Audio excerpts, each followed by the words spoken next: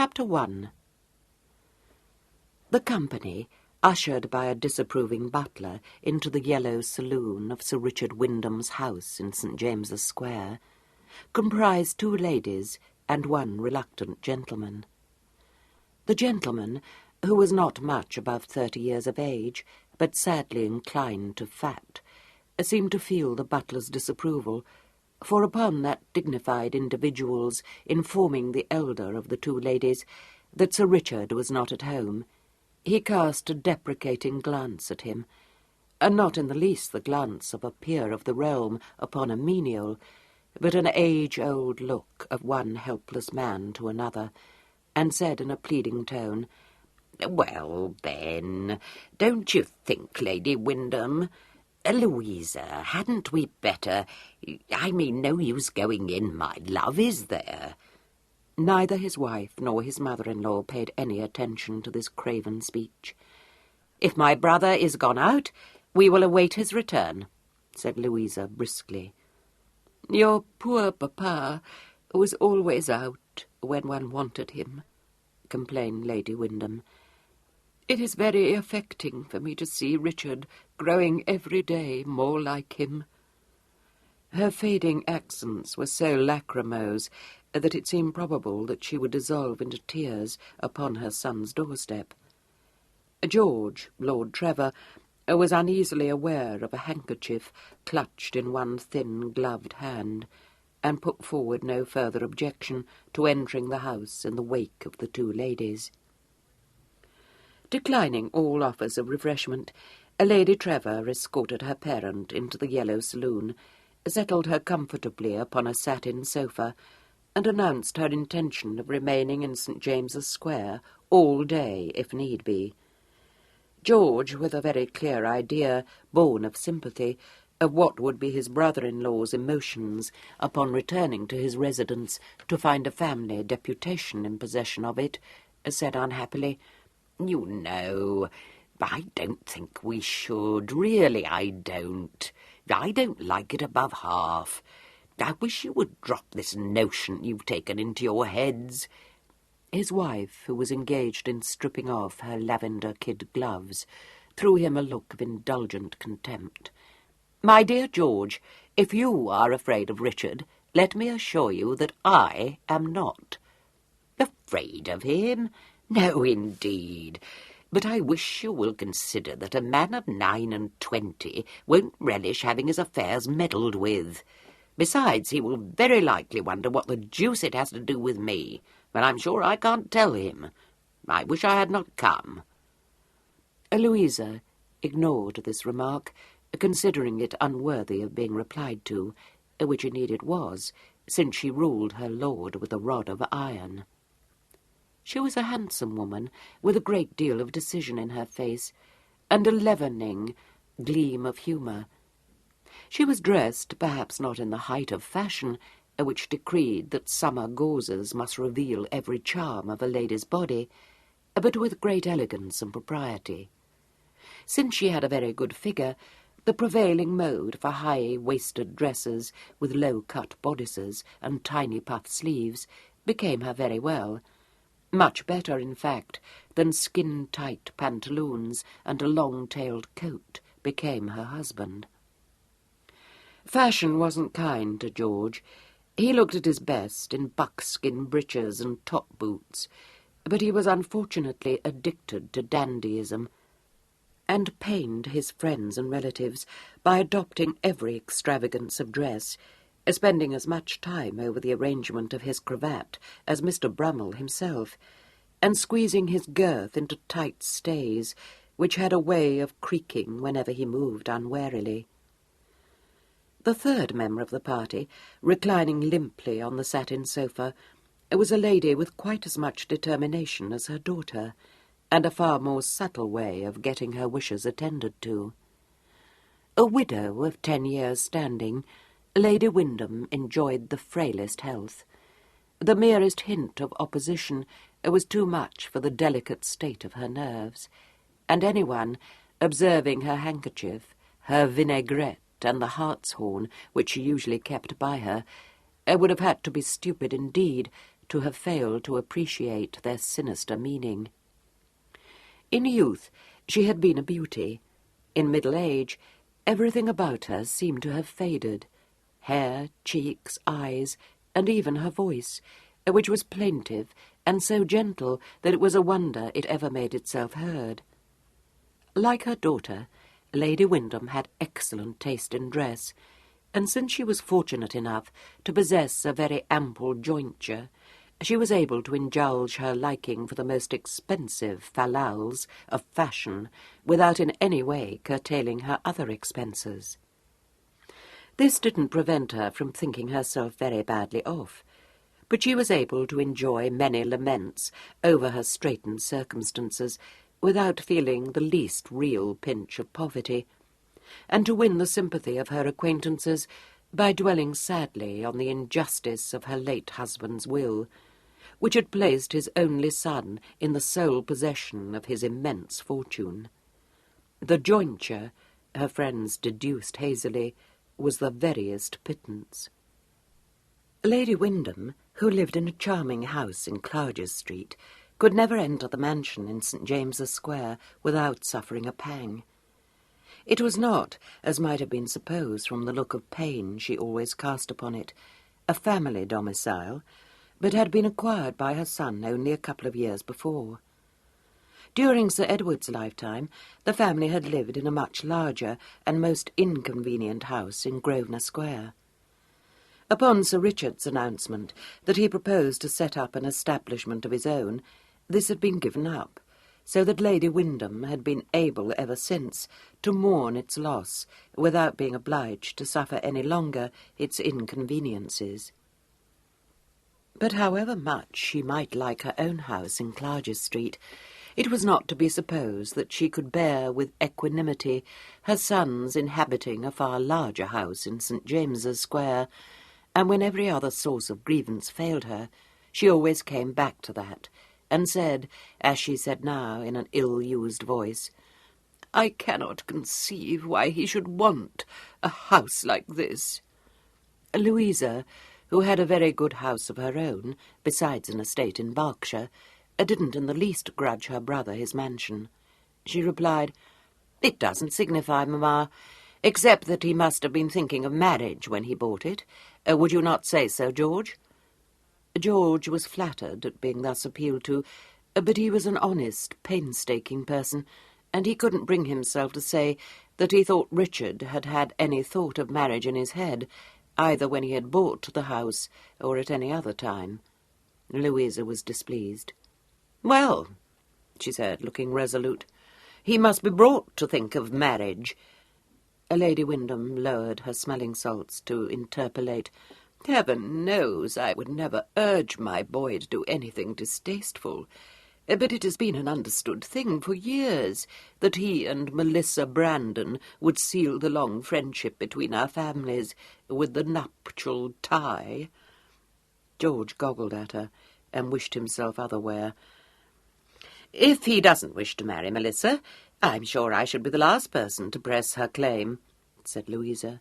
"But it is high time that he married someone, and if he has no other suitable young female in his eye, Melissa it must be." "I do not know how to face Lord Sir," bemoaned Lady Wyndham, raising the vinaigrette to her nose again. "Oh, poor dear Emily, with 3 girls besides Melissa to dispose of, and none of them more than passable. Sophia has spots, too." "I do not consider Augustus hopeless," said Louisa fairly. "Amelia, too, may improve." "Squints," said George. "A slight cast in one eye," corrected Louisa. "However, we are not concerned with that. Melissa is an extremely handsome creature, and no one can deny that." "And such a desirable connection," sighed Lady Wyndham. "Quite one of the best families." "They tell me Czar won't last another 5 years, not at the rate he's going now," said George. "Everything mortgaged up to the hilt, and Czar drinking himself into his grave. They say his father did the same." Both ladies regarded him with disfavour.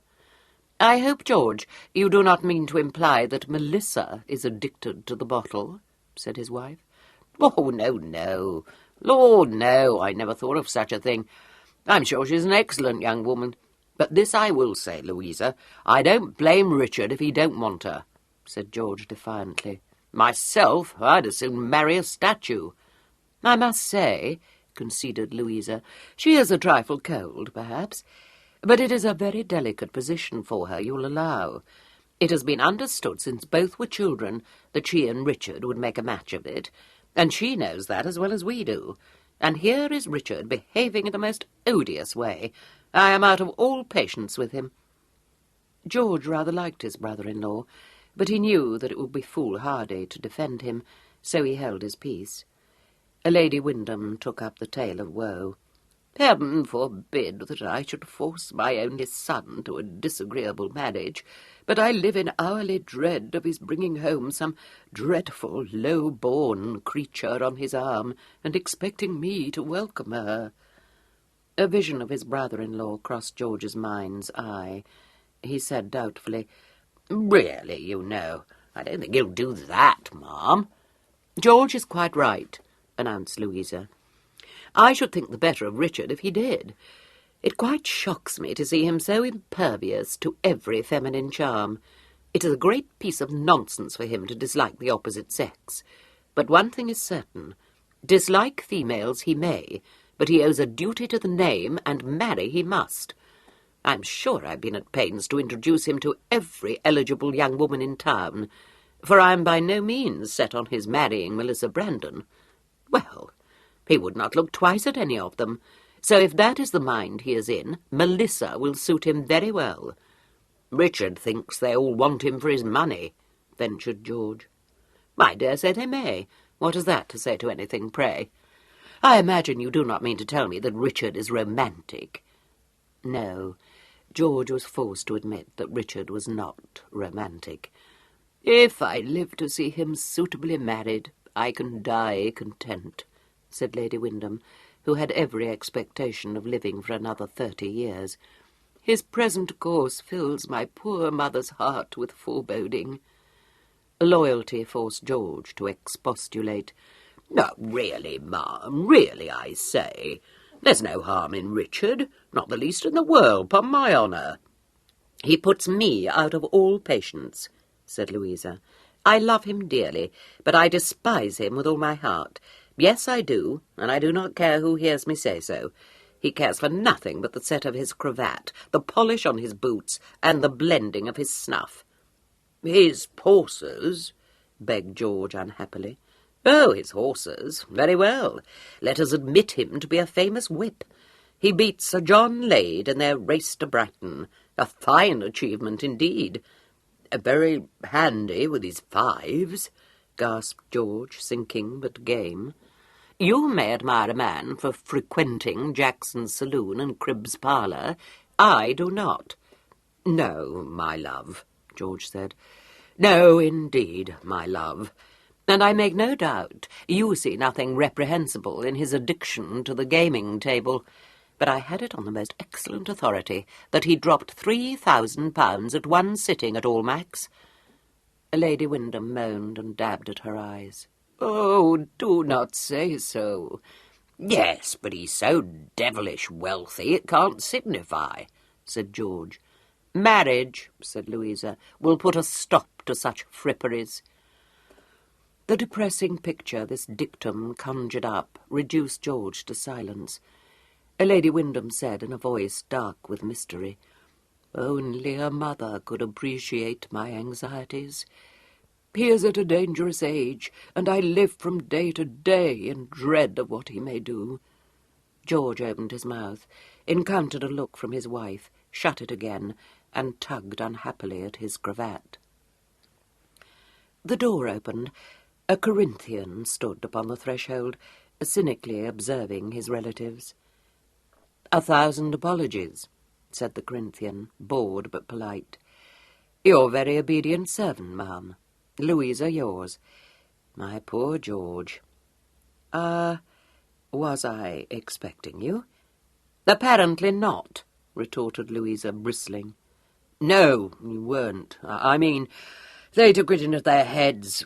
I couldn't stop them, said George heroically. I thought I was not, said the Corinthian, closing the door and advancing into the room. But my memory, you know, my lamentable memory. George, running an experienced eye over his brother-in-law, felt his soul stir. Begad, Richard, I like that. That's a devilish well-cut coat. 'Pon my honour it is. Who made it? Sir Richard lifted an arm and glanced at his cuff. A Western, George, only Western. George, said Louisa awfully. Sir Richard smiled faintly and crossed the room to his mother's side. She held out her hand to him, and he bowed over it with languid grace, just brushing it with his lips. 1,000 apologies, ma'am, he repeated. I trust my people have looked after you. All of you? His lazy glance swept the room. Dear me, he said. George, you are near to it. Oblige me, my dear fellow, by pulling the bell. We do not need any refreshment, I thank you, Richard, said Louisa. The faint, sweet smile silenced her as none of her husband's expostulations had ever done. My dear Louisa, you mistake. I assure you, you mistake. George is in the most urgent need of a stimulant. Yes, Jeffreys, I rang. The Madeira. And some ratafia, Jeffreys, if you please. Richard, that's the best waterfall I've ever seen, exclaimed George, his admiring gaze fixed on the intricate arrangement of the Corinthian's cravat. You flatter me, George. I fear you flatter me. Pshaw, snapped Louisa. Precisely, my dear Louisa, agreed Sir Richard amiably. Do not try to provoke me, Richard, said Louisa on a warning note. I will allow you your appearance to be everything that it should be. Admirable, I am sure. One does one's poor best, murmured Sir Richard. Her bosom swelled. Richard, I could hit you, she declared. The smile grew, allowing her a glimpse of excellent white teeth. I don't think you could, my dear. George so far forgot himself as to laugh. A quelling glance was directed upon him. George, be quiet, said Louisa. I must say, conceded Lady Wyndham, whose maternal pride could not quite be overborne, there is no one except Mr. Brummel, of course, who looks as well as you do, Richard. He bowed, but he didn't seem to be unduly elated by this encomium. Possibly he took it as his due. He was a very notable Corinthian. From his wind-swept hair, most difficult of all styles to achieve, to the toes of his gleaming hessians, he might have posed as an advertisement for the man of fashion. His fine shoulders set off a coat of superfine cloth to perfection. His cravat, which had excited George's admiration, had been arranged by the hands of a master. His waistcoat was chosen with a nice eye. His biscuit-coloured pantaloons showed not one crease, and his hessians, with their jaunty gold tassels, had not only been made for him by Hobie, but were polished, George suspected, with a blacking mixed with champagne. A quizzing-glass on a black ribbon hung round his neck, a fob at his waist, and in one hand he carried a Sèvres snuff-box. His air proclaimed his unutterable boredom, but no tailoring, no amount of studied nonchalance could conceal the muscle in his thighs or the strength of his shoulders. Above the starched points of his shirt collar, a weary, handsome face showed its owner's disillusionment. Heavy lids dropped over grey eyes, which were intelligent enough, but only to observe the vanities of the world. The smile which just touched that resolute mouth seemed to mock the follies of Sir Richard's fellow men. Jeffreys came back into the room with a tray and set it upon a table. Louisa waved aside the offer of refreshment, but Lady Wyndham accepted it, and George, emboldened by his mother-in-law's weakness, took a glass of Madeira. "I dare say," said Louisa, "that you are wondering what we are here for." "I never waste my time in idle speculation," replied Sir Richard gently. "I feel sure that you are going to tell me what you are here for." "Mamma and I have come to speak to you about your marriage," said Louisa, taking the plunge. "And what," inquired Sir Richard, "has George come to speak to me about?" "Well, that too, of course." "No, I haven't," disclaimed George hurriedly. "You know I said I'd have nothing to do with it. I never wanted to come at all." "Have some more Madeira," said Sir Richard soothingly. "Well, thank you, yes, I will. But don't think I'm here to badger you about something which don't concern me, because I'm not." "Richard," said Lady Wyndham deeply, "I dare no longer meet Sir face to face." "As bad as that, is he?" said Sir Richard. "I haven't seen him myself these past few weeks, but I'm not at all surprised. I fancy I heard something about it from someone, I forget whom. Taken to brandy, hasn't he?" "Sometimes," said Lady Wyndham, "I think you are utterly devoid of sensibility." "He is merely trying to provoke you, Mamma. You know perfectly well what Mamma means, Richard. When do you mean to offer for Melissa?" There was a slight pause. Sir Richard set down his empty wine-glass and flicked with one long finger the petals of a flower in a bowl on the table. "This year, next year, sometime, or never, my dear Louise?" "I am very sure she considers herself as good as plighted to you," Louisa said. Sir Richard was looking down at the flower under his hand, but at this he raised his eyes to his sister's face in an oddly keen, swift look. "Is that so?" "How could it be otherwise? You know very well that Papa and Lord Saar designed it so years ago." The lids veiled his eyes again. "How medieval of you," sighed Sir Richard. "Now don't pray take me up wrongly, Richard. If you don't like Melissa, there's no more to be said. But you do like her, or if you don't, at least I never heard you say so. What Mamma and I feel, and George too, is that it is time and more that you were settled in life." A pained glance reproached Lord Trevor. "Et tu, Brute?" said Sir Richard. "I swear I never said so," declared George, choking over his Madeira. "It was all Louisa. I dare say I may have agreed with her. Well, you know how it is, Richard." "I know," agreed Sir Richard, sighing. "You too, Mamma?" "Oh, Richard, I live only to see you happily married, with your children about you," said Lady Wyndham in trembling tones. A slight, unmistakable shudder ran through the Corinthian. "My children about me. Yes, precisely, ma'am. Pray continue." "You owe it to the name," pursued his mother. "You are the last of the Wyndhams, for it's not to be supposed that your Uncle Lucius will marry at this late date. There is Melissa, dear girl, the very wife for you.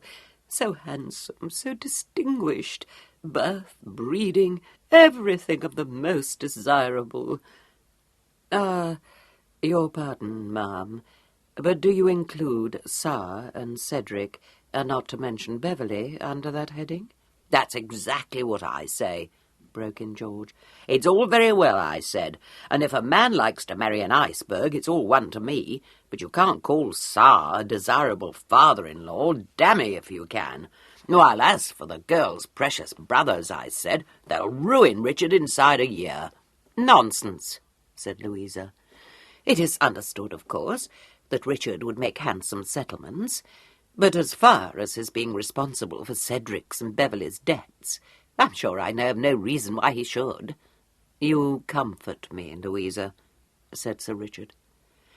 She looked up at him, not unaffectionately. "Well, I think it is time to be frank, Richard. People will be saying next that you are playing fast and loose with Melissa, for you must know the understanding between you is an open secret. If you had chosen to marry someone else 5, 10 years ago, it would have been a different thing. But so far as I am aware, your affections have never even been engaged. And here you are, close on 30, as good as pledged to Melissa Brandon, and nothing settled." Lady Wyndham, though in the fullest agreement with her daughter, was moved at this point to defend her son, which she did by reminding Louisa that Richard was only 29 after all. "Mamma, Richard will be 30 in less than 6 months. For I," said Louisa with resolution, "am turned 31. "Louisa, I am touched," said Sir Richard. "Only the deepest sisterly devotion, I am persuaded, could have wrung from you such an admission." She couldn't repress a smile, but said, with as much severity as she could muster, "It is no laughing matter. You are no longer in your first youth, and you know as well as I do that it is your duty to think seriously of marriage." "Strange," mused Sir Richard, "that one's duty should be invariably so disagreeable." "I know," said George, heaving a sigh. Very true indeed." "Pooh, nonsense! What a coil you make of a simple matter," Louisa said. "Now, if I were to press you to marry some romantical miss, always wanting you to make love to her, and crying her eyes out every time you chose to seek your amusements out of her company, you might have reason to complain. But Melissa— yes, an iceberg, George, if you like. And what else, pray, is Richard? Melissa, I say, will never plague you in that way." Sir Richard's eyes dwelled inscrutably upon her face for a moment. Then he moved to the table and poured himself out another glass of Madeira. Louisa said defensively, "Well, you don't wish her to cling about your neck, I suppose?" "Not at all." "And you are not in love with any other woman, are you?" "I am not." "Very well, then. To be sure, if you were in the habit of falling in and out of love, it would be a different matter. But to be plain with you, you are the coldest, most indifferent, selfish creature alive, Richard, and you will find in Melissa an admirable partner." Inarticulate clucking sounds from George, indicative of protest, caused Sir Richard to wave a hand towards the Madeira. "Help yourself, George, help yourself." "I must say, I think it is most unkind in you to speak to your brother like that," said Lady Wyndham. "Not but what you are selfish, dear Richard. I'm sure I have said so over and over again. But so it is with the greater part of the world. Everywhere one turns, one meets with nothing but ingratitude. If I have done Richard an injustice, I will willingly ask his pardon," said Louisa. "Very handsomely said, my dear sister. You have done me no injustice. I wish you will not look so distressed, George. Your pity is quite wasted on me, I assure you. Tell me, Louisa, have you reason to suppose that Melissa expects me to pay my addresses to her?" "Certainly I have. She has been expecting it any time these 5 years." Sir Richard looked a little startled. "Poor girl," he said. "I must have been remarkably obtuse." His mother and sister exchanged glances. "Does that mean you will think seriously of marriage?" asked Louisa. He looked thoughtfully down at her. "I suppose it must come to that." "Well, for my part," said George, defying his wife, "I would look around me for some other eligible female. Lord, there are dozens of 'em littering town. Why, I've seen I don't know how many setting their caps at you. Pretty ones, too. You never notice them, you ungrateful dog." "Oh, yes, I do," said Sir Richard with a curl of the lips. "Must George be so vulgar?" asked Lady Wyndham tragically. "Oh, be quiet, George. And as for you, Richard, I consider it in the highest degree nonsensical for you to take up that attitude. There is no denying that you're the biggest catch on the marriage mart. Yes, mamma, that is vulgar too, and I beg your pardon. But you have a lower opinion of yourself than I credit you with, if you can suppose that your fortune is the only thing about you which makes you a desirable parti. You are generally accounted handsome. Indeed, no one, I believe, could deny that your person is such as must please. And when you will take the trouble to be conciliating, there is nothing in your manners to disgust the nicest taste. This encomium, Louisa, almost unmans me, said Sir Richard, much moved. I am perfectly serious. I was about to add that you often spoil everything by your odd humours. I do not know how you should expect to engage a female's affections when you never bestow the least distinguishing notice upon any woman. I do not say that you are uncivil, but there is a languor, a reserve in your manner which must repel a woman of sensibility. I am a hopeless case indeed, said Sir Richard. If you want to know what I think, which I do not suppose you do, so you need not tell me so, it is that you are spoilt, Richard. You have too much money, you have done everything you wish to do before you are out of your 20s, you have been courted by match-making mammas, fawned on by toadies, and indulged by all the world. The end of it is that you are bored to death. There, I have said it, and though you may not thank me for it, you will admit that I'm right. Quite right, agreed Sir Richard. Hideously right, Louisa. She got up. Well, I advise you to get married and settle down. Come, Mamma, we have said all we meant to say, and you know we are to call in Brook Street on our way home. George, do you mean to come with us? No, said George, not to call in Brook Street. I dare say I shall stroll up to White's presently.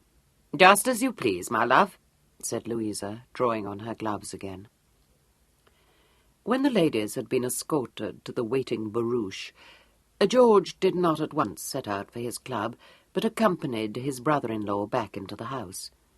He preserved a sympathetic silence until they were out of earshot of the servants, but caught Sir Richard's eye then in a very pregnant look, and uttered the one word, "Women."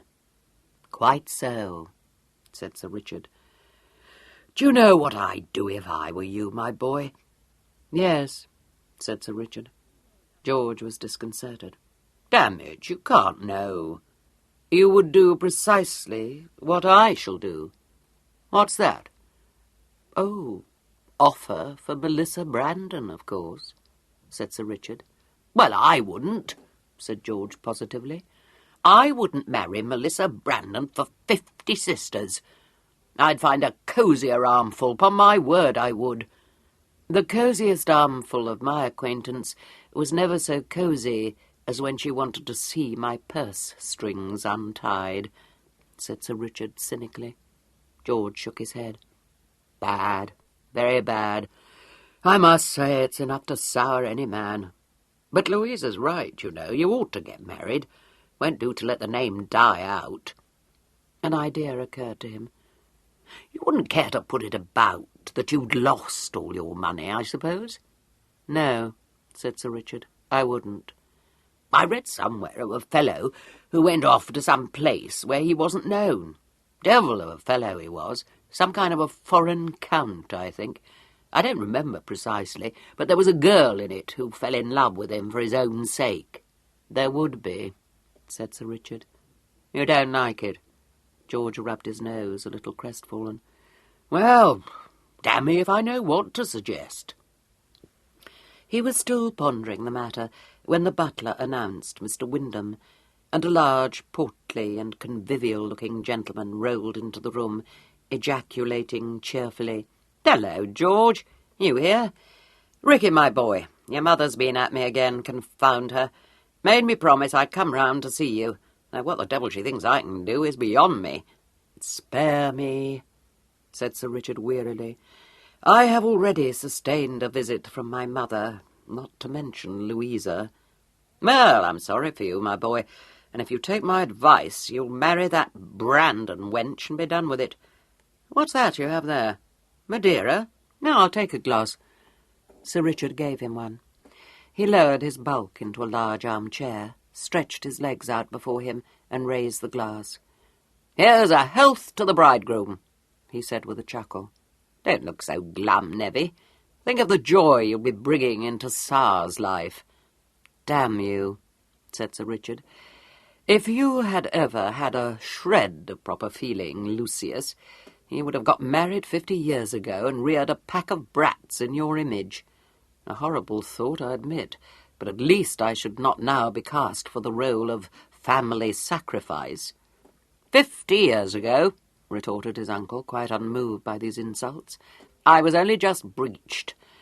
This is a very tolerable wine, Ricky. By the way, they tell me young Beverley Brandon's badly dipped. You'll be a damned public benefactor if you marry that girl. Better let your lawyer tend to the settlements, though.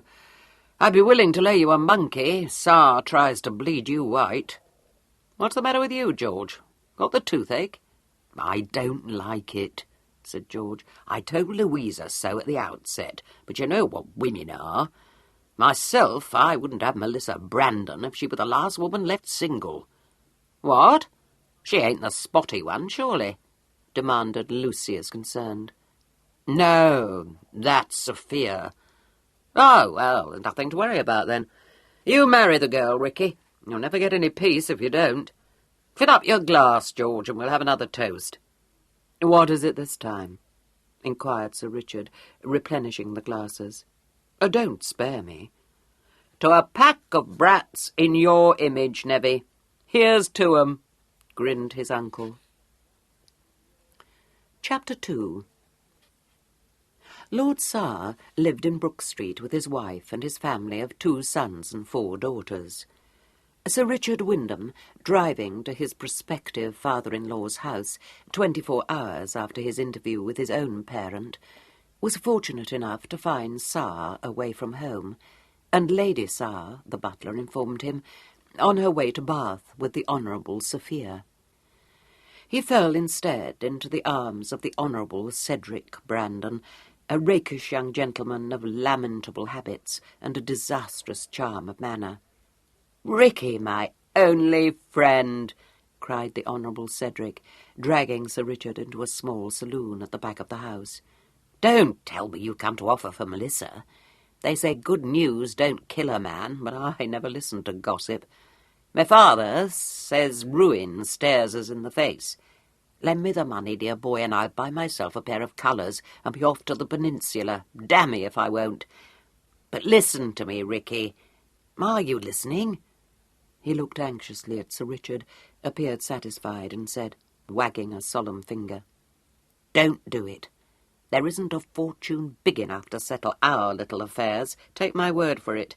Have nothing to do with Beverley. They say Fox gamed away a fortune before he was 21. Give you my word, he was nothing to Bev, nothing at all. Between ourselves, Ricky, the old man has taken to brandy. Hush, not a word. Mustn't tell tales about my father. But run, Ricky. That's my advice to you. Run." "Would you buy yourself a pair of colours if I gave you the money?" asked Sir Richard. "Sober, yes. Drunk, no," replied Cedric, with his wholly charming smile. "I'm very sober now, but I shan't be so for long. Don't give me a groat, dear old boy. Don't give Bev a groat. He's a bad man. Now, when I'm sober, I'm a good man, but I ain't sober above 6 hours out of the 24, so you be warned. Now I'm off. I've done my best for you, for I like you, Ricky, but if you go to perdition in spite of me, I'll wash my hands of you. No, damme, I'll sponge on you for the rest of my days. Think, dear boy, think. Bev and your very obedient on your doorstep 6 days out of 7. Duns, threats, wife's brothers done up, pockets to let, wife in tears, nothing to do but pay. Don't do it. Fact is, we ain't worth it." "Wait," Sir Richard said, barring his passage. "If I settle your debts, will you go to the peninsula?" "Ricky, it's you who aren't sober. Go home." "Consider, Cedric, how well you would look in hussar uniform." An impish smile danced in Cedric's eyes. "Wouldn't I, just? But at this present, I'd look better in Hyde Park. Out of the way, dear boy. I've a very important engagement. Back to Goose to win a 100-yard race against a turkey cock. Can't lose. Greatest sporting event of the season." He was gone on the words, leaving Sir Richard not indeed to run, as advised, but to await the pleasure of the Honourable Melissa Brandon. She didn't keep him waiting for long. A servant came to request him to step upstairs, and he followed the man up the wide staircase to the withdrawing-room on the first floor. Melissa Brandon was a handsome, dark-haired young woman, a little more than 25 years old. Her profile was held to be faultless, but in full face her eyes were discovered to be rather too hard for beauty. She hadn't in her first seasons lacked suitors, but none of the gentlemen attracted by her undeniable good looks had ever, in the cock-fighting phrase of her graceless elder brother, come up to scratch.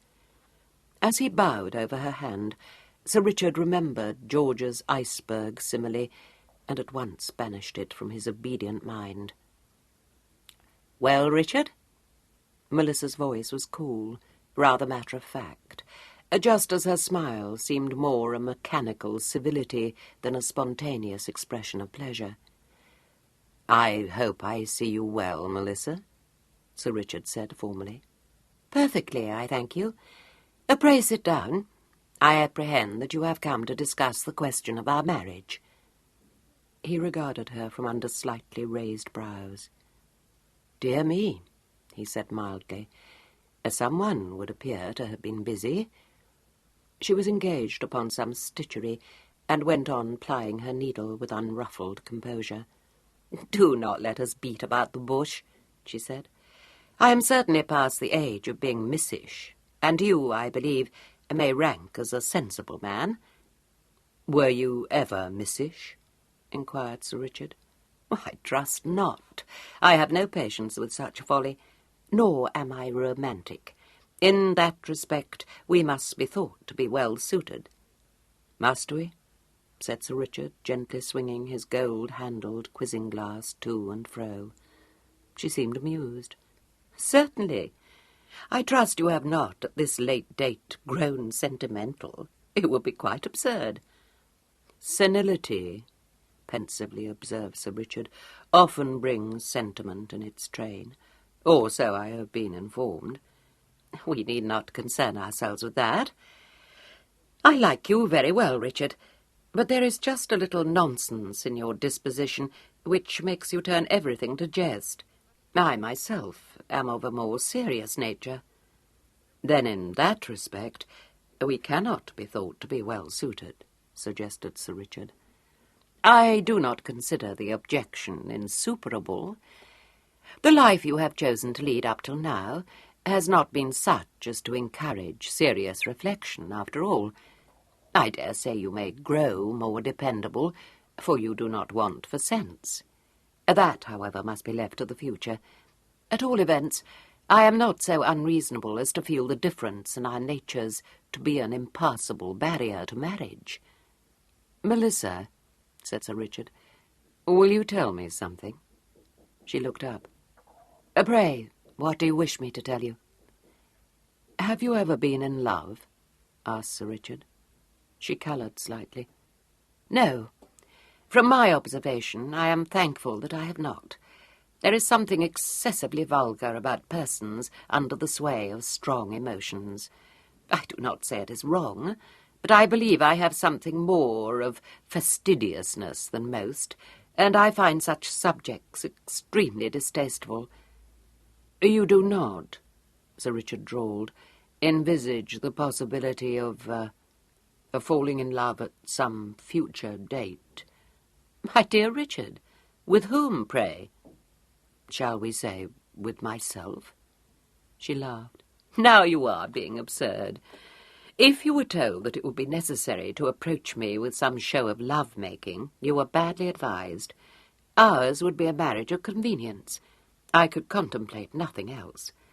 I like you very well, but you are not at all the sort of man to arouse those warmer passions in my breast. But I see no reason why that should be a worry to either of us. If you were romantic, it would be a different matter." "I fear," said Sir Richard, "that I must be very romantic." "I suppose you are jesting again," she replied with a faint shrug. Not at all. I am so romantic that I indulge my fancy with the thought of some woman, doubtless mythical, who might desire to marry me, not because I am a very rich man, but because, you will have to forgive the vulgarity, because she loved me. She looked rather contemptuous. I should have supposed you to be past the age of fustian, Richard. I say nothing against love, but frankly, love matches seem to me a trifle beneath us. One would say you had been hobnobbing with the bourgeoisie at Islington Spa, or some such low place. I do not forget that I am a Brandon. I dare say we are very proud. Indeed, I hope we are. That, said Sir Richard dryly, is an aspect of the situation which, I confess, had not so far occurred to me. She was amazed. I had not thought it possible.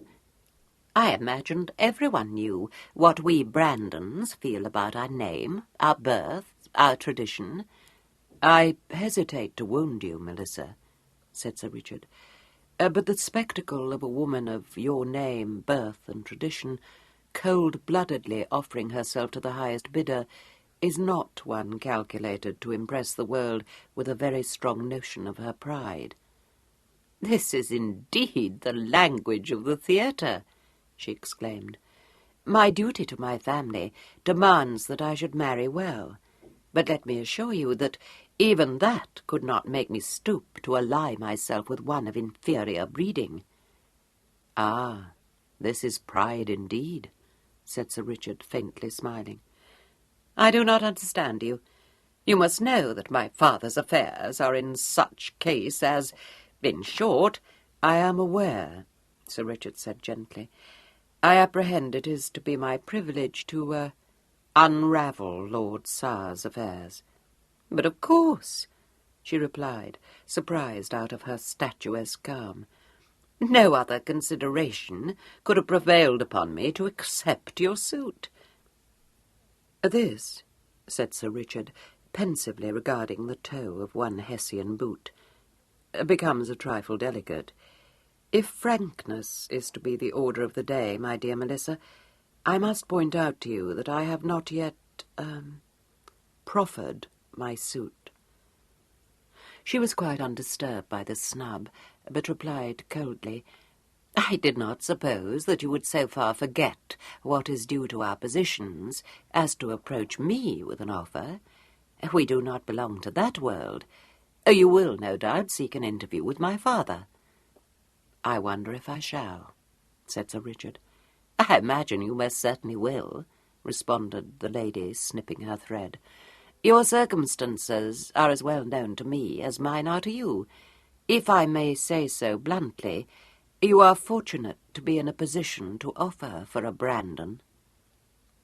He looked meditatively at her, but made no remark. After a pause, she continued, As for the future, neither of us, I trust, would make great demands upon the other. You have your amusements. They do not concern me, and however much my reason may deprecate your addiction to pugilism, curricle racing, and deep basset, Pharaoh, he interpolated. Very well, Pharaoh, it is all one. However much I may deprecate such follies, I say I do not desire to interfere with your tastes. You are very obliging, bowed Sir Richard. Bluntly, Melissa, I may do as I please if I will hand you my purse. That is putting it bluntly indeed, she replied composedly. She folded up her needlework and laid it aside. Papa has been expecting a visit from you. He will be sorry to hear that you called while he was away from home.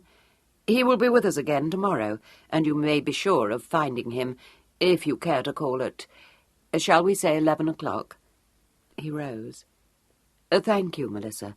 I feel that my time has not been wasted, even though Lord Sar was not here to receive me.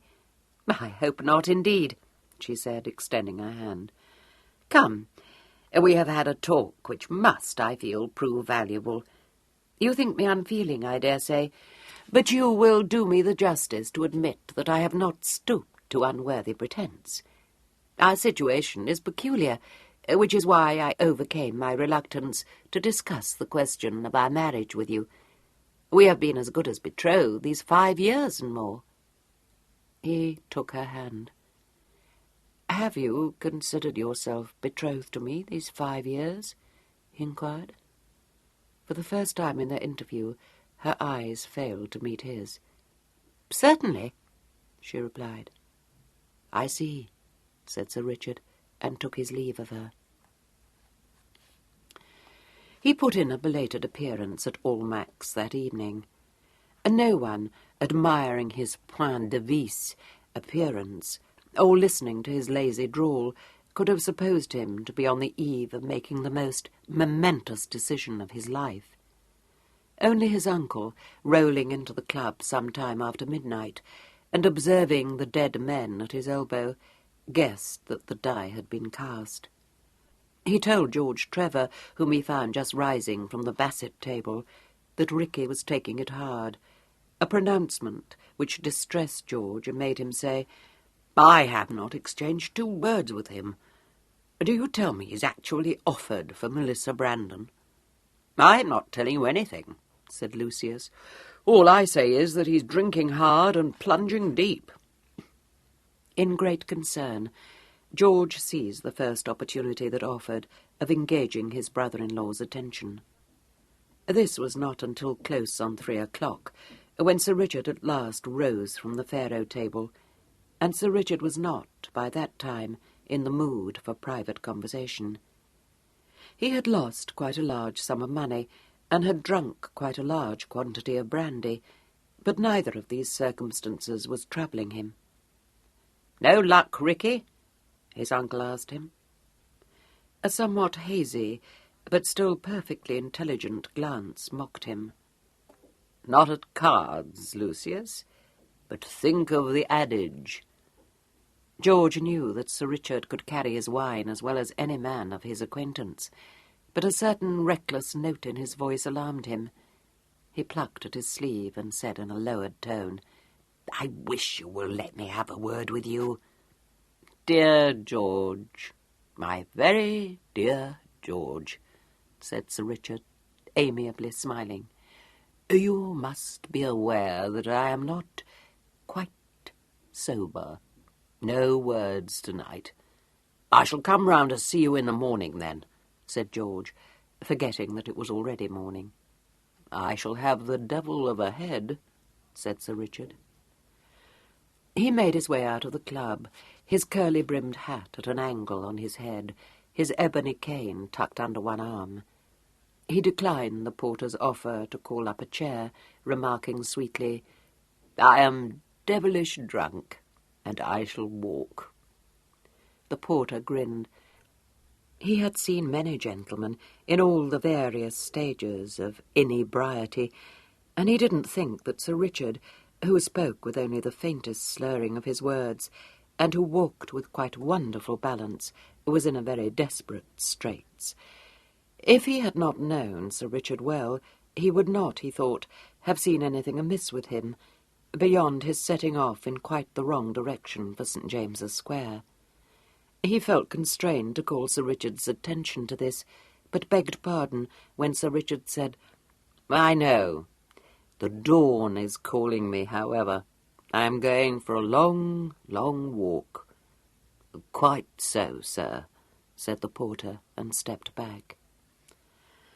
Sir Richard, his head swimming a little from sudden contact with the cool air, strolled aimlessly away in a northerly direction.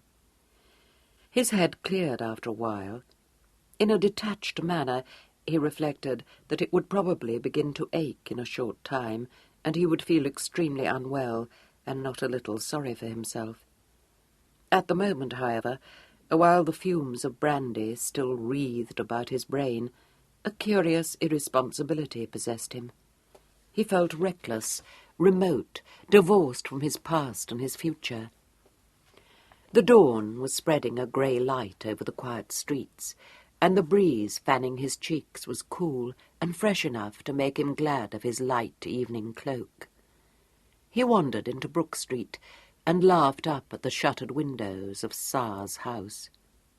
"My gentle bride," he said, and kissed his fingers in the direction of the house.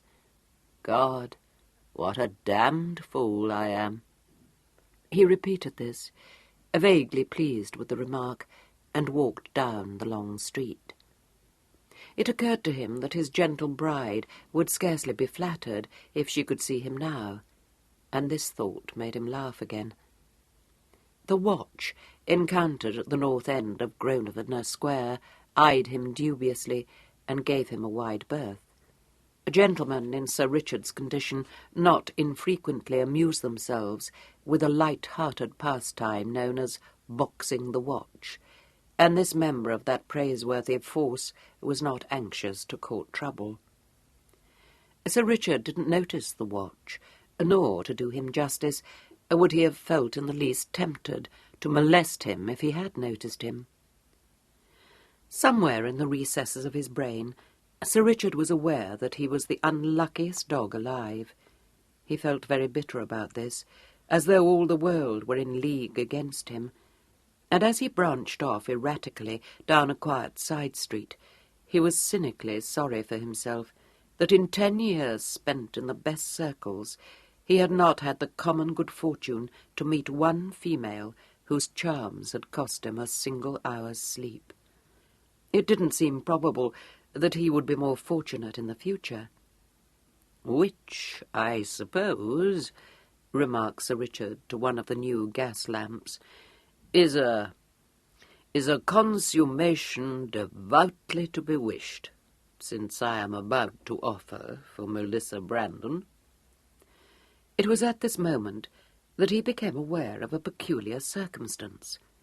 Someone was climbing out of a second-story window of one of the prim houses on the opposite side of the street. Sir Richard stood still and blinked at this unexpected sight. His divine detachment still clung to him. He was interested in what he saw, but by no means concerned with it. "Undoubtedly a burglar," he said, and leaned nonchalantly on his cane to watch the end of the adventure.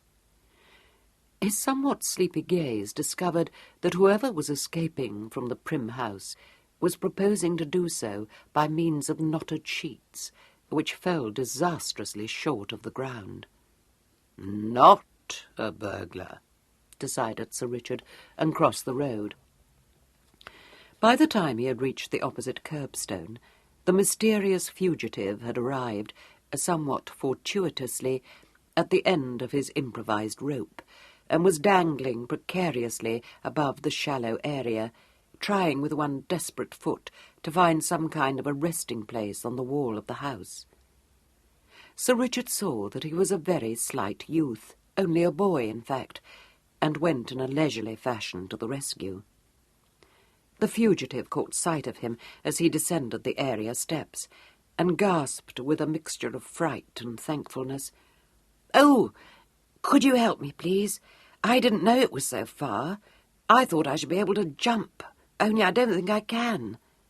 "My engaging youth," said Sir Richard, looking up at the flushed face peering down at him, "what, may I ask, are you doing on the end of that rope?"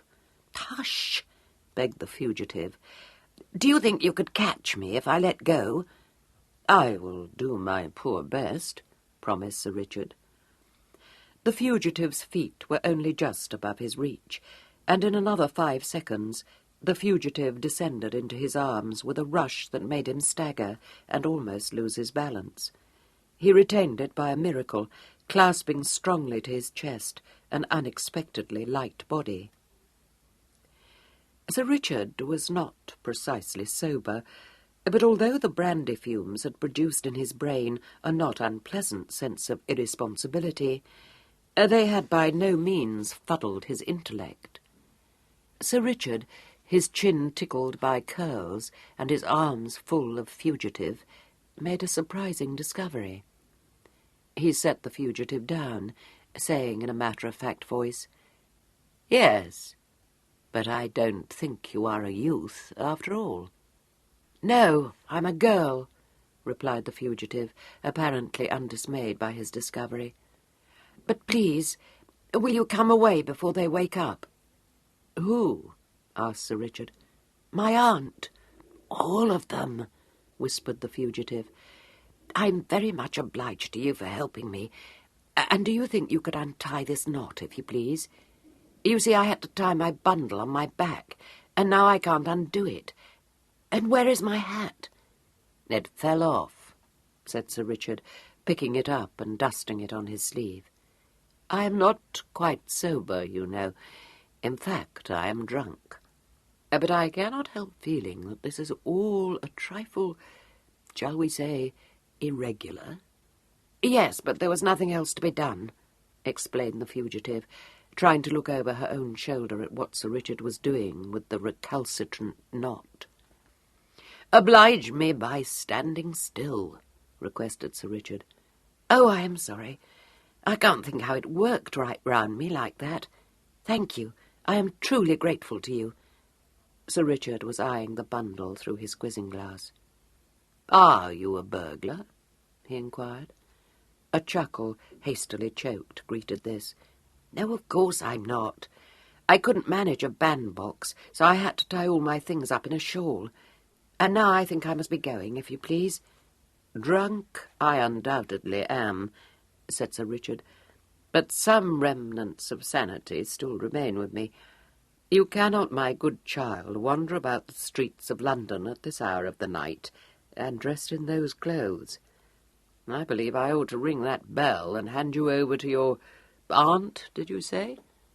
Two agitated hands clasped his arm. "Oh, don't!" begged the fugitive. "Please don't." "Well, what am I to do with you?" asked Sir Richard. "Nothing. Only tell me the way to Holborn." "Why Holborn?" "I have to go to the White Horse Inn to catch the stagecoach for Bristol." "Well, that settles it," said Sir Richard. "I will not set you a foot on your way until I have the whole story from you. It's my belief you are a dangerous criminal." "I am not," said the fugitive indignantly. "Anyone with the veriest speck of sensibility would feel for my plight. I am escaping from the most odious persecution." "Fortunate child," said Sir Richard, taking her bundle from her. "I wish I might do the same. Let us remove from this neighbourhood. I have seldom seen a street that depressed me more. I can't think how I came here. Do you feel that our agreeable encounter would be improved by an exchange of names, or are you travelling incognita?" "Yes, I shall have to make up a name for myself. I hadn't thought of that. My real name is Penelope Creed. Who are you?" "I," said Sir Richard, "am Richard Wyndham, wholly at your service." "Beau Wyndham?" asked Miss Creed knowledgeably. "Beau Wyndham," bowed Sir Richard. "Is it possible that we can have met before?" "Oh, no, but of course I have heard of you. My cousin tries to tie his cravat in a Wyndham fall. At least that's what he says it is, but it looks like a muddle to me." "Then it is not a Wyndham fall," said Sir Richard firmly. "No, that's what I thought. My cousin tries to be a dandy, but he has a face like a fish. They want me to marry him." "What a horrible thought," said Sir Richard, shuddering. "I told you you would feel for my plight," said Miss Creed. "So would you now set me on my way to Holborn?" "No," replied Sir Richard. "But you must," declared Miss Creed, on a note of panic. "Where are we going?" "I cannot walk about the streets all night. We had better repair to my house to discuss this matter." "No," said Miss Creed, standing stock-still in the middle of the pavement. Sir Richard sighed. "Rid yourself of the notion that I cherish any villainous designs upon your person," he said. "I imagine I might well be your father. How old are you?" "I am turned 17. "Well, I am nearly 30, said Sir Richard. Miss Creed worked this out. "You couldn't possibly be my father." "I am far too drunk to solve arithmetical problems. Let it suffice that I have not the slightest intention of making love to you." "Well, then, I don't mind accompanying you," said Miss Creed handsomely. "Are you really drunk?" "Vilely," said Sir Richard. "No one credit it, I assure you. You carry your wine very well." "You speak as one with experience in these matters," said Sir Richard. "My father was used to say that it was most important to see how a man behaved when in his cups. My cousin becomes excessively silly." "You know," said Sir Richard, knitting his brows, "the more I hear of this cousin of yours, the more I feel you should not be allowed to marry him. Where are we now?" "Piccadilly, I think," replied Miss Creed. "Good. I live in St. James's Square. Why do they want you to marry your cousin?" "Because," said Miss Creed mournfully, "I am cursed with a large fortune." Sir Richard halted in the middle of the road. "Cursed with a large fortune?" he repeated. "Yes, indeed. You see, my father had no other children, and I believe I am most fabulously wealthy, besides having a house in Somerset, which they won't let me live in. When he died, I had to live with Aunt Almeria. I was only 12 years old, you see. And now she is persecuting me to marry my cousin Frederick. So I ran away." "The man with a face like a fish?" "Yes." "You did quite right," said Sir Richard. "Well, I think I did." "Not a doubt of it. Why Holborn?" "I told you," replied Miss Creed patiently. "I'm going to get on the Bristol coach." "Oh, why Bristol?" "Well, I'm not going to Bristol precisely, but my house is in Somerset, and I have a very great friend there. I hadn't seen him for nearly 5 years, but we used to play together, and we pricked our fingers, mixed the blood, you know, and we made a vow to marry one another when we were grown up." "This is all very romantic," commented Sir Richard. "Yes, isn't it?" said Miss Creed enthusiastically. "You are not married, are you?" "No." "Oh, my God." "Why, what is the matter?" "I've just remembered that I am going to be." "Don't you want to be?" "No." "But no one could force you to be married." "My good girl, you do not know my relatives," said Sir Richard bitterly. "Did they talk to you, and talk to you, and talk to you, and say it was your duty, and plague your life out, and cry at you?" asked Miss Creed. "Something of the sort," admitted Sir Richard. "Is that what your relatives did to you?" "Yes. So I stole Geoffrey's second-best suit and climbed out of the window." "Who is Geoffrey?" "Oh, he is my other cousin. He is at Harrow, and his clothes fit me perfectly. Is this your house?" "This is my house." "But wait," said Miss Creed. "Will not the porter be sitting up to open the door to you?" "I don't encourage people to sit up for me," said Sir Richard, producing from his pocket a key and fitting it into the lock. "But I expect you have a valet," suggested Miss Creed, hanging back. "He will be waiting to help you to bed." "True," said Sir Richard, "but he will not come to my room until I ring the bell. You need have no fear." "Oh, in that case," said Miss Creed, relieved, and followed him blithely into the house. A lamp was burning in the hall, and a candle was placed on a marble-topped table in readiness for Sir Richard. He kindled it by thrusting it into the lamp, and led his guest into the library. Here there were more candles in chandeliers fixed to the wall. Sir Richard lit as many of these as seemed good to him, and turned to inspect Miss Creed. She had taken off her hat, and was standing in the middle of the room, looking interestedly about her. Her hair, which clustered in feathery curls on top of her head, and was somewhat raggedly cut at the back, was guinea gold. Her eyes were a deep blue, very large and trustful, and apt at any moment to twinkle with merriment. She had a short little nose, slightly freckled, a most decided chin, and a pair of dimples. Sir Richard, critically observing her, was unimpressed by these charms. He said, "You look the most complete urchin indeed." She seemed to take this as a tribute. She raised her candid eyes to his face and said, "Do I? Truly?" His gaze travelled slowly over her borrowed raiment. "Horrible," he said. "Are you under the impression that you have tied that travesty of a cravat in a Wyndham fall?" "No, but the thing is, I have never tied a cravat before," she explained. "That," said Sir Richard, "is obvious. Come here." She approached obediently and stood still while his expert fingers wrought with the crumpled folds round her neck. "No, it is beyond even my skill," he said at last. "I shall have to lend you one of mine. Never mind. Sit down and let us talk this matter over. My recollection is none of the clearest, but I fancy you said you were going into Somerset to marry a friend of your childhood." "Yes, Piers Luttrell," nodded Miss Creed, seating herself in a large armchair.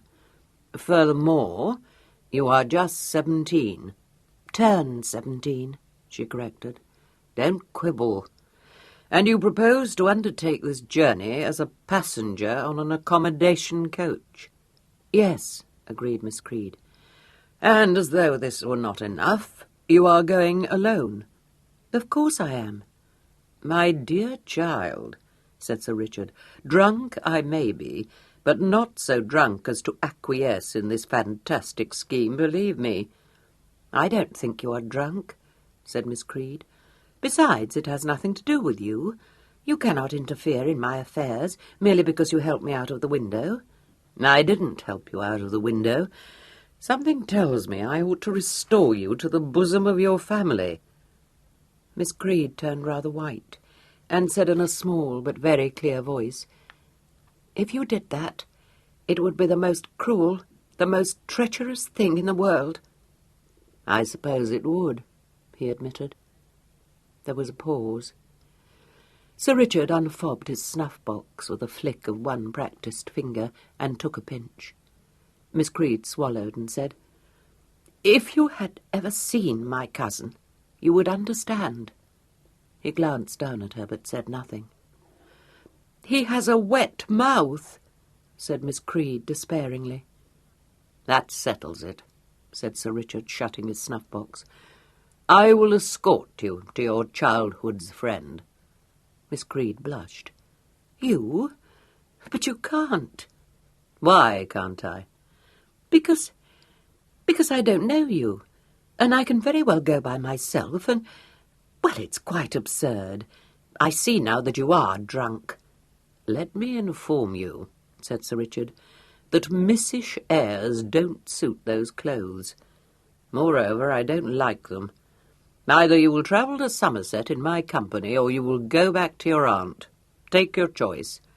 "Do please consider," begged Miss Creed. "You know I am obliged to travel in the greatest secrecy. If you went with me, no one would know what had become of you." "No one would know what had become of me," repeated Sir Richard slowly. "No one? My girl, you have no longer any choice. I am going with you to Somerset." Chapter 3. As no argument produced the least effect on Sir Richard's sudden, reckless mood, Miss Creed abandoned her conscientious attempt to dissuade him from accompanying her on her journey, and owned that his protection would be welcome. "It is not that I am afraid to go by myself," she explained, "but to tell you the truth, I am not quite used to do things all alone." "I should hope," said Sir Richard, "that you are not quite used to travelling in the common stage either." "No, of course I am not. It would be quite an adventure. Have you ever travelled by stagecoach?" "Never. We shall travel post." "Travel post? You must be mad," exclaimed Miss Creed. "I dare say you are known at every posting-in on the Bath Road. We shall be discovered in a trice. Why, I had thought of all that even before you made up your mind to join me."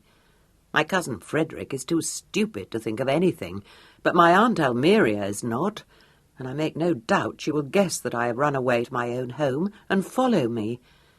That is one of the reasons why I made up my mind to journey in the stage. She will inquire for me at the posting-houses, and no one will be able to give her the least news of me. And just think what a bustle there would be if it were discovered that we had been travelling about the country together in a post-chaise. Does it seem to you that there would be less impropriety in our travelling in the stage? Inquired Sir Richard. Yes, much less. In fact, I do not see that it is improper at all, for how can I prevent your booking a seat in a public vehicle if you wish to do so? Besides, I have not enough money to hire a post-chaise. I thought you said you were cursed with a large fortune. Yes, but they won't let me have anything but the most paltry allowance until I come of age, and I've spent most of this month's pin money. I will be your banker, said Sir Richard. Miss Creed shook her head vigorously. No, indeed you will not. One should never be beholden to strangers. I shall pay for everything for myself. Of course, if you are set against travelling by the stage, I do not see what is to be done. Unless... She broke off as an idea occurred to her, and said with sparkling eyes, I have a famous notion. You are a notable whip, are you not? I believe I am accounted so, replied Sir Richard. Well, supposing you were to drive in your own curricle, then I could get up behind and pretend to be your tiger, and hold the yard of tin, and blow up for the change, and... No, said Sir Richard. She looked disappointed. I thought it would be exciting. However, I dare say you are right. I am right, said Sir Richard. The more I think of it, the more I see that there is much to be said for the stagecoach. At what hour did you say that it leaves town? At 9 o'clock, from the White Horse Inn, in Fetter Lane. Only we must go there long before that on account of your servants. What is the time now? Sir Richard consulted his watch. Close on 5, he replied. Then we have not a moment to lose, said Miss Creed. Your servants will be stirring in another hour, but you can't travel in those clothes, can you? No, he said, and I can't travel with that cravat of yours either, or that abominable bundle. And now I come to look at you more particularly, I never saw hair worse cut. You mean the back, I expect, said Miss Creed, unresentful of these strictures. Luckily, it has always been short in front. I had to chop the back bits off myself, and I couldn't see well what I was about. Wait here, commanded Sir Richard, and left the room. When he returned, it was more than half an hour later, and he had shed his evening dress for buckskin breeches and top boots, and a coat of blue superfine cloth. Miss Creed greeted him with a considerable relief. I began to fear you had forgotten me, or fallen asleep, she told him. Nothing of the sort, said Sir Richard, setting a small cloak bag and a large portmanteau down on the floor. Drunk or sober, I never forget my obligations. Stand up, and I will see what I can do towards making you look more presentable. He had a snowy white cravat over one arm and a pair of scissors in his hand. A few judicious snips greatly improved the appearance of Miss Creed's head, and by the time a comb had been ruthlessly dragged through her curls, forcing rather than coaxing them into a more manly style, she began to look quite neat, though rather watery-eyed. Her crumpled cravat was next cast aside, and one of Sir Richard's own put round her neck. She was so anxious to see how he was arranging it that she stood on tiptoe to catch a glimpse of herself in the mirror hanging above the mantelpiece, and got her ears boxed. "Will you stand still?" said Sir Richard. Miss Creed sniffed and subsided into dark mutterings. However, when he released her, and she was able to see the result of his handiwork, she was so pleased that she forgot her injuries and exclaimed, "Oh, how nice I look! Is it a Wyndham Fall?" "Certainly not," Sir Richard replied. "The Wyndham Fall is not for scrubby schoolboys, let me tell you." "I am not a scrubby schoolboy," You look like one. Now put what you have in that bundle into the cloak bag and we'll be off. I have a very good mind not to go with you, said Miss Creed, glowering. No, you haven't. You are now my young cousin, and we are wholly committed to a life of adventure. What did you say your name was? Penelope Creed. Most people call me Pen, but I ought to have a man's name now. Pen will do very well. If it occasions the least comment, you will say that it is spelt with 2 N's. You were named after the Quaker fellow. Oh, that is a very good idea. What shall I call you? Richard. Richard who? Smith, Jones, Brown. She was engaged in transferring her belongings from the paisley shawl to the cloak bag. You don't look like any of those. What shall I do with this shawl? Leave it, replied Sir Richard, gathering up some gleaming scraps of guinea-gold hair from the carpet and casting them to the back of the fireplace. Do you know, Pen Creed, I fancy you have come into my life in the guise of Providence. She looked up inquiringly. Have I? She said doubtfully. That or disaster, said Sir Richard. I shall know which when I am sober. But to tell you the truth, I don't care a jot. En avant, mon cousin. It was past midday when Lady Trevor, accompanied by her reluctant husband, called at her brother's house in St. James's Square. She was admitted by the porter, obviously big with news, and handed on by him to the butler. Tell Sir Richard that I am here, she commanded, stepping into the yellow saloon. Sir Richard, my lady, is not at home, said the butler in a voice pregnant with mystery. Louisa, who had extracted from her lord a description of Sir Richard's proceedings at Almack's on the preceding night, snorted. You will tell him that his sister desires to see him, she said. Sir Richard, my lady, is not upon the premises, said the butler, working up to his climax. Sir Richard has trained you well, said Louisa dryly, but I am not to be put off. Go and tell him I wish to see him. Sir Richard, my lady, did not sleep in his bed last night, announced the butler. George was surprised into an indiscreet comment. What's that? Nonsense. He wasn't as foxed as that when I saw him. As to that, my lord, said the butler with dignity, I have no information. In a word, my lord, Sir Richard has vanished.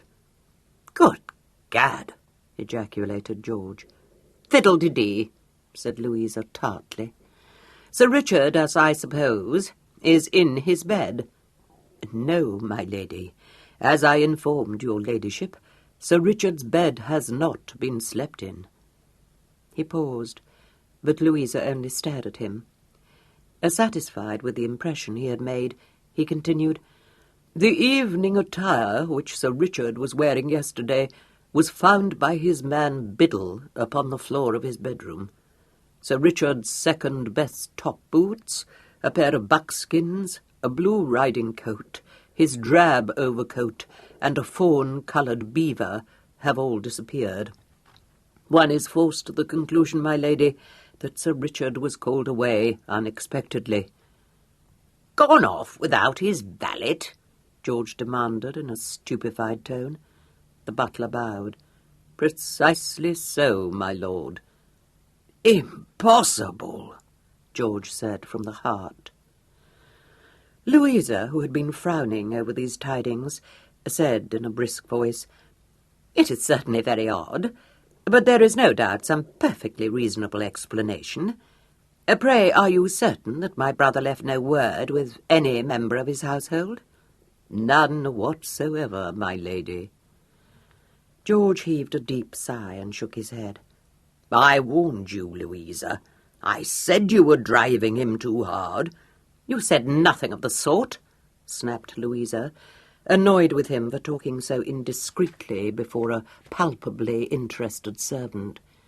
To be sure, he may well have mentioned to us, that he was going out of town, and we have forgotten the circumstance." "How can you say so?" asked George, honestly puzzled. "Why, didn't you have it from Melissa Brandon herself that he was to call?" "That will do, George," said Louisa, quelling him with a look so terrible that he quailed under it. "Tell me, Pawson," she resumed, turning again to the butler, "has my brother gone in his post-chaise, or is he driving himself?"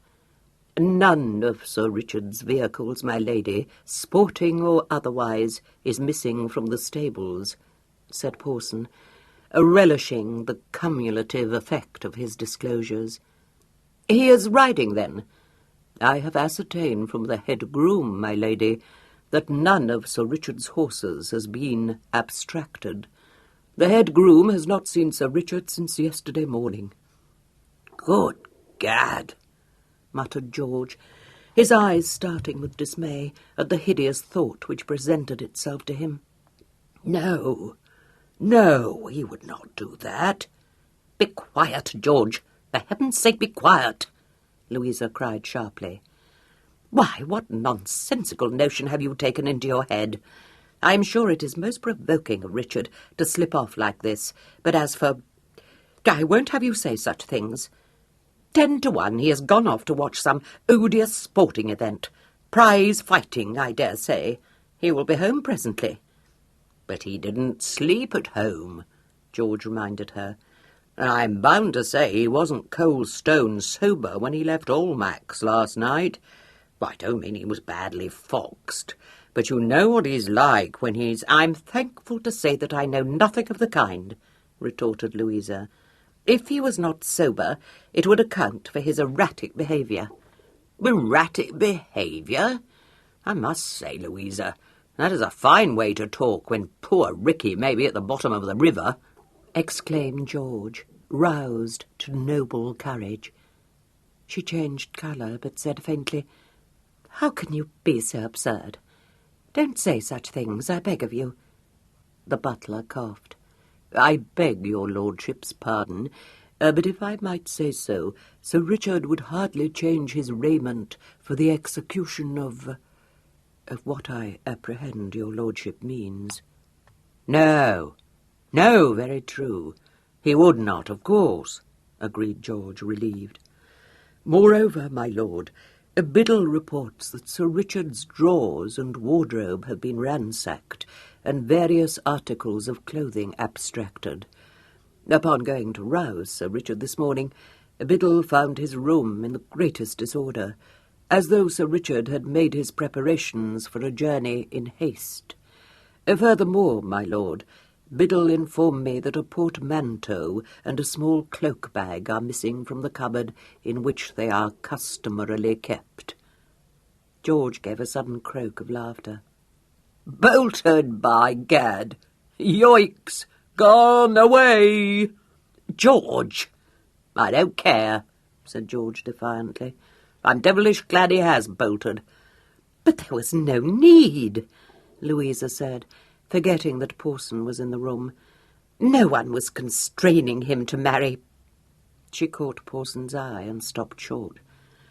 "I should inform your ladyship," said Pawson, apparently deaf to her indiscreet utterance, "that there were several other peculiar circumstances attached to Sir Richard's disappearance." "Good heavens! You talk as though he has been spirited away by magic," said Louisa impatiently. "What circumstances, my good man?" "If your ladyship will excuse me, I will fetch them for your inspection," said Pawson, and bowed himself out. Husband and wife were left to stare at one another in perplexity. "Well," said George, not without satisfaction, "you see now what comes of plaguing a man out of his mind." "I didn't. George, it is unjust of you to say so. Pray, how could I force him to offer for Melissa if he didn't wish to? I'm persuaded his flight has nothing whatever to do with that affair." "No man will bear being teased to do something he don't want to do," said George. "That all I have to say is that Richard is a bigger coward than I would have believed possible. I am sure if only he had told me frankly that he did not wish to marry Melissa, I should not have said another word about it. Ha! ejaculated George, achieving a sardonic laugh. He escaped reproof by Pawson's coming back into the room, bearing certain articles which he laid carefully upon the table. In great astonishment, Lord and Lady Trevor gazed at a paisley shawl, a crumpled cravat, and some short strands of guinea-gold hair, curling appropriately enough into a shape resembling a question mark. "What in the world?" exclaimed Louisa. "These articles, my lady, were discovered by the under-footman upon his entering the library this morning," said Pawson. "The shawl, which neither Biddle nor myself can remember to have seen before, was lying on the floor. The cravat had been thrown into the grate, and the lock of hair was found under the shawl." "Well, upon my word," said George, putting up his glass the better to inspect the articles. He pointed his glass at the cravat. "That tells its own tale. Poor Ricky must have come in last night in a bad state. I dare say his head was aching. Mine would have been, if I drank half the brandy he tossed off yesterday. I see it all. There he was, pledged to call on Tsar this morning. No way out of it. Head on fire. He tugged at his cravat, felt as though he must choke, and ruined the thing. And no matter how far gone he was, Ricky would never wear a crumpled necktie.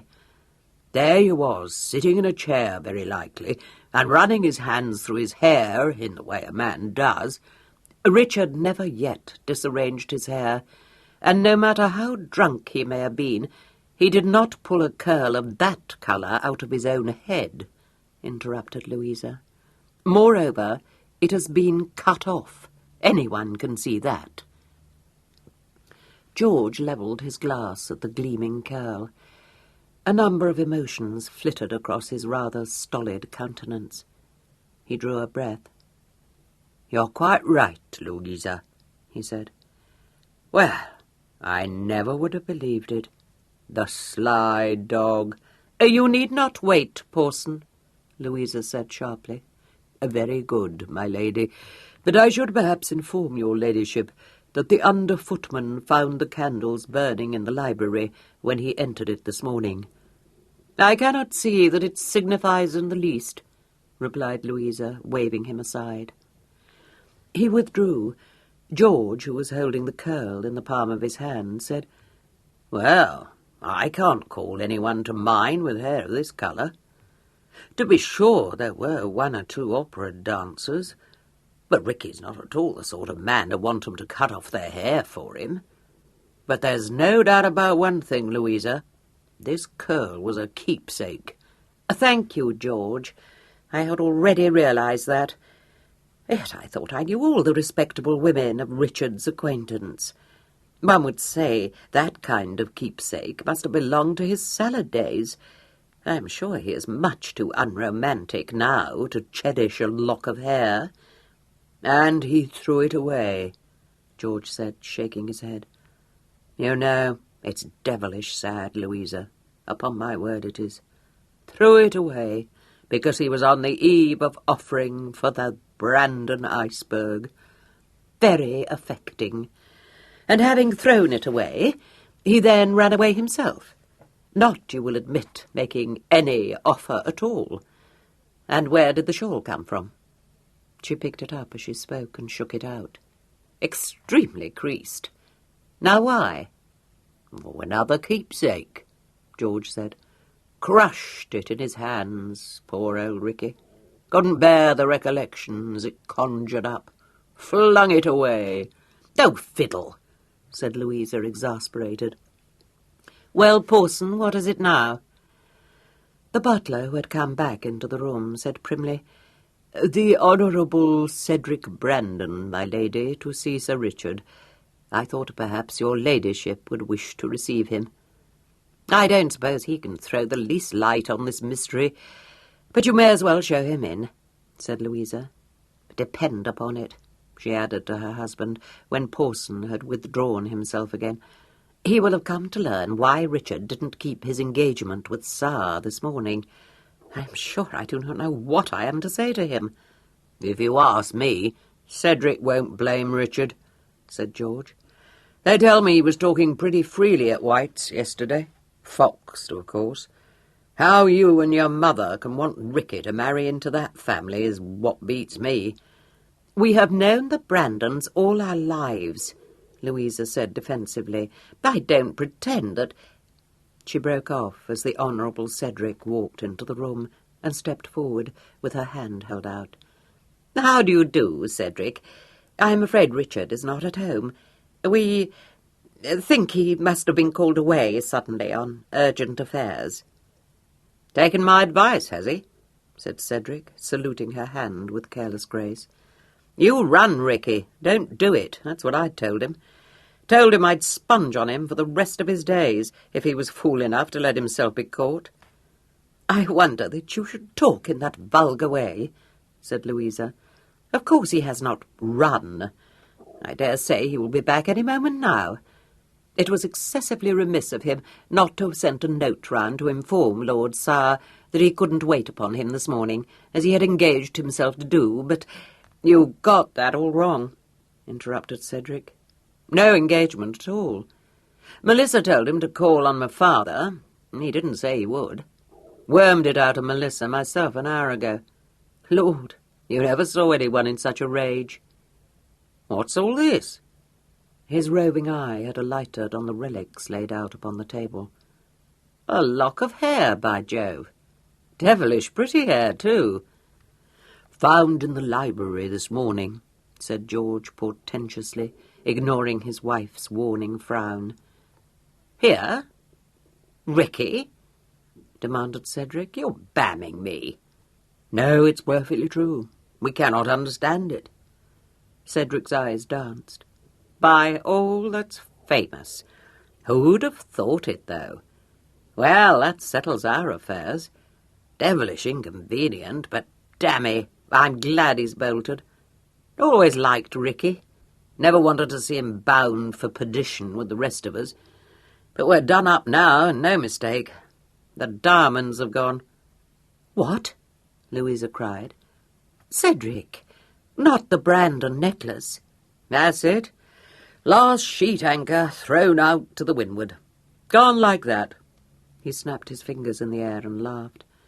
"I came to tell Ricky I'd accept his offer to buy me a pair of colours and be off to the wars." "But how? Where?" gasped Louisa. "Stolen. My mother took it to Bath with her. Never would stir without the thing, more's the pity. I wonder my father didn't sell it years ago. Only thing he didn't sell, except Sarr Court, and that'll have to go next. My mother wouldn't hear of parting with the diamonds." "But, Cedric, how stolen? Who took it?" "Highwayman. My mother sent off a courier post-haste to my father. Chaise stopped somewhere near Bath. 2 fellows with masks and horse pistols. Sophia screeching like a hen. My mother swooning. Outriders taken by surprise. One of 'em winged. And off went the necklace, which is what I can't for the life of me understand." "How terrible! Your poor mamma. I am so sorry. It's an appalling loss." "Yes, but how the devil did they find the thing?" said Cedric. "That's what I want to know." "But surely, if they took Lady Sarr's jewel case—" "The necklace wasn't in it. I'll lay my last shilling on that. My mother had a hiding place for it. Devilish cunning notion. Always put it there when she travelled. Secret pocket behind one of the squabs." "Good gad! Do you mean to say someone divulged the hiding place to the rascals?" said George. "Well, looks mighty like it, don't it? Who knew of it? If you can discover the traitor, you may get the necklace back. Are you sure of all your servants?" "I'm sure of none of them." "Lord, I don't know," Cedric said rather hastily. "My mother wants the Bow Street runners set onto it, but my father don't think it's the least use." Now here's Ricky bolted on top of everything. The old man will go off in an apoplexy. Really, Cedric, you must not talk so of your papa, Louisa expostulated. And we don't know that Richard has bolted. Indeed, I'm sure it is no such thing. He'll be a fool if he hasn't, said Cedric. What do you think, George? Oh, I don't know, George answered. It is very perplexing. I own, when I first heard of his disappearance, for you must know that he did not sleep in his bed last night, and when I saw him he was foxed, I felt the gravest alarm. But suicide? By God! Cedric gave a shout of laughter. I must tell Melissa that. Driven to death. Ricky. Oh, by all that's famous. Cedric, you are quite abominable, said Louisa roundly. Of course Richard has not committed suicide. He has merely gone away. I'm sure I don't know where. But if you say anything of the sort to Melissa, I shall never forgive you. In fact, I beg you will tell Melissa nothing more than that Richard has been called away on an urgent matter of business. What? Can't I tell her about the lock of yaller hair? No, now, don't be a spoil-sport, Louisa. Odious creature. We believe the lock of hair to be a relic of some long-forgotten affair, said George, possibly a boy and girl attachment. It would be gross impropriety to mention it beyond these walls. If it comes to that, old fellow, and about the gross impropriety of poking and prying into Ricky's drawers, asked Cedric cheerfully. We did no such thing, Louisa cried. It was found upon the floor in the library. Dropped? Discarded? Seems to me Ricky's been leading a double life. I'd have said myself he never troubled much about females. Oh, won't I roast him when I see him? You will do nothing of the sort. Oh, dear, I wish to heaven I knew where he has gone and what it all means. I'll tell you where he's gone, offered Cedric. He's gone to find the yaller-haired charmer of his youth. Not a doubt of it. Lord, I'd give a monkey to see him, though. Ricky on a romantic adventure. Now you are being absurd, said Louisa. If one thing is certain, it is that Richard has not one grain of romance in his disposition, while as for adventure, I dare say he would shudder at the mere thought of it. Richard, my dear Cedric, is first, last, and always a man of fashion, and he will never do anything unbefitting a Corinthian. You may take my word for that. Chapter 4. The man of fashion at that precise moment was sleeping heavily in one corner of a huge green and gold accommodation coach, swaying and rocking on its ponderous way to Bristol. The hour was 2 in the afternoon, the locality Calcott Green, west of Reading, and the dreams troubling the repose of the man of fashion were extremely uneasy. He had endured some waking moments when the coach had stopped with a lurch and a heave to take up or to set down passengers, to change horses, or to wait while a laggardly pike-keeper opened a gate upon the road. These moments had seemed to him more fraught with nightmare even than his dreams.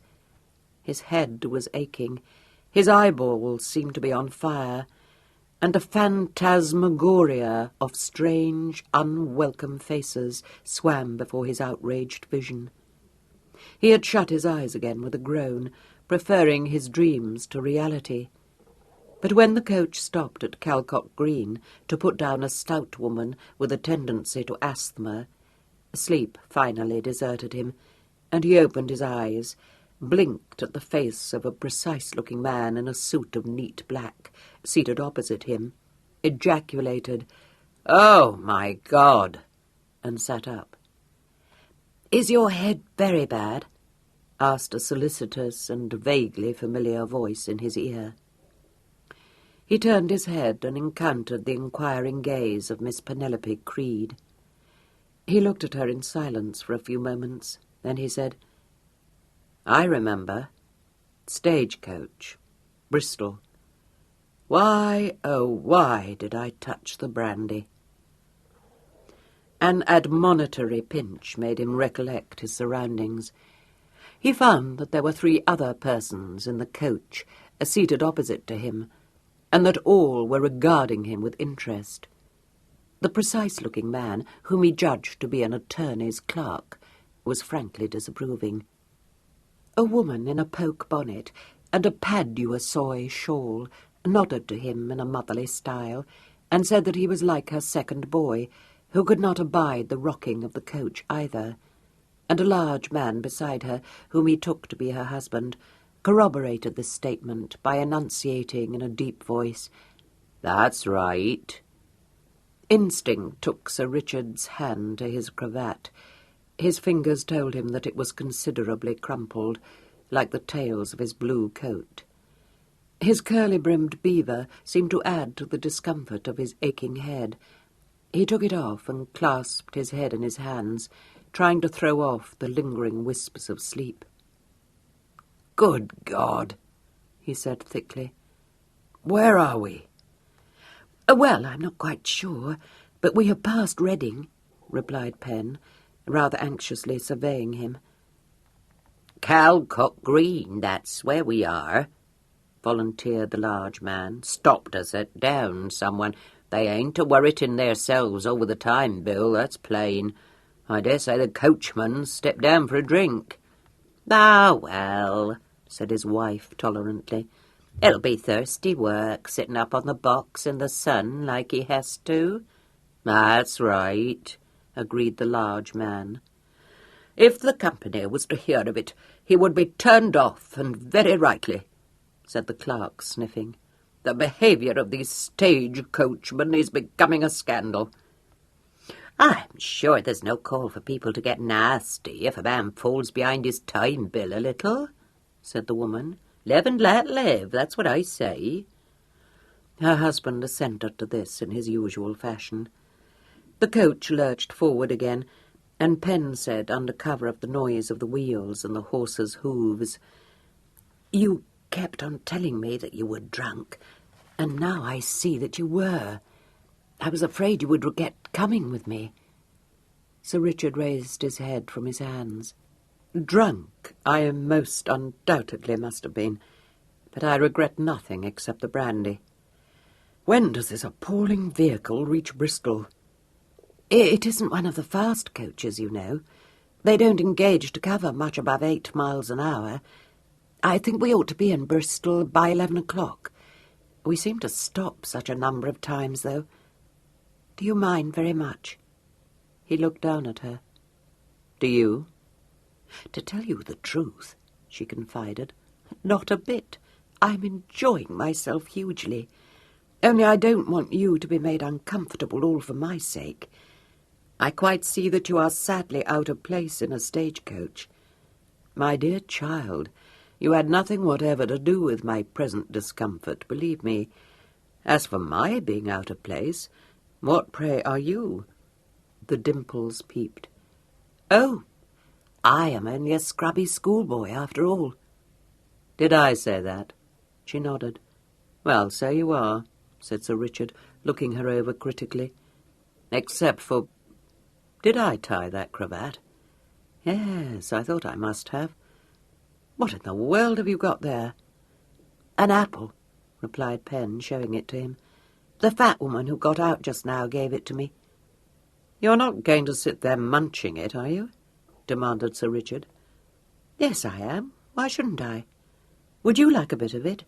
"I should not," said Sir Richard. "Well, I am excessively hungry. That was the one thing we forgot." "What was?" "Food," said Penn, digging her teeth into the apple. "We ought to have provided ourselves with a basket of things to eat on the journey. I forgot that the stage doesn't stop at posting-houses, like the mail coaches. At least I didn't forget exactly, because I never knew it." "This must be looked to," said Sir Richard. "If you are hungry, you must undoubtedly be fed. What are you proposing to do with the core of that apple?" "Eat it," said Penn. "Repellent brat," said Sir Richard with a strong shudder. He leaned back in his corner, but a tug at his sleeve made him incline his head towards his companion. "I told these people that you were my tutor," whispered Pen. "Of course, a young gentleman in his tutor's charge would be travelling in the common stage," said Sir Richard, resigning himself to the role of usher.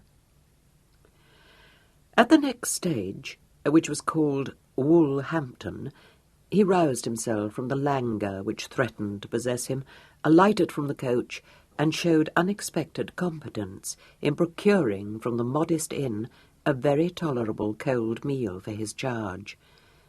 The coach awaited his pleasure, and the attorney's clerk, whose sharp eyes had seen Sir Richard's hand go from his pocket to the coachman's ready palm, muttered darkly of bribery and corruption on the King's highway. "Have some chicken," said Sir Richard amiably. The clerk refused this invitation with every evidence of contempt, but there were several other passengers, notably a small boy with adenoids, who was perfectly ready to share the contents of the basket on Pen's knees. Sir Richard had good reason to know that Miss Creed's disposition was extremely confiding. During the long day's journey, he discovered that she was friendly to a fault.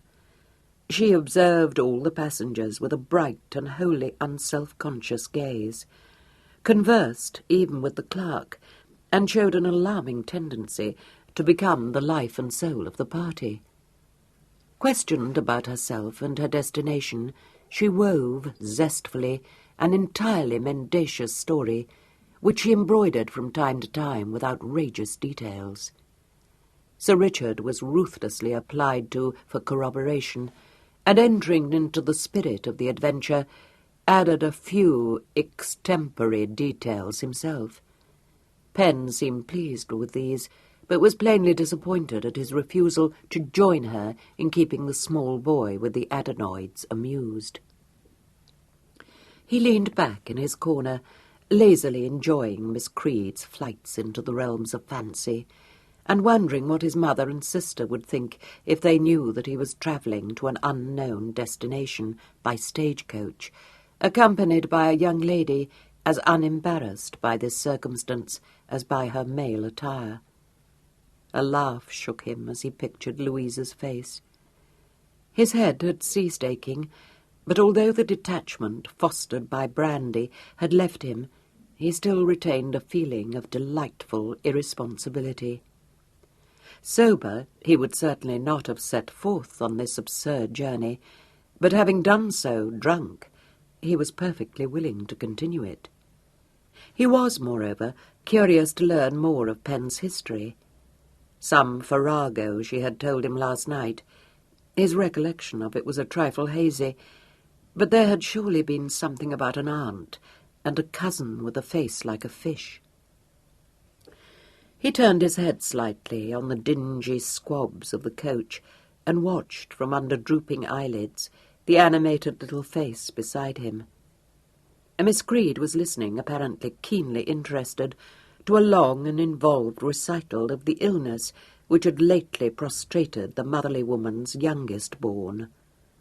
She shook her head over the folly of the apothecary, nodded wisely at the efficiency of an age-old nostrum compounded of strange herbs, and was on the point of capping this recipe with one in use in her own family, when Sir Richard's foot found hers and trod on it.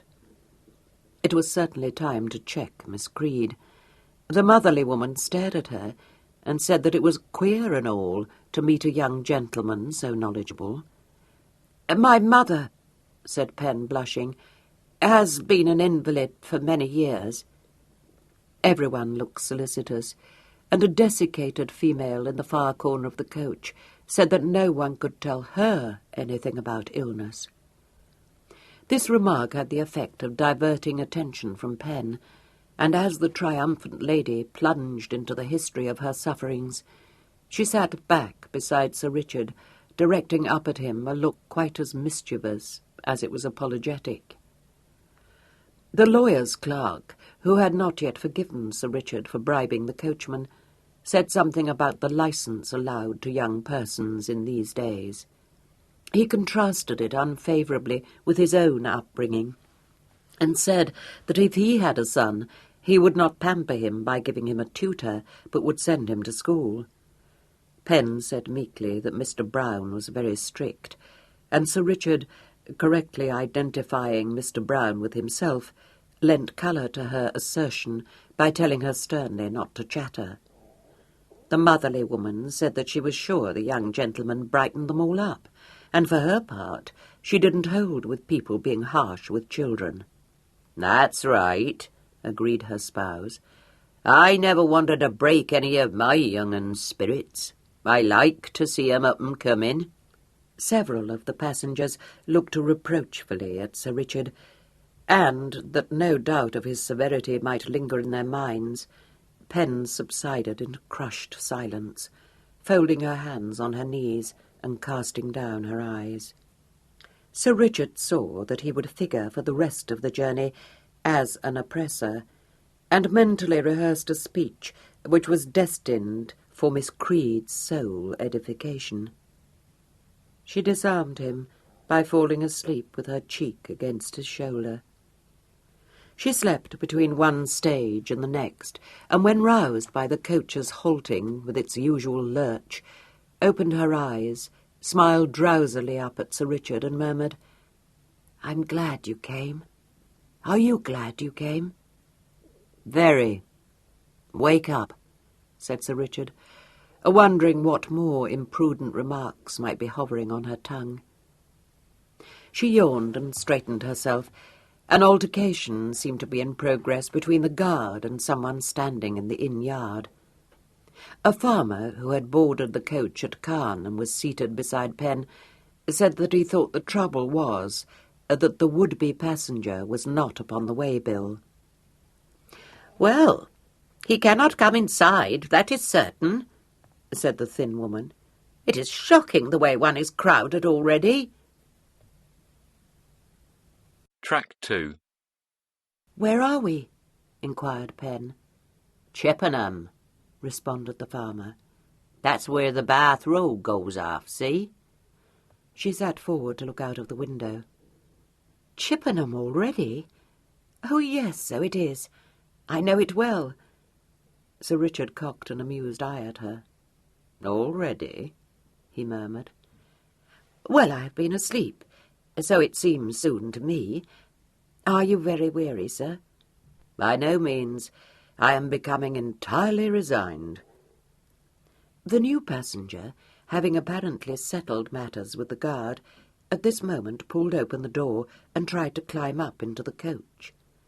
He was a small, spare man in a catskin waistcoat and jean pantaloons. He had a sharp face with a pair of twinkling, lashless eyes set deep under sandy brows. His proposed entrance into the coach was resolutely opposed. The thin woman cried out that there was no room. The lawyer's clerk said that the way the company overloaded its vehicles was a scandal, and the farmer recommended the newcomer to climb onto the roof. "There ain't an inch of room up there," protested the stranger. "Lord, I don't take up much space. Squeeze up, coves." "Full up. Try the boot," said the farmer. "Cast your winkers over me, Cole. I don't take up no more room than what a bodkin would," pleaded the stranger. "Besides, there's a set of flash young coves on the roof. I'd be mortal afraid to sit with 'em, so I would." Sir Richard, casting an experienced eye over the man, mentally wrote him down as one probably better known to the Bow Street runners than to himself. He was not surprised, however, to hear Miss Creed offering to squeeze up to make room, for he had by this time formed a very fair estimate of his charge's warm-heartedness. Penn, edging closer to Sir Richard, coaxed the farmer to see for himself that there was room enough for one more passenger. The man in the catskin waistcoat grinned at her and hopped into the coach. "Dang me, if I didn't think you was a flash cold too," he said, squeezing himself into the vacant place. "I'm obliged to you, young shaver.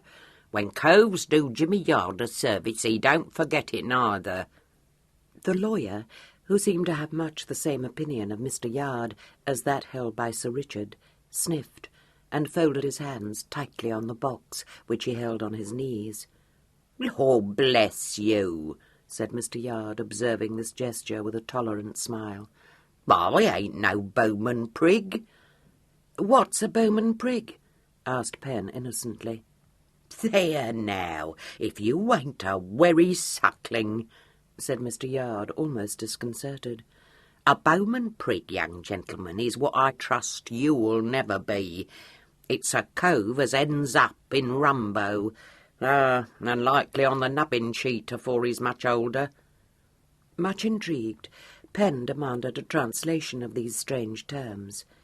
Sir Richard, having pondered and discarded the notion of commanding her to exchange places with him, lay back and listened with lazy enjoyment to her initiation into the mystery of thieves' cant.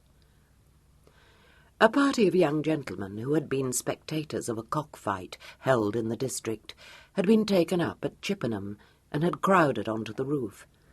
From the sounds proceeding thence, it seemed certain that they had been refreshing themselves liberally. There was a good deal of shouting, some singing, and much drumming with heels upon the roof. The motherly woman and the thin spinster began to look alarmed, and the lawyer's clerk said that the behaviour of modern young men was disgraceful. Penn was too deeply engaged in conversation with Jimmy Yard to pay much heed to the commotion, but when, after the coach had rumbled on for another 5 miles, the pace was suddenly accelerated, and the top-heavy vehicle bounced over ruts and potholes and swung perilously first to one side and then to the other, she broke off her enthralling discourse and looked inquiringly at Sir Richard. A violent lurch flung her into his arms. He restored her to her own seat, saying dryly, "More adventure for you. I hope you are enjoying it." "But what is happening?" "I apprehend that one of the would-be sprigs of fashion above has taken it into his head to tool the coach," he replied. "Lord a mercy!" exclaimed the motherly woman. "Do you mean that one of they pesky drunken lads is a-driving of us, sir?" "So I should suppose, ma'am." The spinster uttered a faint shriek. "Good God! What will become of us?" "We shall end, I imagine, in the ditch," said Sir Richard with unruffled calm.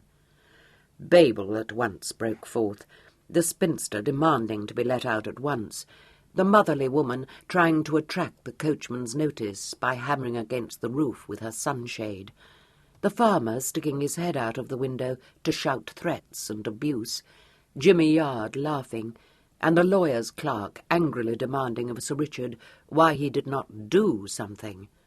"What would you wish me to do?" asked Sir Richard, steadying Penn with a comfortingly strong arm. "Stop the coach!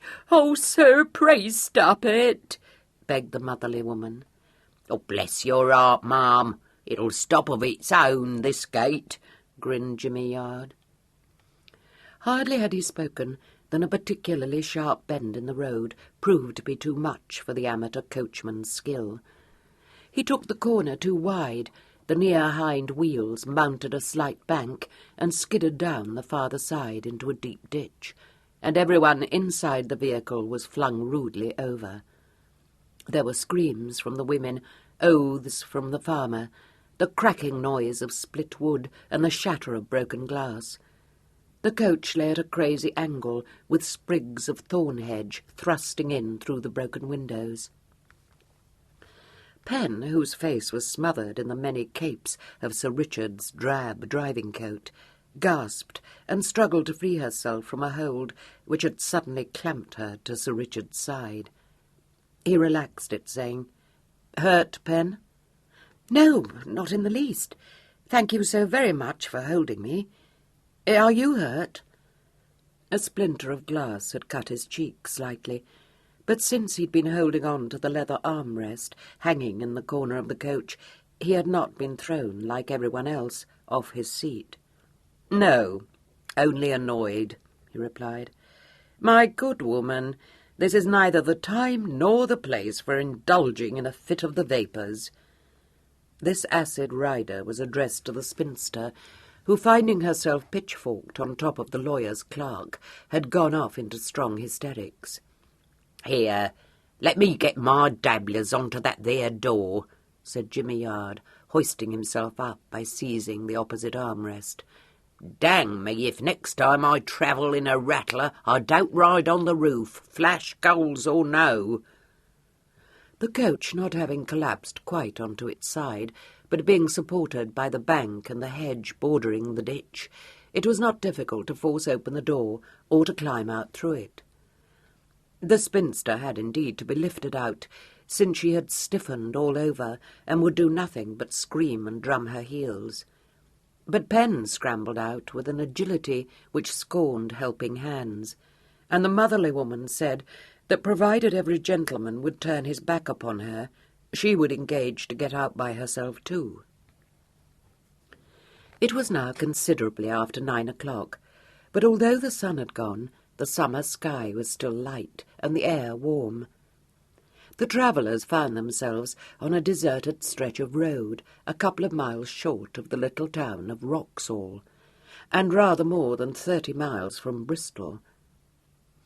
The most cursory inspection of the coach was enough to convince them that it would need extensive repairs before being able to take the road again, and Sir Richard, who had gone immediately to the horses, returned to Pen's side in a few moments with the news that one of the wheelers had badly strained a tendon. He'd been right in thinking that the reins had been handed over to one of the outside passengers. To tool the coach was a common enough pastime amongst young men who aspired to be whips, but that any paid coachman could have been foolish enough to relinquish his seat to an amateur far gone in drink was incomprehensible, until the coachman's own condition had been realised. Pen, who was sitting on Sir Richard's portmanteau, received the news of complete breakdown with perfect equanimity, but all the other inside passengers burst into vociferous complaint and besieged the guard with demands to be instantly conveyed to Bristol by means unspecified.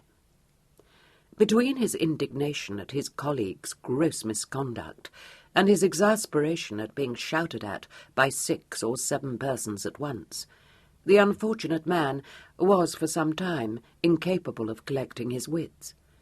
But presently it was suggested that if the travellers would only be patient, he would ride back on one of the leaders to Chippenham, and there try to procure some sort of a vehicle to convey them to Wroxall, where they would be obliged to remain until the next accommodation coach to Bristol picked them up there early on the following morning.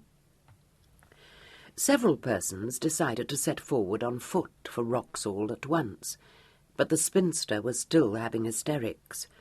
The motherly woman said that her corns would not permit of her tramping 2 miles, and the lawyer's clerk held to it that he had a right to be conveyed to Bristol that night. There was a marked tendency in 1 or 2 persons to turn to Sir Richard as being plainly a man accustomed to command. This tendency had the effect of making Sir Richard, not in the least gratified, walk over to Pen's side and say languidly but with decision, "This, I fancy, is where we part company with our fellow travellers." "Yes, do let us," assented Pen blithely. "You know I have been thinking, and I have a much better scheme now. We won't go to Bristol at all." "This is very sudden," said Sir Richard. "Do I understand you to mean that you have made up your mind to return to London?" No, of course not. Only now that we have broken down, I think it would be silly to wait for another coach, because very likely we shall be overtaken by my aunt, and I never really wanted to go to Bristol after all. In that case, it seems perhaps a pity that we came so far upon the road to it," said Sir Richard. Her eyes twinkled. "Oh, stupid! I mean my home is not in Bristol, but near to it. And I think it would be much better, besides being like a real adventure, to walk the rest of the way." "Where is your home?" demanded Sir Richard. "Well, It is near Queen Charlton, not far from Keynsham, you know. I don't, said Sir Richard. This is your country, not mine. How far, in your judgment, is Queen Charlton from where we now are? I'm not entirely sure, replied Pen cautiously, but I shouldn't think it could be above 15, or at the most 20 miles, going cross-country. Are you proposing to walk 20 miles? Said Sir Richard. Well, I dare say it is not as much. As the crow flies, I expect it's only about 10 miles off. You are not a crow, said Sir Richard, dampingly. Nor, I may add, am I. Get up from that portmanteau. She rose obediently. I think I could quite well walk 20 miles. Not all at once, of course. What are we going to do? We are going to retrace our steps along the road until we come to an inn, replied Sir Richard. As I remember, there was one about a couple of miles back. Nothing would induce me to make one of this afflicted coach party. I must own I am a little tired of them myself, admitted Pen. Only I won't go to a posting-house. Make yourself easy on that score, said Sir Richard grimly. No respectable posting-house would open its doors to us in this guise. This made Pen giggle.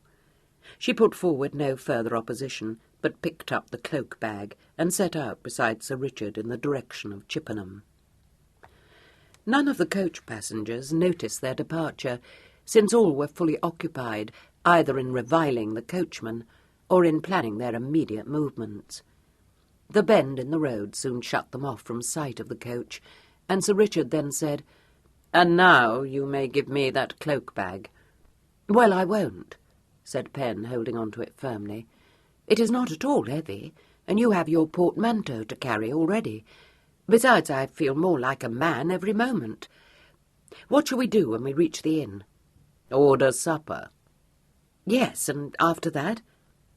"Go to bed." Pen considered this. "You don't think we should set forward on our journey at once?" "Certainly not. We shall go to bed like Christians, and in the morning we shall hire a conveyance to carry us to Queen Charlton. A private conveyance," he added. "But, Pen Creed," said Sir Richard calmly, "you cast me for the role of bear leader, and I accepted it. You drew a revolting picture of me, which led everyone in that coach to regard me in the light of a persecutor of youth. Now you are reaping the harvest of your own sowing." She laughed. "Are you going to persecute me?" "Horribly," said Sir Richard. She tucked a confiding hand in his arm and gave a little skip. "Very well, I will do as you tell me. I'm very glad I met you. We are having a splendid adventure, are we not?" Sir Richard's lips twitched. Suddenly he burst out laughing, standing still in the middle of the road, while Pen doubtfully surveyed him. "But what is the matter with you?" she asked. "Never mind," he said, his voice still unsteady with mirth. "Of course we are having a splendid adventure." "Well, I think we are," she said, stepping out beside him again. "Piers will be so surprised when he sees me." "I should think he would be," agreed Sir Richard. "You are quite sure that you don't regret coming in search of him, I suppose?" "Oh, yes, quite. Why, Piers is my oldest friend. Didn't I tell you that we made a vow to be married?" "I have some recollection of your doing so," he admitted. "But I also recollect that you said you hadn't seen him for 5 years. "No, that is true. But it doesn't signify in the least, I assure you." "I see," said Sir Richard, keeping his inevitable reflections to himself. They had not more than 2 miles to go before they reached the inn Sir Richard had seen from the window of the coach. It was a very small hostelry, with a weather-beaten sign creaking on its chains, a thatched roof, and only one parlour, besides the common tap-room. The landlord, upon hearing of the breakdown of the stagecoach, accepted the traveller's unconventional arrival without surprise. It was growing dark by this time, and it wasn't until Sir Richard had stepped into the inn and stood in the light of a hanging lamp that the landlord was able to obtain a clear view of him. Sir Richard had chosen for the journey a plain coat and serviceable breeches, but the cut of the blue cloth, the high polish on his top boots, the very style of his cravat, and the superfluity of capes on his drab overcoat, all proclaimed so unmistakably the gentleman of fashion that the landlord was obviously taken aback, and looked from him to Pen with considerable suspicion. "I shall require a bedroom for myself and another for my nephew," said Sir Richard. "Also some supper." "Yes, sir. Did your honour say you was travelling on the Bristol stage?" asked the landlord incredulously. "Yes," said Sir Richard, raising his brows. "I did say so. Have you any objections?" "Oh, no, sir, no, I'm sure," replied the landlord hastily. "Your honour said supper. I'm afraid we aren't in the habit of entertaining the quality. But if your honour would condescend to a dish of ham and eggs, or maybe a slice of cold pork, I'll see to it on the instant." Sir Richard, having graciously approved the ham and eggs, the landlord bowed him into the stuffy little parlour, and promised to have the only 2 guest chambers the inn possessed immediately prepared. Pen, directing a conspiratorial look at Sir Richard, elected to follow the portmanteau and the cloak-bag upstairs. When she reappeared, a slatternly maidservant had spread supper on the table in the parlour, and Sir Richard had succeeded in forcing open 2 of its tiny windows. He turned as Pen came in and asked, "What in heaven's name have you been doing all this time? I began to think you deserted me." "Desert you? Of course I wouldn't do anything so silly. The thing was, I could see the landlord had noticed your clothes, so I thought of a famous tale to tell him. That's why I went off with him. I knew he would try to discover from me why you were travelling on the stagecoach." "And did he?" "Yes, and I told him that you had had reverses on change and had fallen on evil times," said Pen, drawing up her chair to the table. "Oh," said Sir Richard. "Was he satisfied with that?" "Perfectly. He said he was very sorry, and then he asked where we were bound for. I said for Bristol, because all the family had lost its money, and so I had had to be taken away from school." "You have the most fertile imagination of anyone of my acquaintance," said Sir Richard. "May I ask what school you have been gracing?" "Harrow. Afterwards I wished I'd said Eton, because my cousin Geoffrey is at Harrow, and I don't like him. I wouldn't go to his school." "I suppose it is too late to change the school now," Sir Richard said in a regretful tone. She looked up quickly, her fascinating smile crinkling the corners of her eyes. "You are laughing at me." "Yes," admitted Sir Richard. "Do you mind?" "No, not a bit. No one laughs in my aunt's house. I like it." "I wish," said Sir Richard, "you would tell me more about this aunt of yours. Is she your guardian?" "No, but I've had to live with her ever since my father died. I have no real guardian, but I have 2 trustees, on account of my fortune, you understand." "Of course, yes. I was forgetting your fortune. Who are your trustees?" "Well, one is my Uncle Griffin, Aunt Almeria's husband, you know, but he doesn't signify, because he does just what Aunt tells him. The other is my father's lawyer, and he doesn't signify either." "For the same reason?" "I don't know, but I shouldn't wonder at it in the least. Everyone is afraid of Aunt Almeria. Even I am a little. That's why I ran away." "Is she unkind to you?" "No. At least she doesn't ill-treat me, but she is the kind of woman who always gets her own way. Do you know?" "I know," Sir Richard said. "She talks," explained Pen, and when she is displeased with one, I must say that it is very uncomfortable. But one should always be just, and I do not blame her for being so set on my marrying Fred. They are not very rich, you see, and of course Aunt would like Fred to have all my fortune. In fact, I am very sorry to be so disobliging, particularly as I've lived with the Griffins for nearly 5 years. But to tell you the truth, I didn't in the least want to, and as for marrying Fred, I could not. Only when I suggested to Aunt Almeria that I would much prefer to give my fortune to Fred and not marry him, she flew into a passion and said I was heartless and shameless, and cried and talked about nourishing vipers in her bosom. I thought that was unjust of her, because it was a very handsome offer, don't you agree? Very, said Sir Richard, but perhaps a trifle, shall we say, crude. Oh, Pen digested this. You mean that she did not like my not pretending that Fred was in love with me? I think it just possible, said Sir Richard gravely. Well, I'm sorry if I wounded her feelings, but truly I don't think she has the least sensibility. I only said what I thought, but it put her in such a rage that there was nothing for it but to escape, so I did. Were you locked in your room? Inquired Sir Richard. Oh, no.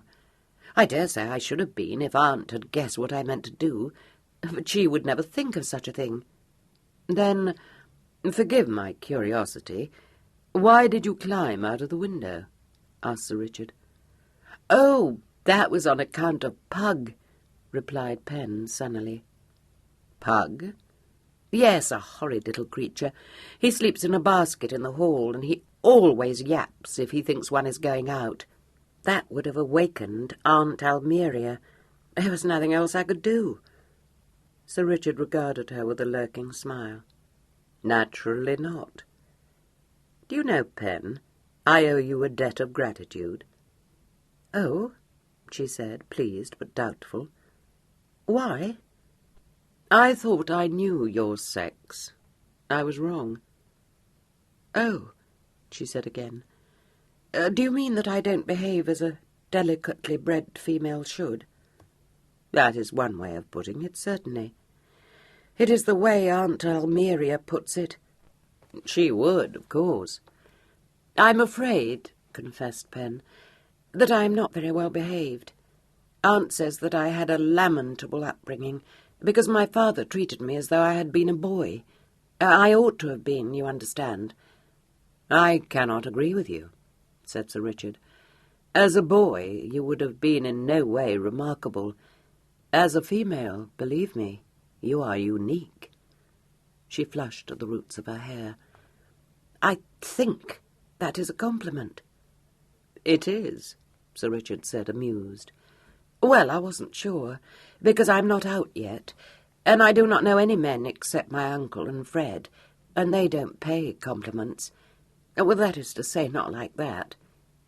She looked up rather shyly, but chancing to catch sight of someone through the window, suddenly exclaimed, Why, there's Mr. Yard. Mr. who? Asked Sir Richard, turning his head. You can't see him now. He's gone past the window. You must remember Mr. Yard, sir. He was the odd little man who got into the coach at Chippenham and used such queer words that I could not perfectly understand him. Do you suppose he can be coming to this inn? I sincerely trust not, said Sir Richard.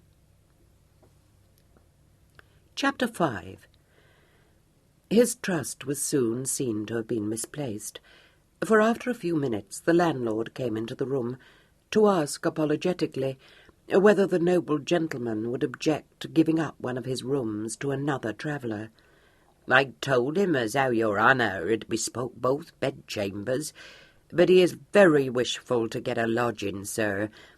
So I told him as how I would ask your honour if, maybe, the young gentleman could share your honour's chamber, there being 2 beds, sir.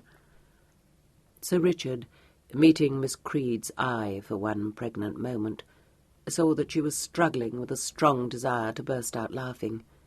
His own lips quivered, but before he could answer the landlord, The sharp face of Mr. Jimmy Yard peered over that worthy's shoulder. Upon recognising the occupants of the parlour, Mr. Yard seemed to be momentarily taken aback. He recovered himself quickly, however, to thrust his way into the parlour with a very fair assumption of delight at encountering two persons already known to him. "Well, if it ain't my young chub," he exclaimed. "Dang me if I didn't think the pair of you had loped off to Wroxall." "No," said Sir Richard. "It appeared to me that Wroxall would be over full of travellers tonight." "Aye, you're a damn knowing one, ain't you? Knowed it the instant I clapped my glaziers on you, and right you are. Says I to myself, Wroxall's no place for you, Jimmy, my boy." "Was the thin woman still having the vapours?" asked Penn. "Lordy, young chub, she was stretched out as stiff as a corpse when I loped off, and no one knowing what to do to bring her to her senses. Oh, I'm mighty peevy, I thought myself, to hit on the notion of coming to this ken, not knowing as you had bespoke all the rooms afore me." His bright face shifted to Sir Richard's unpromising countenance. "Unfortunate," said Sir Richard politely. "Oh, now," wheedled Mr. Yard, "you wouldn't go for to out-jockey Jimmy Yard. Lordy, it's all of 11 o'clock and the light gone. What's to stop your doubling up with a young shaver?" "If your honour would condescend to allow the young gentleman to sleep in the spare bed in your honour's chamber," interpolated the landlord in ingratiating tone. "No," said Sir Richard. "I am an extremely light sleeper, and my nephew snores." Ignoring an indignant gasp from Penn, he turned to Mr. Yard. "Do you snore?"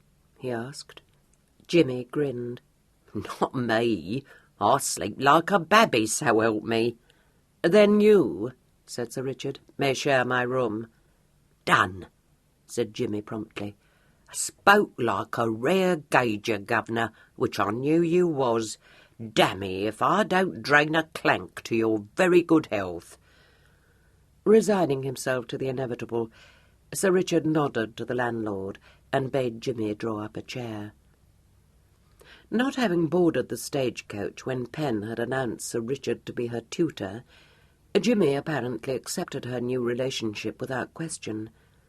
He spoke of her to Sir Richard as "your nevy," drank both their healths in gin and water bespoken by Sir Richard, and seemed to be inclined to make a night of it. He became rather loquacious over his second glass of Daffy, and made several mysterious references to files, and those engaged on the Dub Lay and the Kid. Various embittered strictures on flash cowls led Sir Richard to infer that he had lately been working in partnership with persons above his own social standing, and didn't mean to repeat the experience. Penn sat drinking it all in, with her eyes growing rounder and rounder, until Sir Richard said that it was time she was in bed. He escorted her out of the parlour to the foot of the stairs, where she whispered to him in the tone of one who has made a great discovery, "Dear sir, I don't believe he is a respectable person." "No," said Sir Richard, "I don't believe it either." "But is he a thief?" asked Penn, shocked. "I should think undoubtedly, which is why you will lock your door, my child. Is it understood?" "Yes, but are you sure you will be safe? It would be dreadful if he were to cut your throat in the night." "It would indeed," Sir Richard agreed, "but I can assure you he won't. You may take this for me, if you will, and keep it till the morning." He put his heavy purse into her hand. She nodded. "Yes, I will. You will take great care, will you not?" "I promise," he said, smiling. "Be off now, and don't tease yourself over my safety." He went back to the parlour, where Jimmy Yard awaited him. Being called upon to join Mr. Yard in a glass of Daffy, He raised not the slightest objection, although he very soon suspected Jimmy of trying to drink him under the table. As he refilled the glasses for the third time, he said apologetically, "Perhaps I ought to warn you that I am accounted to have a reasonably strong head. I should not like you to waste your time, Mr. Yard." Jimmy was not at all abashed. He grinned and said, "Oh, I said you was a PV cull. Knowed it as soon as I clapped me daylights onto you. You learnt to drink blue ruin in Cribb's parlour." "Quite right," said Sir Richard. "Oh, I knowed it, bless your heart. That there Gentry Cove would peel remarkably well, I says to myself, and a handy bunch of fives he's got. Never you fret, governor. Jimmy Yard's no green 'un. What snabbles me, though, is how you come to be travelling in the common rumble." Sir Richard gave a soft laugh suddenly. "You see, I have lost all my money," he said. "Lost all your money?" repeated Jimmy, astonished. "On change," added Sir Richard. The light, sharp eyes flickered over his elegant person. "Are you trying to gammon me? What's the lay?" "None at all." "Dang me if ever I met such a cursed rum touch." A suspicion crossed his mind. "You ain't killed your man, governor?" "No. Have you?" Jimmy looked quite alarmed. "Not me, governor, not me. I don't hold with violence, any gait." Sir Richard helped himself to a leisurely pinch of snuff. "Just the knuckle, eh?" Jimmy gave a start and looked at him with uneasy respect. "What would the likes of you know about the knuckle?" "Not very much, admittedly. I believe it means the filching of watches, snuff-boxes, and such like, from the pockets of the unsuspecting." "Here," said Jimmy, looking very hard at him across the table. "You don't work for the drop, do you?" Sir Richard shook his head. "You ain't a picker-up, or p'raps a kid?" "No," said Sir Richard. "I am quite honest. What you, I fancy, call a flat." "I don't," Jimmy said emphatically. "I never met a flat what was so unaccountable knowing as what you are, governor, and what's more, I hope I don't meet one again." He watched Sir Richard rise to his feet and kindle his bedroom candle at the guttering one on the table. He was frowning in a puzzled way, clearly uncertain in his mind. "Going to bed, governor?" Sir Richard glanced down at him. "Yes. I did warn you that I am a shockingly light sleeper, did I not?" "Lord, you ain't got no need to fear me." "I am quite sure I have not," smiled Sir Richard. When Jimmy Yard, an hour later, softly tiptoed into the low-pitched bedchamber above the parlour, Sir Richard lay, to all appearances, peacefully asleep. Jimmy edged close to the bed and stood watching him and listening to his even breathing. "Don't drop hot tallow on me, I beg," said Sir Richard, not opening his eyes. Jimmy Yard jumped and swore. "Quite so," said Sir Richard. Jimmy Yard cast him a look of venomous dislike, and in silence undressed and got into the neighbouring bed.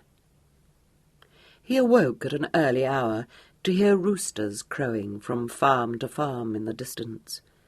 The sun was up, but the day was still misty and the air very fresh. The bed creaked under him as he sat up, but it didn't rouse Sir Richard. Jimmy Yard slid out of it cautiously and dressed himself. On the dimity-covered table by the window, Sir Richard's gold quizzing-glass and snuff-box lay, carelessly discarded. Jimmy looked wistfully at him. He was something of a connoisseur in snuff-boxes, and his fingers itched to slip this one into his pocket. He glanced uncertainly towards the bed. Sir Richard sighed in his sleep. His coat hung over a chair within Jimmy's reach. Keeping his eyes on Sir Richard, Jimmy felt in its pockets. Nothing but a handkerchief rewarded his search. But Sir Richard had given no sign of returning consciousness. Jimmy picked up the snuff-box and inspected it. Still no movement from the bed. Emboldened, Jimmy dropped it into his capacious pocket. The quizzing glass swiftly followed it. Jimmy went stealthily towards the door. As he reached it, a yawn made him halt in his tracks and spin round. Sir Richard stretched and yawned again. "You're up early, my friend," he remarked. "That's right," said Jimmy, anxious to be gone before his theft could be discovered. "I'm not one for lying abed on a fine summer's morning. I'll get a breath of air before I have me breakfast. I daresay we'll meet downstairs, eh, Governor?" "I daresay we shall," agreed Sir Richard. "But in case we don't, I'll relieve you of my snuff-box and my eyeglass now." Exasperated, Jimmy let fall the modest bundle which contained his night gear. "Dang me! If ever I met such a leery cove in all my puff," he said. "You never saw me lift that lob." "I warned you that I was a shockingly light sleeper," said Sir Richard. "Bubbled by a gudgeon," said Jimmy disgustedly, handing over the booty. "Here you are. There's no need for you to go calling any harmon, eh?" "None at all," said Sir Richard. "Dammy, you're a blood after me own fancy, Governor. No hard feeling?" "Not the least in the world." "I wish I knew what your lay might be," Jimmy said wistfully, and departed, shaking his head over the problem. Downstairs he found Pen Creed, who had also awakened early. She bade him a cheerful good morning, and said that she had been out, and was of the opinion that it was going to be a hot day. When he asked her if she and her uncle meant to board the next stagecoach to Bristol, she replied prudently that her uncle had not yet told her what they were going to do. "You are bound for Bristol, ain't you?" inquired Jimmy. "Oh, yes," said Pen, with a beautiful disregard for the truth. They were standing in the tap-room, which at that hour of the morning was empty, and just as Pen was beginning to say that she wanted her breakfast, the landlady came through the door leading from the kitchen and asked them if they had heard the news. "What news?" Pen asked uneasily. "Why, everyone's in quite a pucker up at Wroxall, us being quiet folk and not used to town ways. But there's my boy Jim come in, saying there's one of they Bow Street runners come down by the mail. What he may want, surely to goodness, there's none of us knows. They do say as how he stopped off at Carn and come on easy-like to Wroxall, and there he be poking his nose into respectable houses and asking all manner of questions. Well, what I say is, we've nothing to hide, and he may come here if he pleases, but he will learn nothing." "Is he coming here?" asked Pen in a faint voice. "Going to all the inns hereabout, by what they tell me," responded the landlady. "Jem took the notion into his head it's all along of the stagecoach, which you and your good uncle was on, sir. For seemingly he's been asking a mort of questions about the passengers. Old Sam looks to see him here inside of half an hour. Well, I says, let him come, for I'm an honest woman, and there's never been a word said against the house, not to my knowledge. Your breakfast will be on the table in 10 minutes, sir." She bustled into the parlour, leaving Pen rather pale, and Jimmy Yard suddenly thoughtful. "Runners, eh?" said that worthy, stroking his chin. "There now." "I have never seen one," said Pen, with a creditable show of nonchalance. "It will be most interesting. I wonder what he can want." "There's no telling," replied Jimmy, his lashless eyes dwelling upon her in a considering stare. "No telling at all. Seems to me, though, he won't be wanting a flash young chub like you." "Why, of course not," replied Pen, forcing a laugh. "That's what I thought," said Jimmy, transferring his gaze to the long coat which had been flung across one of the tables. "Might that be your toque, young shaver?" "Yes, but I didn't need it after all. It is much warmer outside than I thought it would be." He picked it up, shook out its folds, and gave it to her. "Don't you go leaving things about in a common tap room," he said austerely. "There's plenty of files. Even in these quiet parts will be glad to get their dabblers onto a good togue like that." "Oh, yes. Thank you, I'll take it upstairs," said Pen, glad of an opportunity to escape. "You couldn't do better," approved Jimmy. "Then we'll have a bit of food, and though I don't hold with barmen in general, which is to say with law officers, young shaver, why, I'm a peaceable man, and if any such be wishful to search me, they are welcome." He strolled into the parlour with the air of one whose conscience is clean, and Pen hurried off upstairs to tap urgently on Sir Richard's door. His voice called to her to come in, and she entered to find him putting the finishing touches to his cravat. He met her eyes in the mirror and said, "Well, brat?" "Sir, we must leave this place instantly," said Pen impetuously. "We are in the greatest danger." "Why? Has your aunt arrived?" asked Sir Richard, preserving his calm. "Worse," Pen declared. "A Bow Street runner." "Ah, I thought you were a housebreaker in the first place," said Sir Richard, shaking his head. "I am not a housebreaker. You know I am not." "If the runners are after you, it is obvious to me that you are a desperate character," he replied, slipping his snuff-box into his pocket. "Let us go downstairs and have some breakfast." "Please, dear sir, be serious. I'm sure that my aunt must have set the runner on to me." "My dear child, if there is any one thing more certain than another, it is that Bow Street has never heard of your existence. Don't be so silly." "Oh," she heaved a sigh of relief. "I do trust you are right. But it is just the sort of thing Aunt Almeria would do." "You are the best judge of that, no doubt. But you may take it from me that it is not in the least the sort of thing a Bow Street runner would do. You will probably find that the man he wants is our friend Mr. Yard." "Yes, at first I thought that too. But he says the runner is welcome to search him if he wants to."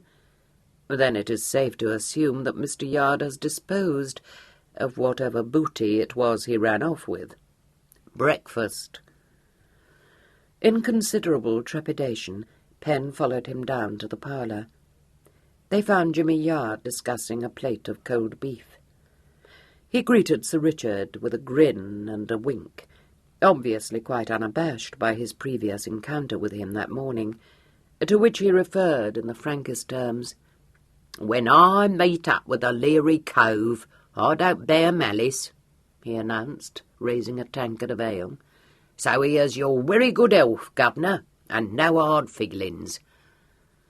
Sir Richard seemed to be rather bored and merely nodded.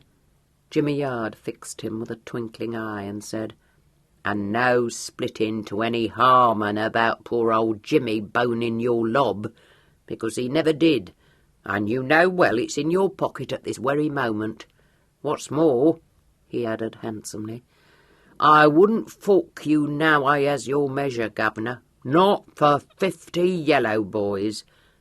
"I'm glad of that," said Sir Richard. "No splitting?" Jimmy said, his head on one side. "Not if I am allowed to eat my breakfast in peace," replied Sir Richard wearily. "All's bowman, then," said Jimmy, "and not another word will you hear from me, Governor, till we gets to Bristol. Damn me if I don't ride outside the Rattler just to oblige you." Sir Richard looked meditatively at him, but said nothing. Pen sat down facing the window and watched the road for signs of a Bow Street runner. Contrary to the landlady's expectations, the runner didn't reach the inn until some little time after the breakfast covers had been removed, and Jimmy Yard had strolled out to lounge at his ease on a bench set against the wall of the hostelry. The runner entered the inn by way of the yard at the back of it, and the first person he encountered was Sir Richard, who was engaged in settling his account with the landlord. Miss Creed, at his elbow, drew his attention to the runner's arrival by urgently twitching his coat-sleeve. He looked up with raised brows, saw the newcomer, and lifted his quizzing-glass. "Beg your pardon, sir," said the runner, touching his hat. Me not meaning to intrude, but being wishful to speak with the landlord." "Certainly," said Sir Richard, his brows still expressive of languid surprise. "At your convenience, sir. No hurry, sir," said the runner, retreating to a discreet distance. The sigh which escaped Miss Creed was one of such profound relief that it was plain her alarms had not until that moment been allayed. Sir Richard finished paying his shot, and with a brief "Come, Pen," tossed over his shoulder, left the tap-room. "He didn't come to find me," breathed Pen. "Of course he didn't. I couldn't help being a little alarmed.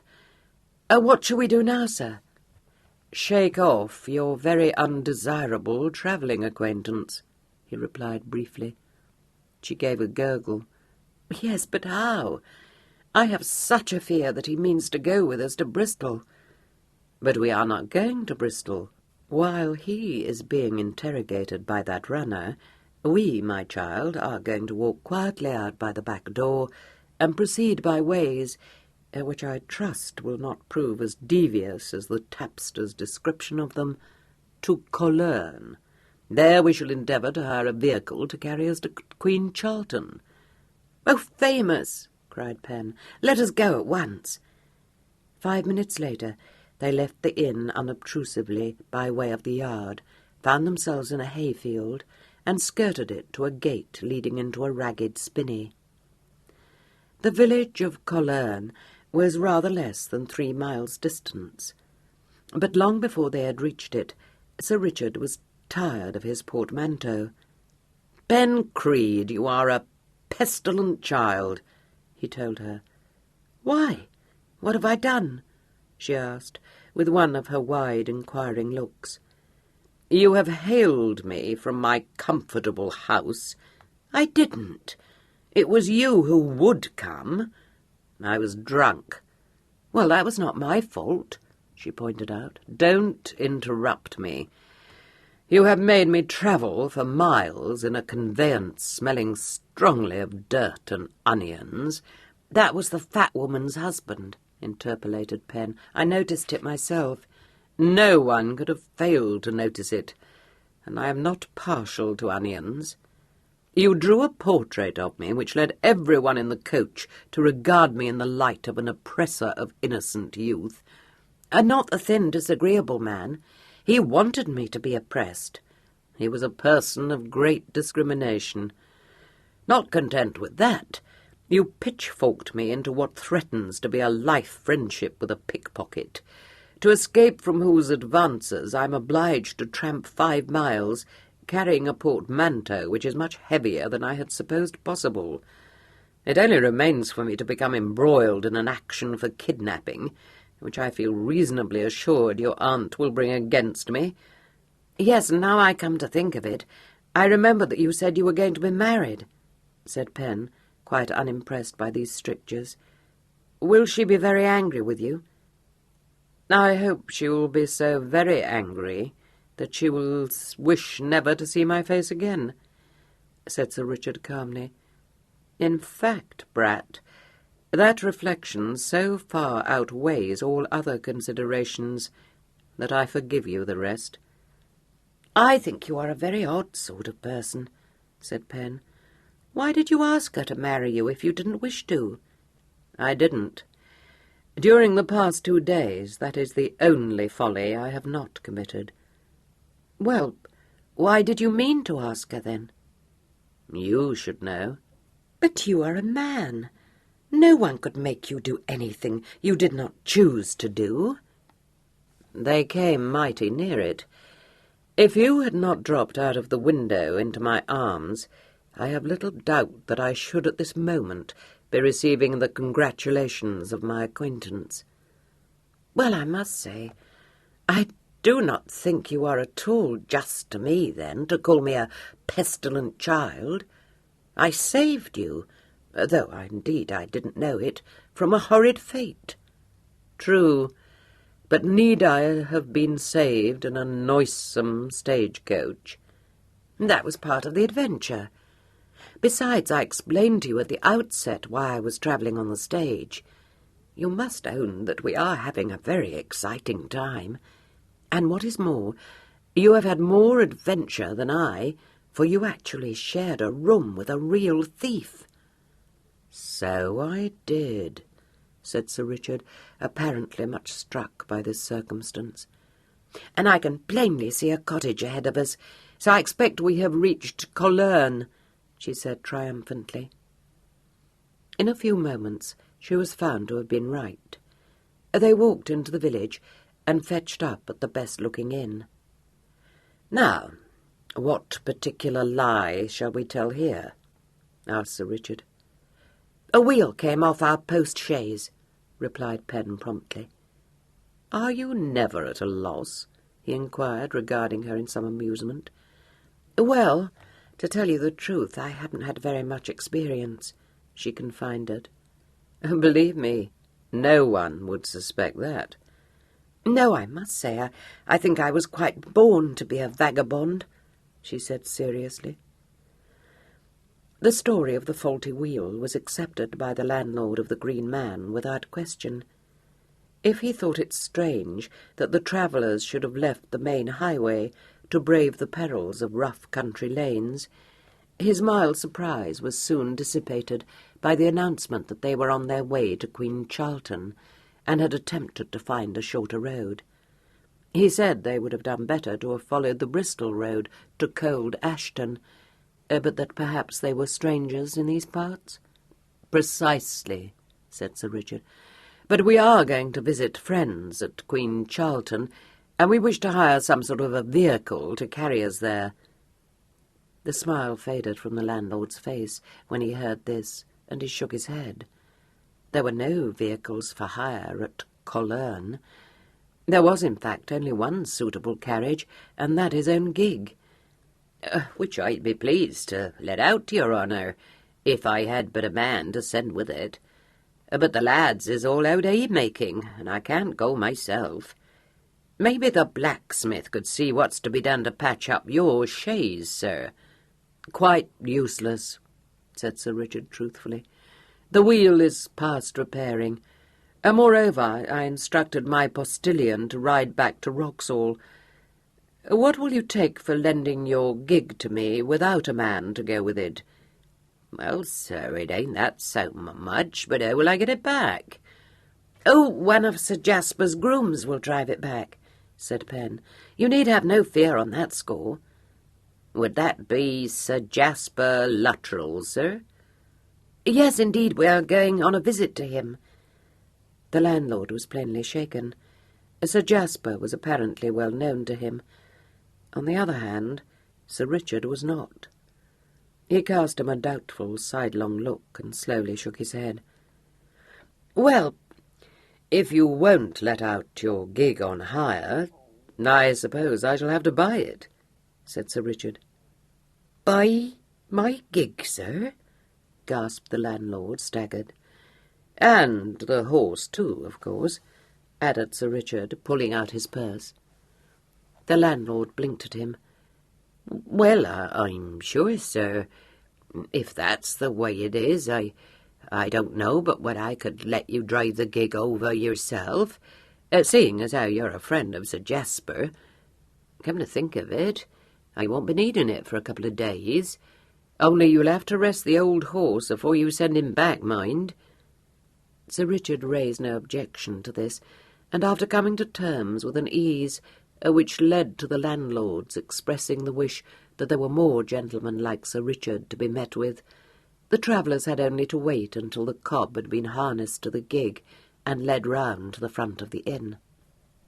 The gig was neither smart nor well sprung, and the cob's gait was more sure than swift, but Pen was delighted with the whole equipage. She sat perched up beside Sir Richard, enjoying the hot sunshine, and pointing out to him the manifold superiorities of the Somerset countryside over any other county.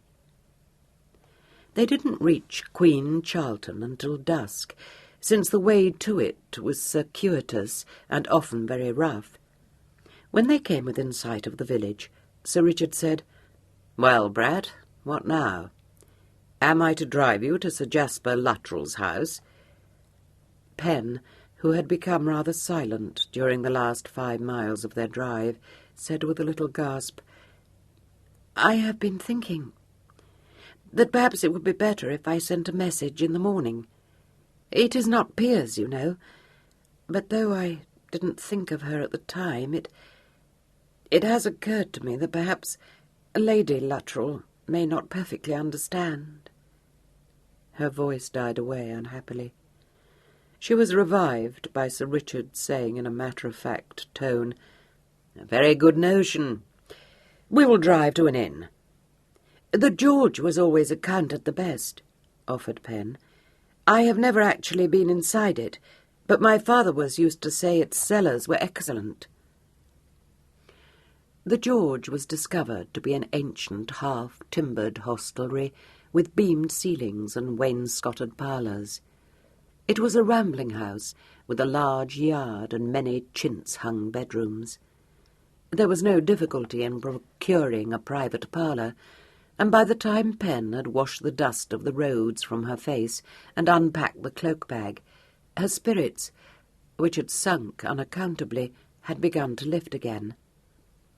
Dinner was served in the parlour, and neither the landlord nor his wife seemed to recognise in the golden-haired stripling the late Mr. Creed's tomboyish little girl. "If only my aunt doesn't discover me before I have found Piers," Pen said, helping herself to some more raspberries. "We will circumvent her. But touching this question of Piers, do you suppose that he will be able to extricate you from your present difficulties?" "Well, he will have to, if I marry him, won't he?" "Undoubtedly. But, you must not think me an incorrigible wet blanket. It is not precisely easy to be married at a moment's notice." "Isn't it? I didn't know," said Pen innocently. "Oh, well, I dare say we shall fly to Gretna Green, then. We used to think that would be a splendid adventure." "Gretna Green in those clothes?" inquired Sir Richard, levelling his quizzing glass at her. "Well, no, I suppose not. But when Piers has explained it all to Lady Luttrell, I expect she will be able to get some proper clothes for me." "You do not entertain any doubts of Lady Luttrell's, receiving you as her prospective daughter-in-law?" "Oh, no. She was always most kind to me. Only I didn't think that perhaps it would be better if I saw Piers first." Sir Richard, who had so far allowed himself to be borne along resistless on the tide of this adventure, began to perceive that it would shortly be his duty to wait upon Lady Luttrell and to give her an account of his dealings with Miss Creed. He glanced at that young lady, serenely finishing the last of the raspberries, and reflected with a wry smile that the task was not going to be an easy one. A servant came in to clear away the dishes presently. Pen at once engaged him in conversation and elicited the news that Sir Jasper Luttrell was away from home. "Oh, but not Mr. Piers Luttrell?" "Oh, no, sir. I saw Mr. Piers yesterday. Going to Keynsham he was. I do hear as he has a young gentleman staying with him. A Lunnon gentleman by all accounts." "Oh." Pen's voice sounded rather blank. As soon as the man had gone away, she said, "Did you hear that, sir? It makes it just a little awkward, doesn't it?" "Very awkward," agreed Sir Richard. "It seems as though we have now to eliminate the gentleman from London. I wish we could, for I'm sure my aunt will guess that I have come home, and if she finds me before I have found Piers, I'm utterly undone. But she will not find you. She will only find me. Do you think you will be able to fob her off?" "Oh, I think so," Sir Richard said negligently. "After all, she would scarcely expect you to be travelling in my company, would she? I hardly think she will demand to see my nephew." "No. But what if she does?" asked Pen, having no such dependence on her aunt's forbearing. Sir Richard smiled rather sardonically. "I am not, perhaps, the best person in the world of whom to make, impertinent demands." Pen's eyes lit with sudden laughter. "Oh, I do hope you will talk to her like that, and look at her just so. And if she brings Fred with her, he will be quite overcome, I dare say, to meet you face to face. For you must know that he admires you excessively. He tries to tie his cravat in a Wyndham fall, even." "That in itself I find an impertinence," said Sir Richard. She nodded and lifted a hand to her own cravat. "What do you think of mine, sir?" "I have carefully refrained from thinking about it at all. Do you really wish to know?" "But I have arranged it just as you did." "Good God," said Sir Richard faintly. "My poor deluded child." "You are teasing me. At least it was not ill enough tied to make you rip it off my neck, as you did when you first met me." "You will recall that we left the inn in haste this morning," he explained. "I'm persuaded that would not have weighed with you. But you put me in mind of a very important matter. You paid my reckoning there. Oh, don't let that worry you, I beg." "I am determined to pay everything for myself," Pen said firmly. "It would be a shocking piece of impropriety if I were to be beholden for money to a stranger." "True. I hadn't thought of that." She looked up with her sudden bright look of inquiry. "You are laughing at me again?" He showed her a perfectly grave countenance. "Laughing? I?" "I know very well you are. You may make your mouth prim, but I've noticed several times that you laugh with your eyes." "Do I? I beg your pardon." "Well, you need not, for I like it. I would not have come all this way with you if you had not had such smiling eyes. Isn't it odd how one knows if one can trust a person, even if he is drunk?" "Very odd," he said. She was hunting fruitlessly through her pockets. "Where can I have put my purse? Oh, I think I must have put it in my overcoat." She had flung this garment down on a chair, upon first entering the parlour, and stepped across the room to feel in the capacious pockets. "Are you seriously proposing to count a few miserable shillings into my hand?" "Yes, indeed I am. Oh, here it is." She pulled out a leather purse with a ring round its neck from one pocket, stared at it, and exclaimed, "This is not my purse." Sir Richard looked at it through his glass. "Isn't it? It is certainly not mine, I assure you." "It is very heavy. I wonder how it can have come into my pocket. Shall I open it?" "By all means. Are you quite sure it is not your own?" "Oh, yes, quite." She moved to the table, tugging at the ring. It was a little hard to pull off, but she managed it after one or two tugs, and shook out into the palm of her hand a diamond necklace that winked and glittered in the light of the candles. "Richard!" gasped Miss Creed, startled into forgetting the proprieties again. "Oh, I beg your pardon. But look!" "I am looking, and you have no need to beg my pardon. I have been calling you Pen these 2 days." "Oh, that is another matter, because you are so much older." He looked at her somewhat enigmatically. "Am I? Well, never mind. Do I understand that this gourd does not belong to you?" "Good gracious, no.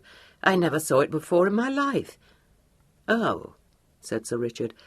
"Well, it is always agreeable to have problems solved. Now we know why your friend, Mr. Yard, had no fear of the Bow Street runner." Chapter 6. Pen let the necklace slip through her fingers onto the table. "You mean that he stole it and then put it in my pocket? But, sir, this is terrible. Why, that runner will next come after us." "I think it more likely that Mr. Yard will come after us." "Good God!" Pen said, quite pale with dismay. "What are we to do?" He smiled rather maliciously. "Didn't you desire to meet with a real adventure?" "Yes, but... Oh, do not be absurd and teasing, I beg of you. What shall we do with the necklace?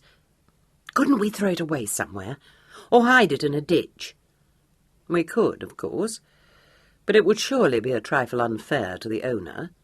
"I don't care about that," confessed Pen. "It would be dreadful to be arrested for thieving, and I know we shall be." "No, I trust not," Sir Richard said. He straightened the necklace where it lay on the table, and looked down at it with a slight frown creasing his brow. "Yes," he said meditatively, "I have seen you before. Now, where have I seen you before?" "Do please put it away," begged Pen. "Only think if a servant were to come into the room." He picked it up. "My lamentable memory. Alas, my lamentable memory. Where, oh, where have I seen you?" "Dear sir, if Jimmy Yard finds us, he will very likely cut our throats to get the necklace back." "On the contrary, I have his word for it that he is opposed to all forms of violence." "But when he does not discover it in my pocket, where he placed it, and now I come to think of it, he actually had my coat in his hands, he must guess that we have discovered it." "Very likely he will, but I cannot see what profit there would be in his cutting our throats." Sir Richard restored the necklace to its leather purse and dropped it into his pocket.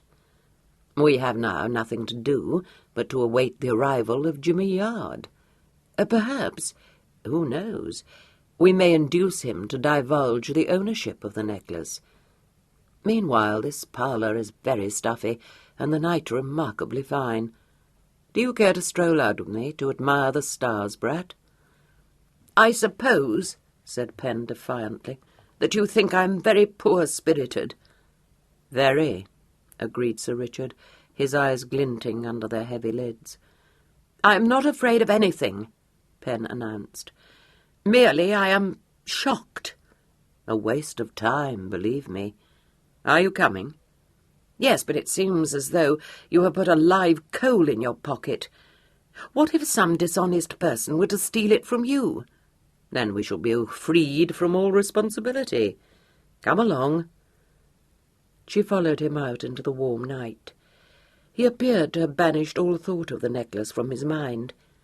He pointed various constellations out to her, and drawing her hand through his arm, strolled with her down the street, past the last straggling cottages, into a lane redolent of meadow-sweet. "I suppose I was poor-spirited," Pen confided presently. "Shall you feel obliged to denounce poor Jimmy Yard to the runner?" "I hope," said Sir Richard dryly, "that Mr. Piers Luttrell is a gentleman of resolute character." "Why?" "That he may be able to curb your somewhat reckless friendliness." "Well, I haven't seen him for 5 years, but it was always I who thought of things to do." "That is what I feared." "Where does he live?" "Oh, about 2 miles farther down this road. My home is on the other side of the village. Should you like to see it?" "Immensely, but not at the moment. We will now retrace our steps, for it is time you were in bed." "I shan't sleep a wink." "I trust that you are mistaken, my good child. In fact, I am reasonably certain that you are." "And to add to everything," said Pen, unheeding, "Piers has got a horrid man staying with him. I don't know what is to be done." "In the morning," said Sir Richard soothingly, We will attend to all these difficulties. In the morning, very likely, Aunt Almeria will have discovered me." On this gloomy reflection, they retraced their steps to the inn. Its shuttered windows cast golden gleams out into the quiet street, several of them standing open to let in the cool night air. Just as they were about to pass one of them on their way to the inn door, a voice spoke inside the room, and to her astonishment, Sir Richard suddenly gripped Pen's arm and brought her to a dead halt. She started to inquire the reason for this sudden stop, but his hand across her mouth choked back the words. The voice from within the house said with a slight stammer, "You can't come up to Crome Hall. I tell you, it's bad enough as it is.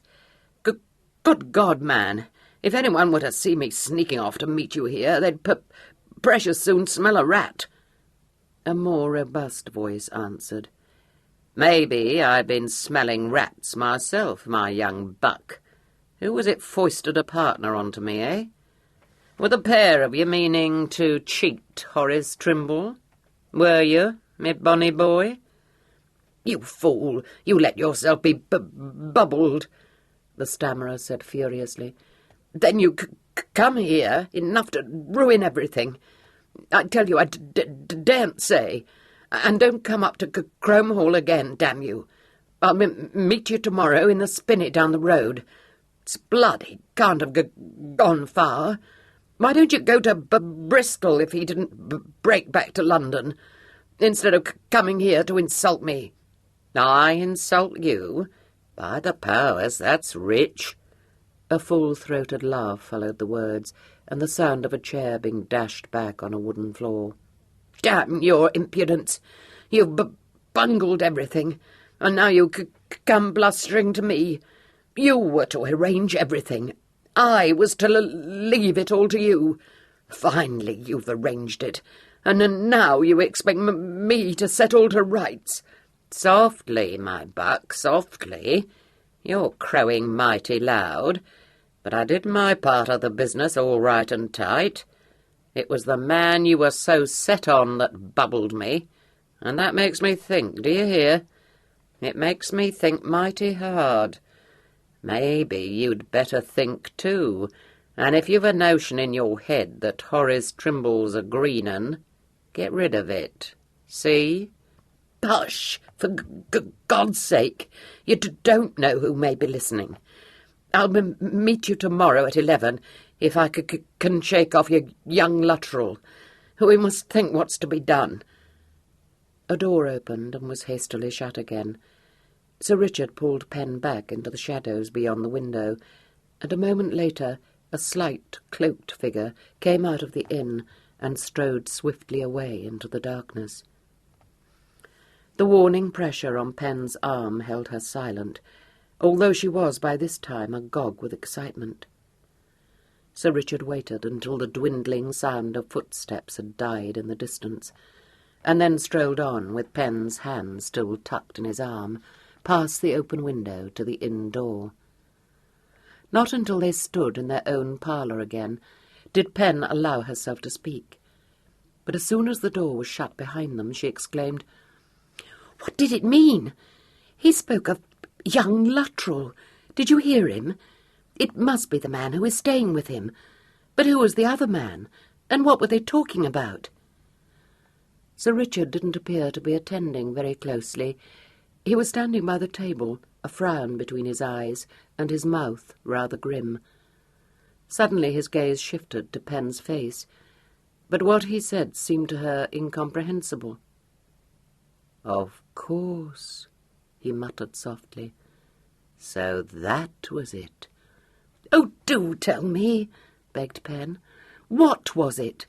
And why did you stop me when you heard the stammering man speak? Is it possible that you know him?" "Very well indeed," replied Sir Richard. "Good heavens! And it is he who is visiting Piers. Dear sir, does it seem to you that everything is becoming a trifle awkward?" "Extremely so," said Sir Richard. "Well, that is what I thought," said Pen. First we are saddled with a stolen necklace, and now we discover that a friend of yours is staying with Piers." "Oh, no, we do not," said Sir Richard. "That young gentleman is no friend of mine, nor, I fancy, is his presence in this neighbourhood unconnected with that necklace. If I do not mistake, Pen, we have become enmeshed in a plot from which it will take all my ingenuity to extricate us." "I have ingenuity too," said Miss Creed, affronted. "Not a scrap," responded Sir Richard calmly. She swallowed this, saying in a small voice, "Very well. If I haven't, I haven't. But I wish you will explain." "I feel sure you do," said Sir Richard. "But the truth is that I cannot. Not only does it appear to me to be a matter of uncommon delicacy, but it is also, for the moment, a little obscure." She sighed. "It doesn't seem fair, because it was I who found the necklace after all. Who is the stammering man? You may just as well tell me that, because Piers will, you know." "Certainly. The stammering man is the Honourable Beverley Brandon." "Oh, I don't know him," said Pen, rather disappointed. "You are to be congratulated." "Is he an enemy of yours?" "An enemy? No." "Well, you seem to dislike him very cordially." "That does not make him my enemy. To be exact, he is the younger brother of the lady to whom I was to have been betrothed." Pen looked aghast. "Good God, sir! Can he have come in search of you?" "No, nothing of that kind. Indeed, Pen, I can't tell you more, for the rest is conjecture." He met her disappointed look and smiled down at her, gently pinching her chin. "Poor Pen, forgive me." A little colour stole up to the roots of her hair. "I do not mean to tease you. I expect you will tell me all about it when it isn't conjecture." "I expect I shall," he agreed. "But that will not be tonight. So be off with you to bed, child." She went, but was back again a few minutes later, round-eyed and breathless. "Richard, he has found us. I have seen him. I'm certain it was he." "Who?" he asked. "Jimmy Yard, of course. It was so hot in my room that I drew back the curtains to open the window, and the moon was so bright that I stood looking out for a minute, and there he was directly below me. I couldn't mistake. And the worst is that I fear he saw me, for he drew back at once into the shadow of the house." "Did he indeed?" There was a gleam in Sir Richard's eye. "Well, he is here sooner than I expected. A resourceful gentleman, Mr. Jimmy Yard." "But what are we going to do? I'm not in the least afraid, but I should like to be told what you wish me to do." "That is very easily done. I wish you to exchange bedchambers with me. Show yourself again at the window of your own room, if you like, but on no account pull back the blinds in mine. I have a very earnest desire to meet Mr. Jimmy Yard." Her dimples peeped. "I see. Like the fairy story. Oh, Grandma, what big teeth you have. What an adventure we are having. But you will take care, won't you, sir?" "I will." "And you will tell me all about it afterwards?" "Perhaps." "If you don't," said Pen with deep feeling, "it will be the most unjust thing imaginable." He laughed, and seeing that there was no more to be got out of him, she went away again. An hour later the candlelight vanished from the upper room with the open casements and the undrawn blinds, but it was 2 hours before Mr. Yard's head appeared over the window-sill, and not a light shone in the village. The moon, sailing across a sky of deepest sapphire, cast a bar of silver across the floor of the chamber, but left the 4-poster bed in shadow. The ascent by way of the porch roof, a stout drain-pipe, and a gnarled branch of wisteria had been easy, but Mr. Yard paused before swinging a leg over the sill. His eye, trying to penetrate the darkness, encountered a drab driving coat hanging over the back of a chair placed full in the shaft of moonlight. He knew that coat, and a tiny sigh escaped him. He hoisted himself up and noiselessly slid into the room. He had left his shoes below, and his stockinged feet made no sound on the floor as he crept across it. But there was no heavy leather sack purse in the pocket of the driving coat. He was disappointed, but he had been prepared for disappointment. He stole out of the moonlight to the bedside, listening to the sound of quiet breathing. No tremor disturbed its regularity, and after listening to it for a few minutes, he bent and began cautiously to slide his hand under the dimly seen pillow. The other, his right, grasped a muffler which could be readily clapped over a mouth open to utter a startled cry. The cry, hardly more than a croak, strangled at birth, was surprised out of himself, however, for just as his sensitive fingers felt the object for which they were seeking, two iron hands seized him by the throat and choked him. He tore quite unavailingly at the hold, realizing through the drumming in his ears, the bursting of his veins, and the pain in his temples, that he had made a mistake, that the hands crushing the breath out of him certainly didn't belong to any stripling. Just as he seemed to himself to be losing possession of his senses, the grip slackened, and a voice he was learning to hate said softly, "Your error, Mr. Yard." He felt himself shaken and suddenly released, and being quite powerless to help himself, fell to the floor and stayed there, making odd crowing noises as he got his wind back. By the time he had recovered sufficiently to struggle onto one elbow, Sir Richard had cast off the coverlet and sprung out of bed. He was dressed in his shirt and breeches, as Mr. Yard's suffused eyes saw, as soon as Sir Richard had relit the candle by his bed. Sir Richard laid aside the tinder-box and glanced down at Mr. Yard. Jimmy's vision was clearing. He was able to see that Sir Richard's lips had curled into a somewhat contemptuous smile. He began gingerly to massage his throat, which felt badly bruised, and waited for Sir Richard to speak. "I warned you that I was a shockingly light sleeper," Sir Richard said. Jimmy cast him a malevolent look, but made no answer. "Get up," Sir Richard said. "You may sit on that chair, Mr. Yard, for we are going to enjoy a heart-to-heart talk." Jimmy picked himself up. A glance in the direction of the window was enough to convince him that he would be intercepted before he could reach it. He sat down and drew the back of his hand across his brow.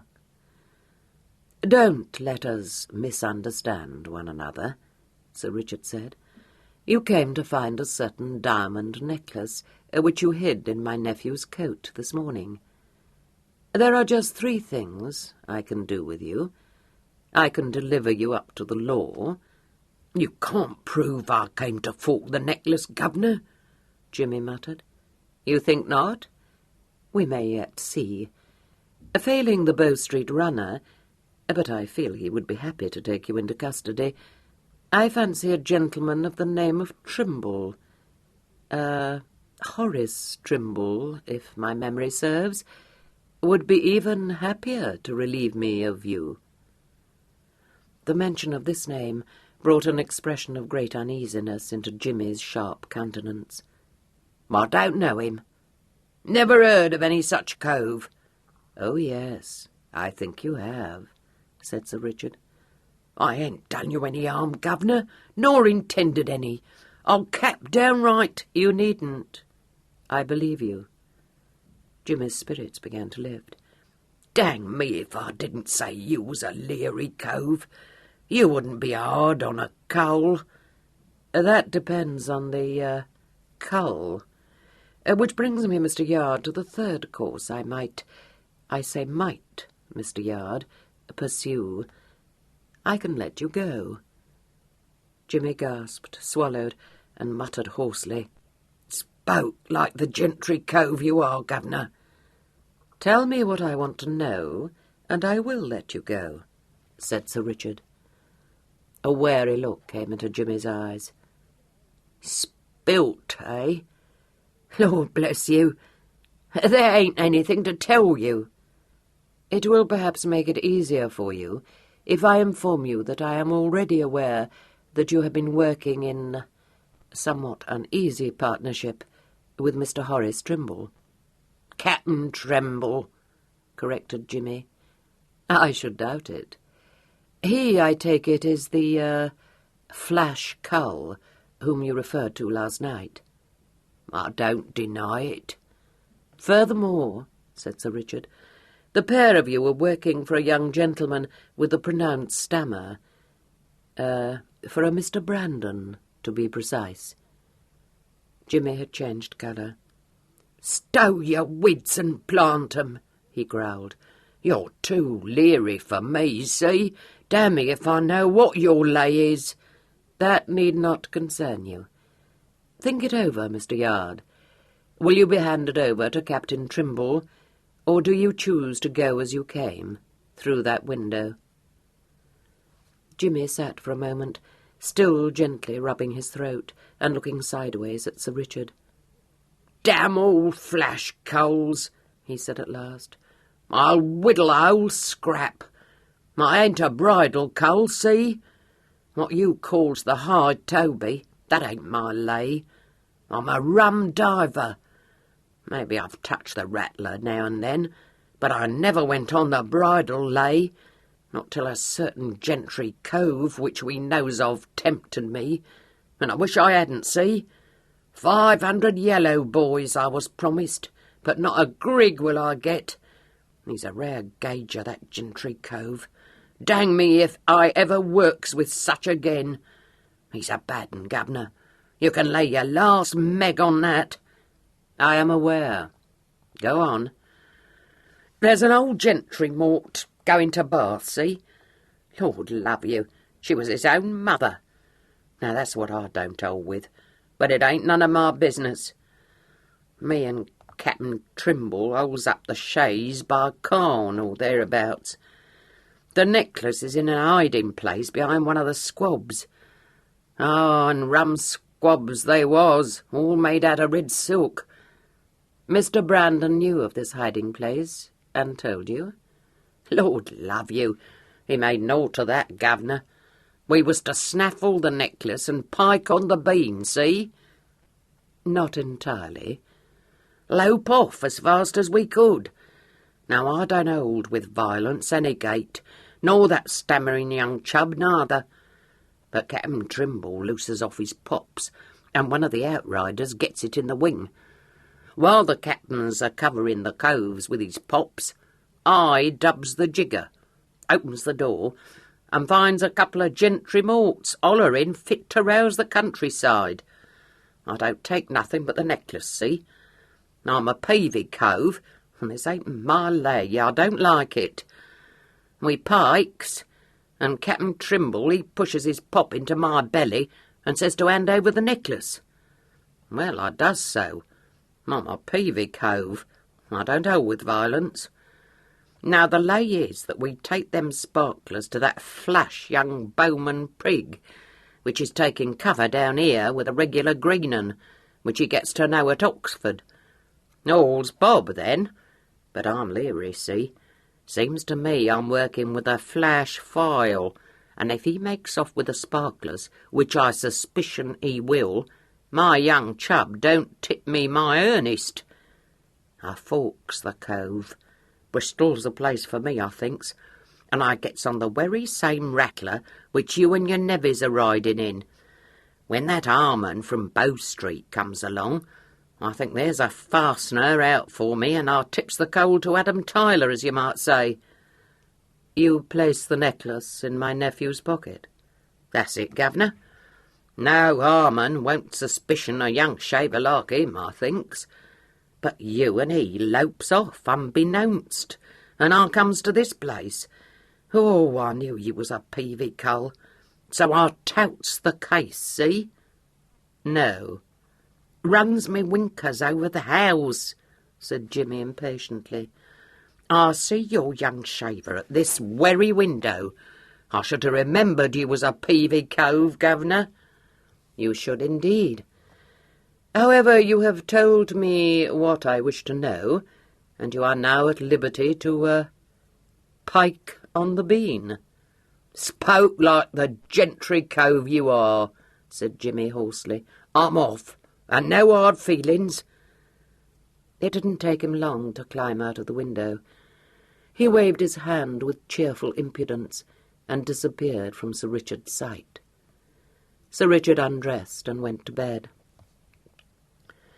The Boots, who brought up his blue coat in the morning and his top boots, was a little surprised to find that he had exchanged bedchambers with his supposed nephew, but accepted his explanation that he disliked his original apartment with only an inward shrug. The quality, he knew, were full of whims and oddities. Sir Richard looked through his glass at his coat, which he had sent downstairs to be pressed, and said he felt sure the unknown presser had done his best. He next levelled the eyeglass at his top boots, and sighed. But when he was asked if there was anything amiss, he said no, nothing. It was good for a man to be removed occasionally from civilization. The top boots stood side by side, glossily black and without a speck upon them of dust or mud. Sir Richard shook his head sadly and sighed again. He was missing his man, Biddle, in whose ingenious brain lay the secret of polishing boots so that you could see your face reflected in them. But to anyone unacquainted with the art of Biddle, Sir Richard's appearance, when he presently descended the stairs, left little to be desired. There were no creases in the blue coat.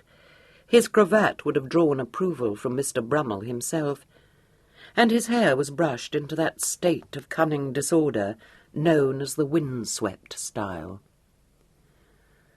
As he rounded the bend in the staircase, he heard Miss Creed exchanging friendly salutations with a stranger.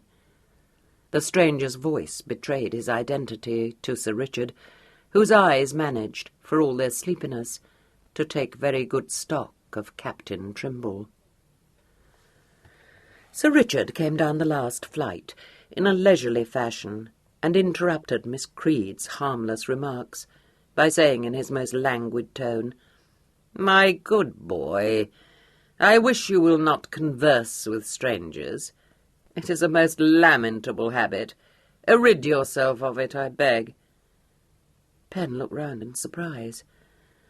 It occurred to her that she hadn't known that her protector could sound so haughty, or look so insufferably proud. Captain Trimble turned too. He was a fleshy man with a coarse, florid sort of good looks and a rather loud taste in dress. He said jovially, "Oh, I don't mind the lads talking to me." Sir Richard's hand sought his quizzing-glass and raised it. It was said in haute ton circles that the two deadliest weapons against all forms of pretension were Mr. Brummel's lifted eyebrow and Sir Richard Wyndham's quizzing-glass. Captain Trimble, though thick-skinned, was left in no doubt of its blighting message. His cheeks grew dark, and his jaw began to jut belligerently. "And who might you be, my fine buck?" he demanded. "I might be a number of different persons," drawled Sir Richard. Pen's eyes were getting rounder and rounder, for it appeared to her that this new and haughty Sir Richard was deliberately trying to provoke Captain Trimble into quarrelling with him. For a moment it seemed as though he would succeed. Captain Trimble started forward, with his fists clenched and an ugly look on his face.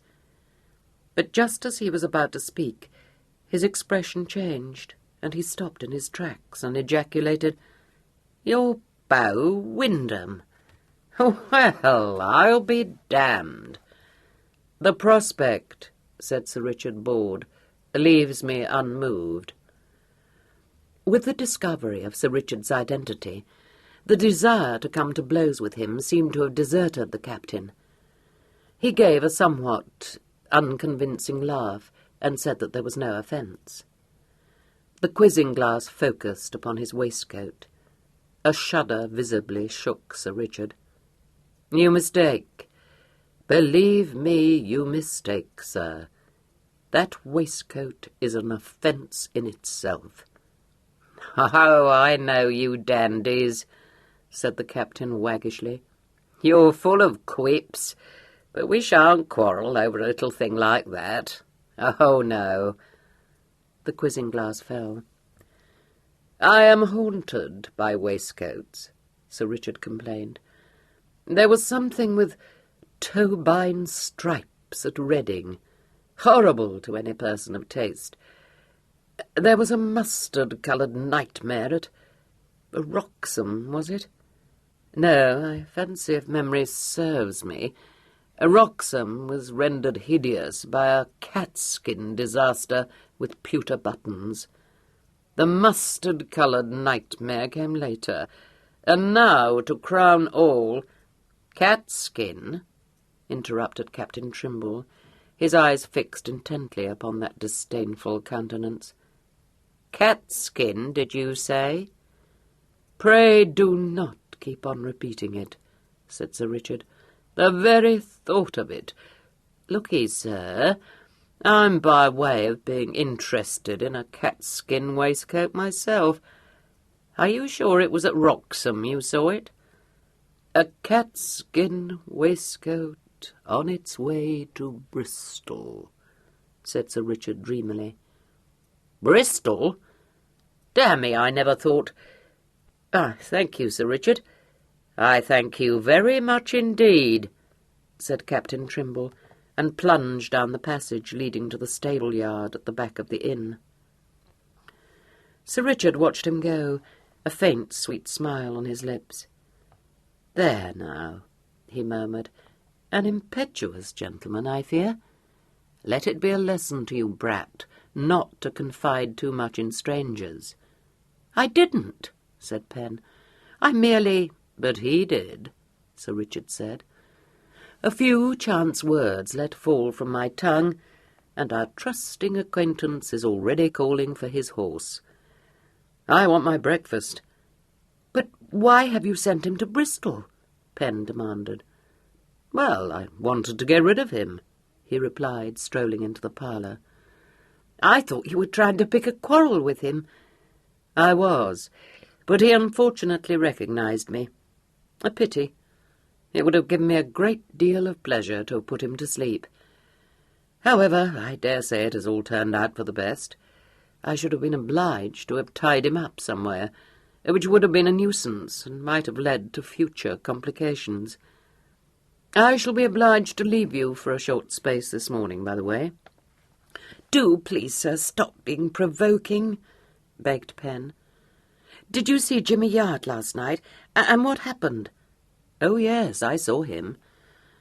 Really, I don't think anything of particular moment happened."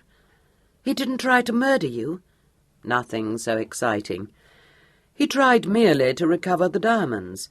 When he failed to do so, we enjoyed a short conversation, after which he left the inn as unobtrusively as he had entered it." "Through the window, you mean? Well, I'm glad you let him go, for I couldn't help liking him. But what are we going to do now, if you please?" "We are now going to eliminate Beverley," replied Sir Richard, carving the ham. "Oh, the stammering man! How shall we do that? He sounded very disagreeable, but I don't think we should eliminate him in a rough way, do you?" "By no means. Leave the matter in my hands, and I will engage for it that he will be eliminated without the least pain or inconvenience to anyone." "Yes, but then there is the necklace," Pen pointed out. "I feel that before we attend to anything else, we ought to get rid of it. Only fancy if you were to be found with it in your pocket." Very true, but I have arranged for that. The necklace belongs to Beverley's mother, and he shall restore it to her. Pen laid down her knife and fork. Then that explains it all. I thought that stammering man had more to do with it than you would tell me. I suppose he hired Jimmy Yard and the other person to steal the necklace. She wrinkled her brow. I don't wish to say rude things about your friends, Richard, but it seems to me very wrong of him. Most improper. Most, he agreed. Even dastardly. I think we might call it dastardly. Well, that is what it seems to me. I see now that there is a great deal in what Aunt Almeria says. She considers there are terrible pitfalls in society. Sir Richard shook his head sadly. Alas, too true. And vice, said Pen awfully.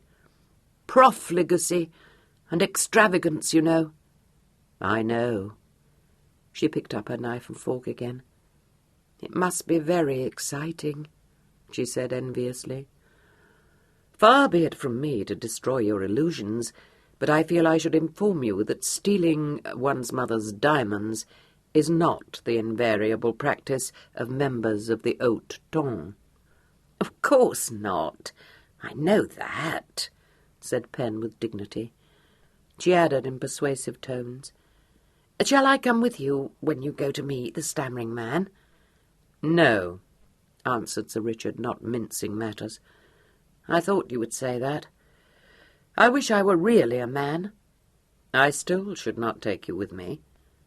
Then you would be very selfish and disagreeable and altogether abominable, declared Pen roundly. I think I am, reflected Sir Richard, recalling his sister's homily. The large eyes softened instantly, and as they scanned Sir Richard's face, a slight flush mounted to Pen's cheeks. She bent over her plate again, saying in a gruff little voice, No, you are not. You're very kind and obliging, and I'm sorry I teased you. Sir Richard looked at her. He seemed about to speak, but she forestalled him, adding buoyantly, And when I tell Piers how well you have looked after me, he will be most grateful to you, I assure you. Will he? Said Sir Richard at his driest. I'm afraid I was forgetting Piers. Chapter 7. The spinney down the road, referred to by Beverley in his assignation with Captain Trimble, was not hard to locate. A careless question put to one of the ostlers elicited the information that it formed part of the grounds of Crome Hall. Leaving Pen to keep a sharp lookout for signs of an invasion by her relatives, Sir Richard set out shortly before 11 o'clock to keep Captain Trimble's appointment. The impetuous captain had indeed called for his horse, and had set off in the direction of Bristol with his cloak-bag strapped onto the saddle. He had paid his shot, so it didn't seem as though he contemplated returning to Queen Charlton. At the end of a 10-minute walk, Sir Richard reached the outskirts of the spinney. A gap in the hedge showed him a trodden path through the wood, and he followed this, glad to be out of the strong sunlight. The path led to a small clearing, where a tiny stream ran between clumps of rose-bay willow herb in full flower. Here a slightly built young gentleman, dressed in the extreme of fashion, was switching pettishly with his cane at the purple heads of the willow herb. The points of his collar were so monstrous as to make it almost impossible for him to turn his head, and his coat fitted him so tightly that it seemed probable that it must have needed the combined efforts of 3 strong men to force him into it. Very tight pantaloons of a delicate biscuit hue encased his rather spindly legs, and a pair of tasselled hessians sneered at their sylvan surroundings. The Honourable Beverley Brandon was not unlike his sister Melissa, but the classic cast of his features was spoilt by a pasty complexion and a weakness about the mouth and chin not shared by Melissa. He turned as he heard the sound of approaching footsteps, and started forward, only to be fetched up short by the sight, not of Captain Trimble's burly figure, but of a tall, well-built gentleman, in whom he had not the slightest difficulty in recognising his prospective brother-in-law. He let his Malacca cane drop from suddenly nerveless fingers. His pale eyes started at Sir Richard. What the devil?" he stammered. Sir Richard advanced unhurriedly across the clearing. "Good morning, Beverley," he said in his pleasant, drawling voice. "Well, what are you doing here?" Beverley demanded, the wildest surmises chasing one another through his brain. "Oh, enjoying the weather, Beverley, enjoying the weather. And you?" "I am staying with a friend, fellow I knew up at Oxford." "Indeed?" Sir Richard's quizzing glass swept the glade, as though in search of Mr. Brandon's host. "A delightful rendezvous. One would almost suspect you of having an assignation with someone." No such thing. I was just taking the air." The quizzing glass was levelled at him. Sir Richard's pained eye ran over his person. "Putting the countryside to scorn, Beverley? Strange that you, who care so much about your appearance, should achieve such lamentable results. Now Cedric cares nothing for his, but always looks the gentleman." "You have a damned unpleasant tongue, Richard. But you needn't think I'll put up with it just because you've known me for years." "And how," inquired Sir Richard, faintly interested, "do you propose to put a curb on my tongue?" Beverley glared at him. He knew quite as well as Captain Trimble that Sir Richard's exquisite tailoring and languid bearing were deceptive, that he sparred regularly with Gentleman Jackson, and was accounted one of the best amateur heavyweights in England. "What are you doing here?" he reiterated weakly. "I came to keep your friend Trimble's appointment with you," said Sir Richard, removing a caterpillar from his sleeve. Ignoring a startled oath from Mr. Brandon, he added, "Captain Trimble. Oh, by the way, you must tell me sometime where he acquired that unlikely title. Found himself obliged to depart for Bristol this morning. Rather a hasty person, one is led to infer." Damn you, Richard! You mean you sent him off? Well, what do you know about Trimble, and why— "Yes, I fear that some chance words of mine may perhaps have influenced him. There was a man in a catskin waistcoat. Dear me, there seems to be a fatal spell attached to that waistcoat. You look quite pale, Beverley." Mr. Brandon had indeed changed colour. He shouted, Stop it! So Yard split, did he? Well, what the devil has it to do with you, eh?" "Altruism, Beverley. Sheer altruism. You see, your friend Yard, you know I cannot congratulate you on your choice of tools, saw fit to hand the Brandon diamonds into my keeping." Mr. Brandon looked quite stupefied. "Handed them to you? Yard did that? But how did you know he had them? How could you have known?" "Oh, I didn't," said Sir Richard, taking snuff. But if you didn't know, why did you constrain him? What the devil does all this mean?" "You have it wrong, my dear Beverley.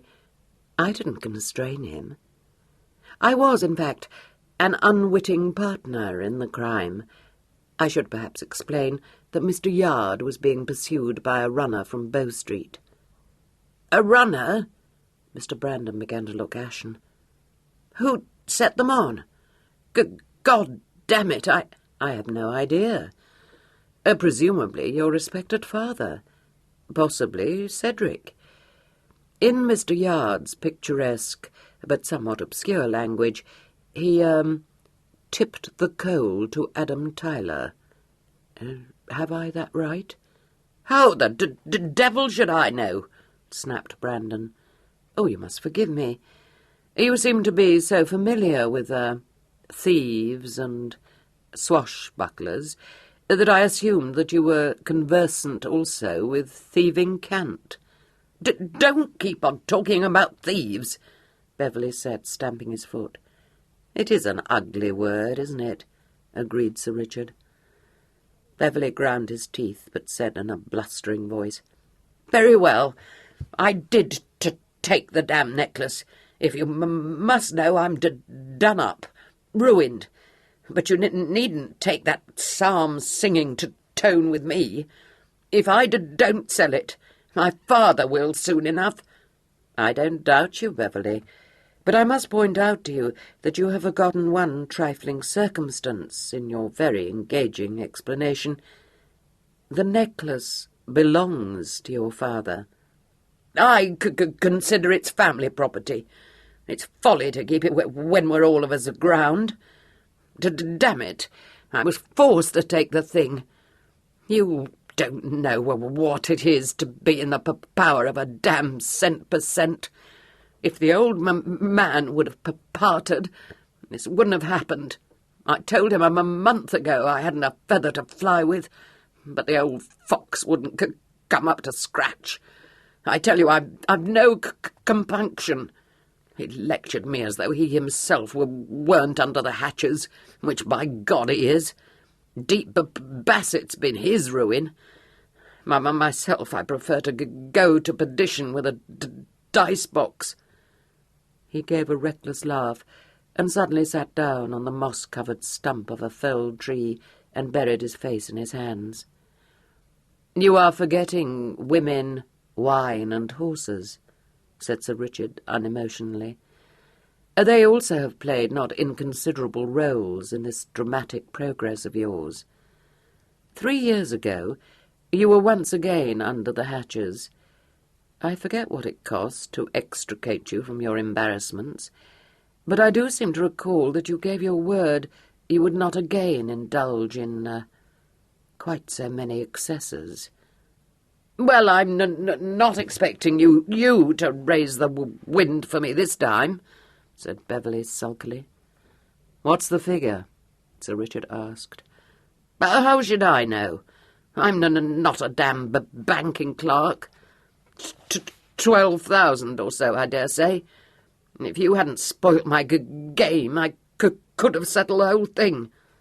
"You delude yourself. When I encountered your friend Yard, he was making for the coast with the diamonds in his pocket." "Where are they now?" "In my pocket," Sir Richard said coolly. Beverley lifted his head. Listen, Richard, you're not a bad fellow. Who's to know you ever had the diamonds in your hands? It ain't your affair. Give them to me and forget all about the rest. I swear I'll never breathe a word to a soul." "Do you know, Beverley, you nauseate me. As for giving you the diamonds, I have come here with exactly that purpose." Beverley's hand shot out. "I don't care what you think of me. Only hand the necklace over." "Certainly," Sir Richard said, taking the leather purse out of his pocket. "But you, Beverley, will give them back to your mother." Beverley stared at him. "I'll be damned if I will. You fool, how could I?" "You may concoct what plausible tale you please. I will even engage myself to lend it my support. But you will give back the necklace." A slight sneer disfigured Beverley's face. "Oh, just as you like. Hand it over." Sir Richard tossed the purse over to him. "Ah, Beverley, perhaps I should make it clear to you that if, when I return to town, it has not been restored to Lady Sarr, I shall be compelled to, split on you." "You won't," Beverley said, stowing the purse away in an inner pocket. "Mighty pretty behaviour for a brother-in-law." "But I am not your brother-in-law," said Sir Richard gently. Track 3. "Oh, you needn't think I don't know you're going to marry Melissa.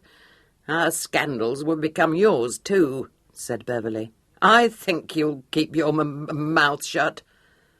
"I am always sorry to disappoint expectations, but I have not the smallest intention of marrying your sister," said Sir Richard, taking another pinch of snuff. Beverley's jaw dropped.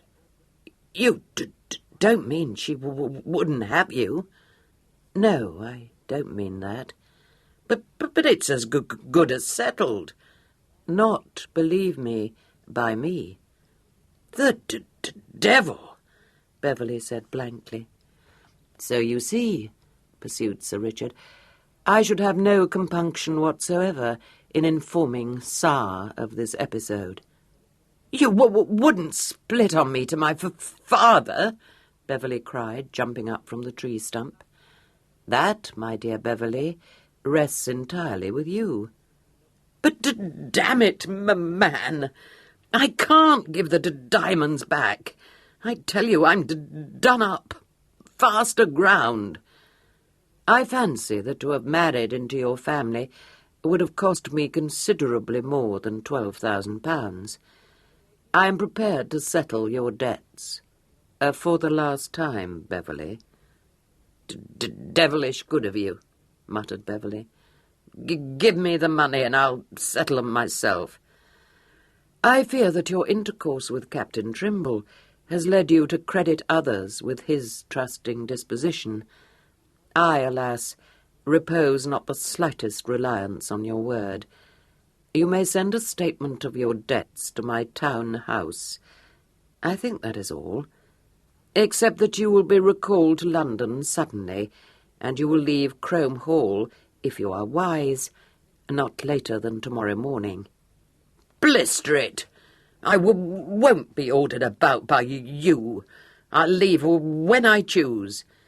"If you don't choose to do so in the morning, you will leave in the custody of a Bow Street runner." Beverley coloured hotly. "By God, I'll pay you for this, Richard." "But not, if I know you, until I have settled your debts," said Sir Richard, turning on his heel. Beverley stood still, watching him walk away down the path until the undergrowth hid him from sight. It was several minutes before it occurred to him that although Sir Richard had been unpleasantly frank on some subjects, he hadn't divulged how or why he came to be in Queen Charlton. Beverley frowned over this. Sir Richard might, of course, be visiting friends in the neighbourhood, but apart from a house belonging to some heiress or other, Crome Hall was the only country seat of any size for several miles. The more Beverley considered the matter, the more inexplicable became Sir Richard's presence. From a sort of sullen curiosity, he passed easily to a mood of suspicion, and began to think that there was something very odd about the whole affair, and to wonder whether any profit could be made out of it. He was not in the least grateful to Sir Richard for promising to pay his debts. He certainly wished to silence his more rapacious creditors, but he would have considered it a stupid waste of money to settle any bill which could possibly be held over to some later date. Moreover, the mere payment of his debts wouldn't line his pockets, and it was hard to see how he was to continue to support life in the manner to which he was accustomed. He took the necklace out and looked at it. It was a singularly fine specimen of the jeweller's art, and several of the stones in it were of a truly formidable size. It was worth, perhaps, twice £12,000. One didn't, of course, find it easier to obtain the real value of stolen goods, but even if he'd been forced to sell it for as little as £20,000, he would still have been £8,000 in pocket, since there was no longer the least necessity to share the proceeds with Horace Trimble. Trimble, Beverley thought, had bungled the affair and deserved nothing. If only Richard could be silenced. Trimble need never know that the necklace had been recovered from Jimmy Yard, and it could be sold to the sole advantage of the only one of the 3 persons implicated in its theft who had a real right to it. The more he reflected on these lines, and the longer he gazed at the diamonds, the more fixed became Beverley's conviction that Sir Richard, instead of assisting him in his financial difficulties, had actually robbed him of £8,000, if not more. A burning sense of injury possessed him, and if he could at that moment have done Sir Richard an injury without incurring any himself, he would certainly have jumped at the chance. But short of lying in wait for him and shooting him, there didn't seem to be anything he could do to Richard with advantage, and although he would have been very glad to have heard of Richard's sudden death, and would have thought it, quite sincerely, a judgment on him, his murderous inclination was limited, to do him justice, to a strong wish that Richard would fall out of a window and break his neck, or be set upon by armed highwaymen and summarily slain. At the same time, there was undoubtedly something queer about Richard's being in this remote village, and it might be worth while to discover what had brought him to Queen Charlton. Sir Richard, meanwhile, walked back to the village, arriving at the George in time to see a couple of sweating horses being led into the stable, and a post chaise being pushed into one corner of the roomy yard. He was therefore fully prepared to encounter strangers in the inn, and any doubts of their identity were set at rest upon his stepping into the entrance parlour, and perceiving a matron with an imposing front, seated upon one of the oaken settles, and vigorously fanning her heated countenance. At her elbow stood a stockily built young gentleman, with his hair brushed into a Brutus, mopping his brow. He had somewhat globular eyes of no particular colour, and when seen in profile bore a distinct likeness to a hake. The same unfortunate resemblance was to be observed, though in a less pronounced degree, in Mrs. Griffin. The lady was built on massive lines, and appeared to be feeling the heat. Possibly a travelling costume of purple satin, trimmed with a quantity of sarcenet, and worn under a spencer, and a voluminous cloak of drab merino cloth, might have contributed to her discomfort. Her locks were confined in a round cap, and over this she wore a beehive bonnet of moss straw, trimmed with enough plumes to remind Sir Richard forcibly of a hearse. The landlord was standing in front of her in an attitude of concern, and as Sir Richard stepped into the entrance parlour, she said in tones of strong resolution, "You are deceiving me.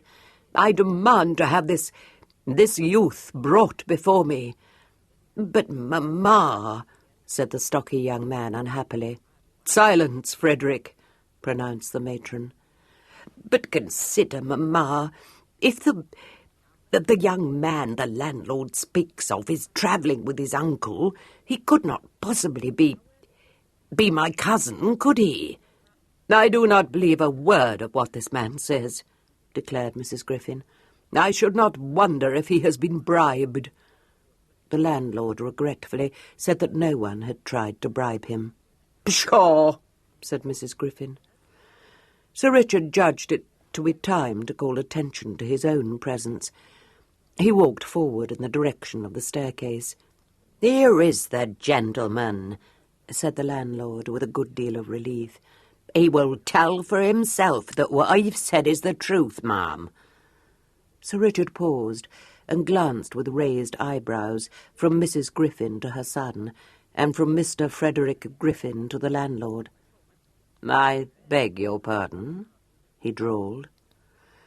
The attention of the Griffins instantly became focused upon him.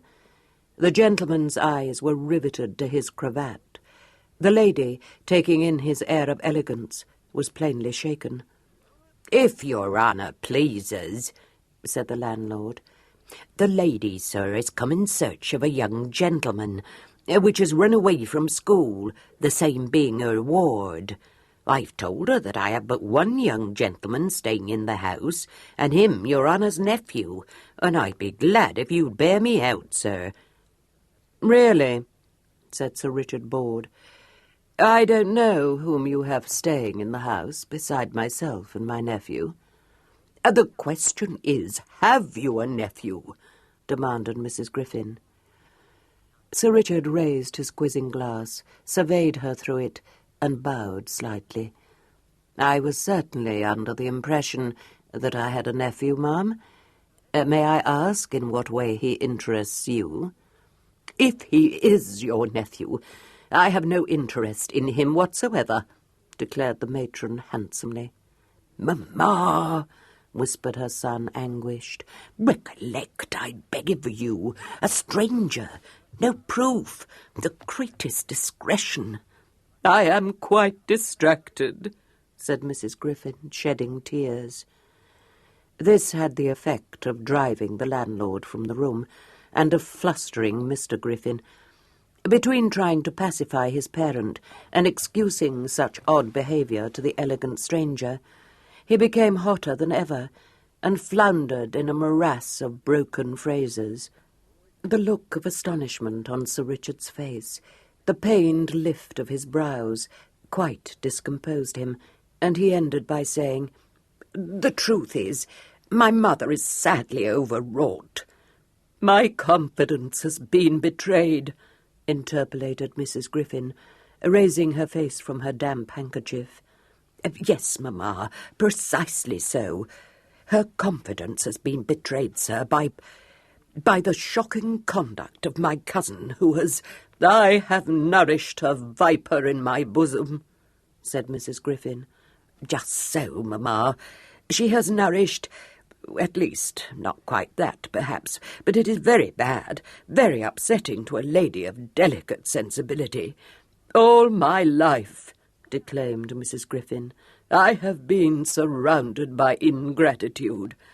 "Mamma, you cannot be surrounded by— and in any case, you know it is not so. Do pray calm yourself. I shall claim your indulgence, sir. The circumstances are so peculiar, and my cousin's behaviour has exerted so strong an effect upon my poor mother that, in short—" "It is the impropriety of it which is worse than anything," said Mrs. Griffin. "Exactly so, mamma. You see, it is the impropriety, sir. I mean, my mother is not quite herself." "I shall never," announced the matron, "hold up my head again. It is my belief that this person is in league with her." "Mamma, most earnestly I implore you—" "Her?" repeated Sir Richard, apparently bewildered. "Him," corrected Mr. Griffin.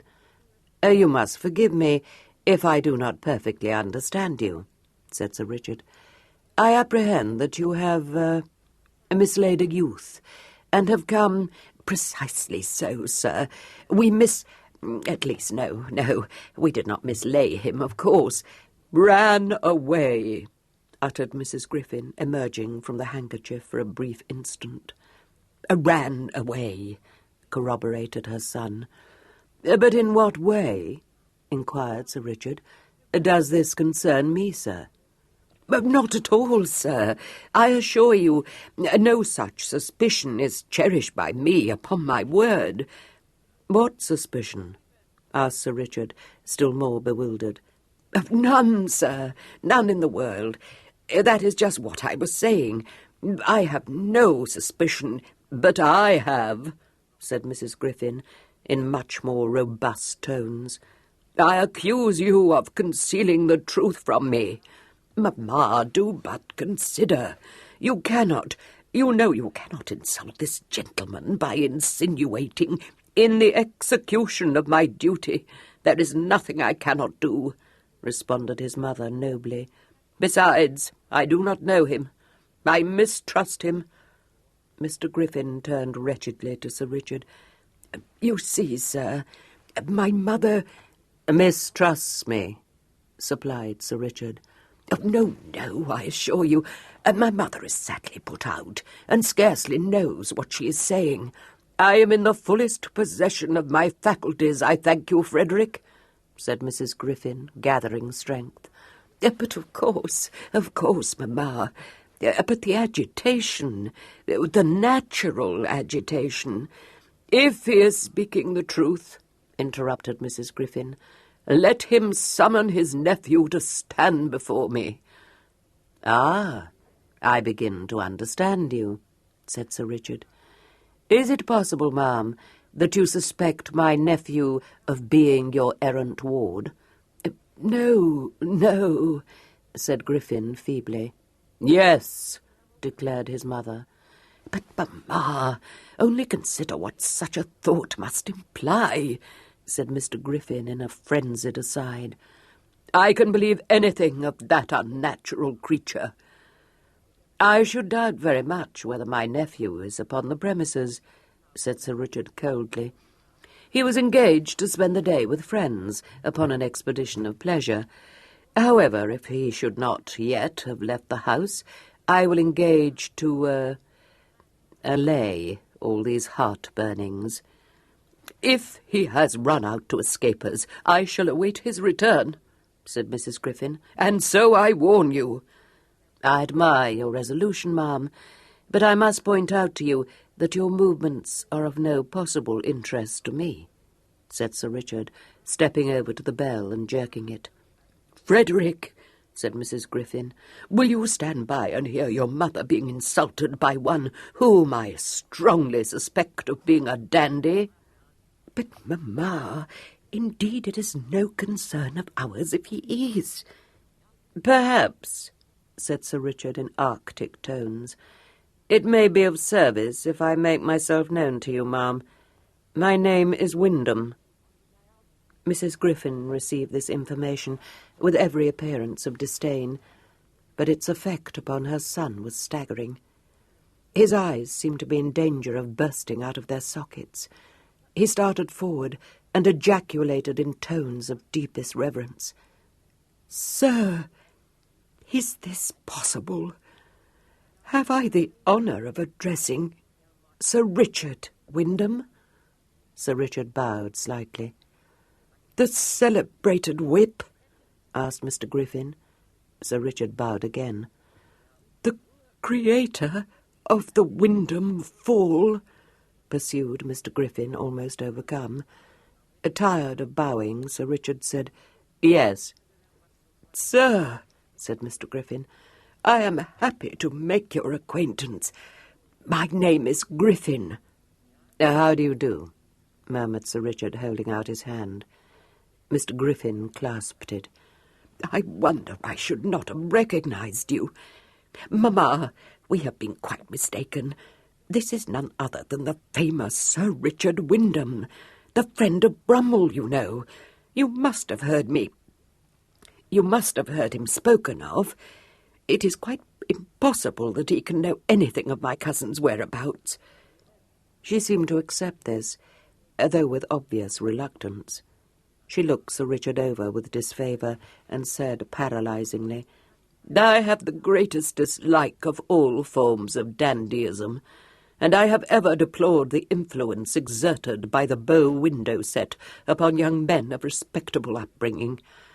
However, if you are indeed Sir Richard Wyndham, I dare say you would not object to showing my son how to arrange his cravat in what he calls the Wyndham Fall, so that he need no longer spoil every neckcloth in his drawer before achieving a result which I consider lamentable." "Mamma," whispered the unhappy Mr. Griffin, "I beg of you."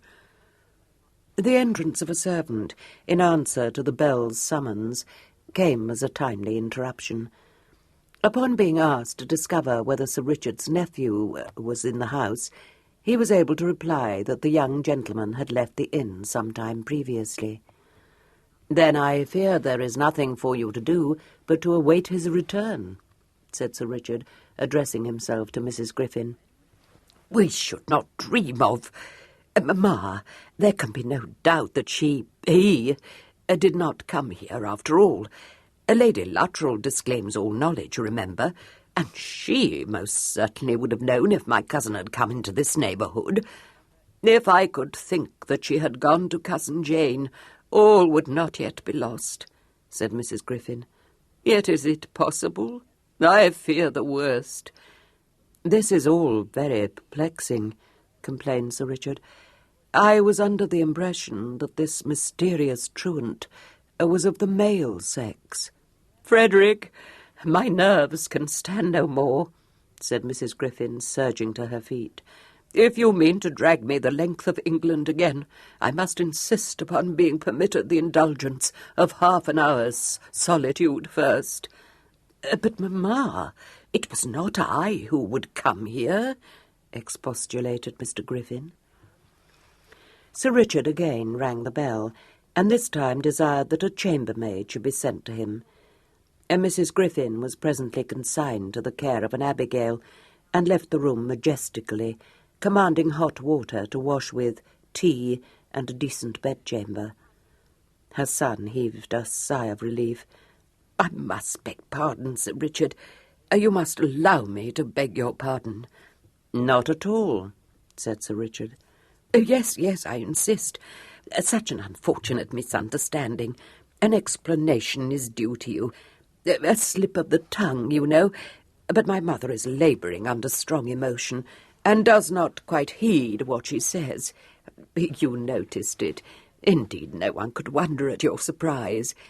The unhappy truth, sir, is that my cousin is not a boy, but, in a word, sir, a female.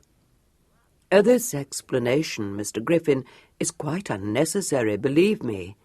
Sir, said Mr. Griffin earnestly, as a man of the world, I should value your opinion. Concealment is useless. The truth must be discovered in the end. What, sir, would you think of a member of the weaker sex, who assumed the disguise of a man and left the home of her natural protector by way of the window? I should assume, replied Sir Richard, that she had strong reasons for acting with such resolution. She did not wish to marry me, said Mr. Griffin gloomily. Oh, said Sir Richard. Well, I'm sure I can't see why she should be so set against me, but that's not it, sir. The thing is that here's my mother determined to find her and to make her marry me, and so hush up the scandal. But I don't like it above half. If she dislikes the notion so much, I don't think I ought to marry her, do you? Emphatically not. I must say I'm very glad to hear you say that, Sir Richard, said Mr. Griffin, much cheered, for you must know that my mother has been telling me ever since yesterday that I must marry her now to save her name. But I think she would very likely make me uncomfortable, and nothing could make up for that, in my opinion. A lady capable of escaping out of a window in the guise of a man would quite certainly make you more than uncomfortable, said Sir Richard. Yes, though she's only a chit of a girl, you know. In fact, she is not yet out. I'm very happy to have had the benefit of the opinion of a man of the world. I feel that I can rely on your judgment. On my judgment, you might, but in nothing else, I assure you, said Sir Richard. You know nothing of me, after all. How do you know that I am not now concealing your cousin from you? Ha! Oh, very good, upon my word. Very good indeed, said Mr. Griffin, saluting a jest of the first water. Chapter 8.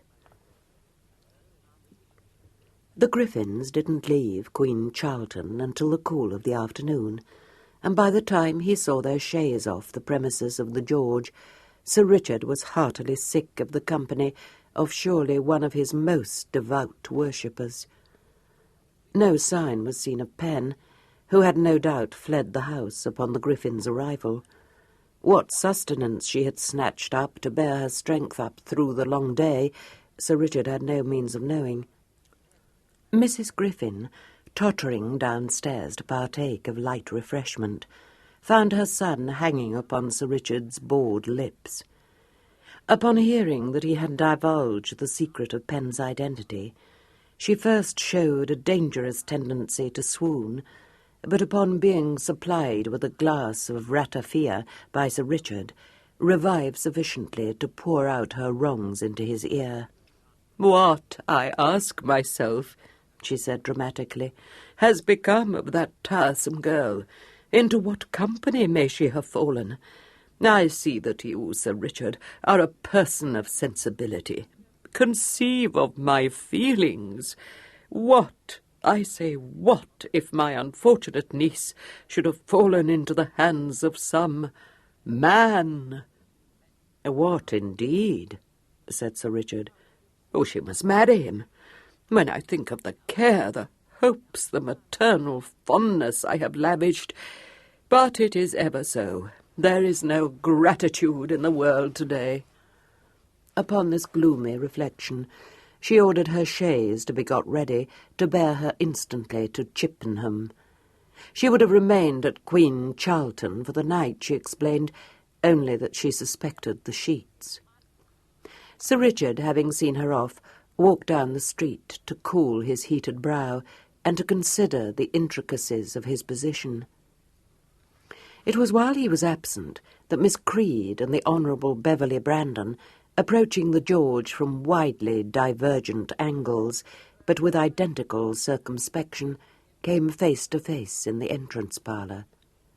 They eyed one another. A few moments' conversation with the tapster had put Beverley in possession of information which he found sufficiently intriguing to make him run the risk of perhaps encountering Captain Trimble in entering the inn, and prosecuting further inquiries about Sir Richard Wyndham. Sir Richard, the tapster had told him, was putting up at the George with his nephew. Now Sir Richard's nephew, as Beverley knew well, was a lusty young gentleman not yet breeched. He didn't mention this circumstance to the tapster, but on hearing that the mysterious nephew in question was a youth in his teens, he pricked up his ears and penetrated from the tap-room into the main parlour of the inn. Here Pen, entering the George cautiously from the stable-yard, came plump upon him. And never having seen his face, she didn't at once recognise him. But when, after an intense stare, he moved towards her, saying with a slight stammer, "How do you do? I think you must be Wyndham's nephew."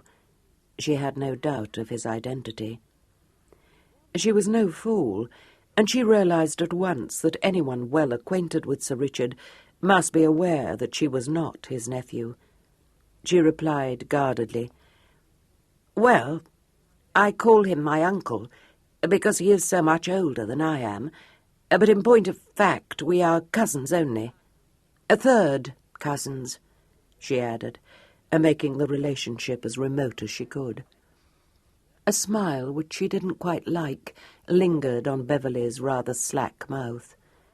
Mentally he was reviewing Sir Richard's family, but he said with great affability, "Oh, indeed. Charmed to make your acquaintance, Mr. Brown," supplied Pen, regretting that she hadn't thought to provide herself with a more unusual name. "Brown," bowed Beverley, his smile widening. "It is a great pleasure to me to meet any connection of Wyndham's. In such a remote spot, too. Now, do tell me, what brings you here?" "Family affairs," answered Pen promptly. "Uncle Richard, cousin Richard, I mean, only I have always been in the way of calling him uncle, you understand, very kindly undertook to come with me." "So it was on your account that he came to Queen Charlton," said Beverley. "That is most interesting." His eyes ran over her in a way that made her feel profoundly ill at ease. "Most interesting," he repeated. "Pray present my compliments to Wyndham, and tell him that I perfectly understand his reasons for choosing such a secluded locality." He bowed himself out with a flourish, leaving Pen in a state of considerable trepidation. In the tap-room, he called for paper, ink, a pen and some brandy, and sat down at a table in one corner to write a careful letter to Sir Richard. It took time, for he was not apt with a pen, and much brandy, but it was finished at last to his satisfaction. He looked round rather owlishly for wafers, but the tapster had brought him none, so he folded the note into a screw, wrote Sir Richard's name on it in a flourishing scrawl, and told the tapster to give it to Sir Richard upon his return to the inn. After that he went away, not quite steadily, but full of chuckling glee at his own ingenuity. The tapster, who was busy serving drinks, left the twisted note on the bar while he hurried to the other end of the room with beer for a clamorous party of countrymen. It was here that Captain Trimble, coming into the tap-room from the stable-yard, found it. Captain Trimble, who had spent a fruitless day in attempting to discover some trace of Jimmy Yard in Bristol, was hot and tired and in no very good temper. He sat down on a high stool at the bar and began to wipe his face with a large handkerchief. It was as he was restoring the handkerchief to his pocket that the note and its superscription caught his eye. He was well acquainted with Mr. Brandon's handwriting, and he recognized it at once. It didn't at first surprise him that Mr. Brandon should have written to Sir Richard Wyndham. He supposed them to be of the same fashionable set. But as he looked idly down at the screw of paper, thoughts of the wild goose chase upon which Sir Richard had sent him took strong possession of his mind, and he wondered, not for the first time during that exasperating day, whether Sir Richard could have had a motive in dispatching him to Bristol. The note began to assume a sinister aspect.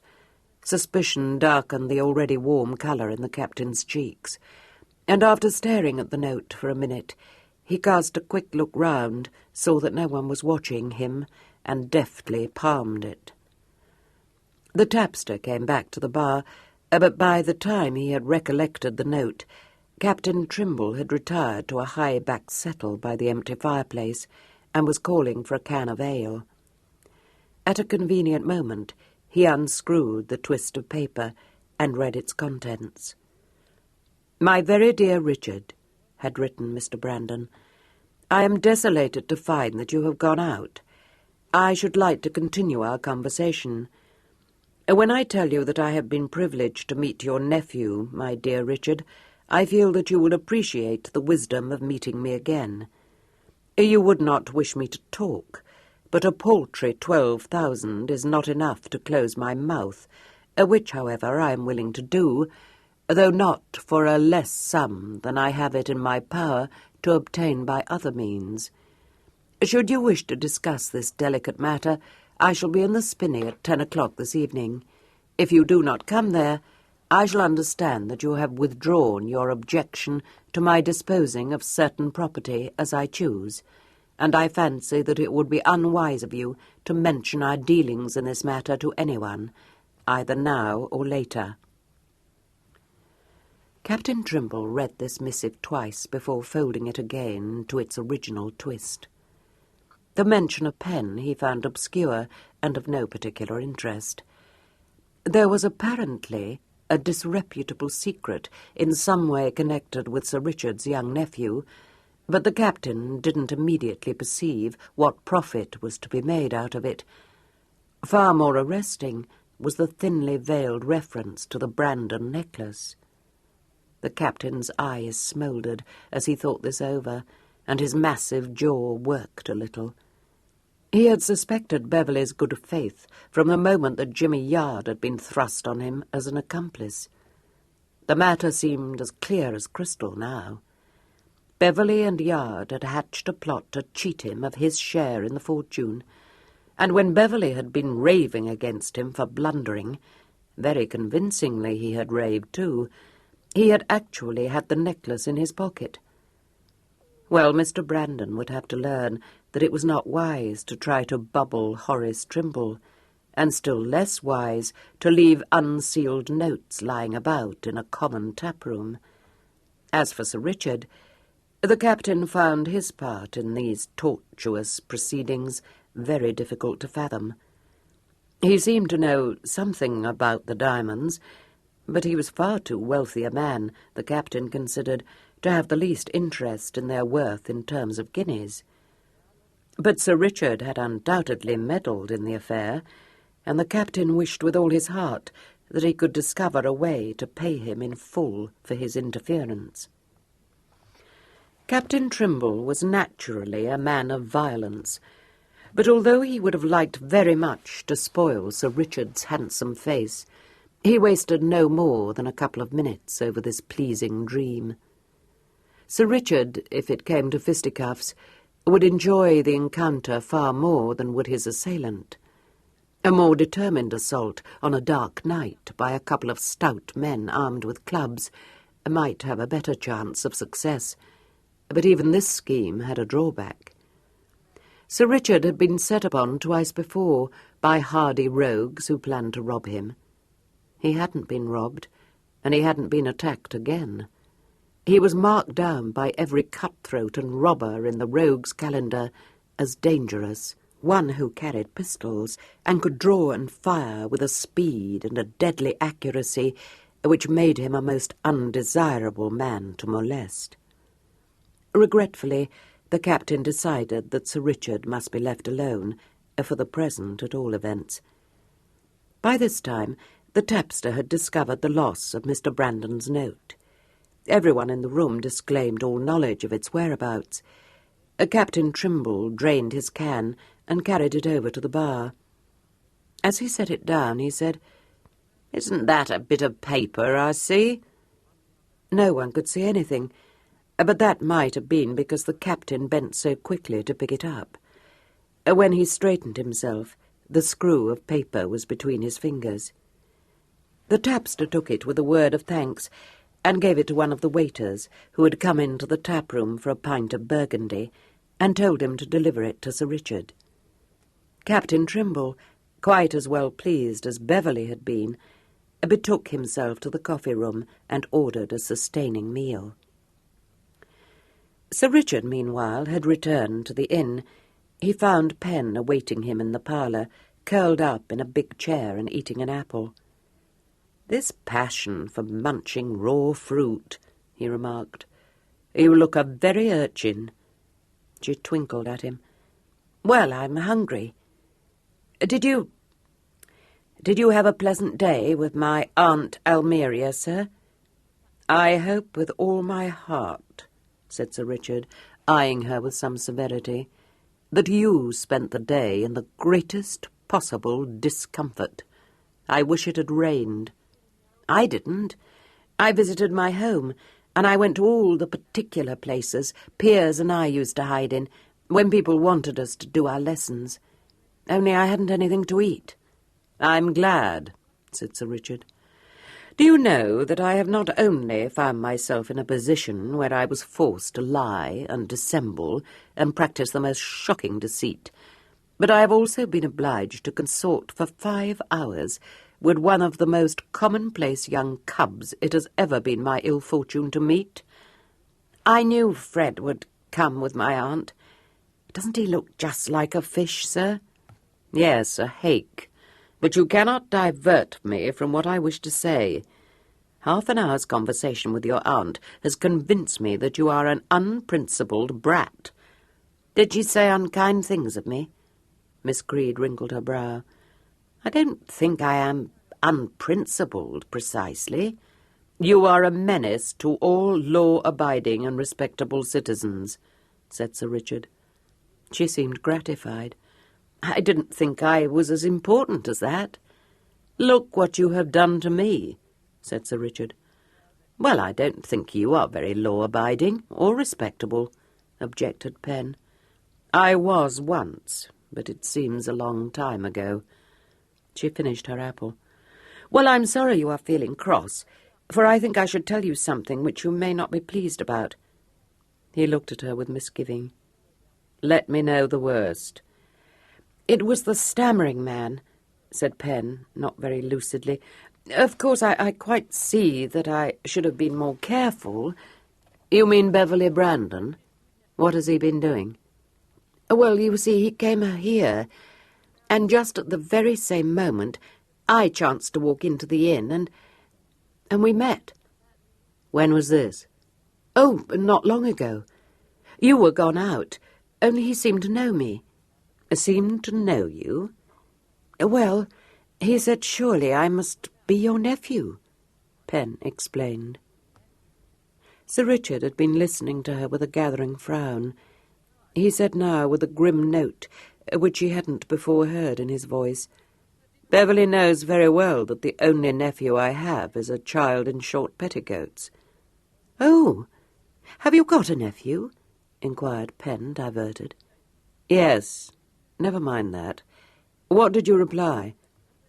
"Well, I think I was quite clever," said Pen hopefully. "Naturally, I knew who he must be as soon as he spoke, and I guessed, of course, that he must know I am not your nephew, because even if some people think I have no ingenuity, I'm not at all stupid," she added with a darkling look. "Does that rankle?" His countenance had relaxed a little. "Never mind. Go on." "I said that in point of fact you were not my uncle, but I called you so because you were a great deal older than I. I said you were my third cousin. Then he asked me why we had come to Queen Charlton, and I said it was on account of family affairs, though I would rather have pointed out that it was extremely ill-bred and inquisitive of him to ask me such a question. And after that he went away." "Did he indeed? Did he say what had brought him here in the first place?" "No, but he gave me a message for you, which I did not quite like." "Well?" "It sounded sinister to me," said Pen, preparing him for the worst. "I can well believe it." "And the more I think of it, the more sinister it appears to me. He said I must present his compliments to you, and to tell you that he perfectly understands your reason for coming to such a secluded spot." "The devil," said Sir Richard. "I was afraid you would not be excessively pleased," Pen said anxiously. "Do you suppose that it means that he knows who I am?" "Not that, no," Sir Richard replied. "Perhaps," suggested Pen, "he guessed that I am not a boy." "Perhaps." She thought the matter over. "Well, I don't see what else he could possibly have meant. But Jimmy Yard never suspected me, and I conversed with him far more than I did with this disagreeable stammering man. How very unfortunate it is that we should have met someone who knows you well." "I beg your pardon," said Sir Richard, putting up his glass. She looked innocently up at him. "On account of his being aware that you have no nephew or cousin like me, I mean." "Oh," said Sir Richard, lowering the glass. "I see. Don't let it worry you." "Well, it does worry me, because I see now that I have been imprudent. I should have not let you come with me. It has very likely placed you in an awkward situation." "That aspect of it had not occurred to me," said Sir Richard, faintly smiling. "The imprudence was mine. I ought to have handed you over to your aunt at our first meeting." "Do you wish you had?" asked Pen wistfully. He looked down at her for an instant. "No." "Well, I'm glad, because if you had tried to, I would have run away from you." She lifted her chin from her cupped hands. "If you are not sorry to be here, do not let us give it another thought. It is so very fatiguing to go on being sorry about something which one has done. Did you order any dinner, sir?" "I did. Duck and peas." "Good," said Pen with profound satisfaction. "Where has Aunt Almeria gone, do you suppose?" "To Chippenham and then to Cousin Jane." "To Cousin Jane? Good gracious, why?" "To see whether you have taken refuge with her, I imagine." "With Cousin Jane?" Pen exclaimed. "Why, she is the most odious old woman, and takes snuff." Sir Richard, who had just opened his own box, paused. Do you consider that an odious habit?" he asked. "In a female, I do. Besides, she spills it on her clothes. Ugh! Oh, I didn't mean you, sir, she added with a ripple of sudden laughter. You do it with such an air. Thank you, he said.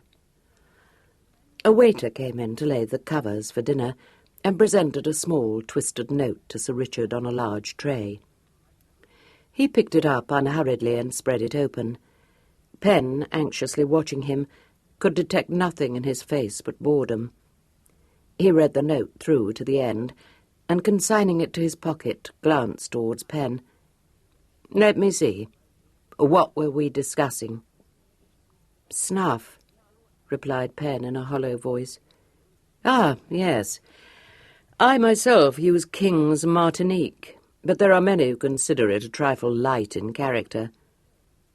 She returned a mechanical answer, and upon the waiter's leaving the room, interrupted Sir Richard's description of the proper way to preserve snuff in good condition by demanding impetuously, "Who is it from, sir?"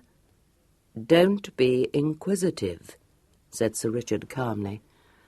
"You can't deceive me. I feel sure it was from that hateful man." "It was, but there is no occasion for you to trouble your head over it, believe me." "Only tell me. Does he mean to do you some mischief?" "Certainly not. It would, in all events, be a task quite beyond his power." "I feel very uneasy." "So I perceive. You will be the better for your dinner." The waiter came in with the duck at that opportune moment and set it upon the table. Pen was, in fact, so hungry that her thoughts were instantly diverted. She made a very good dinner and didn't again refer to the note.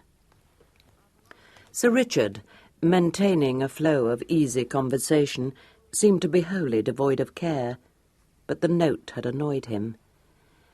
There was very little fear, he considered, of Beverley's being able to harm Miss Creed, since he could have no knowledge of her identity, and his veiled threat of exposing Sir Richard was a matter of indifference to that gentleman.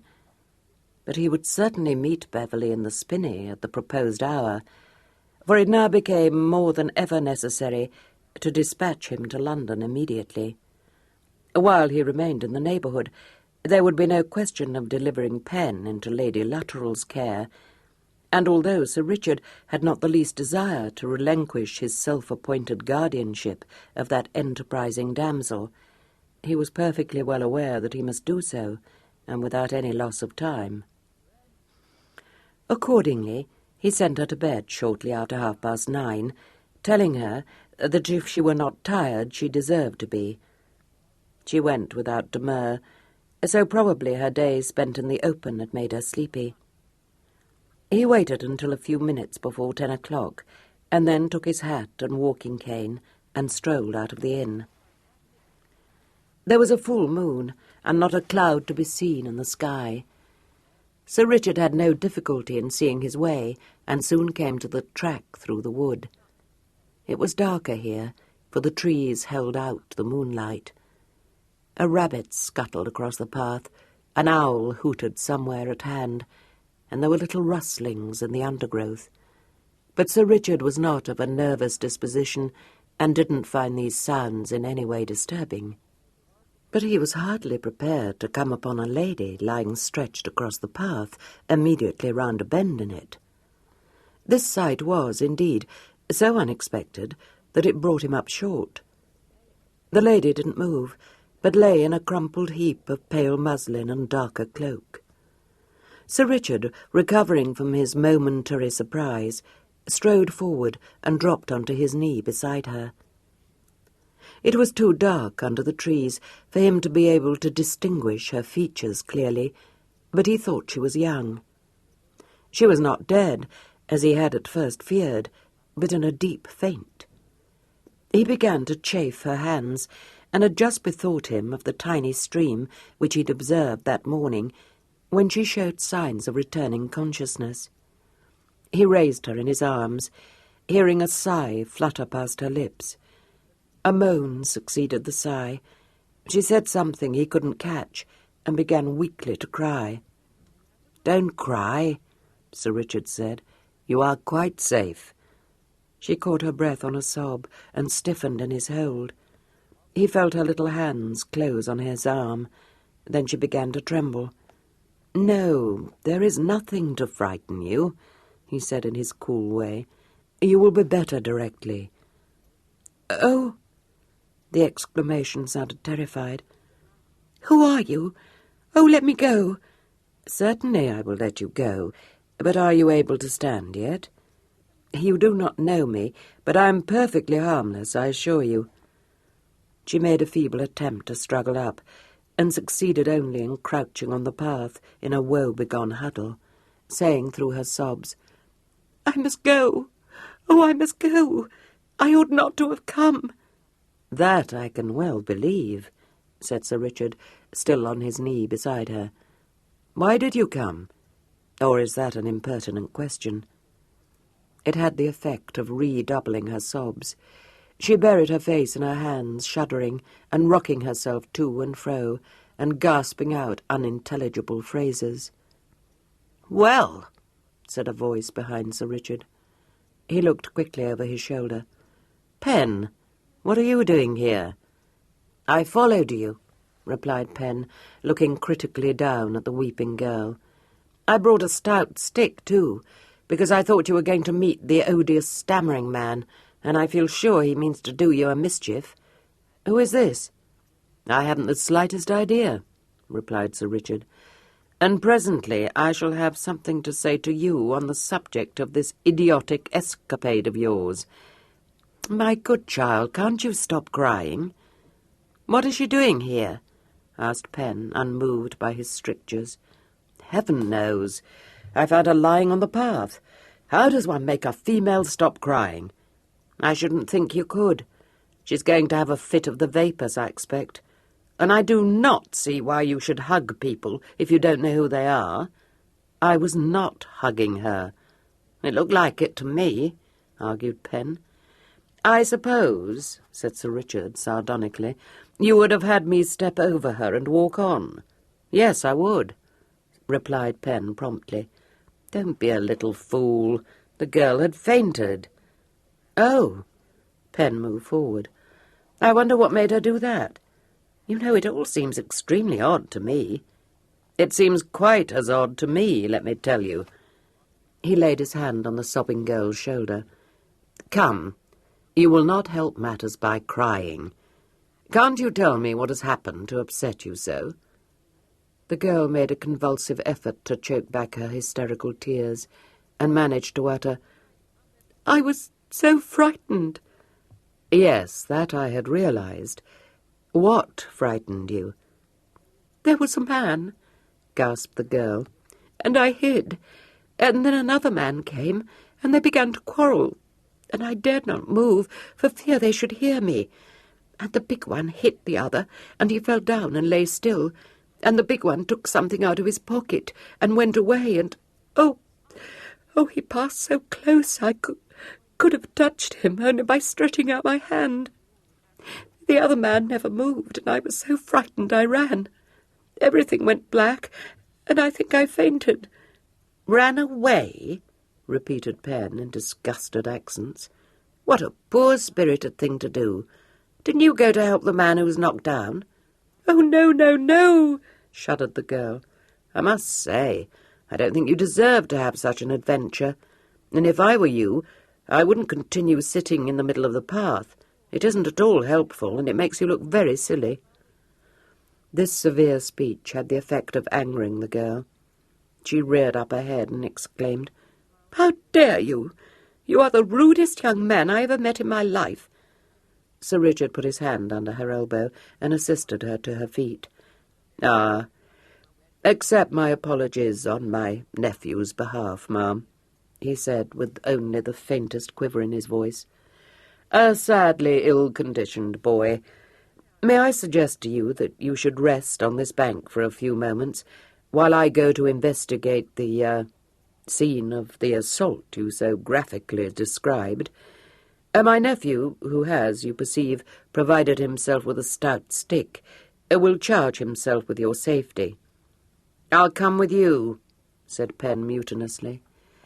"You will, for once in your life," "Do as you are told," said Sir Richard, and lowering the unknown onto the bank, strode on down the track towards the clearing in the wood. Here the moonlight bathed the ground in its cold silver light.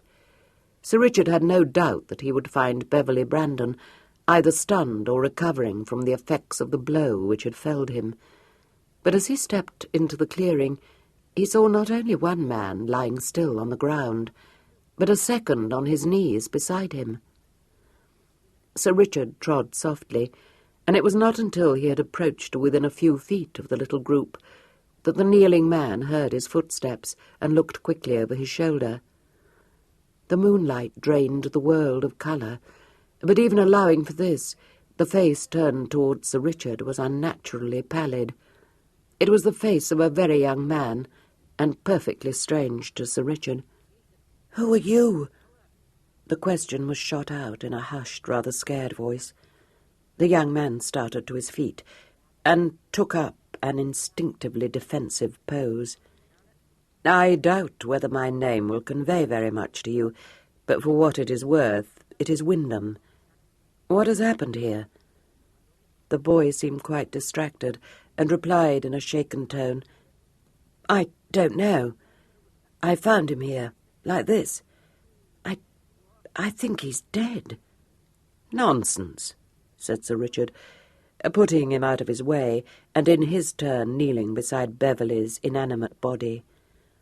There was a bruise on the livid brow, and when Sir Richard raised Beverley, his head fell back in a way that told its own tale rather horribly.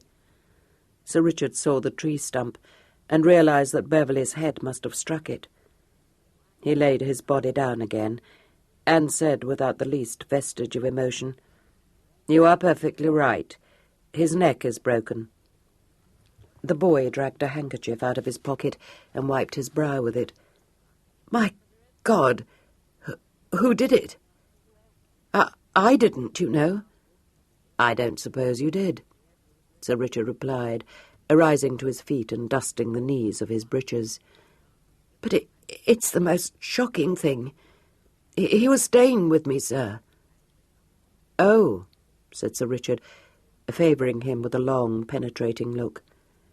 "He's Beverley Brandon, Lord Sar's younger son. I know very well who he is. You, I apprehend, are Mr. Piers Luttrell." Yes, I am. I knew him up at Oxford. Not very well, because to tell you the truth, I never liked him much.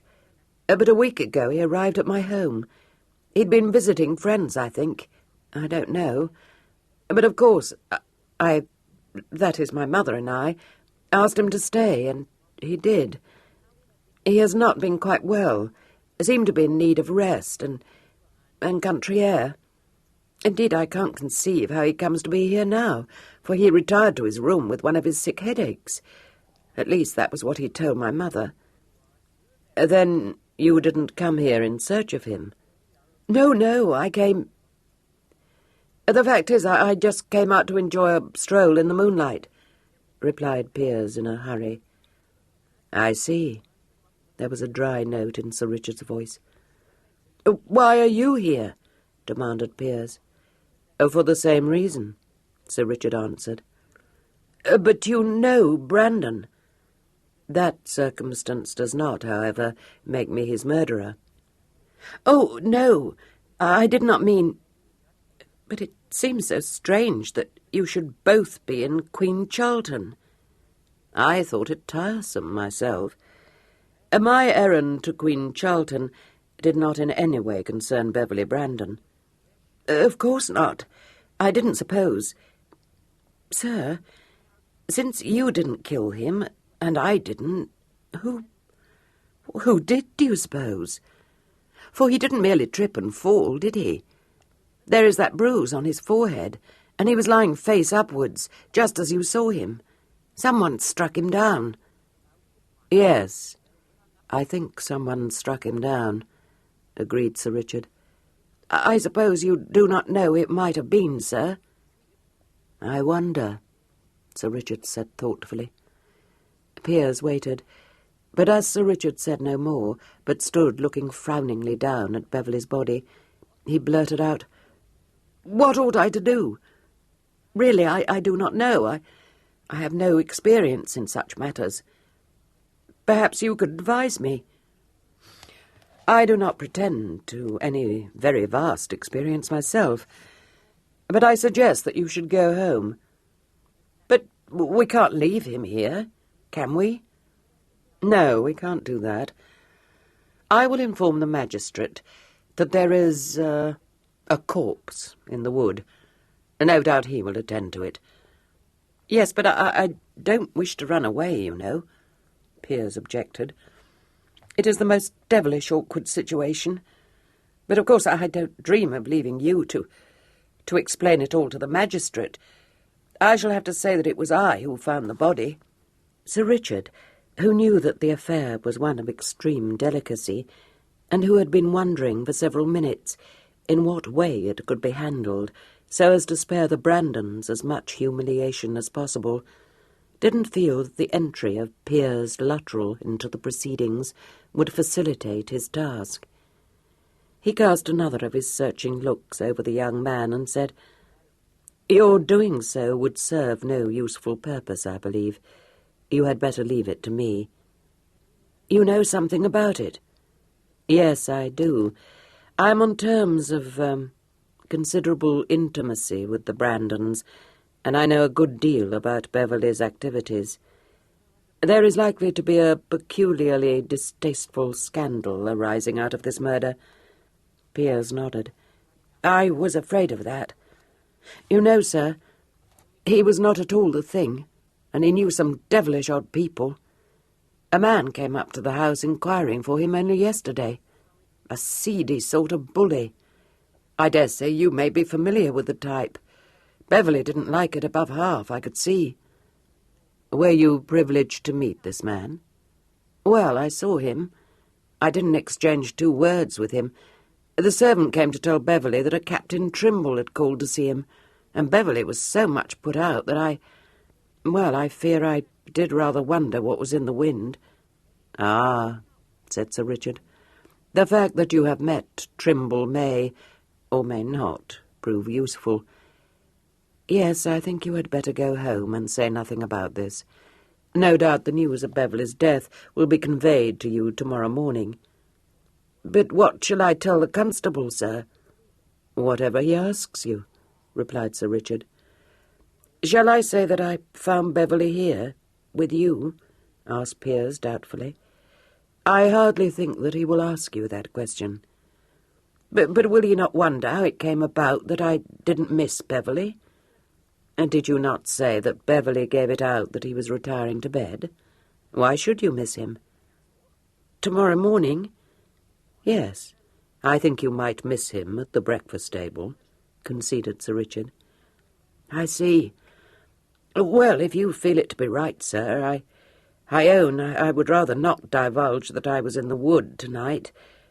But what must I say if I am asked if I know you?" "You don't know me." No, I don't, of course," said Piers, apparently cheered by this reflection. "That is a pleasure in store for you. I came into this neighbourhood for the purpose of making your acquaintance. But this seems hardly the moment to enter upon a matter which I have reason to suspect may prove extremely complicated." "You came to see me?" said Piers, astonished. "How can this be?" "If," said Sir Richard, "you will come to see me at the George tomorrow, a very natural action on your part, in view of my discovery of your guest's corpse, I will tell you just why I came to Queen Charlton in search of you." "I'm sure I am honoured, but I cannot conceive what your business with me may be, sir." "That," said Sir Richard, "does not surprise me nearly as much as my business is likely to surprise you, Mr. Luttrell." Chapter 9. Having got rid of Piers Luttrell, who, after peering at his watch surreptitiously, and several times looking about him as though in the expectation of seeing someone hiding amongst the trees, went off, rather relieved but much bewildered, Sir Richard walked away to rejoin Pen and the unknown lady. He found only Pen, seated on the bank with an air of aloof virtue, her hands folded primly on her knees. He paused, looking her over with a comprehending eye. "And where," he asked in conversational tones, "is your companion?" "She chose to go home," responded Pen. "I dare say she grew tired of waiting for you to come back." "Ah, no doubt. Did you by any chance suggest to her that she should do so?" "No, because it was not at all necessary.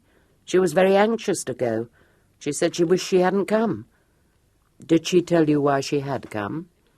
"No, I asked her, of course, but she's such a silly little missish thing that she would do nothing but cry and say she was a wicked girl. Do you know what I think, Richard?" "Probably." "Well, it's my belief she came to meet someone. She seems to me exactly the sort of female who would feel romantic just because there is a full moon. Besides, why else should she be here at this hour?" "Why, indeed," agreed Sir Richard.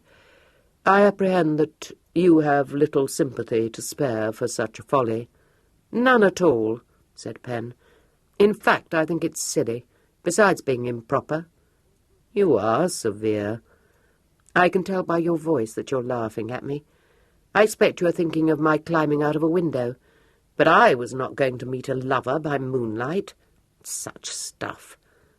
"Fustian," nodded Sir Richard. "Did she disclose the identity of her lover?" "No, but she said her own name was Lydia Daubeny, and no sooner had she told me that than she went off into another taking and said she was distracted and wished she hadn't told me. Really, I was quite glad when she decided to go home without waiting for you." "Yes, I had rather gathered the impression that her company was not agreeable to you. I suppose it hardly signifies. She didn't appear to me to be the kind of young woman who could be trusted to bear a still tongue in her head." "Well, I don't know," said Pen thoughtfully. "She was so frightened, I quite think she may not say a word about the adventure. I have been considering the matter, and it seems to me that she must be in love with someone whom her parents do not wish her to marry." "That," said Sir Richard, "seems to be a fair conclusion." "So that I shouldn't be at all surprised if she conceals the fact that she was in the wood tonight. By the by, was it the stammering man?"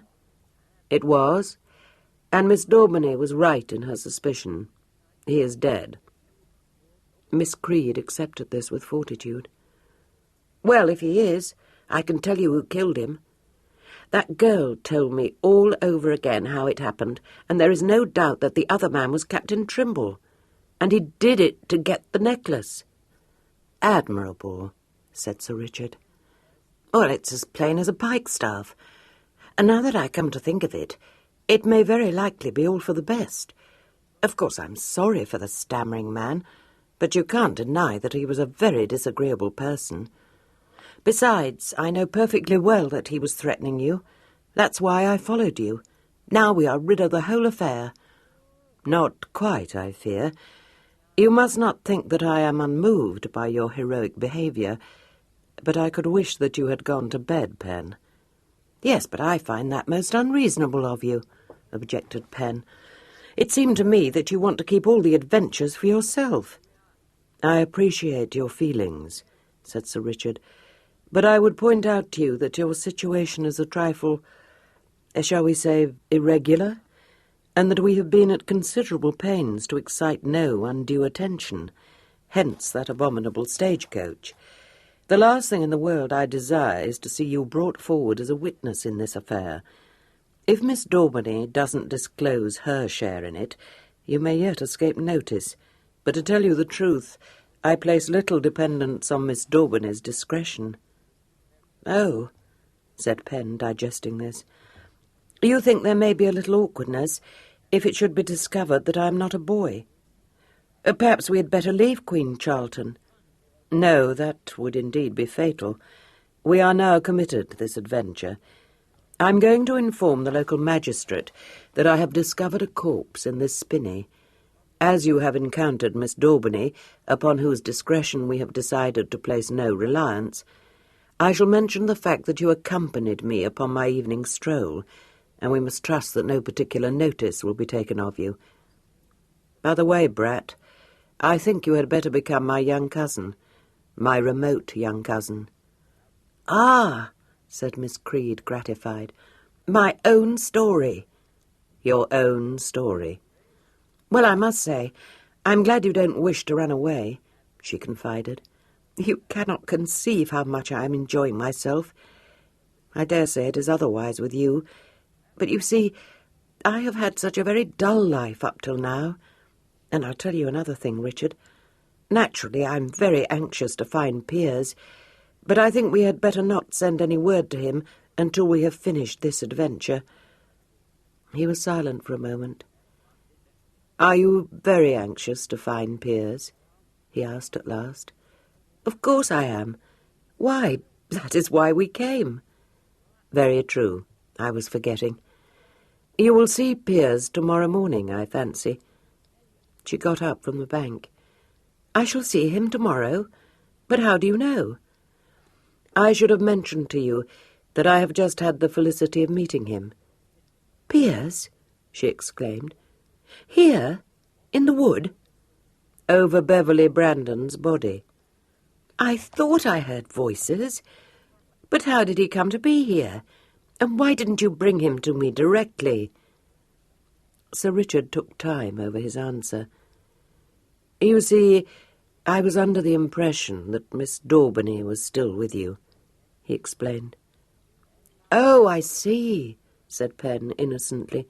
"Yes, indeed, you did quite right. We don't want her to be included in our adventure. But did you tell Piers about me?" "The moment did not seem to be propitious," confessed Sir Richard. "I told him to come to visit me at the George tomorrow morning, and on no account to divulge his presence in the wood tonight." "What a surprise it will be to him when he finds me at the George," said Penn gleefully. "Yes," said Sir Richard, "I think it will be a surprise to him." She fell into step beside him on their way back to the road. "I'm glad you did not tell him. I suppose he had to come to look for the stammering man. I can't conceive how he could have had such a disagreeable person to visit him." Sir Richard, who had rarely, during the 29 years of his existence, found himself at a loss, now discovered that he was totally incapable of imparting his own suspicions to his trusting companion. Apparently, it had not occurred to her that the sentiments of her old playfellow might have undergone a change, and so fixed in her mind was a 5-year-old pact of betrothal that it hadn't entered her head to question either its durable qualities or its desirability. She evidently considered herself plighted to Piers Luttrell, a circumstance which had no doubt had much to do with her friendly acceptance of Sir Richard's companionship. Phrases of warning half formed themselves in Sir Richard's brain and were rejected. Piers would have to do his explaining. Sir Richard could only hope that upon coming face to face with him after a lapse of years, Penn might discover that as he had outgrown a childhood's fancy, so too had she. They entered the George together. Penn went up to bed at a nod from Sir Richard, but Sir Richard rang the bell for a servant. A sleepy waiter came in answer to the summons, and upon being asked for the direction of the nearest magistrate, said that Sir Jasper Luttrell was the nearest, but was away from home. He knew of no other, so Sir Richard desired him to fetch the landlord to him, and sat down to write a short note to whom it might concern. When the landlord came into the parlour, Sir Richard was shaking the sand off the single sheet of paper. He folded it and sealed it with a wafer, and upon being told that Mr. John Phillips of Whitchurch was the nearest available magistrate, wrote this gentleman's name on the note. As he wrote, he said in his calm way, "I shall be obliged to you if you will have this letter conveyed directly to Mr. Phillips." "Tonight, sir?" "Tonight. Mr. Phillips will, I imagine, Come back with your messenger. If he asks for me, show him into this room. And landlord? Sir? A bowl of rum punch. I will mix it myself. Yes, sir. Immediately, sir, said the landlord, relieved to receive such a normal command. He lingered for a moment, trying to summon up sufficient resolution to ask the fine London gentleman why he wanted to see a magistrate thus urgently. Sir Richard's quizzing-glass came up, and the landlord withdrew in haste. The waiter would have followed him, but was detained by Sir Richard's uplifted forefinger. "One moment. Who gave you the note which you delivered to me this evening?" "It was Jem, sir, the tapster.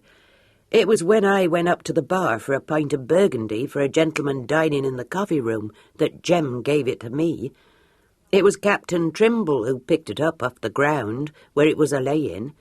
It got swept off the bar, I dessay, sir, the tap-room being crowded at the time and Jim with his hands full." "Thank you," said Sir Richard. "That is all." The waiter went away considerably mystified. Sir Richard, on the other hand, felt that the mystery had been satisfactorily explained, and sat down to await the landlord's return with the ingredients for a bowl of punch. Mr. Phillips's residence was situated some 5 miles from Queen Charlton, and it was consequently some time before the clatter of horses' hoofs in the street heralded his arrival. Sir Richard was squeezing the lemon into the punch bowl when he was ushered into the parlour, and looked up fleetingly to say, "Ah, how do you do? Mr. Phillips, I apprehend." Mr. Phillips was a grizzled gentleman with a harassed frown and a slight paunch. "Your servant, sir. Have I the honour of addressing Sir Richard Wyndham?" "Mine, sir, is the honour," said Sir Richard absently, intent upon his punch. "Sir," said Mr. Phillips, "your very extraordinary communication, I may say your unprecedented disclosure, has, as you perceive, brought me immediately to inquire into this incredible affair." "Very proper," said Sir Richard. "You will wish to visit the scene of the crime, I imagine. I can give you the direction, but no doubt the village constable is familiar with the locality. The body, Mr. Phillips, is, or was, lying in the clearing in the middle of the spinney a little way down the road." "Do you mean to tell me, sir, that this story is true?" demanded the magistrate. "Certainly it is true. Dear me, did you suppose me to be so heartless as to drag you out at this hour on a fool's errand? Are you in favour of adding the juice of 1 or of 2 lemons?" Mr. Phillips, whose eyes had been critically observing Sir Richard's proceedings, said without thinking, "1. 1 is enough." "I feel sure you are right," said Sir Richard. "You know, sir, I must ask you some questions about this extraordinary affair," said Phillips, recollecting his errand. "So you shall, sir, so you shall. Would you like to ask them now, or after you have disposed of the body?" "I shall first repair to the scene of the murder," declared Phillips. "Good," said Sir Richard. "I will engage to have the punch ready against your return." Mr. Phillips felt that this casual way of treating the affair was quite out of order, but the prospect of returning to a bowl of hot rum punch was so agreeable that he decided to overlook any trifling irregularity. When he returned to the inn half an hour later, he was feeling chilled, for it was now past midnight, and he hadn't taken his overcoat with him. Sir Richard had caused a fire to be kindled in the wainscoted parlour, and from the bowl on the table, which he was stirring with a long-handled spoon, there arose a very fragrant and comforting aroma. Mr. Phillips rubbed his hands together and couldn't refrain from ejaculating, "Ha!" Sir Richard looked up and smiled. His smile had won more hearts than Mr. Phillips, and it had a visible effect on that gentleman. Well, I don't deny that's a very welcome smell, Sir Richard. A fire, too. Upon my word, I'm glad to see it. Gets chilly at night, very chilly. A bad business, sir. A very bad business. Sir Richard ladled the steaming brew into 2 glasses and gave one to the magistrate. "Draw up a chair to the fire, Mr. Phillips. It is, as you say, a very bad business. I should tell you that I am intimately acquainted with the family of the deceased." Mr. Phillips fished Sir Richard's note out of his pocket. Yes, just as I suppose, sir. I do not know how you would otherwise have furnished me with the poor man's name. You know him, in fact. Precisely. He was travelling in your company, perhaps? "No," said Sir Richard, taking a chair on the opposite side of the fireplace. "He was staying with a friend who lives in the neighbourhood. The name was, I think, Luttrell." "Indeed. This becomes more and more— But pray continue, sir. You were not, then, together?" "No, nothing of the sort. I came into the West Country on family affairs. I need not burden you with them, I think." Quite. Family affairs, yes. Go on, sir. How came you to discover Mr. Brandon's body?" "Oh, by accident. But it will be better, perhaps, if I recount my share in this affair from its start." "Oh, certainly. Yes, pray do so, sir. This is a remarkably good bowl of punch, I may say." "I am generally thought to have something of a knack with the punch bowl," bowed Sir Richard. "To go back, then, to the start. You have no doubt heard, Mr. Phillips, of the Brandon diamonds." From the startled expression in the magistrate's eyes and the slight dropping of his jaw, it was apparent that he had not. He said, "Diamonds? Really, I fear— No, I must confess that I had not heard of the Brandon diamonds." "Then I should explain that they make up a certain famous necklace, worth, I dare say, anything you like." "Upon my word, an heirloom. Yes, but in what way?" "While on my way to Bristol with a young relative of mine, a slight accident befell our coach, and we were forced to put up for the night at a small inn near Wroxham. There, sir, I encountered an individual who seemed to me, but I am not very well versed in these matters, a somewhat questionable character. How questionable I did not know until the following morning, when a Bow Street runner arrived at the inn." "Good God, sir, this is the most— But I interrupt you." "Not at all," said Sir Richard politely. "I left the inn while the runner was interrogating this individual.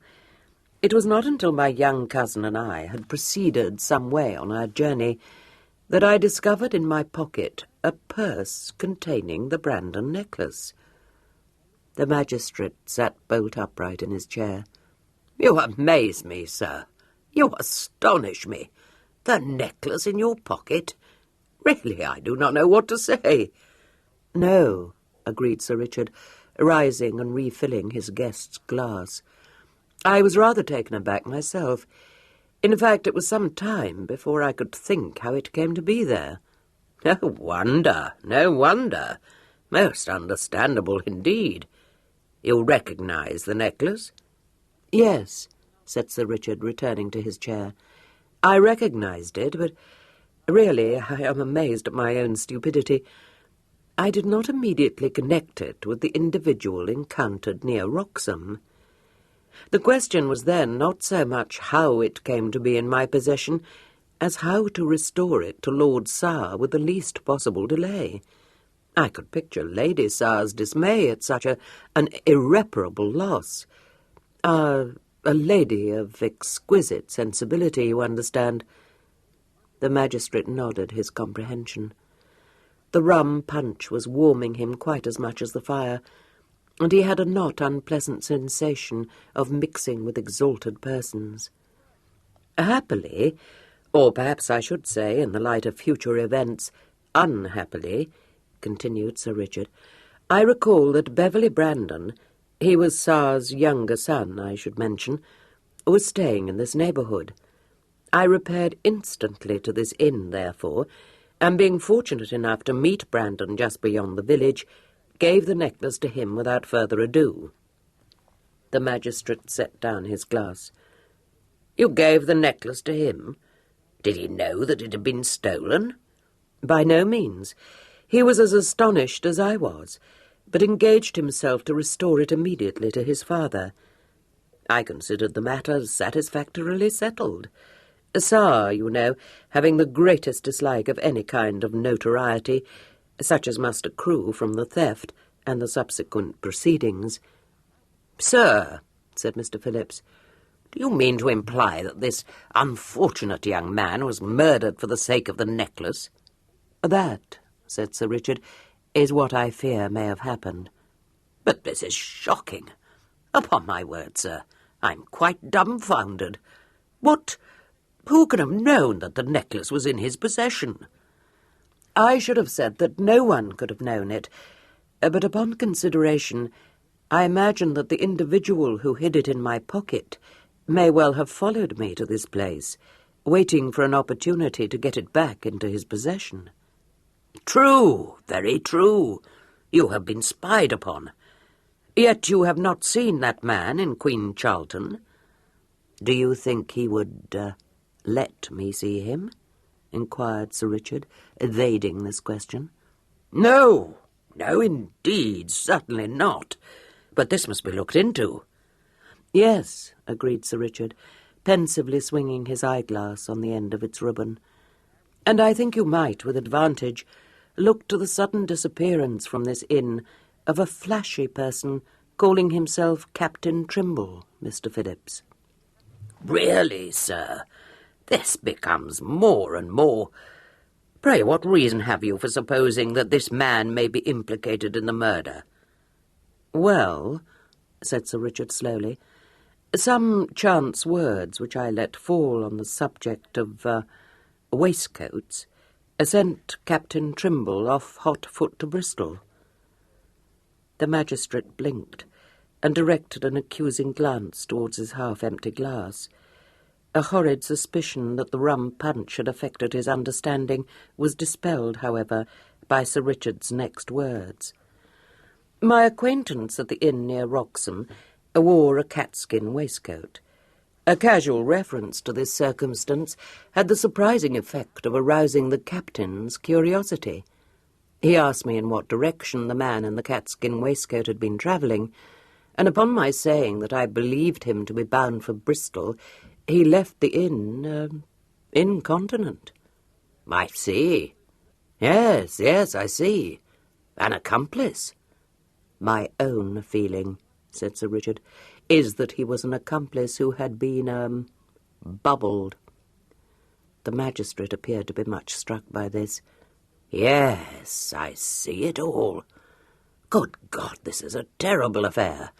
I have never been called upon to. But you say this Captain Trimble went off to Bristol, sir?" "He did. But I have since learned, Mr. Phillips, that he was back at this inn at 6 o'clock this evening. Ah, I should, I see, say yesterday evening," he added with a glance at the clock on the mantelpiece. Mr. Phillips drew a long breath. "Your disclosures, Sir Richard, are in fact of such a nature as to... Well, upon my word, I never thought... But the murder... You discovered this, sir?" "I discovered Brandon's body," corrected Sir Richard. "Well, how came you to do this, sir? You had a suspicion? None at all. It was a warm evening, and I stepped out to enjoy a stroll in the moonlight. Chance alone led my footsteps to the wood where I found my unfortunate young friend's body. It is only since making that melancholy discovery that I have pieced together the evidence." Mr. Phillips had a hazy idea that chance had played an over-important part in Sir Richard's adventures, but he was aware that the punch he had drunk had slightly clouded his intellect.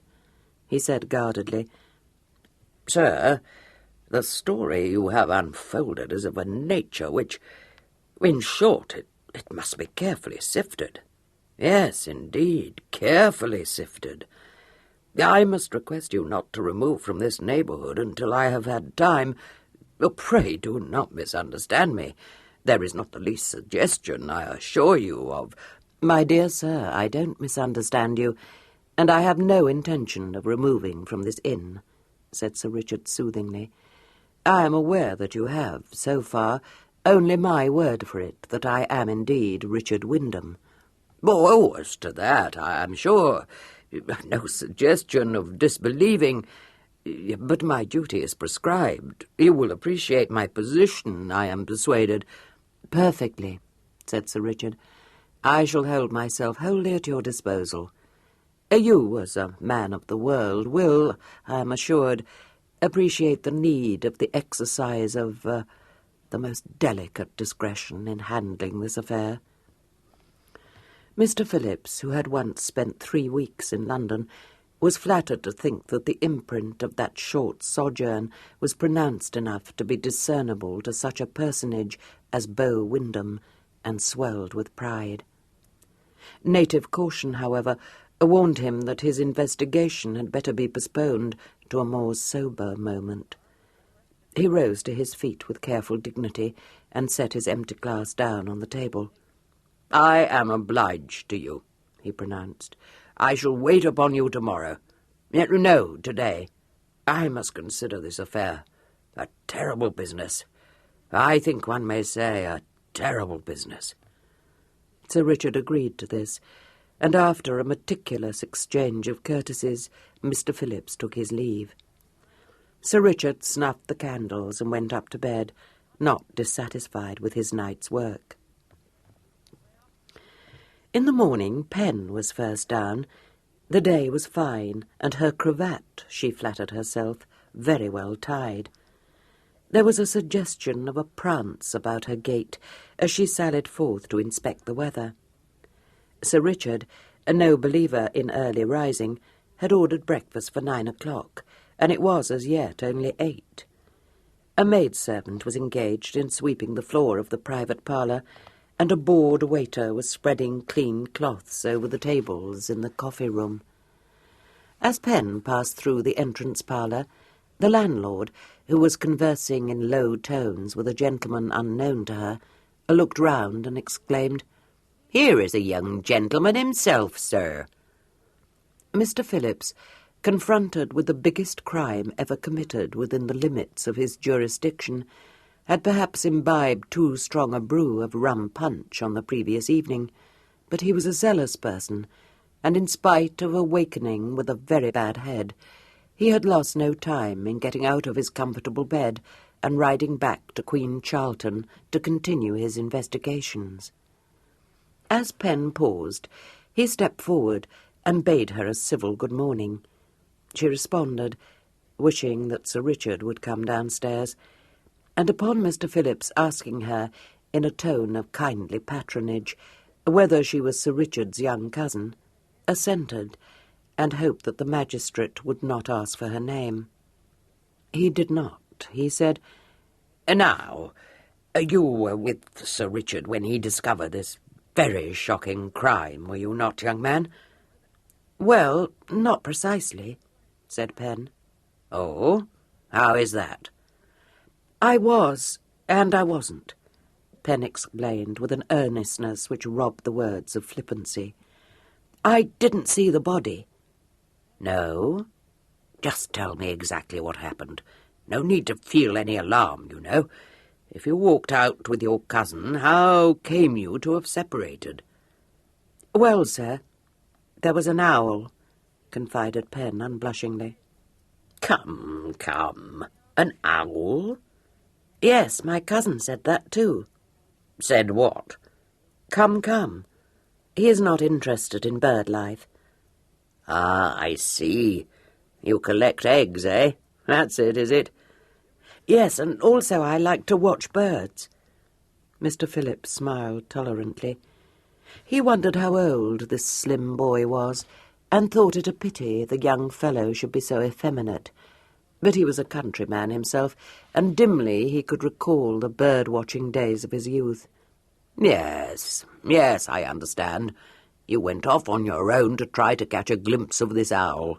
Well, I have done the same in my time." And so you were not with your good cousin when he reached the clearing in the wood?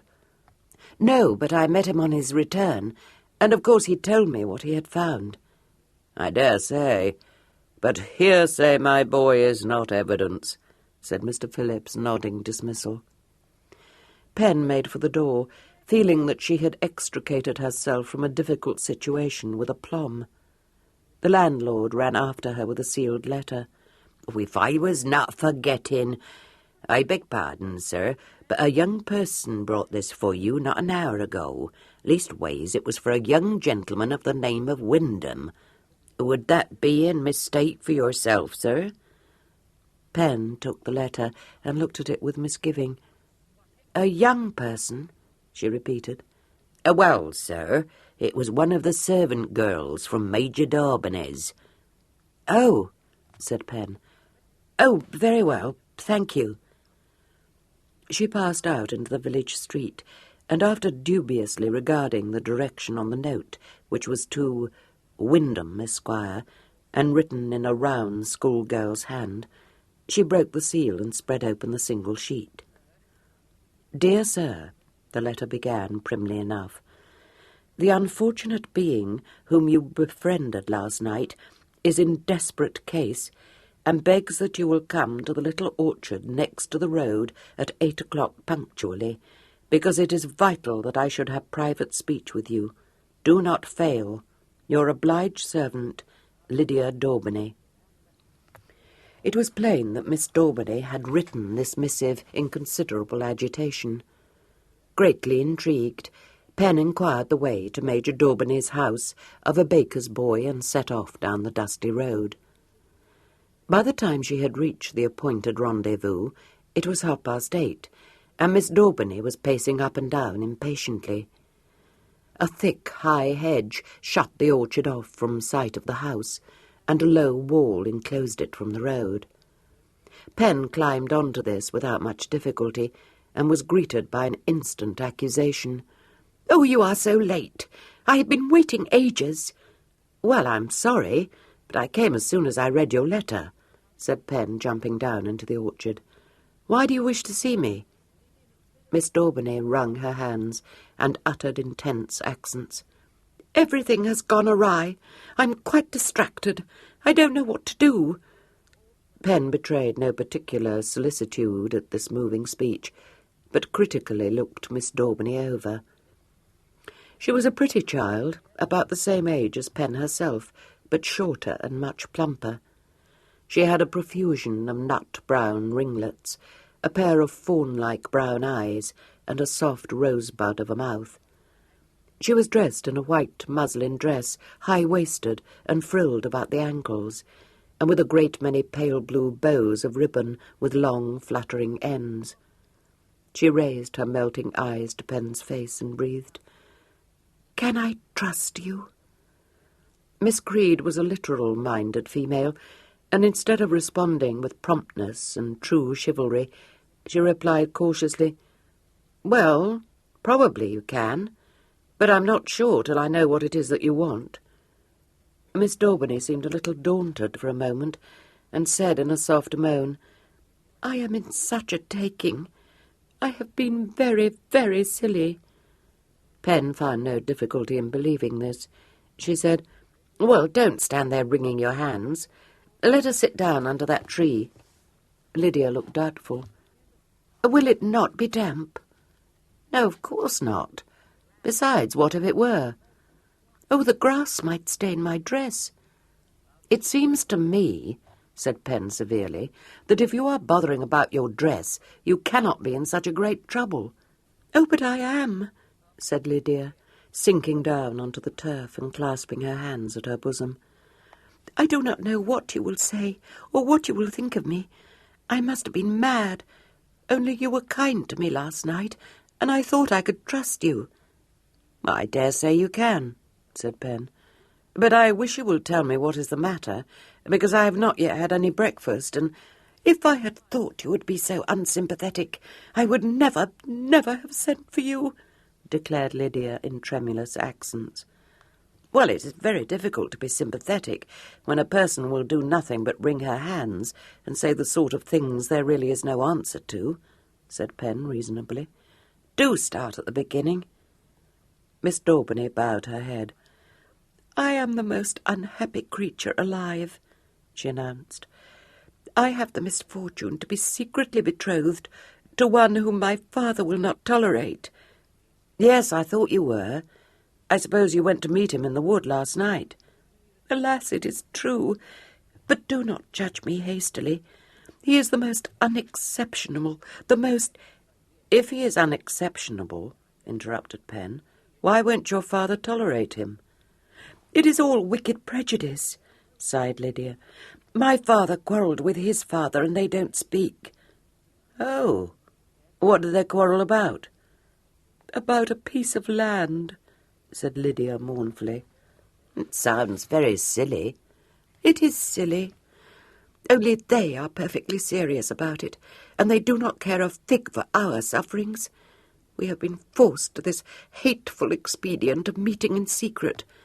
I should tell you that my betrothed is the soul of honour. Subterfuge is repugnant to him. But what can we do? We love each other. Why don't you run away? Suggested Pen practically. Startled eyes leapt to hers. Run where? To Gretna Green, of course. Oh, I could not. Only think of the scandal.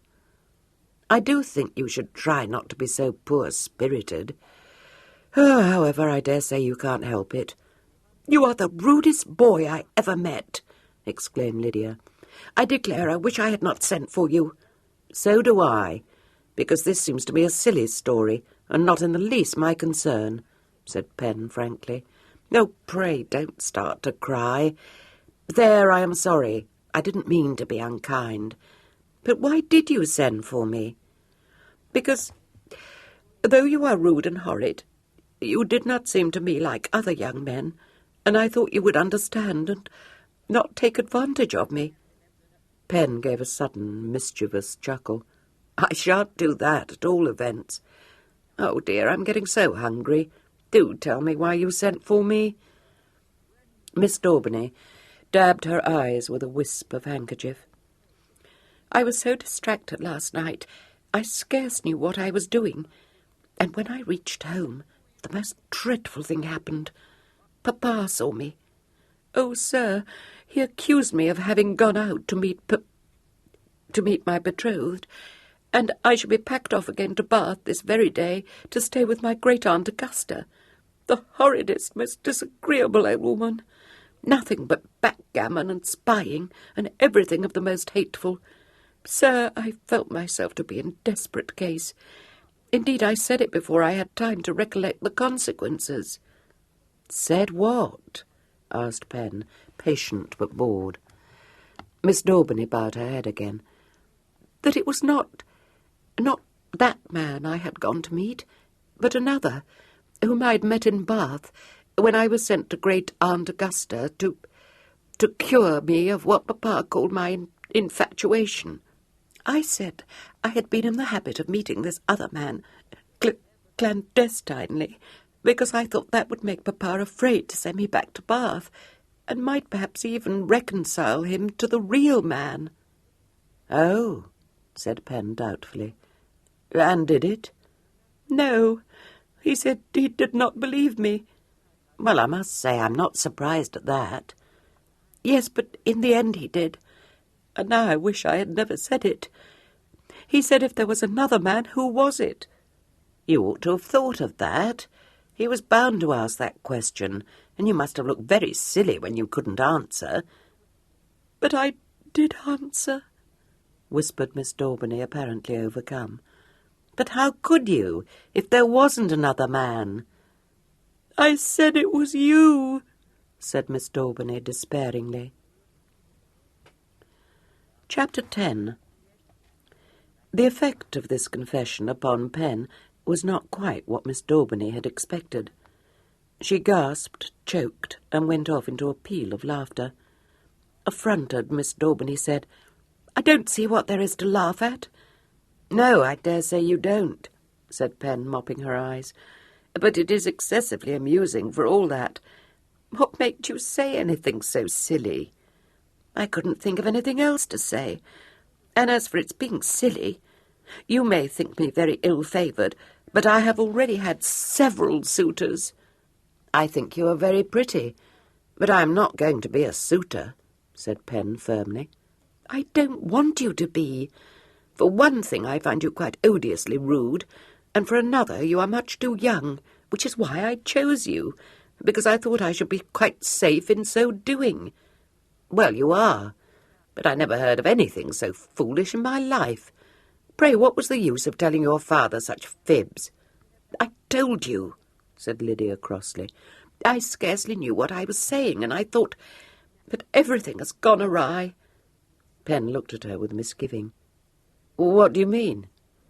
"Papa is going to wait on your cousin this morning." "What?" exclaimed Pen. Lydia nodded. "Yes, and he is not angry at all. He is pleased." "Pleased? How can he be pleased at your holding clandestine meetings with a strange man?"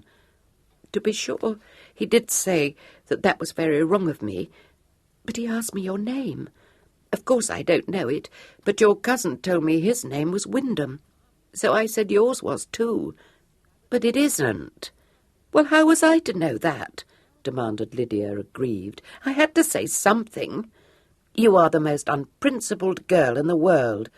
Besides, why should he be pleased just because you said my name was Wyndham?" "Apparently," said Lydia gloomily, "the Wyndhams are all fabulously wealthy." "You must tell him without any loss of time I am not a Wyndham, and that I haven't any money at all." "How can I tell him anything of the kind? I think you are being most unreasonable. Do but consider. If I said now that I had been mistaken in your name, he would suppose you to have been trifling with me." "But you cannot expect me to pretend to be in love with you," Pen said aghast. Lydia sniffed. "Nothing could be more repulsive to me than such a notion. I'm already sorry that I mentioned you to Papa. Only I did, and now I don't know what to do. He would be so angry if he knew that I had made it all up." "Well, I'm very sorry, but it seems to me quite your own fault, and I wash my hands of it," said Pen. She glanced at Miss Daubeny's flower-like countenance and made a discovery. Miss Daubeny's soft chin had acquired a look of obstinacy. The fawn-like eyes stared back at her with a mixture of appeal and determination. "You can't wash your hands of it. I told you that Papa was going to seek an interview with your cousin today." "You must stop him." "I can't. You don't know Papa." "No, and I don't want to know him," Pen pointed out. "If I told him it had all been lies, I do not know what he might not do. I won't do it. I don't care what you may say. I won't." "Well, I shall deny every word of your story." "Then," said Lydia, not without triumph, "Papa will do something dreadful to you, because he will think it is you who are telling lies." "It seems to me that unless he is a great fool, he must know you well enough by now to guess that it is you who have told the lies," said Pen with asperity. "It's no use being disagreeable and rude," said Lydia. "Papa thinks you followed me to Queen Charlton." "You mean you told him so?" said Pen bitterly. "Yes, I did.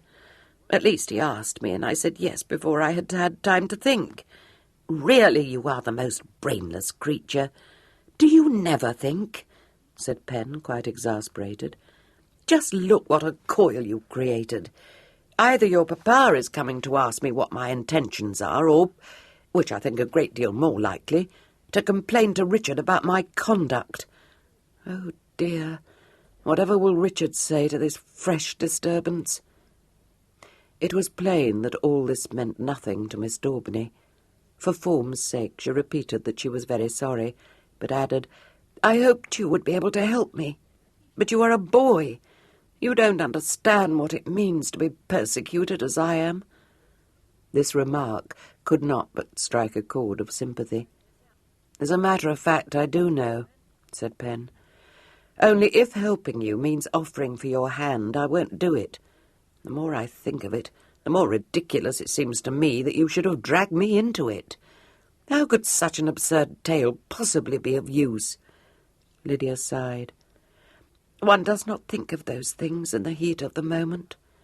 Besides, I didn't really mean to drag you in. It just happened." "I don't see how it could have happened if you didn't mean it." "One thing led to another," Lydia explained vaguely. "Almost before I knew it, the whole story had grown up. Of course, I don't wish you to offer for my hand, but I do think you might pretend you want to, so that Papa shan't suspect me of telling lies." "No," said Pen. "I think you are very unkind," whimpered Lydia.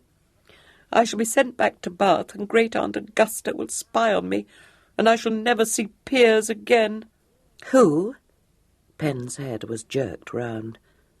"Who will you never see again?" "Oh, please do not ask me. I did not mean to mention his name." "Are you—" Pen stopped, rather white of face, and started again. "Are you betrothed to Piers Luttrell?" "You know him?" Miss Daubeny clasped ecstatic hands. "Yes," said Pen, feeling as though the pit of her stomach had suddenly vanished. "Yes, I know him." "Then you will help me?" Miss Creed's clear blue eyes met Miss Daubeny's swimming brown ones. Miss Creed drew a long breath. Is Piers indeed in love with you?" she asked incredulously. Miss Daubeny bridled. "You need not sound so surprised. We have been plighted for a whole year. Why do you look so oddly?" "I beg your pardon," apologised Pen. "But how he must have changed. It is very awkward." "Why?" asked Lydia, staring. "Well, you wouldn't understand." "Has he been meeting you in the woods for a whole year?" "No, because Papa sent me to Bath, and Sir Jasper forbade him to see me any more, and even Lady Luttrell said we were too young. But we love each other." "It seems extraordinary," said Pen, shaking her head. "You know, I find it very hard to believe." "You are the horridest boy. It is perfectly true, and if you know Piers, you may ask him for yourself. I wish I had never clapped eyes on you." "So do I," replied Pen frankly. Miss Daubeny burst into tears. Pen surveyed her with interest, and asked presently, in the voice of one probing mysteries, "Do you always cry as much as this? Do you cry at Piers?" "I don't cry at people," sobbed Miss Daubeny. "And if Piers knew how horrid you have been to me, he would very likely knock you down." Pen gave a hiccup of laughter. This incensed Lydia so much that she stopped crying and dramatically commanded Pen to leave the orchard immediately. However, when she discovered that Pen was only too ready to take her at her word, she ran after her and clasped her by the arm. "No, no, you cannot go until we have decided what is to be done. You won't... Oh, you can't be cruel enough to deny my story to Papa." Pen considered this. "Well, provided you won't expect me to offer for you—" "No, I promise I won't." Pen frowned. "Yes, but it's of no use. There is only one thing for it. You will have to run away." "But now don't begin to talk about the scandal and spoiling your dress," begged Pen. "For one thing, it is odiously missish, and for another, Piers will never be able to bear it."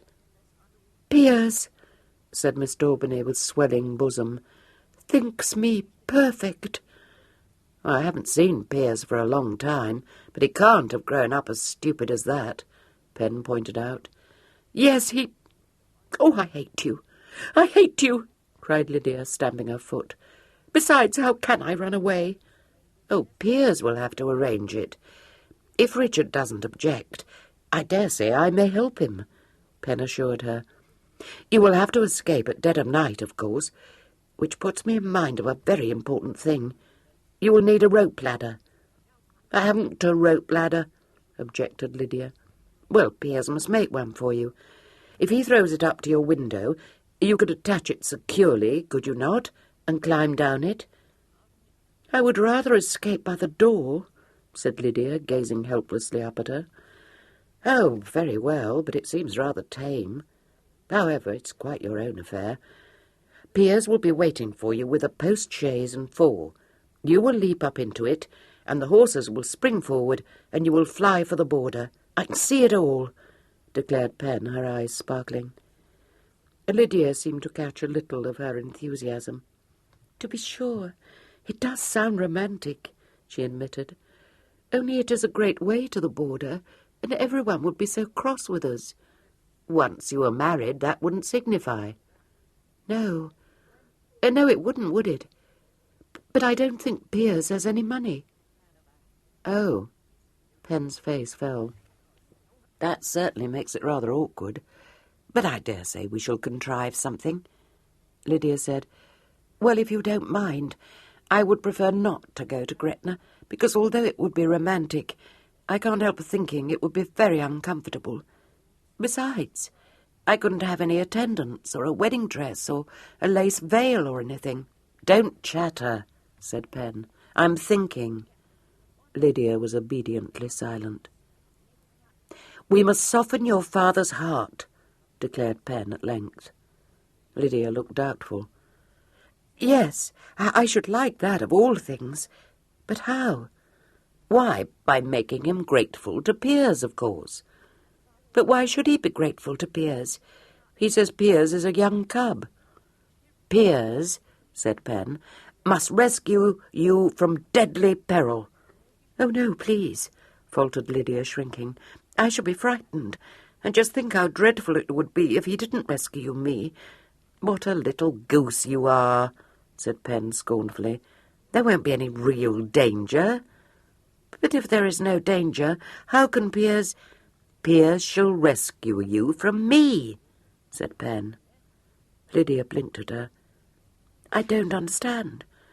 How can Piers—" "Do stop saying, 'How can Piers?'" Pen begged. "We must make your father believe that I am a penniless young man without any prospects at all, and then we will run away together." "But I don't want to run away with you."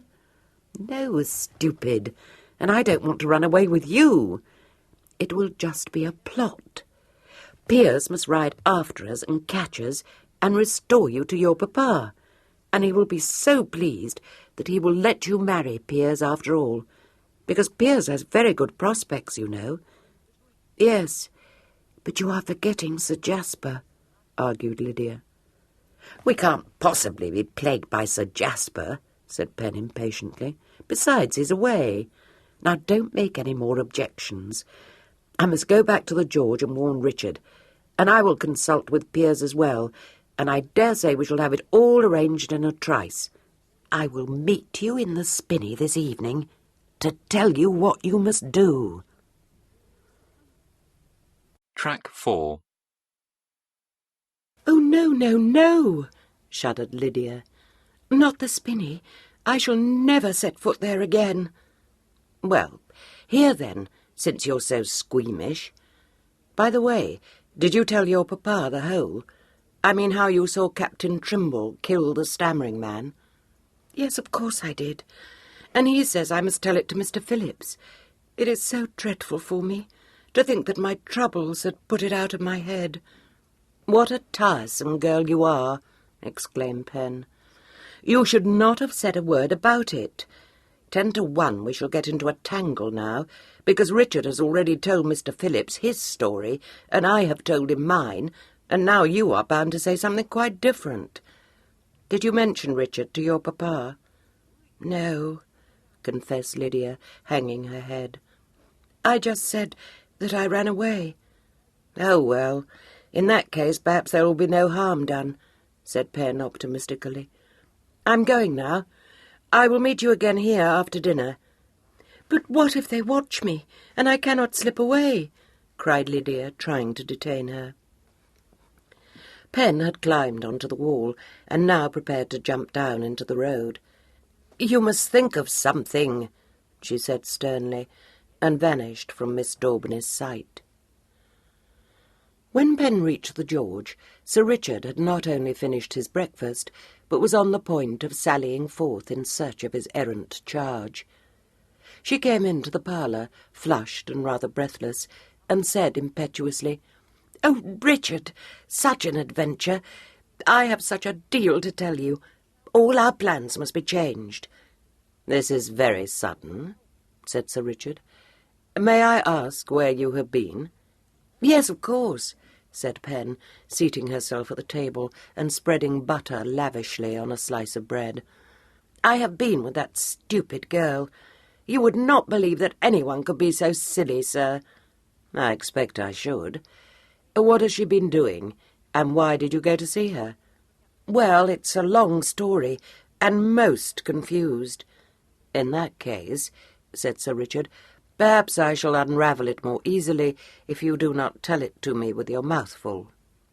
Her eyes lit with laughter. She swallowed the bread and butter and said, "Oh, I'm sorry. I'm so hungry, you see." "Have an apple," he suggested.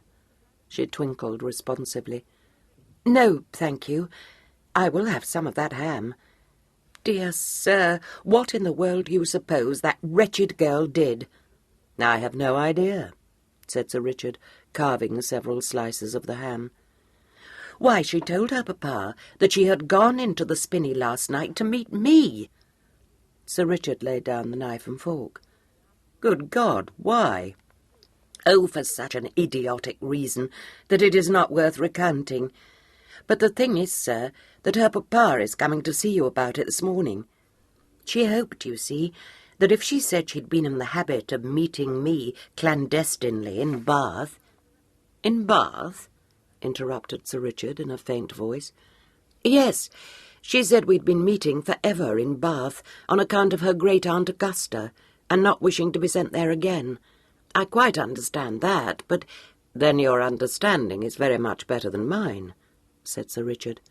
"So far I have not been privileged to understand one word of this story. What has her great-aunt Augusta to do with it?" "Oh, they sent Lydia to stay with her, you see, and she didn't like it. She said it was all backgammon and spying. I could not but feel for her over that, for I know exactly what she means." "I am glad," said Sir Richard with emphasis. "The thing is that she thought if she told her papa that she had met me clandestinely in Bath, he would not send her there again." "This sounds to me remarkably like mania in an acute form." "Yes, so it did to me, but there is worse to come. She says that instead of being angry, her papa is inclined to be pleased." "The madness seems to be inherited." "That is what I thought.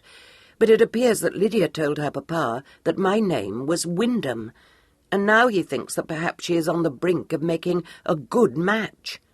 "Good God!" "I knew you would be surprised. And there is another circumstance, too, which turns everything topsy-turvy." She glanced up fleetingly from her plate and said with a little difficulty, "I discovered something which quite took me aback. She told me whom she went to meet in the wood last night." "I see," said Sir Richard. She flushed. Did you know, sir?" "I guessed, Pen." She nodded. "It was stupid of me not to suspect. To tell you the truth, I thought... However, it doesn't signify. I expect you did not like to tell me." "Do you mind very much?" he asked abruptly. "Well, You see, I had it fixed in my mind that Piers and I... So I dare say it will take me just a little while to grow accustomed to it, besides having all my plans overset. But never mind that. We have now to consider what is to be done to help Piers and Lydia." "We?"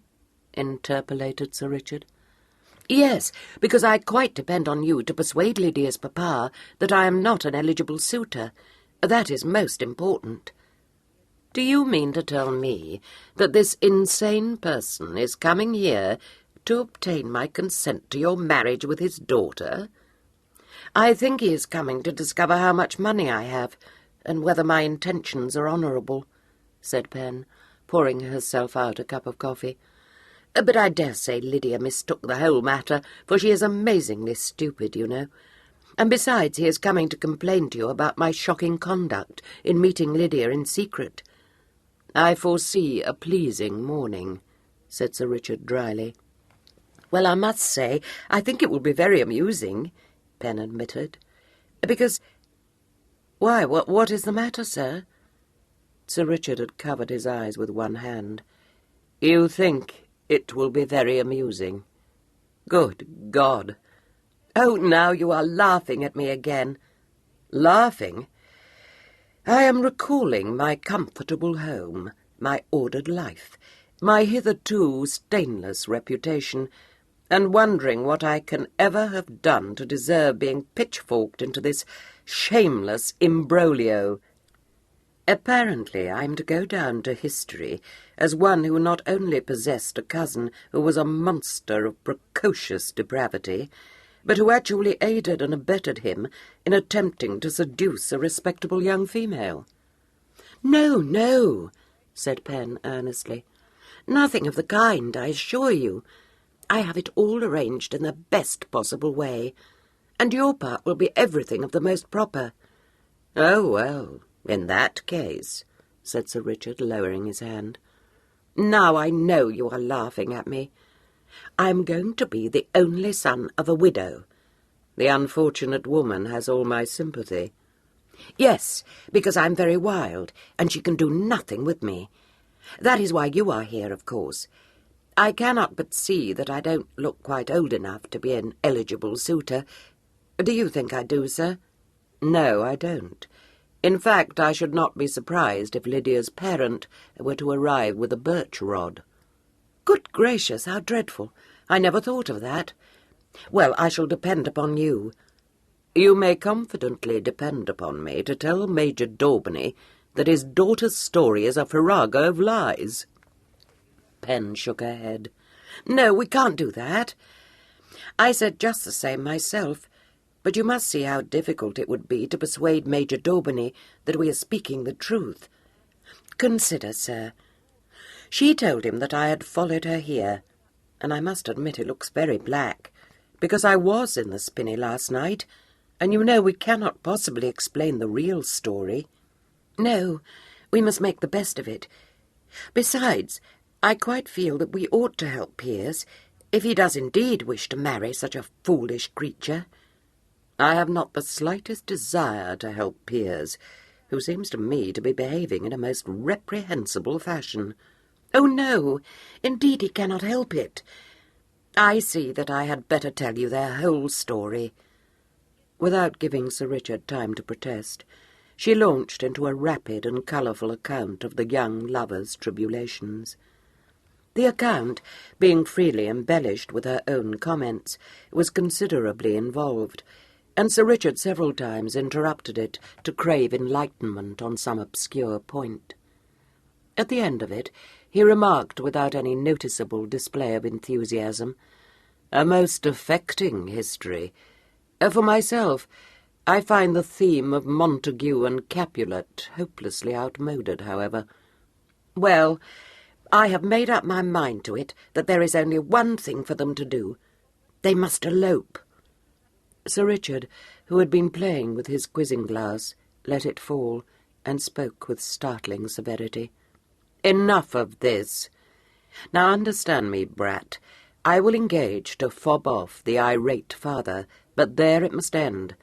This extremely tedious pair of lovers may elope tomorrow for anything I care, but I will have no hand in it, and I will not permit you to have a hand in it either. Do you see?" Pen looked speculatively at him. There was no smile visible in his eyes, which indeed looked much sterner than she had ever believed they could. Plainly, he wouldn't lend any support to her scheme of eloping with Miss Daubeny herself. It would be better, decided Pen, to tell him nothing about this. But she was not one to let a challenge rest unanswered, and she replied with spirit, "You may do as you choose, but you have no right to tell me what I must do or must not do. It is not in the least your affair." "It is going to be very much my affair," replied Sir Richard. "I don't understand what you can possibly mean by saying anything so silly." "I dare say you don't, but you will." "Well, we won't dispute about that," said Penn pacifically. He laughed suddenly. "Indeed, I hope we shan't." "And you won't tell Major Daubeny that Lydia's story was false?" "What do you want me to tell him?" he asked, succumbing to the coaxing note in her voice and the pleading look in her candid eyes. "Why, that I have been with my tutor in Bath, but that I was so troublesome that my mamma—" "The widow?" "Yes, and now you will understand why she is a widow." "If you are supposed to favour your mythical father, I do understand. He perished on the gallows." "That is what Jimmy Yarg calls the nubbing cheat." "I dare say it is, but I beg you won't." "Oh, very well. Where was I?" "With your tutor." "Oh, to be sure. Well, I was so troublesome that my mamma sent you to bring me home. I expect you are a trustee or something of that nature, and you may say all the horridest things about me to Major Daubeny that you like. In fact, you had better tell him that I am very bad, besides being quite a pauper." "Have no fear. I will draw such a picture of you as must make him thankful that his daughter has escaped becoming betrothed to such a monster." "Yes, do," said Penn cordially. "And then I must see Piers." "And then?" asked Sir Richard. She sighed. "I haven't thought of that yet. Really, we have so much on our hands that I cannot be teased with thinking of any more plans just now." "Will you let me suggest a plan to you, Penn?" "Yes, certainly, if you can think of one. But first I should like to see Piers, because I still cannot quite believe that he truly wishes to marry Lydia. Why, she does nothing but cry, Richard." Sir Richard looked down at her enigmatically. "Yes," he said. "Perhaps it would be better if you saw Piers first. People, especially young men, change a great deal in 5 years, Brat." "True," she said in a melancholy tone. "But I didn't change." "I think perhaps you did," he said gently. She seemed unconvinced, and he didn't press the point. The waiter came in to clear away the covers, and hardly had he left the parlour than Major Daubeny's card was brought to Sir Richard. Penn, changing colour, exclaimed, "Oh dear, now I wish I weren't here. I suppose I can't escape now, can I?" "Hardly. You would undoubtedly walk straight into the Major's arms. But I won't let him beat you." "Well, I hope you won't," said Penn fervently. "Tell me quickly, how does a person look depraved? Do I look depraved?" "Not in the least. The best you can hope for is to look sulky." She retired to a chair in the corner and sprawled in it, trying to scowl. "Like this?" "Excellent," approved Sir Richard. A minute later, Major Daubeny was ushered into the parlour. He was a harassed-looking man with a high colour, and upon finding himself confronted by the tall, immaculate figure of a Corinthian, he exclaimed, "Good gad! You are Sir Richard Wyndham." Penn, glowering in the corner, could only admire the perfection of Sir Richard's bow. The Major's slightly protuberant eyes discovered her. "And this is the young dog who has been trifling with my daughter." "Again?" said Sir Richard wearily. The Major's eyes started at him. "Upon my soul, sir, do you tell me that this young scoundrel is in the habit of seducing innocent females?" "Dear me, is it as bad as that?" asked Sir Richard. "No, sir, it is not," fumed the Major. But when I tell you that my daughter has confessed that she went out last night to meet him clandestinely in a wood, and has met him many times before in Bath—" Up came Sir Richard's quizzing glass. "I condole with you," he said. "Your daughter would appear to be a young lady of enterprise." "My daughter," declared the Major, "is a silly little miss. I do not know what young people are coming to. This young man, dear me, he looks no more than a lad, is, I understand, a relative of yours." "My cousin," said Sir Richard. "I am his mother's trustee, as she is a widow." "I see that I have come to the proper person," said the Major. Sir Richard raised one languid hand. "I beg you will acquit me of all responsibility, sir. My part is merely to remove my cousin from the care of a tutor who has proved himself wholly incapable of controlling his activities, and to convey him to his mother's home." "But what are you doing in Queen Charlton, then?" demanded the Major. It was plain that Sir Richard considered the question an impertinence. "I have acquaintances in the neighbourhood, sir. I scarcely think I need trouble you with the reasons which led me to break a journey which cannot be other than excessively distasteful to me. Pen, make your bow." "Pen?" repeated the Major, glaring at her.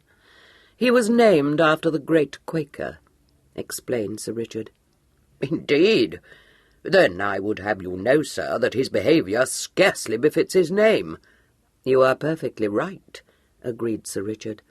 "I regret to say that he has been a constant source of anxiety to his widowed parent." "He seems very young," said the Major, scanning Pen critically. "But alas, old in sin." The Major was slightly taken aback. "Oh, come, sir. I dare say it is not as bad as that. One must make allowances for young people. To be sure, it is very reprehensible, and I do not by any means exonerate my daughter from blame. But the springtime of life, you know, sir. Young people take such romantic notions into their heads. Not but what I am excessively shocked to learn of clandestine meetings, but when two young persons fall in love, I believe—" "In love?" interpolated Sir Richard, apparently thunderstruck. Well, I dare say you are surprised. One is apt to fancy the bird's always too young to leave the nest, eh? But—" "Pen," said Sir Richard, turning awfully upon his supposed cousin, "is it possible that you can have made serious advances towards Miss Daubeny?" "I never offered marriage," said Pen, hanging her head.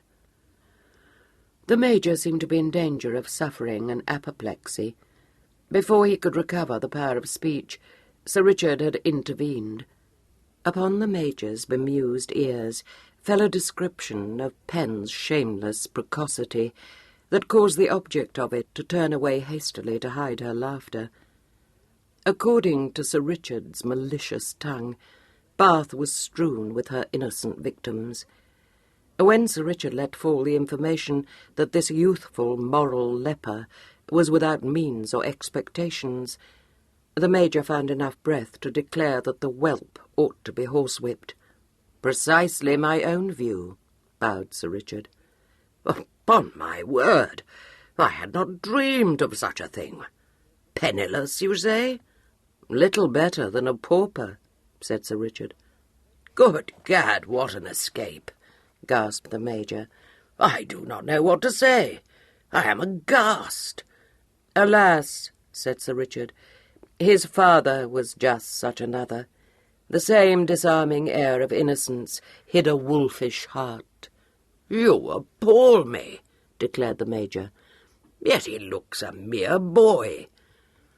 Pen, feeling that it was time she bore a part in the scene, said with an air of innocence which horrified the Major, "But if Lydia says I offered marriage, it is not true. It was all mere trifling. I do not wish to be married." This pronouncement once more bereft the Major of speech. Sir Richard's forefinger banished Pen to her corner, and by the time the outraged parent ceased gobbling, he had once more taken charge of the situation. He agreed that the whole affair must at all costs be hushed up, promised to deal faithfully with Pen, and finally escorted the Major out of the parlour, with assurances that such depravity should not go unpunished. Pen, who had been struggling with an overwhelming desire to laugh, went off into a peal of mirth as soon as the Major was out of earshot, and had, in fact, to grasp a chair back to support herself. In this posture she was discovered by Mr. Luttrell, who, as soon as Sir Richard and the Major had passed through the entrance parlour, oblivious of his presence there, bounced in upon Pen and said through shut teeth, "So, you think it damned amusing, do you little cur? Well, I do not." Pen raised her head, and through brimming eyes saw the face of her old playmate swim before her. Mr. Luttrell, stuttering with rage, said menacingly, "I heard you. I could not help but hear you. So you didn't intend marriage, eh? You boast of having trifled with an innocent female, and you think you can get off scot-free, do you? I'll teach you a lesson." Pen discovered to her horror that Mr. Luttrell was advancing upon her with his fists clenched. She dodged behind the table and shrieked, "Piers, don't you know me? Piers, look at me. I'm Pen." Mr. Luttrell dropped his fists and stood gaping. "Pen?" he managed to utter. "Pen?" Chapter 11. They stood staring at one another. The gentleman found his voice first, but only to repeat in accents of still deeper amazement, "Pen? Pen Creed?" "Yes, indeed I am," Pen assured him, keeping the table between them. His fists unclenched. But what are you doing here, and in those clothes? I don't understand." "Well, it's rather a long story," Pen said. He seemed slightly dazed. He ran his hand through his hair in a gesture she knew well, and said, "But Major Daubeny, Sir Richard Wyndham—" "They are both part of the story," replied Pen. She had been looking keenly at him, and thinking that he hadn't greatly changed, and she added, "I should have known you anywhere. Have I altered so much?" "Yes. At least, I don't know. It's your hair, I suppose, cut short like that, and those clothes." He sounded shocked, which made her think that perhaps he had changed a little. "Well, I truly am Pen Creed," she said. "Yes, I see that you are, now that I have had time to look at you. But I cannot understand it. I couldn't help hearing some of what was said, though I tried not to, until I heard Miss Daubeny's name. Please, Piers, don't fly into a rage again," Pen said rather nervously, for she distinctly heard his teeth grind together. "I can explain everything." "I do not know whether I'm on my head or my heels," he complained. "You have been imposing on her. How could you do such a thing? Why did you?" "I haven't," said Pen. "And I must say, I do think you might be a little more glad to see me." "Of course I'm glad. But to come here masquerading as a boy and playing pranks on a defenceless— That was why she failed last night." "No, it wasn't. She saw the stammering man killed and ran away, you stupid creature." "How do you know?" he asked suspiciously. "I was there, of course." "With her?" "Yes, but—" "You have been imposing on her." "I tell you it's no such thing. I met her by the merest chance."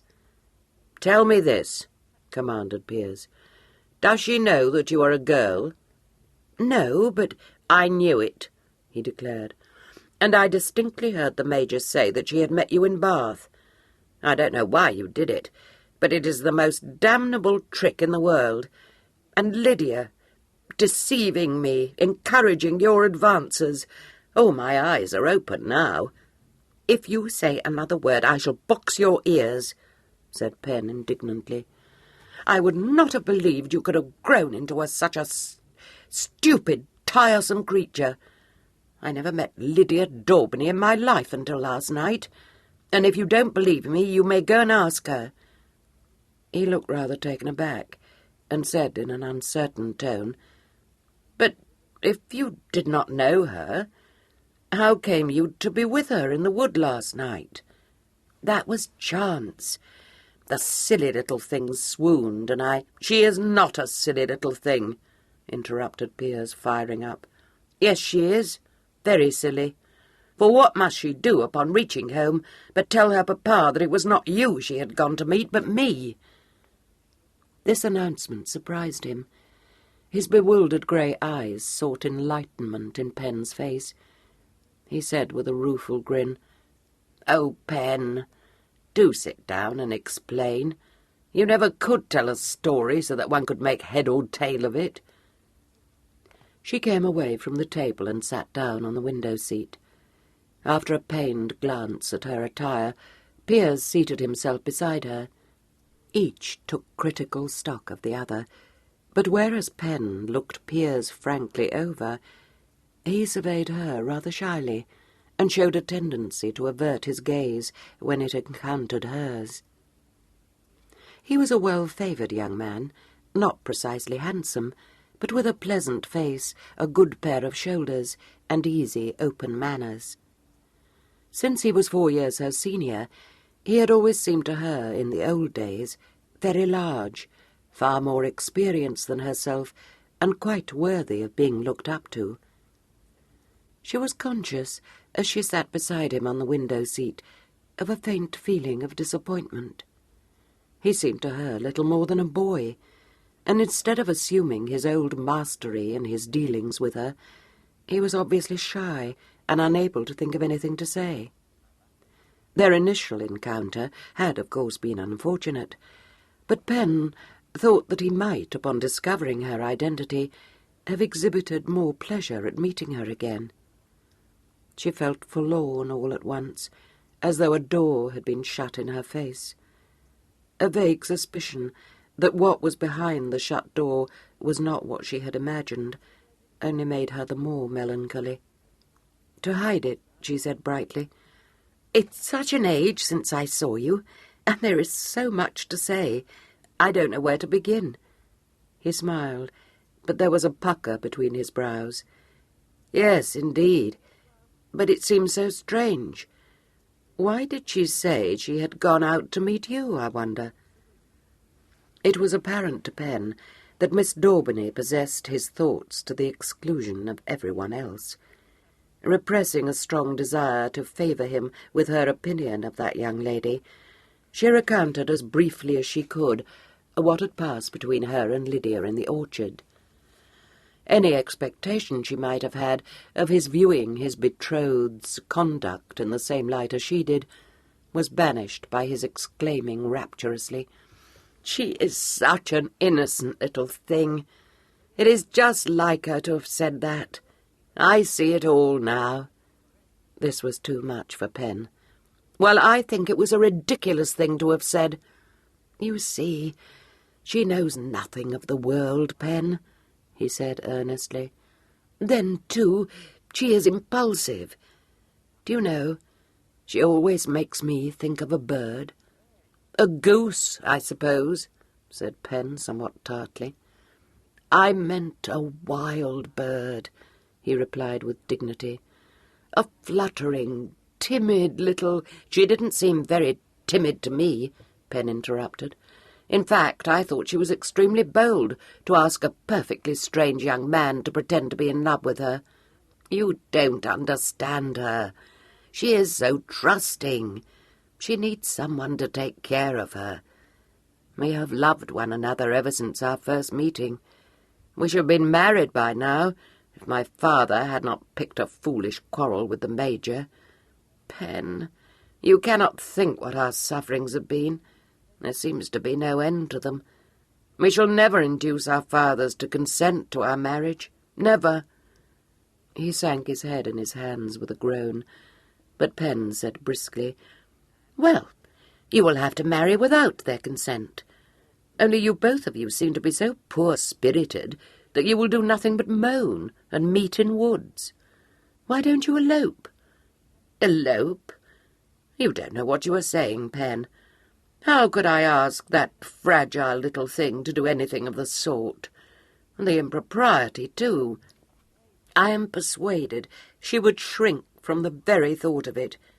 "Yes, she did," agreed Pen. "She said she would not be able to have attendants or a lace veil. You see, she has been very strictly reared, has led the most sheltered life. Besides, why should she not have a lace veil and those things which females set store by? For my part," Pen said, "I would not care a fig for such fripperies if I loved a man." "Oh, you are different," said Piers. "You were always more like a boy than a girl. Just look at you now. Why are you masquerading as a boy? It seems to me most peculiar, and not quite the thing, you know." "There were circumstances which made it necessary," said Pen rather stiffly. "I had to escape from my aunt's house." "Well, I still don't see why." "Because I was forced to climb out of a window," snapped Pen. "Moreover, I could not travel all by myself as a female, could I?" "No, I suppose you could not. Only you should not be travelling by yourself at all. What a madcap you are!" A thought occurred to him. He glanced down at Pen with a sudden frown. "But you were with Sir Richard Wyndham when I came in, and you seem to be on mighty close terms with him, too. For heaven's sake, Pen, what are you about? How do you come to be in his company?" The interview with her old playmate seemed to be fraught not only with disappointment, but with unforeseen difficulties as well. Pen couldn't but realize that Mr. Luttrell was not in sympathy with her. "Oh, that is too long a story to tell," she replied evasively. "There were reasons why I wished to come home again, and Sir Richard would not permit me to go alone." "But, Pen," he sounded horrified, "you are surely not travelling with him?" His tone swept away adventure, and invested her exploit instead with the stigma of impropriety. She coloured hotly, and was searching her mind for an explanation that would satisfy Piers, when the door opened and Sir Richard came into the room. One glance at Mr. Luttrell's rigidly disapproving countenance, one glimpse of Pen's scarlet cheeks and over-bright eyes, were enough to give Sir Richard a very fair notion of what had been taking place in the parlour. He closed the door, saying in his pleasant drawl, "Ah, good morning, Mr. Luttrell. I trust the surprising events of last night did not rob you of sleep."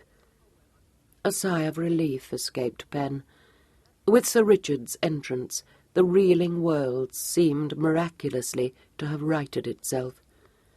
She left the window-seat and went instinctively towards him. "Sir, Piers thinks—" She stopped and raised a hand to her burning cheek. Sir Richard looked at Piers with slightly raised brows. "Well," he said gently, "what does Piers say and think?" Mr. Luttrell got up. Under that ironical, tolerant gaze, he too began to blush. I only wondered how Pen comes to be travelling in your company." Sir Richard unfobbed his snuff-box and took a pinch. "And does no explanation offer itself to you?" he inquired. "Well, sir, I must say, it seems to me...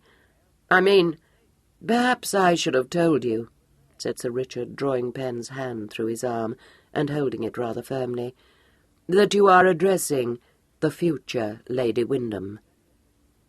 The hand twitched in Sir Richard's, but in obedience to the warning pressure of his fingers, Miss Creed remained silent.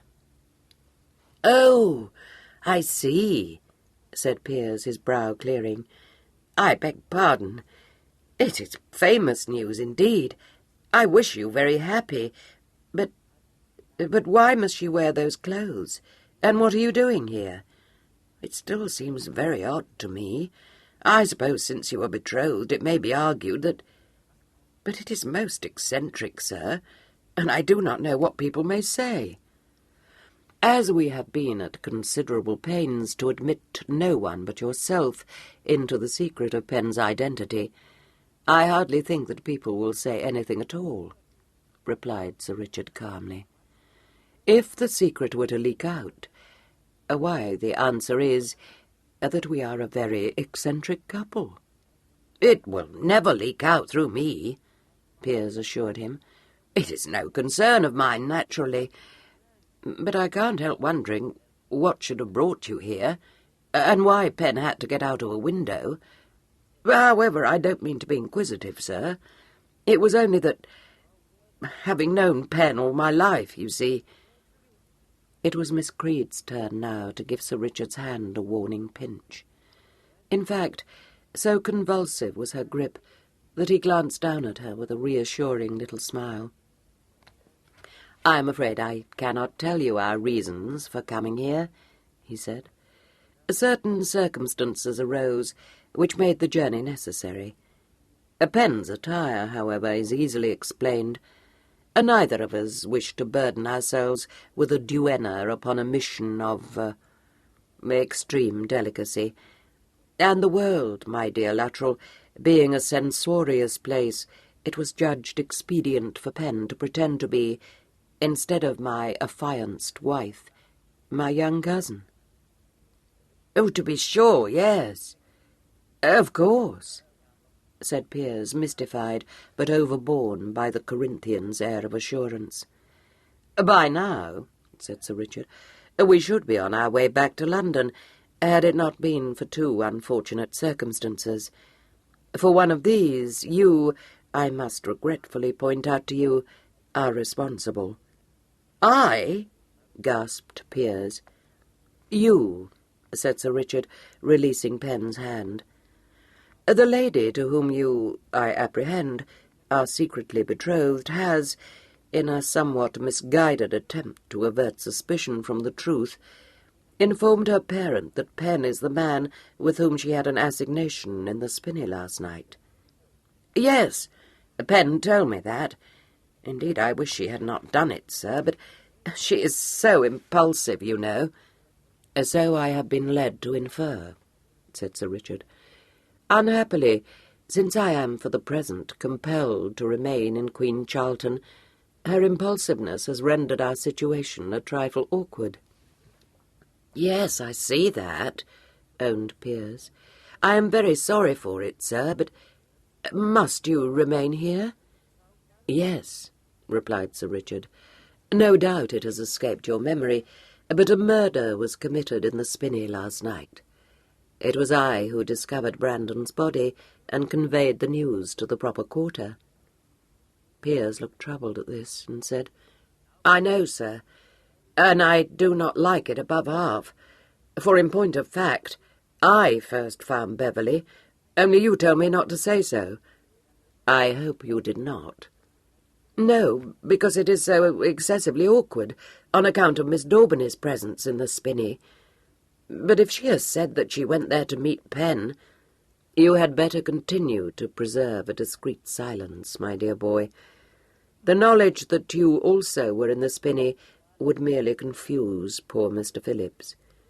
You see, I have the advantage of knowing who killed Brandon." "I think," said Penn judicially, "we ought to tell Piers about the diamond necklace, sir." "By all means," agreed Sir Richard. The history of the diamond necklace, as recounted by Miss Creed, made Mr. Luttrell forget for a few moments his graver preoccupations. He seemed very much more the Piers of her childhood when he exclaimed, "What an adventure!" And by the time he had described to her his surprise at receiving a visit from Beverley, whom he had known but slightly up at Oxford, and had exchanged impressions of Captain Horace Trimble, they were once more upon very good terms.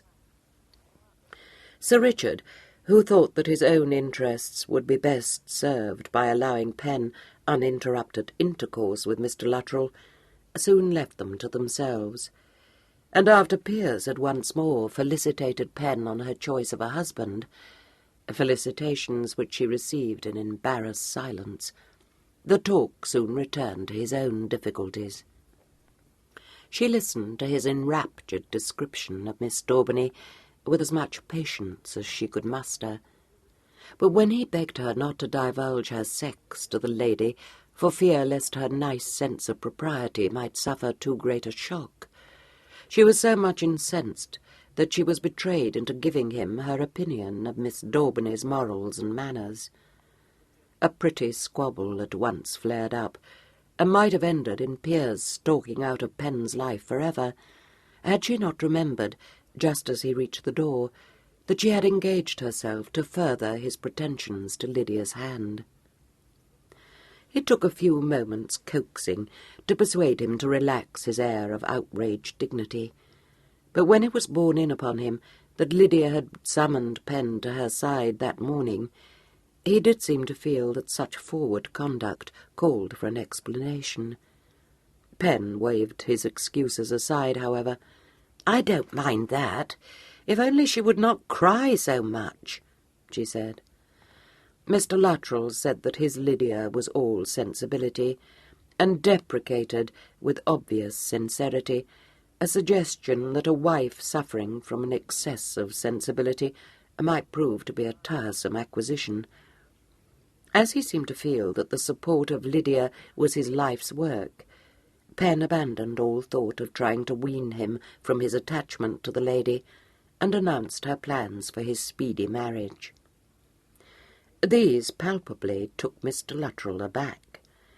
Lydia's refusal to elope with him he regarded as natural rather than craven, and when Pen's false abduction scheme was enthusiastically described to him, he said that she must be mad to think of such a thing.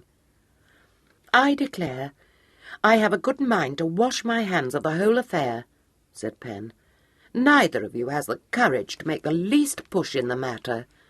The end of it will be that your precious Lydia will be married to someone else, and then you will be sorry." "Oh, don't suggest such a thing," he begged. "If only my father would be a little conciliating. He used to like the Major well enough before they quarrelled." "You must soften the Major's heart." "Yes, but how?" he asked. "Now don't, pray, suggest any more foolish abduction schemes, Pen. I dare say you think them very fine, but if you would but consider the difficulties. No one would ever believe we had not planned it all, because if she eloped with you, she would not then wish to marry me, now would she?" "No, but we could say that I had forcibly abducted her. Then you could rescue her from me." "How should I know that you had abducted her?" objected Piers. "And just think what a pucker everyone would be in. No, really, Pen, it won't answer. Good God, I should have to fight a duel with you, or something of that nature. I mean, how odd it would look if all I did was to take Lydia home." "Well, so we could," said Pen, her eyes brightening as new horizons swam into her ken. "I could have my arm in a sling and say that you had wounded me. Oh, do let us, Piers. It will be such a famous adventure." "You don't seem to me to have changed in the least," said Piers, in anything but a complimentary tone. "You are the most complete hand indeed. I cannot conceive how you came to be betrothed to a man of fashion like Wyndham. You know you will have to mend your ways. In fact, I can't conceive of you being married at all. You're a mere child." Another quarrel might at this point have sprung up between them, had not Sir Richard come back into the room just then, with Mr. Phillips in his wake.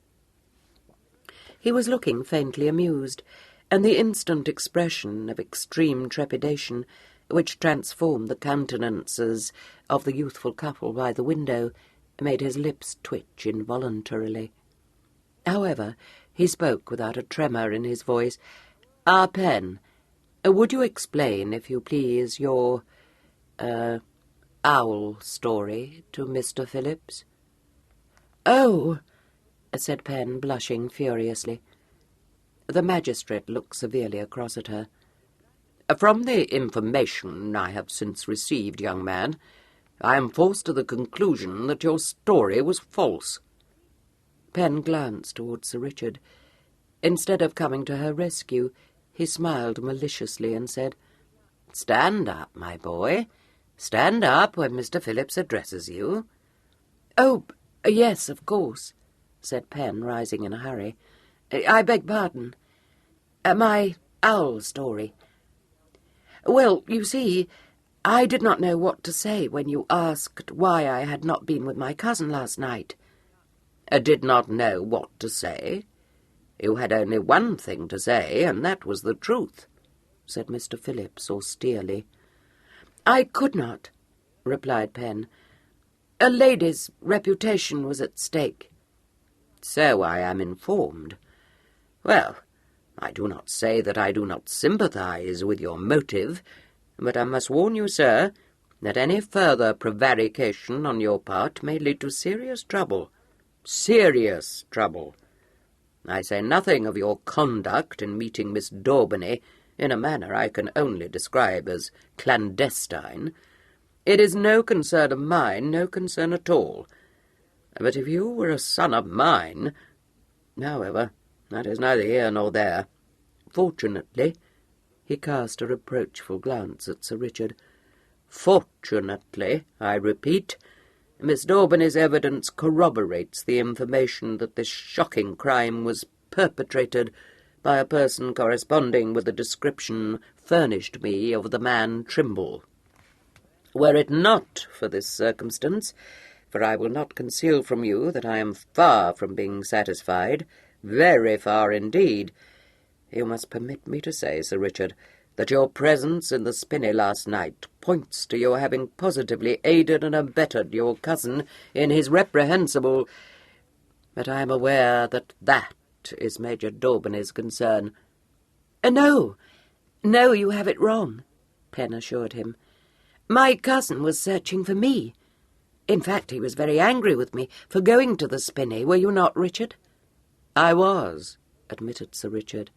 "Very." "Well, the whole affair seems to me very strange," said Phillips. "I will say no more than that, yet." "You behold me, stricken with remorse," said Sir Richard. The magistrate snorted, jerked a bow, and took himself off. "My reputation, oh, my reputation," mourned Sir Richard. "Horrible and unprincipled brat.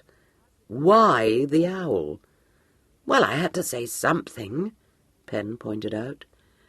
"I'm afraid," said Piers, conscience-stricken, "that it is a little Lydia's fault.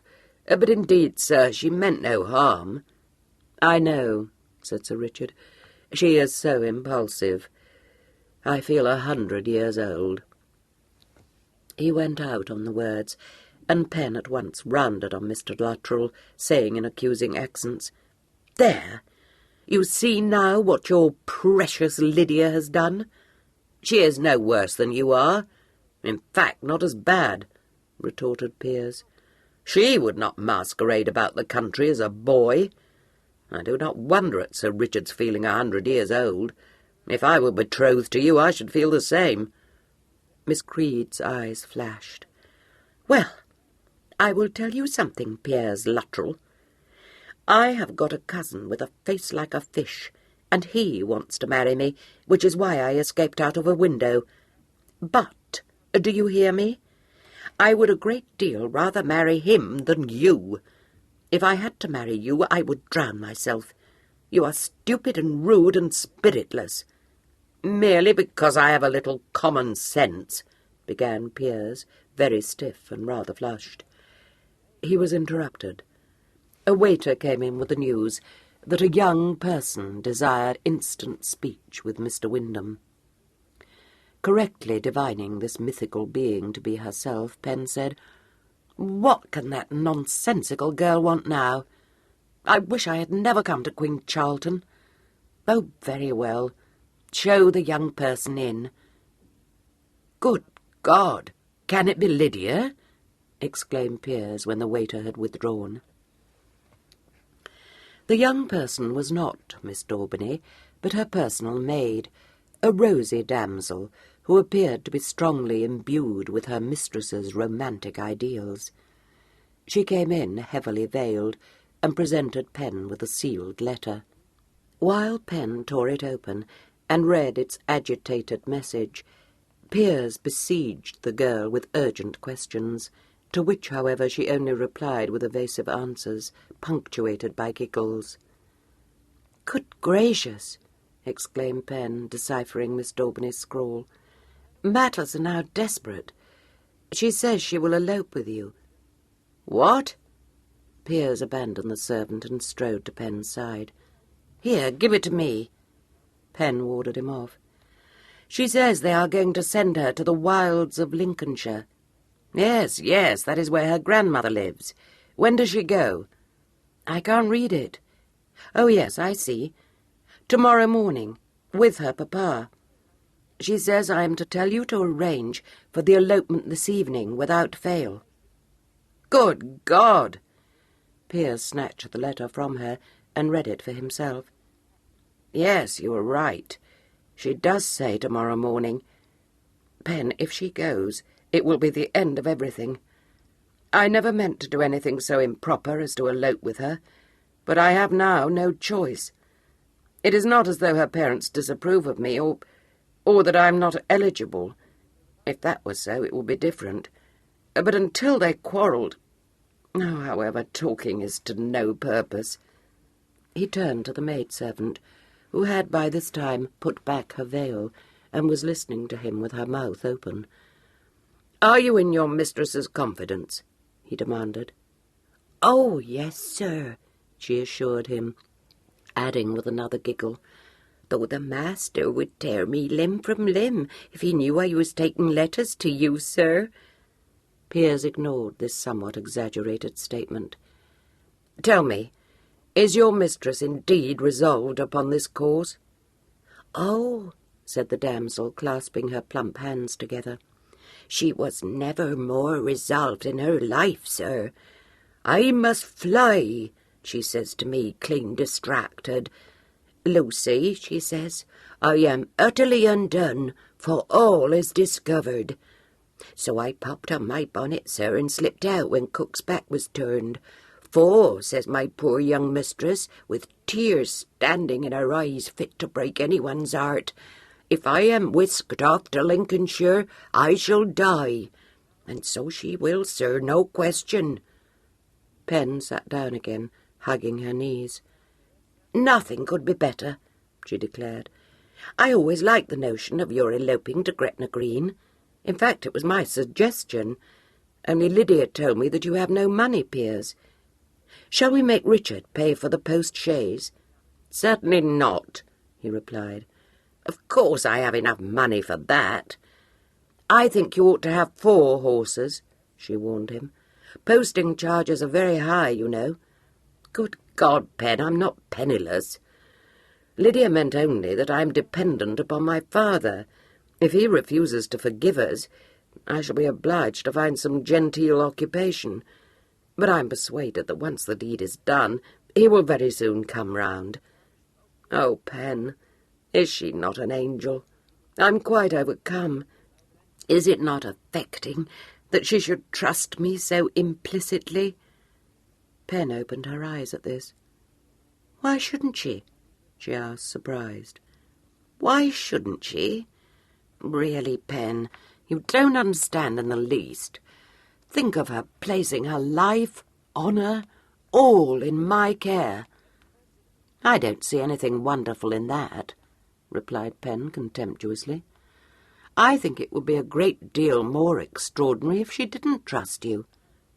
"I remembered now that you never had much sensibility," said Piers. "You are such a child." He turned again to the interested Abigail. "Now, Lucy, attend to me. You must take a letter back to your mistress, and assure her, besides, that I shall not fail. Are you prepared to accompany us to Scotland?" She gaped at him for a moment, but however strange the idea might have been to her, it apparently pleased her, for she nodded vehemently and said, "Oh, yes, sir. Thank you, sir." "Who ever heard of taking a maid on an elopement?"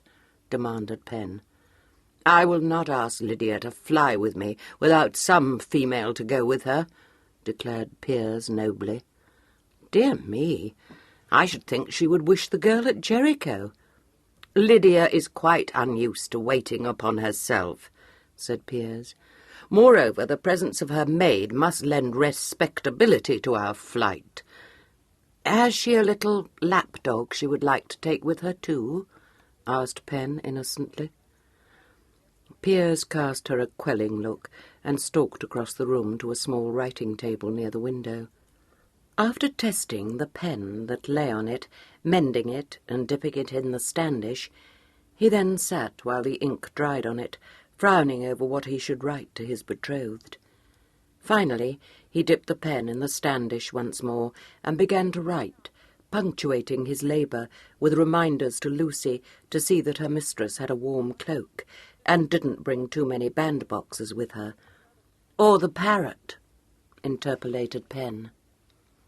"Law, sir, Miss Lydia hasn't got any parrot." "If you don't hold your tongue, Pen."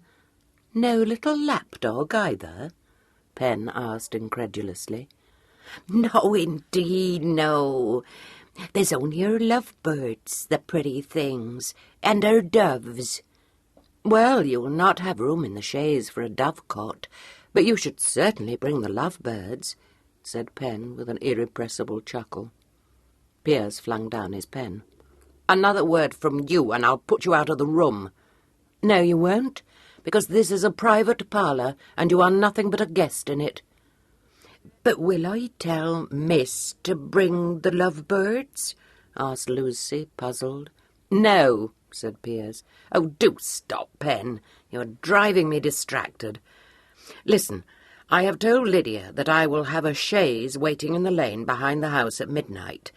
Do you think that is too early? Will her parents go to her room as late as that?" "No, sir, they won't," said Lucy. "The Major does be such a one for retiring early. He'll be in bed and asleep by 11. Take my word for it, sir." "Fortunately, it is moonlight," Piers said, shaking sand over his letter. "Listen, Lucy, I depend upon you to see that your mistress goes early to bed. She must get what sleep she can, and you must wake her at the proper time. Do you understand? Can I trust you to pack for her and to bring her safely to me?" "Oh, yes, sir," replied Lucy, bobbing a curtsy, "for I wouldn't be left to face the Major, not for ever so." "You had best go back to the house with all possible speed," Piers said, applying a wafer to the folded letter and handing it to her.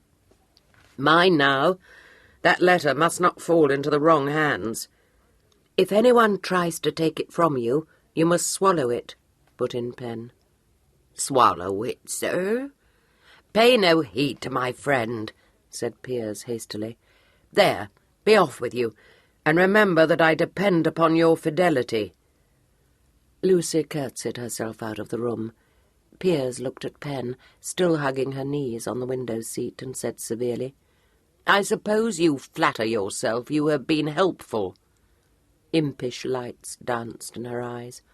"Oh, I have. Only think if you had had to turn back to fetch the lovebirds, which very likely you would have had to do if I had not reminded the Abigail about them." He couldn't help grinning. "Pen, if she does bring them, I'll turn back just to wring your neck. Now I must go to arrange for the hire of a chaise and 4 fast horses." "Where will you find them?" she asked.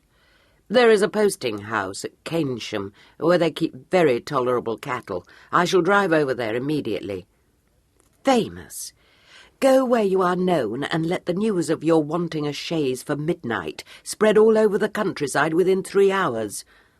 He checked. "I had not thought of that. Oh, the devil!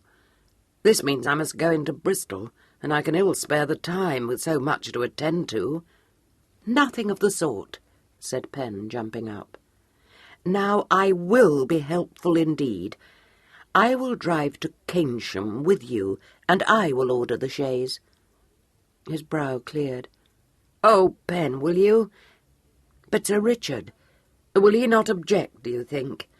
Of course I would take every care of you, but—" "No, no, he will not object, I assure you.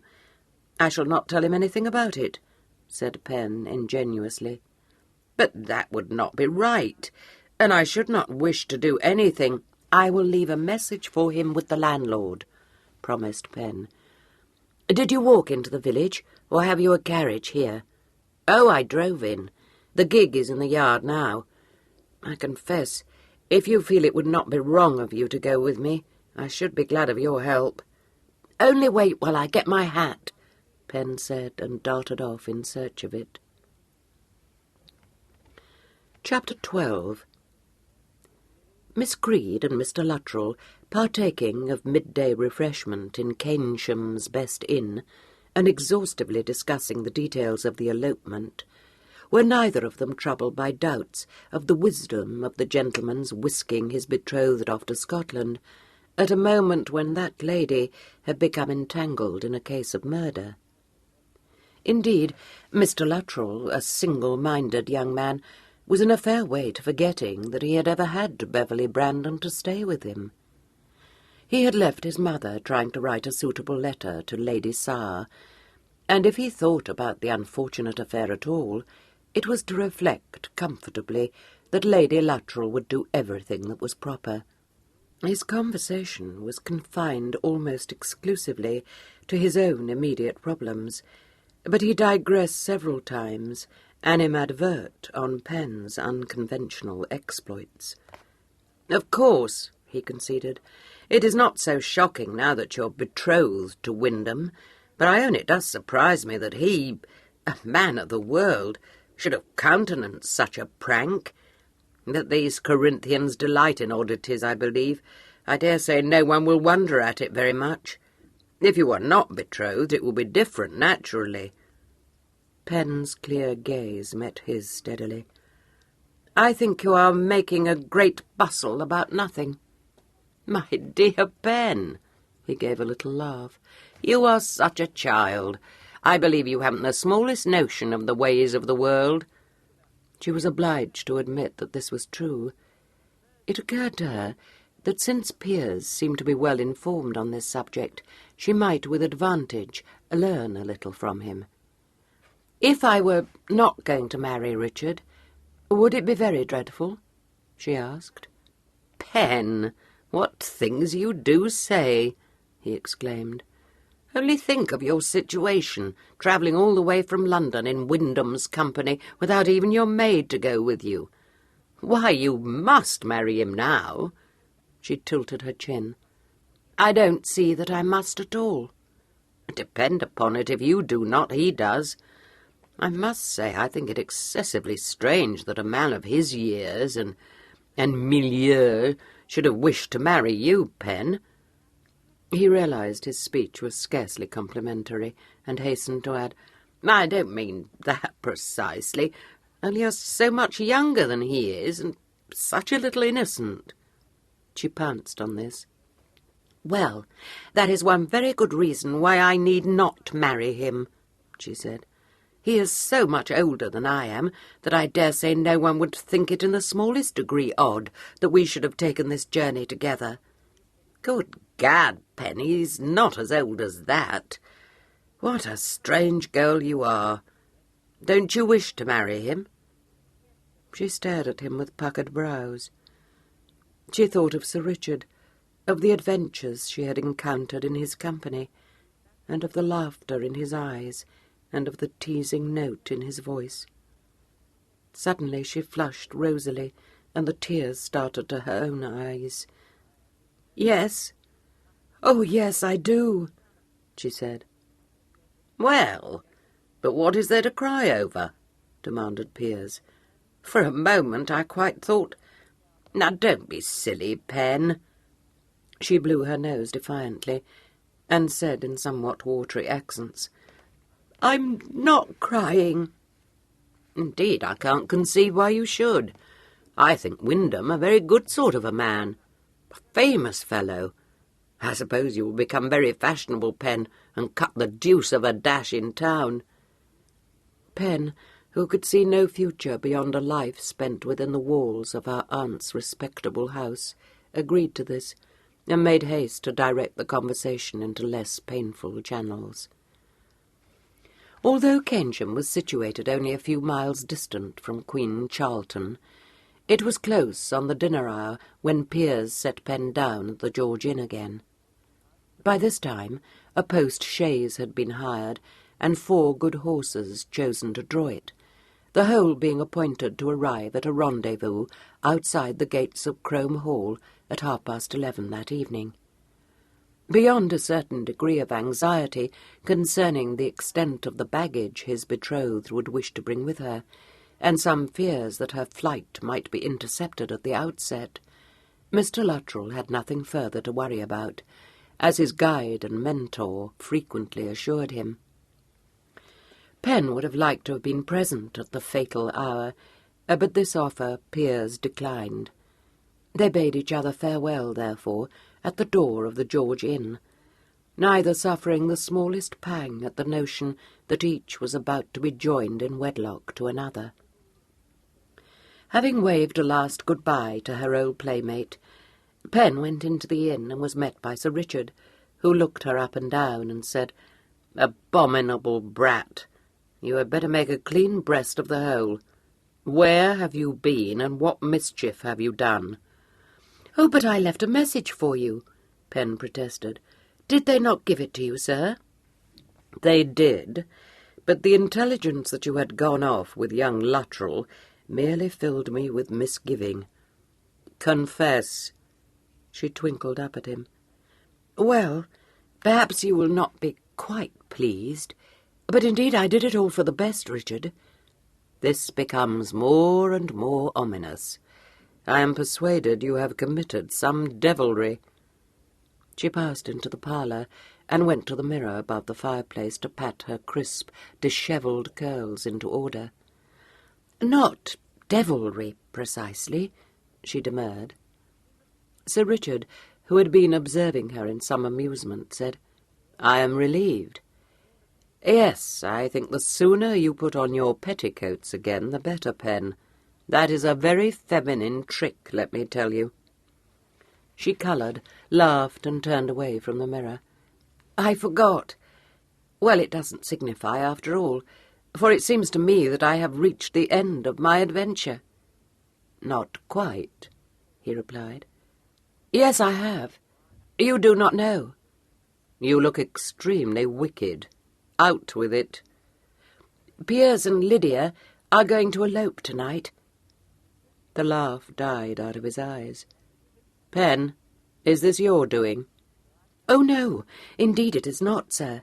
In fact, I had quite a different plan, only I dared not tell you, and as a matter of fact, Piers didn't think well of it. I wanted to abduct Lydia so that Piers could rescue her from me and so soften her papa's heart. However, I dare say you would not have approved of that." "I should not," said Sir Richard emphatically. "No, that's why I said nothing to you about it. In the end, Lydia decided to elope." "You mean you bullied the wretched girl?" "I did not. You are most unjust, sir."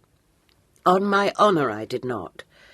I don't say that I didn't perhaps put the notion into her head, but it was all the Major's doing. He threatened to take her to Lincolnshire tomorrow morning, and of course she could not support life there. Oh, here comes the waiter. I will tell you the whole story presently." She retired to her favourite seat in the window while the covers were laid, and Sir Richard, standing with his back to the mighty fireplace, watched her. The waiter took his time over the preparations for dinner, and during one of his brief absences from the parlour, Penn said abruptly, "You were quite right. He has changed, sir. Only you were wrong about one thing. He does not think I have changed at all." "I did not suspect him to be capable of paying you so pretty a compliment," said Sir Richard, raising his brows. "Well, I don't think he meant it to be a compliment," said Penn doubtfully. He smiled but said nothing. The waiter came back into the room with a laden tray and began to set various dishes on the table. When he had withdrawn, Sir Richard pulled a chair out for Penn and said, "You are served, brat. Hungry?" "Not very," she replied, sitting down. He moved to his own place. "Why, how is this?" "Well, I don't know. Piers is going to elope with Lydia at midnight." "I trust that circumstance has not taken away your appetite." "Oh, no. I think they will deal famously together, for they are both very silly." "True. What had you to do with their elopement?" "Oh, very little, I assure you, sir. Lydia made up her mind to do it without any urging from me. All I did was to hire the post-chaise for Piers, on account of his being well known in Keynsham." "I suppose that means we shall be obliged to sustain another visit from Major Daubney. I seem to be plunging deeper and deeper into a life of crime." She looked up inquiringly. "Why, sir? You have done nothing." "I am aware, but I undoubtedly should do something." "Oh, no, it is all arranged. There is truly nothing left to do." "You don't think that I, as one having reached years of discretion, might perhaps be expected to nip this shocking affair in the bud?" "Tell the Major, do you mean?" Penn cried. "Oh, Richard, you would not do such a cruel thing. I'm persuaded you could not." He refilled his glass. "I could very easily, but I won't. I am not, to tell you the truth, much interested in the affairs of a pair of lovers whom I have found from the outset extremely tiresome. Shall we discuss instead our own affairs?" "Yes, I think we ought to," she agreed. "I have been so busy today, I'd almost forgotten the stammering man. I do trust, Richard, we shall not be arrested." "Indeed, so do I," he said, laughing. "It's very well to laugh, but I could see that Mr. Phillips didn't like us at all." "I fear that your activities disarranged his mind. Fortunately, news has reached him that a man whom I suspect of being none other than the egregious Captain Trimble has been taken up by the authorities in Bath." "Good gracious! I never thought he would be caught. Pray, had he the necklace?" "That I am as yet unable to tell you. It is to be hoped that Luttrell and his bride will not prolong their honeymoon, since I fancy Lydia will be wanted to identify the prisoner." "If she knew that, I dare say she would never come back at all," said Penn. "A public-spirited female," commented Sir Richard. She giggled. "She has no spirit at all. I told you so, sir." "Will the authorities wish to see me?" "I hardly think so. In any event, they are not going to see you." "No. I must say I feel it might be excessively awkward if I were forced to appear," remarked Penn. "In fact, sir, I think I had better go home, don't you?" He looked at her. "To your Aunt Almeria, brat?" "Yes, of course. There is nowhere else for me to go." "And Cousin Fred?" "Well, I hope that after all the adventures I have gone through, he will not want to marry me any more," said Penn optimistically. "He is very easily shocked, you know." "Such a man would not be at all the husband for you," he said, shaking his head.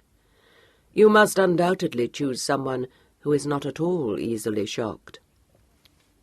"Perhaps I had better mend my ways," said Pen with a swift, unhappy smile.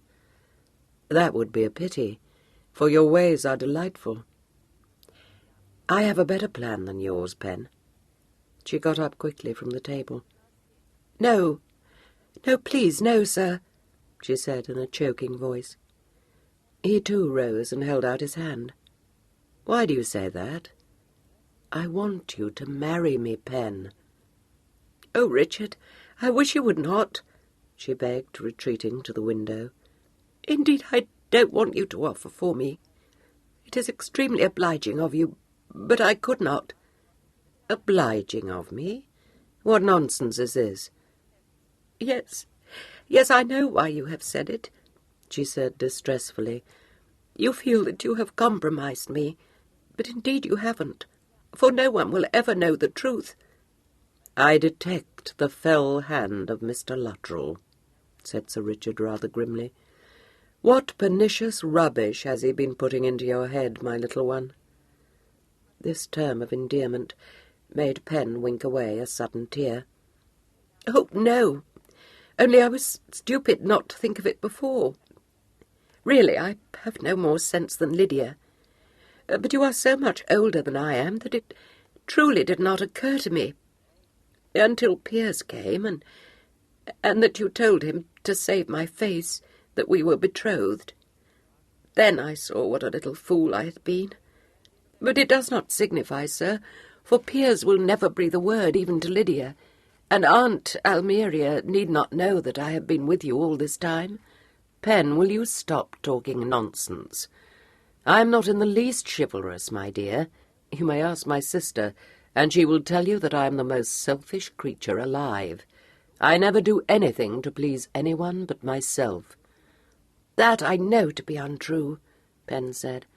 "If your sister thinks it, she doesn't know you. And I am not talking nonsense. Piers was shocked to find me with you, and you did think he had reason, or you would not have said what you did." "Oh, yes," he responded. "I am well aware of what the world would think of this escapade. But believe me, my little love, I don't offer marriage from motives of chivalry. To be plain with you, I started on this adventure because I was drunk, and because I was bored, and because I thought I had to do something which was distasteful to me. I stayed in it because I found myself enjoying it, as I have not enjoyed anything for years." "You did not enjoy the stagecoach," she reminded him. "No, but we need not make a practice of travelling by the stagecoach, need we?" he said, smiling down at her. "Briefly, Pen, when I met you, I was about to contract a marriage of convenience. Within 12 hours of making your acquaintance, I knew that no matter what might happen, I would not contract that marriage.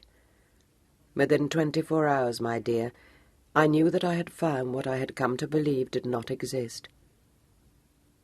"What was that?" she asked shyly. His smile was a little twisted.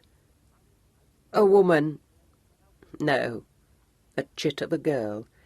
An impertinent, atrocious, audacious brat, whom I am very sure I cannot live without."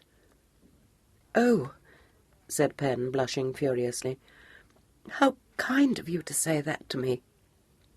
I know just why you do, and indeed I am very grateful to you for putting it so prettily." "And you don't believe a word of it?" "No, for I am very sure you would not have thought of marrying me if Piers had not been in love with Lydia Daubeny," she said simply. "You are sorry for me because of that, and so—" "Not in the least." "I think you are a little, Richard, and I quite see that to a person like you, for it is no use to pretend to me that you are selfish, because I know that you are nothing of the sort. To a person like you, it must seem that you are bound in honour to marry me. Now confess. That is true, is it not? Please don't tell me polite lies." "Very well," he replied. "It is true that having embroiled you in this situation, I ought in honour to offer you the protection of my name. But I am offering you my heart, Pen." She searched feverishly for her handkerchief and mopped her brimming eyes with it. "Oh, I do thank you," she said in a muffled voice. "You have such beautiful manners, sir." "Pen, you impossible child," he exclaimed. "I am trying to tell you that I love you, and all you will say is that I have beautiful manners." "You cannot fall in love with a person in 3 days," she objected. He had taken a step towards her, but he checked himself at that. "I see." She gave her eyes a final wipe and said apologetically, "I beg your pardon. I don't mean to cry, only I think I'm a little tired, besides having had a shock on account of Piers, you know." Sir Richard, who had been intimately acquainted with many women, thought that he did know. "I was afraid of that," he said. "Did you care so much, Pen?" "No, but I thought I did, and it is all very lowering, if you understand what I mean, sir." "I suppose I do. I am too old for you, am I not?" "I am too young for you," said Pen unsteadily. "I dare say you think I am amusing. In fact, I know you do, for you're forever laughing at me. But you would very soon grow tired of laughing, and perhaps be sorry that you had married me." "I am never tired of laughing." "Please do not say any more," she implored. "It has been such a splendid adventure until Piers came and forced you to say what you did. I would rather you didn't say any more, Richard, if you please." He perceived that his careful strategy in allowing her to meet her old playfellow before declaring himself had been mistaken. There did not seem to be any way of explaining this. No doubt, he thought, she had from the outset regarded him in an avuncular light. He wondered how deeply her affections had been rooted in the dream figure of Piers Luttrell, and misreading her tears, feared that her heart had indeed suffered a severe wound. He wanted very much to catch her up in his arms, overbearing her resistance and her scruples, but her very trust in him set up a barrier between them. He said with a shadow of a smile, "I have given myself a hard task, have I not?" She didn't understand him, and so said nothing. Not until Piers had shown her a shocked face, and Sir Richard had claimed her as his prospective wife, had she questioned her own heart. Sir Richard had been merely her delightful travelling companion, an immensely superior personage on whom one could place one's dependence. The object of her journey had obsessed her thoughts to such a degree that she had never paused to ask herself whether the entrance into her life of a Corinthian had not altered the whole complexion of her adventure. But it had, and when she had encountered Piers, it had been suddenly borne in upon her that she didn't care 2 pins for him. The Corinthian had ousted him from her mind and heart. Then Piers had turned the adventure into a faintly sordid intrigue, and Sir Richard had made his declaration, not because he had wanted to, for if he had, why should he have held his tongue till then? But because honour had forced the words out of him. It was absurd to think that a man of fashion, nearing his 30th year, could have fallen head over heels in love with a miss scarcely out of the schoolroom, however easily the miss might have tumbled into love with him. "Very well, Miss Creed," said Sir Richard. "I will woo you in form, and according to all the dictates of convention." The ubiquitous waiter chose this moment to come into the parlour to clear the table.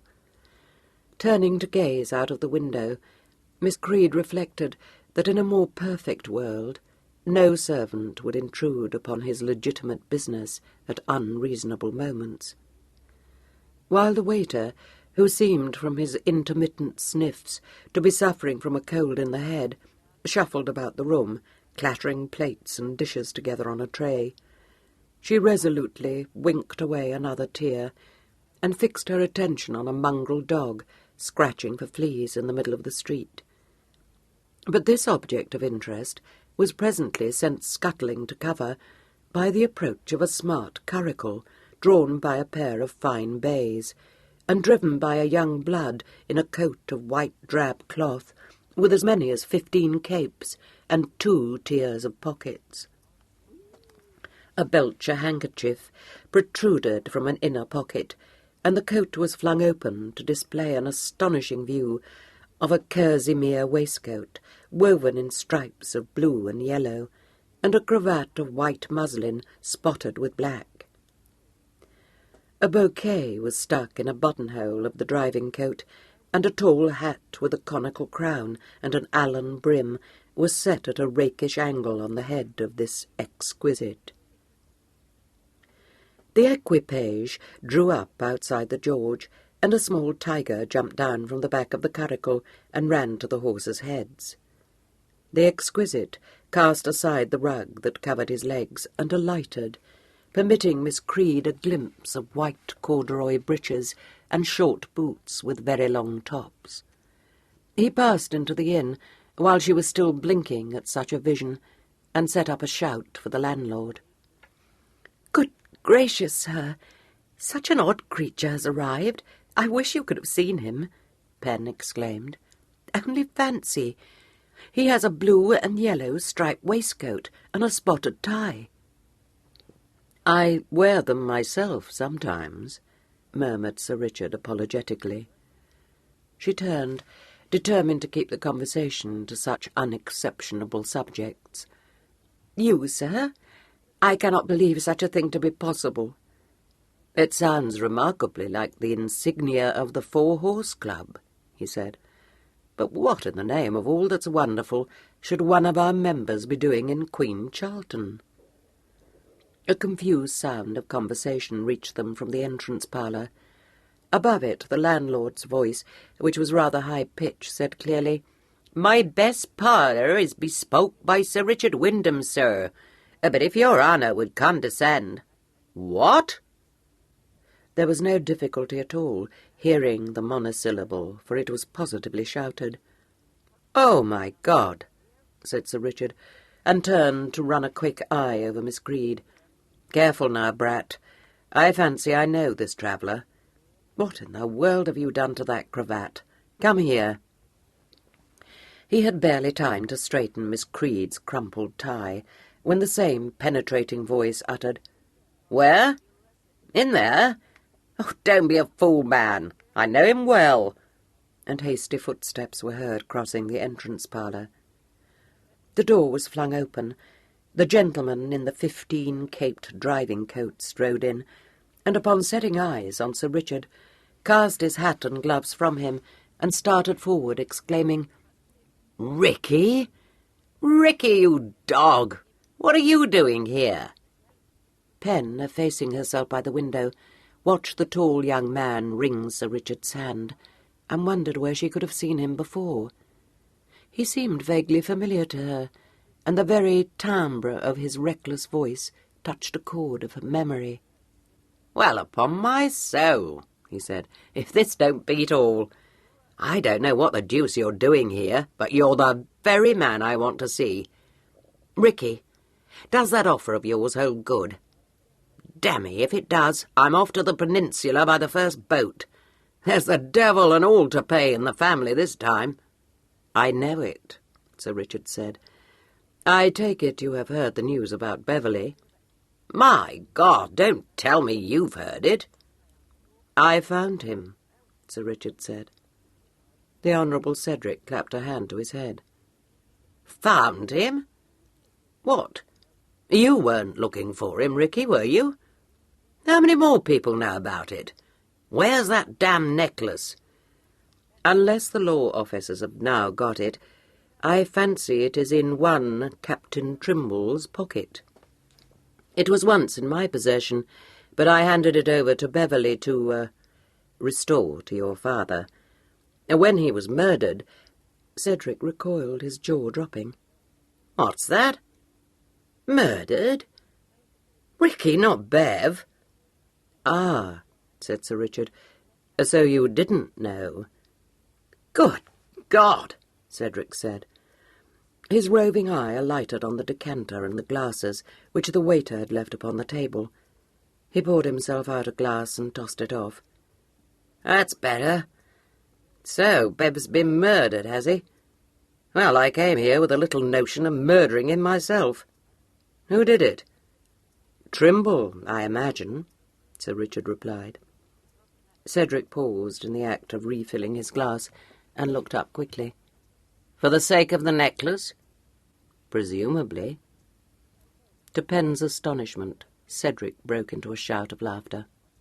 Oh, by God, but that's rich, he gasped.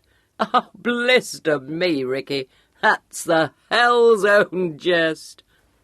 Sir Richard put up his eyeglass, surveying his young friend through it with faint surprise. I did not, of course, expect the news to prostrate you with grief, but I confess I was hardly prepared. Paste, dear old boy. Nothing but paste, said Cedric, doubled up over a chair back. The eyeglass dropped.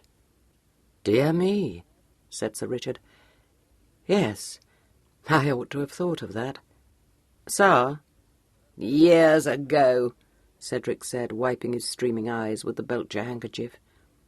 Only came out when I, mark you, Ricky, set the Bow Street runners onto it. I thought my father was devilish lukewarm over the affair. Never guessed, however. There was me mother sending messenger upon messenger up to Brook Street, and the girls nagging at me, so off I went to Bow Street. Fact is, my head's never at its best in the morning. No sooner had I set the bloodhounds onto the damn necklace than I began to think the thing over. I told you Bev was a bad man, Ricky. I'll lay you a monkey he stole the necklace. Sir Richard nodded. Quite true. Dammy, I call that going too far. My mother had a secret hiding place made for it in her chaise. My father knew. I knew. Bev knew. Dare say the girls knew. But no one else. Do you mark me? Thought it all out at White's. Nothing like brandy for clearing the head. Then I remembered that Bev took himself off to Bath last week. Never could imagine why. Thought I'd better look into things myself. Just made up my mind to take a little journey to Bath, when in walked my father in a deuce of a pucker. He'd heard from Melissa that I'd been to Bow Street. Pounced on me looking as queer as Dick's hatband, and wanting to know what the devil I meant by setting the runners onto it. Now, Ricky, dear boy, would you say I was a green 'un? Give you my word, I never guessed what was coming. Always thought my father meant to stick to the diamonds. He sold 'em 3 years ago, when he had that run of bad luck. Had 'em copied so that no one was the wiser, not even my mother. He was as mad as bedlam with me. And damn me, I don't blame him. For if my runner ran the necklace to earth, there'd be the devil to pay, and no pitch hot. So that's why I'm here. But what beats me is, what in thunder brought you here? You told me to run, murmured Sir Richard. So I did. But to tell you the truth, I never thought you would, dear boy. But why here? Out with it, Ricky. You never came here in search of Bev. No, I didn't. I came upon purely, family affairs. I fancy you have never met my young cousin, Pen Brown. Never knew you had a cousin of that name. Who is he? Said Cedric cheerfully. Sir Richard made a slight movement indicating Pen's presence. The room was deeply shadowed, for the waiter had not yet brought in the candles, and the twilight was fading. Cedric turned his head and stared with narrowed eyes towards the window-seat, where Pen had been sitting, half hidden by the curtains. "Dammy, I never saw you," he exclaimed. "How do you do?" Mr. Brandon Pen," Sir Richard explained. She came forward to shake hands, just as the waiter entered with a couple of chandeliers. He set them down upon the table and moved across the room to draw the curtains. The sudden glow of candlelight for a moment dazzled Cedric, but as he released Pen's hand, his vision cleared and became riveted on her guinea-gold curls. A portentous frown gathered on his brow as he struggled with an erratic memory. "Hey, wait a minute," he said. "I haven't seen you before, have I?" No, I don't think so," replied Pen in a small voice. "That's what I thought. But there's something about you. Did you say he was a cousin of yours, Ricky?" "A distant cousin," amended Sir Richard. "Name of Brown?" Sir Richard sighed. "Is it so marvellous?" "Damn it, dear boy, I've known you from the cradle, and I never heard of any relative of yours called Brown. What's the game?"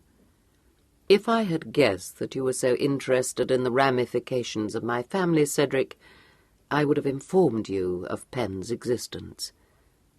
The waiter, interested, but unable to prolong his labours in the parlour, slowly and sadly withdrew. "Something devilish queer about this," pronounced Cedric with a shake of his head. "Something at the back of my mind, too. Where's that Burgundy?" "Well, I thought at first that I had met you before," offered Pen. "But that was because of your likeness to the stamp... to the other Mr. Brandon." "Don't tell me you knew him," exclaimed Cedric. "Not very well. We happened to meet him here." "I'll tell you what, my lad, it was no fit company for a suckling like you," said Cedric severely. He frowned upon her again, but apparently abandoned the effort to recall the errant memory, and turned back to Sir Richard. "But your cousin don't explain your being here, Ricky. Dammy, what did bring you to this place?" "Chance," replied Sir Richard. "I was, constrained to escort my cousin to this neighbourhood upon urgent family affairs. Upon the way we encountered an individual who was being pursued by a Bow Street runner, your runner, Ceddie, and who slipped a certain necklace into my cousin's pocket." "You don't mean it." "But did you know Bev was here?" "By no means. The fact was only revealed to me when I overheard him exchanging somewhat unguarded recriminations with the man whom I supposed to have murdered him. To be brief with you, there were 3 of them mixed up in this lamentable affair, and one of the 3 had bubbled the other 2. I restored the necklace to Beverley on the understanding that it should go back to Sarr."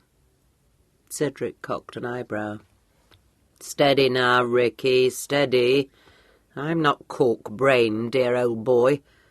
Bev never consented to give the diamonds back, unless he was afraid you were going to mill his canister. Devilish lily-livered Bev.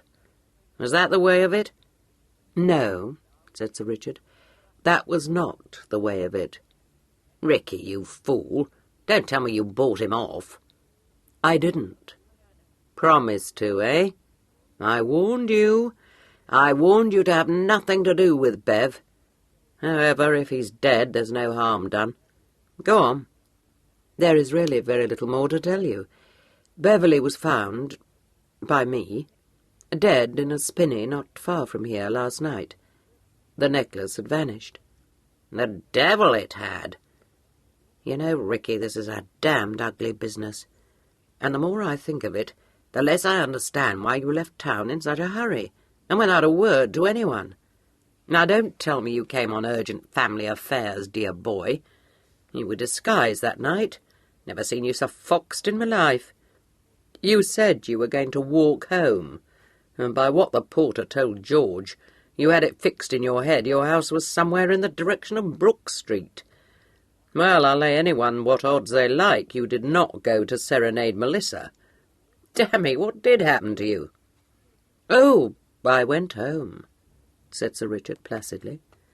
"Yes, but where did this young sprig come into it?" demanded Cedric, casting a puzzled glance at Pen. On my doorstep. He had come to find me, you see. No, damn it, Ricky, that won't do, protested Cedric. Not at 3 a.m, dear boy. Of course not, interposed Pen. I had been awaiting him, for hours. On the doorstep? Said Cedric incredulously. There were reasons why I did not wish the servants to know I was in town, explained Pen with a false air of candour. Well, I never heard such a tale in my life, said Cedric. It ain't like you, Ricky. It ain't like you. I called to see you myself next morning, and I found Louisa and George there, and the whole house in a pucker, with not a man jack knowing where the devil you got to. Oh, by Jupiter, and George would have it you had drowned yourself. Drowned myself? Good God, why? Melissa, dear boy, Melissa, chuckled Cedric. Bed not slept in, crumpled cravat in the grate, lock of...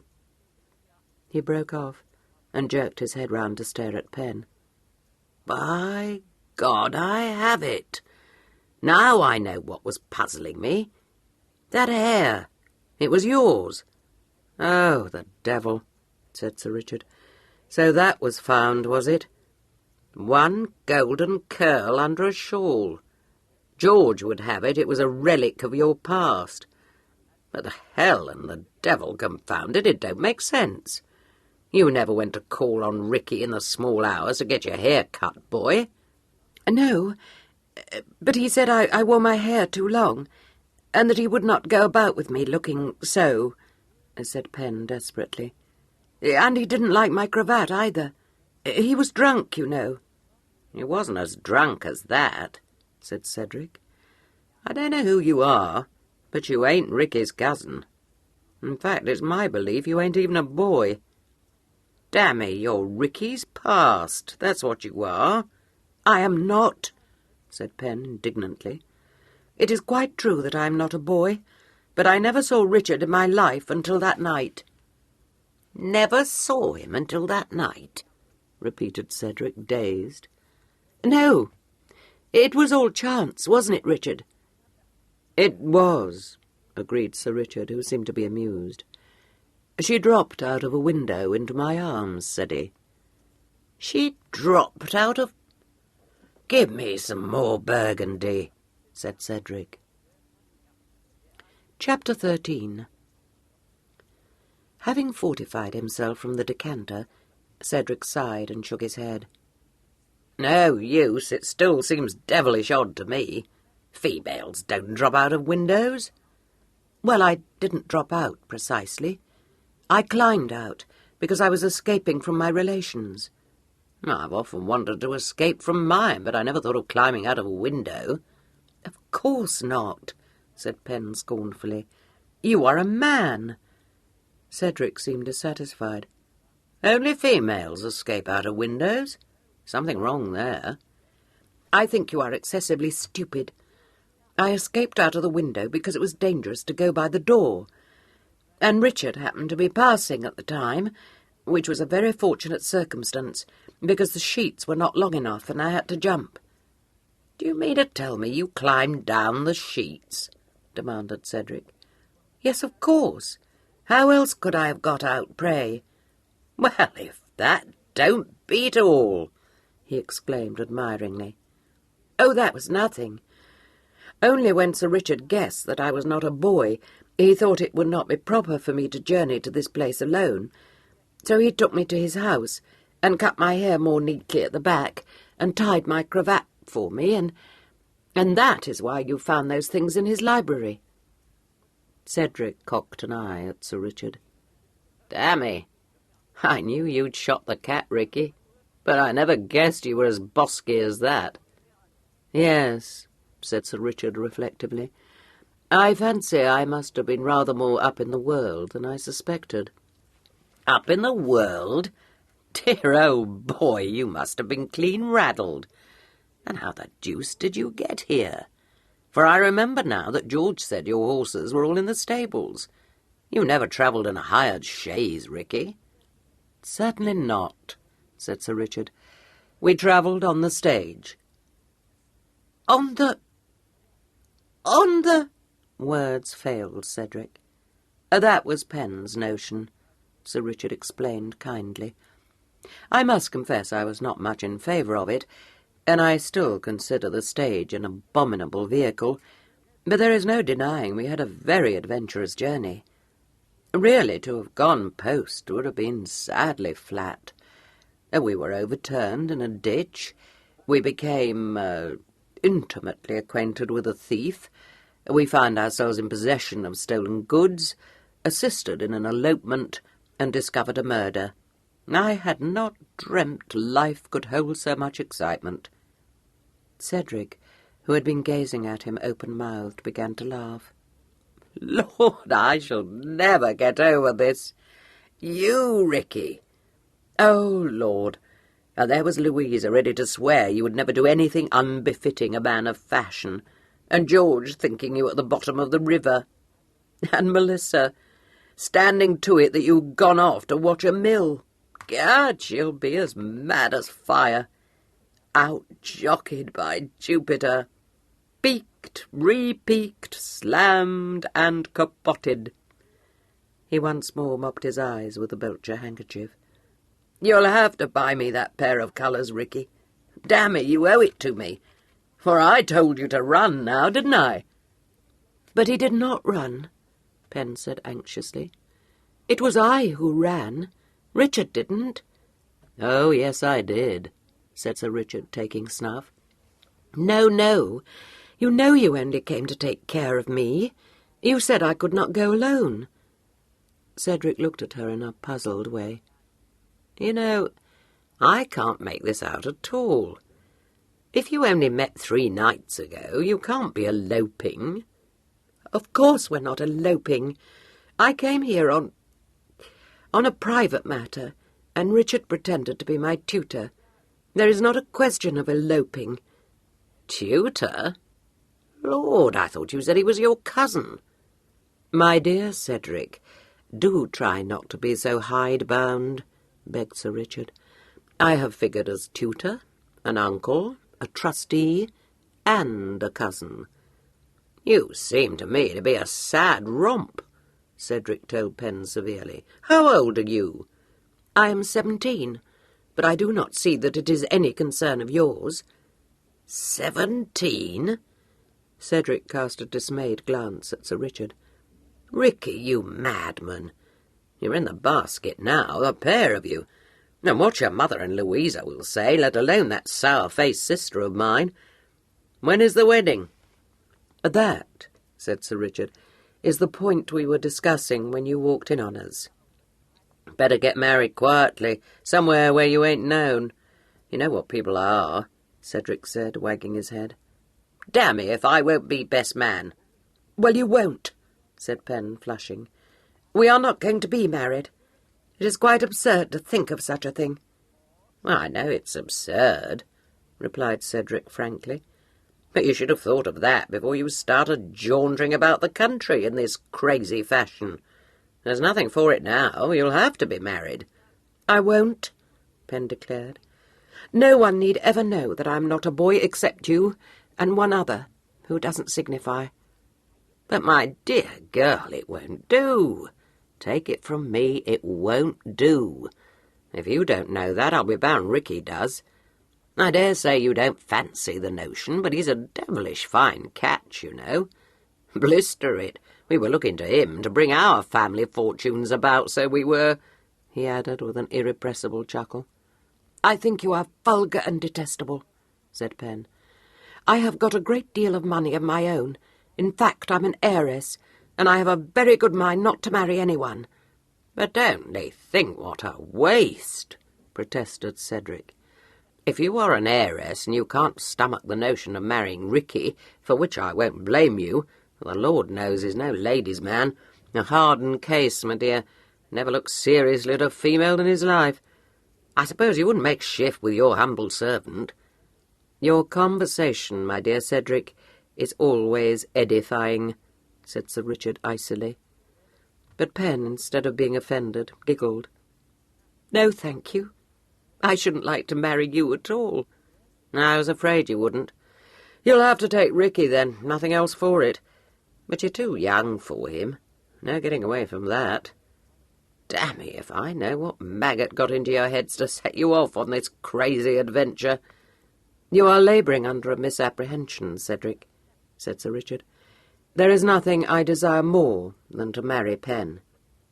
Well, of all things, gasped Cedric, and here was I thinking you were a hopeless case.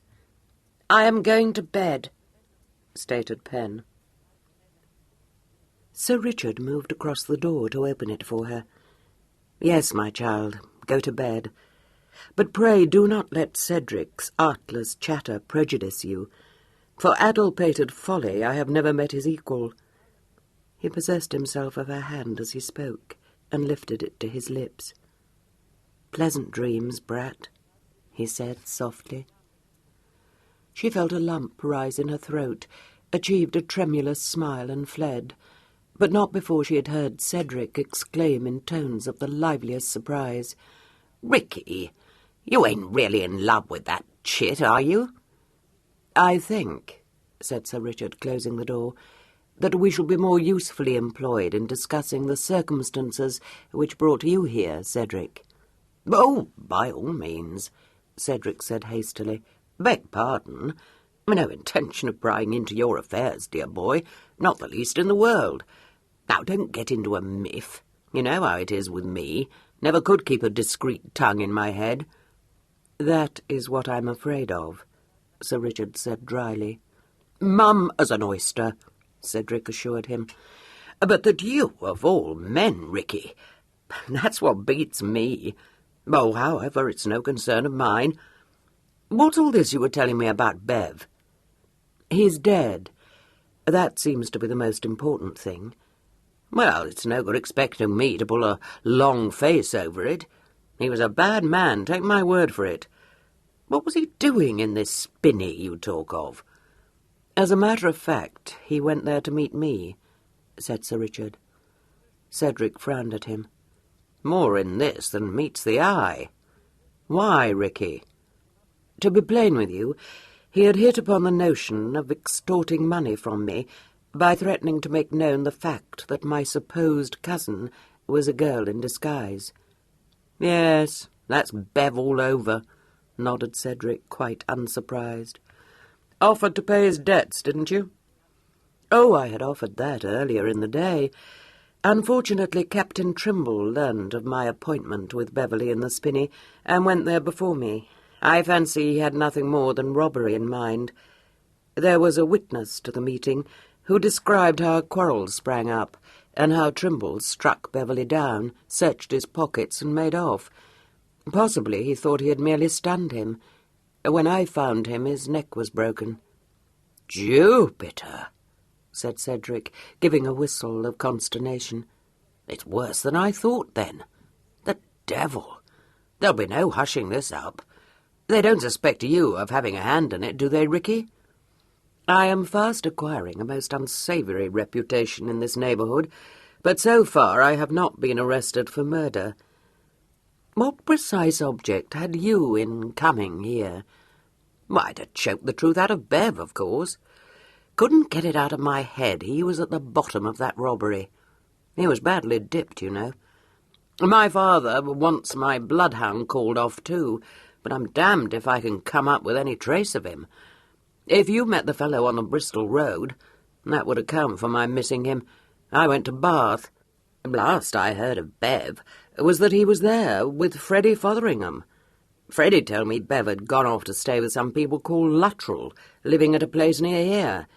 So I saw my mother, got the full story of the robbery out of her, and came on here. Now what's to do?" "You had better make the acquaintance of the local magistrate. A man who might well be Trimble was taken up in Bath today, but whether the necklace was on him I know not." "Must lay my hands on that plaguey necklace," frowned Cedric. "Won't do if the truth about that were to come out. But what are you going to do, Ricky? It seems to me you're in the deuce of a coil too." "I shall no doubt be able to answer that question when I have talked the matter over with Pen tomorrow," Sir Richard replied. But Sir Richard was not destined to have the opportunity of talking over any matter with Miss Creed upon the morrow.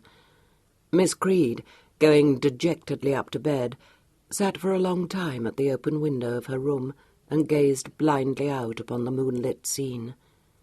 She had spent, she decided, quite the most miserable day of her life, and the sudden incursion of Cedric Brandon had done nothing to alleviate her heaviness of heart. It was apparent that Cedric considered her adventure only 1 degree less fantastic than the notion that she was to marry Sir Richard. According to his own words, he had known Sir Richard from the cradle, so that it was fair to assume that he was very well acquainted with him. He gave it as his opinion that she must marry Sir Richard, which was tantamount to saying, she reflected, that she had put Sir Richard into the uncomfortable position of being obliged to offer for her. It was most unjust, Pen thought, for Sir Richard had not been sober when he'd insisted on accompanying her into Somerset, and he had, moreover, done it out of sheer solicitude for her safety. It had not occurred to her that a gentleman so many years her senior could be supposed to compromise her, or to engage his own honours so disastrously. She had liked him from the moment of setting eyes on him. She had plunged into terms of intimacy with him in the shortest possible time, and had, indeed, felt as though she had known him all her life. She thought herself more stupid even than Lydia Daubeny, not to have realized, before ever they had reached Queen Charlton, that she had tumbled headlong in love with him.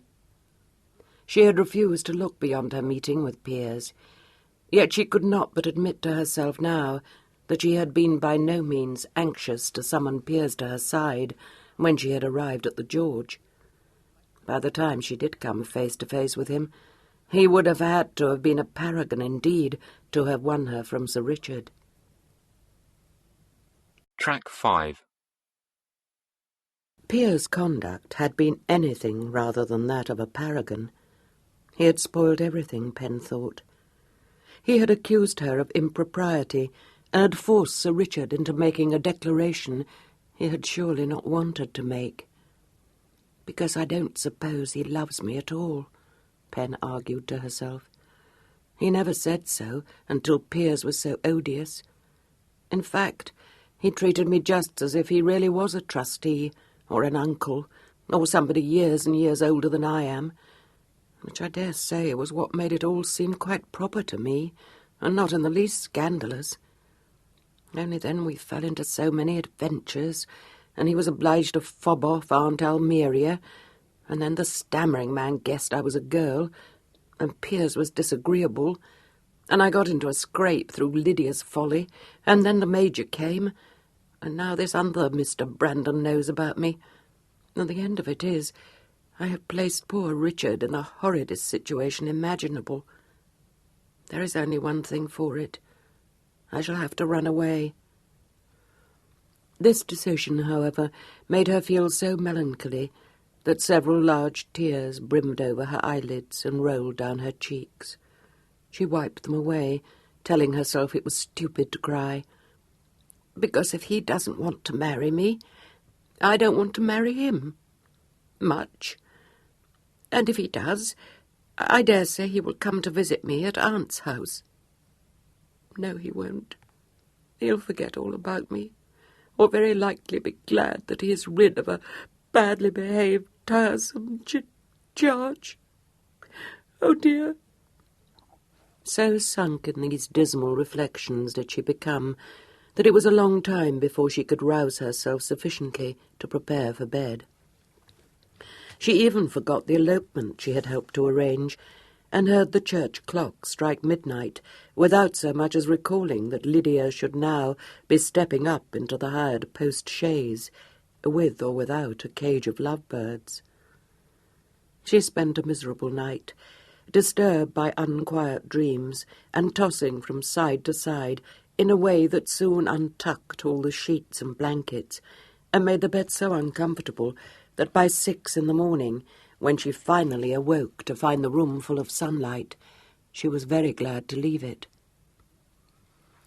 A considerable portion of her waking hours had been spent in considering how she could run away without Sir Richard's knowing anything about it. A carrier was used to go into Bristol on certain days, she remembered, and she made up her mind either to buy a seat on his waggon or, if it was not one of his days, to walk to Bristol and there book a seat on the London stagecoach. Bristol was not more than 6 or 7 miles distant from Queen Charlton, and there was, moreover, a reasonable hope of being offered a lift in some conveyance bound for the town. She dressed herself, and very nearly started to cry again when she struggled with the folds of the starched muslin cravat, because it was one of Sir Richard's. Once dressed, she packed her few belongings in the cloak bag he had lent her, and tiptoed downstairs to the parlour. The servants, though she could hear them moving about in the coffee-room and the kitchen, had not yet come into the parlour to draw back the blinds and to set the room to rights. In its untidy, overnight state, it looked dispiriting. Pen pulled the blinds apart and sat down at the writing-table to compose a letter of farewell to Sir Richard. It was a very difficult letter to write, and seemed to entail much nose-blowing and many watery sniffs. When she had at last finished it, Pen read it through rather dubiously and tried to erase a blot. It was not a satisfactory letter, but there was no time to write another, so she folded and sealed it, wrote Sir Richard's name on it, and propped it up on the mantelpiece. In the entrance parlour, she encountered the pessimistic waiter who had served them on the previous evening. His eyes seemed even duller than usual, and beyond staring in a ruminative fashion at her cloak-bag, he evinced no interest in Pen's early rising. She explained to him glibly that she was obliged to go into Bristol, and asked if the carrier would be passing the George. The waiter said that he would not be passing because Friday was not his day. "If you had wanted him yesterday, it would have been different," he added reproachfully. She sighed. "Then I shall be obliged to walk." The waiter accepted this without interest, but just as she reached the door, he bethought him of something and said in a voice of unabated gloom, "The missus is going to Bristol in the trap." "Do you think she would take me with her?" The waiter declined to offer an opinion, but he volunteered to go and ask the missus.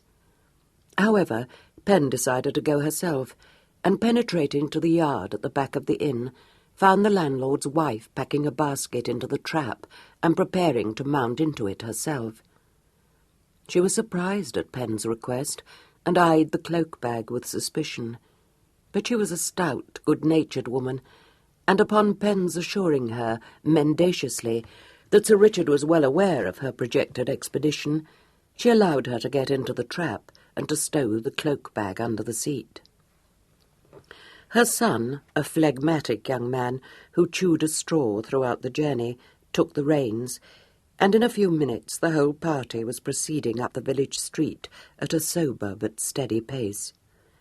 "Well, I only hope, sirs, I'm not doing wrong," said Mrs. Hopkins, as soon as she had recovered from the exertion of hoisting her bulk into the trap.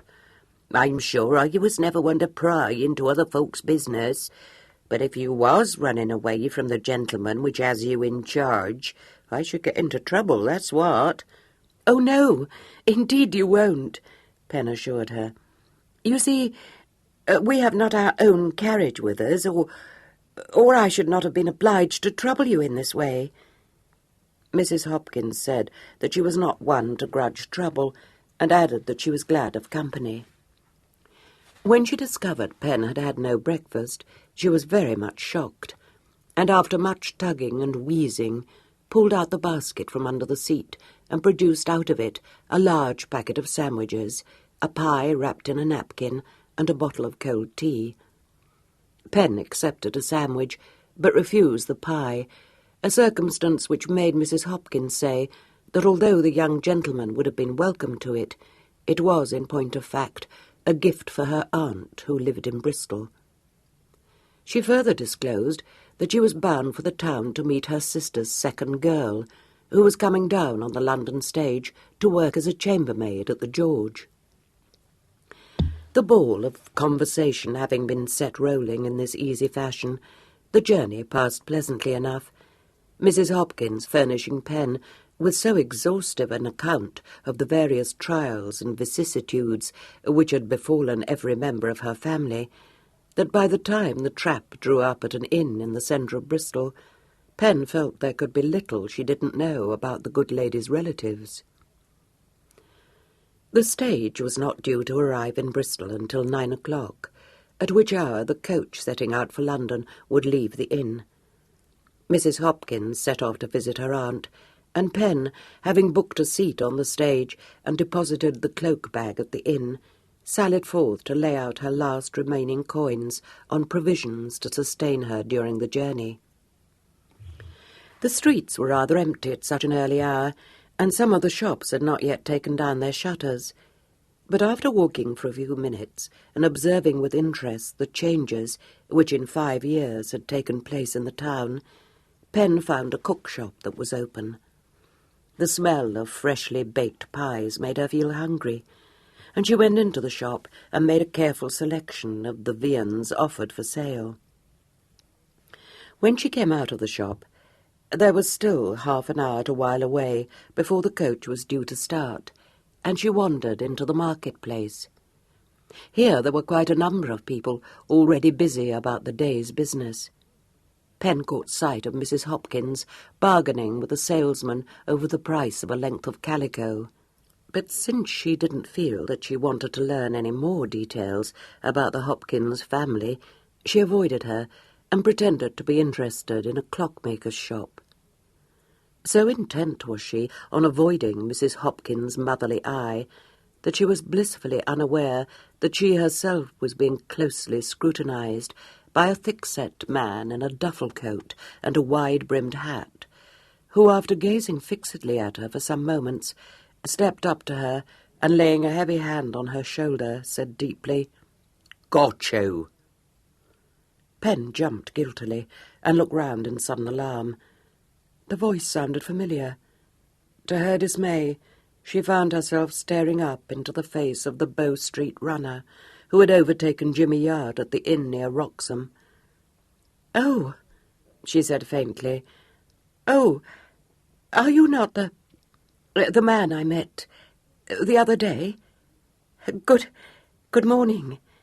A fine day, isn't it?" "That's so, young sir," said the runner in a grim tone, "and a very complete hand you be, and no mistake. I'll be wanting another touch at you. Ah, and when Nat Gudgeon wants a touch at a cove, he gets it, and no mistake about that neither. You come along with me." "But I haven't done anything wrong. Indeed I haven't," said Pen. "If you haven't, then there's no call for you to be scared of me," said Mr. Gudgeon, with what seemed to her a fiendish leer. "But what I've been thinking, young sir, is that you and that fine gentleman what was with you loped off mighty quick from that there inn. Why, anyone might have thought, so they might, as how you had took an unaccountable dislike to me." "Oh, no, we didn't. But there was nothing to stay for, and we were already much delayed." "Well," said Mr. Gudgeon, shifting his grip to her arm and grasping this firmly above the elbow, "I've got a fancy to question you more particular, young sir. Now, don't you make the very great mistake of trying to struggle with me, because it won't do you no good. Maybe you ain't never heard tell on a cove by the name of Yard. Likewise, you wouldn't recognise a set of sparklers if you was to see one. Law, if I had a brace of Megs for every green-looking young chub like you which I've took up, and shut up in the wit just as snug as you please, I'd be a very rich man, so I would. You come along o' me, and stop trying to gabble me, because I got a very strong notion you know a deal more about a certain set of sparklers nor what your wishful eye should get wind of." By this time, the attention of several persons had been attracted, and a small crowd was beginning to gather. Pen cast a hunted look around. She saw the aghast face of Mrs. Hopkins, but no means of escape, and gave herself up for lost. Mr. Gudgeon evidently meant to march her off to jail, or at any rate to some place of safe-keeping, where her sex, she suspected, would soon be discovered. Meanwhile, the crowd was swelling, several members of it loudly demanding to know what the young gentleman had done, and one knowledgeable individual explaining to his neighbours that that was one of they Bow Street runners from London, that was. Nothing would serve her, Pen decided, but a certain measure of frankness. Accordingly, she made no attempt to break away from the runner's hold, but said in as calm a tone as she was able to assume, "Indeed, I do not mind going with you at all.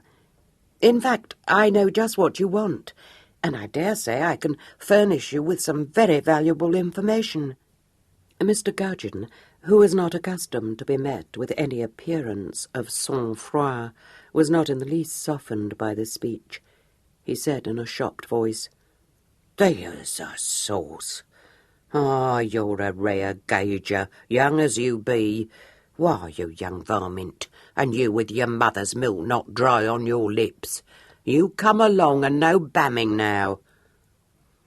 A section of the crowd showed a disposition to accompany them, but Mr. Gudgeon addressed these gentry in such fierce accents that they dispersed in a hurry, and left him to escort his captive out of the market-place in lonely state. "You are making a great mistake," Pen told the runner. "You are searching for the Brandon diamonds, are you not?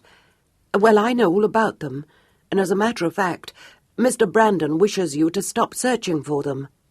"Ho!" said Mr. Gudgeon, with deep meaning. "He does he? Dang me, if ever I see the equal of you for sauce." "I wish you will listen to me. I know who has the diamonds, and what is more, he murdered the other Mr. Brandon to get them." Mr. Gudgeon shook his head in speechless wonder. "He did, I tell you," Pen said desperately. "His name is Trimble, and he was in a plot with Jimmy Yard to steal the necklace.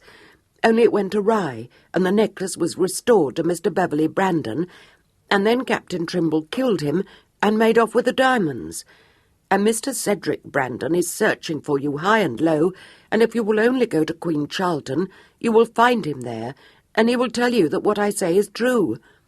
"I never heard the like," gasped Mr. Gudgeon, affronted. "A very thorough-going young rascal you be, and no mistake about that. And how you might come to know such a powerful deal about these sparklers, might I take the liberty of asking?" "I know Mr. Brandon well," answered Pen. "Both Mr. Brandons. And I was in Queen Charlton when the murder was committed. Mr. Phillips, the magistrate, knows all about me, I assure you." Mr. Gudgeon was a little shaken by this announcement, and said more mildly, "I don't say as I disbelieve you, nor don't say as I believe you neither. But it's an unaccountable queer story you're telling me, young sir, and that's a fact." "Yes, I dare say it may seem so to you," Pen agreed. She felt his grip slacken on her arm, and decided to press home her advantage. "You had better come with me to Queen Charlton at once, because Mr. Brandon wants to see you, and I expect Mr. Phillips will be very glad of your help in finding Captain Trimble." Mr. Gudgeon looked at her sideways. "Either I've been mistook," he said slowly, "or you're the most precious young varmint I ever did see. Maybe I will go to this place you talk about, and maybe while I'm gone you'll sit waiting for me where you won't do no harm." They had turned into a broad thoroughfare with streets leading off from it on either side. Pen, who had no intention of returning to Queen Charlton or of being locked up in Bristol jail, made up her mind, now that Mr. Gudgeon's grasp on her arm had become little more than perfunctory, to try the chances of escape. She said airily, "Just as you please. Only I warn you, Mr. Brandon will be excessively angry if he hears that you have molested me. Naturally, I do not wish to— Oh, look! Look, quick! They were abreast of one of the side streets by this time, and Penn's admirable start brought the runner to a dead halt. She clasped his arm with her free hand and exclaimed, "Over there, just turning into that road. It was he, Captain Trimble. He must have seen me, for he set off running at once. Oh, do be quick." "Where?" demanded Mr. Gudgeon, taken off his guard and looking round wildly. "There!" panted Penn, and tore herself free from his hold and ran like a deer down the side street. She heard a shout behind her, but wasted no time in looking back. A woman engaged in scrubbing her front doorstep set up a cry of "Stop, thief!" and an errand boy with a large basket on his arm gave a shrill cat-call.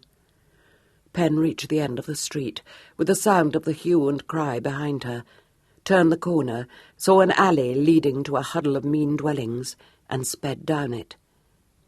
It led her into a labyrinth of narrow streets, with dirty gutters and crazy cottages, and backyards noisome with the refuse left to rot in them. She had never penetrated into this part of the town before, and was soon quite lost. This circumstance didn't trouble her much, however, for the noise of the chase had died away in the rear. She didn't think that anyone had seen her dive into the alley, so that she was able to entertain a reasonable hope of shaking off the pursuit. She stopped running and began to walk, rather breathlessly, in what she trusted was an easterly direction. After traversing a number of unknown streets, she came at last to a more respectable part of the town, and ventured to inquire the way to the inn where she had left her cloak-bag. She discovered that she had overshot it, and further, that the time was now a few minutes after 9. She looked so dismayed that her informant, a stout man in corduroys and a frieze coat, who was just preparing to climb into a gig, asked her whether she wanted the London stagecoach. Upon her admitting that she did, he said philosophically, "Well, you've missed it." "Oh dear, what shall I do?" said Penn, foreseeing a day spent in skulking about the town to escape discovery by Mr. Gudgeon. The farmer, who had been looking her over in a ruminative fashion, said, "Be you in a hurry?" Yes. That is, I have paid for my seat, you see." "Well, I'm going to Kingswood myself," said the farmer. "You can get up alongside me in the gig if you like. You'll likely catch up with the stage there." She accepted this offer gratefully, for she thought that even if she didn't succeed in overtaking the stage, she would be safer from Mr. Gudgeon in Kingswood than in Bristol. Happily, however, the farmer was driving a fast-trotting young horse, and they reached the main London road before the heavy stage had drawn out of the town. The farmer set Penn down in Kingswood at the door of the inn, and having ascertained that the coach hadn't yet called there, bade her a cheerful farewell and drove off. Feeling that she had escaped disaster by no more than a hair's breadth, Penn sat down upon the bench outside the inn to await the arrival of the stage. It was late in coming, and the guard, when Penn handed him her ticket, seemed to take it as a personal affront that she had not boarded it in Bristol.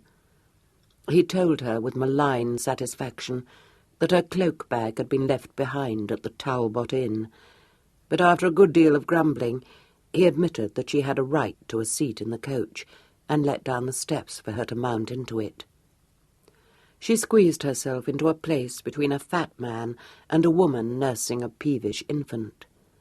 The door was shut, the steps let up again, and the vehicle resumed its ponderous journey to London. Chapter 14. Sir Richard Wyndham was not an early riser, but he was roused from sleep at an unconscionably early hour upon the morning of Penn's flight by the Boots, who came into his room with a small pile of his linen, which had been laundered in the inn, and his top boots, and told him diffidently that he was wanted below stairs. Sir Richard groaned and inquired what time it was.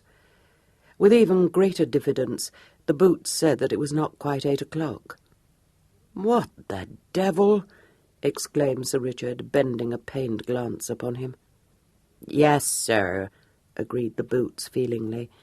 "But it's that Major Daubeny, sir, in such a pucker as you never did see." "Oh," said Sir Richard, "it is it? That devil fly away with Major Daubeny." The boots grinned, but awaited more precise instructions. Sir Richard groaned again and sat up. "You think I ought to get up, do you? Bring me my shaving water, then." "Yes, sir." "Oh, present my compliments to the Major, and inform him that I shall be with him shortly." The boots went off to execute these commands, and Sir Richard, surveying the beauty of the morning with a jaundiced eye, got out of bed.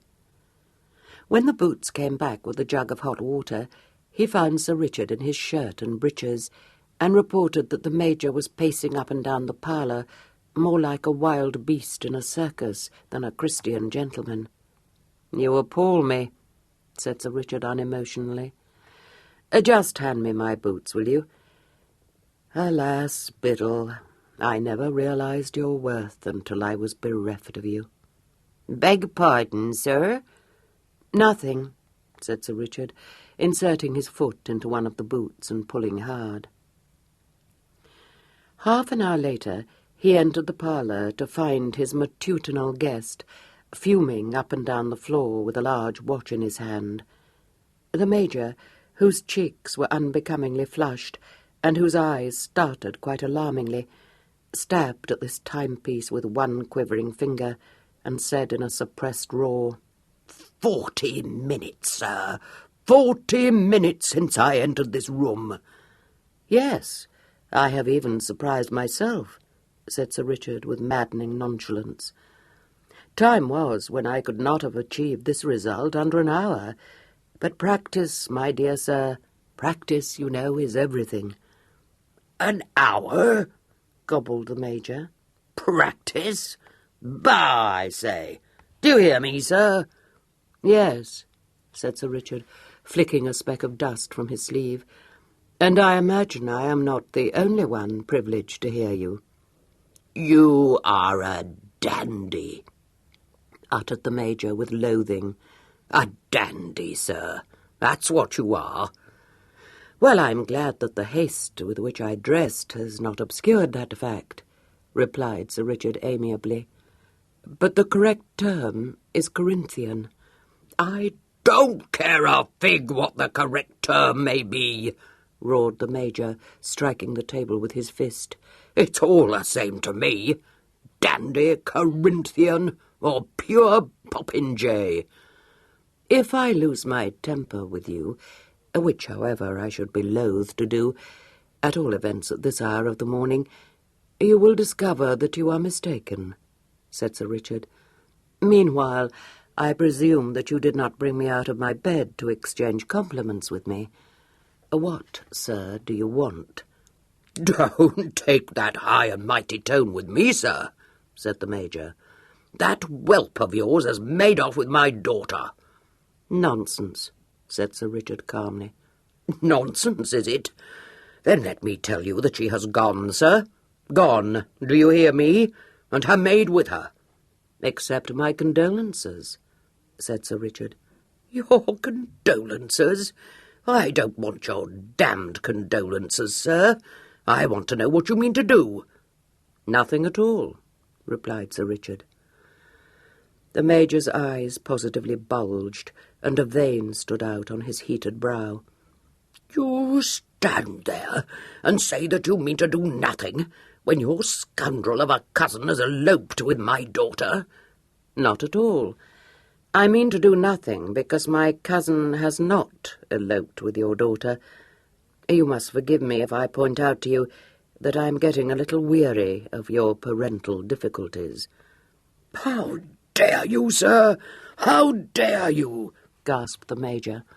"Your cousin meets my daughter by stealth in Bath. lures her out at dead of night here, deceives her with false promises, and now, to crown all, makes off with her. And you say that you are weary of my difficulties? Very weary of them. If your daughter has left your roof, and who shall blame her, I advise you not to waste your time and my patience here, but to inquire at Crome Hall whether Mr. Piers Luttrell is at home, or whether he also is missing. Young Luttrell? By God, if it were so, I should be glad of it. Aye, glad of it, and glad that any man, rather than that vicious, scoundrelly whelp of yours, had eloped with Lydia.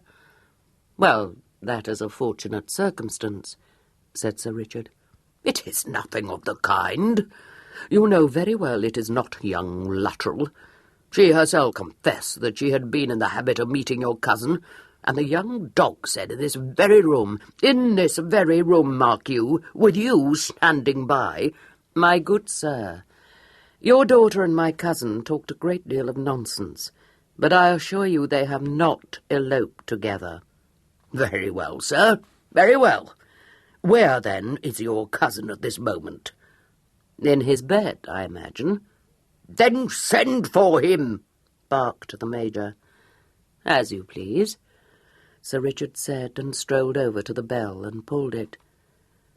He had scarcely released it when the door opened and the Honourable Cedric walked in, magnificently arrayed in a brocade dressing-gown of vivid and startling design.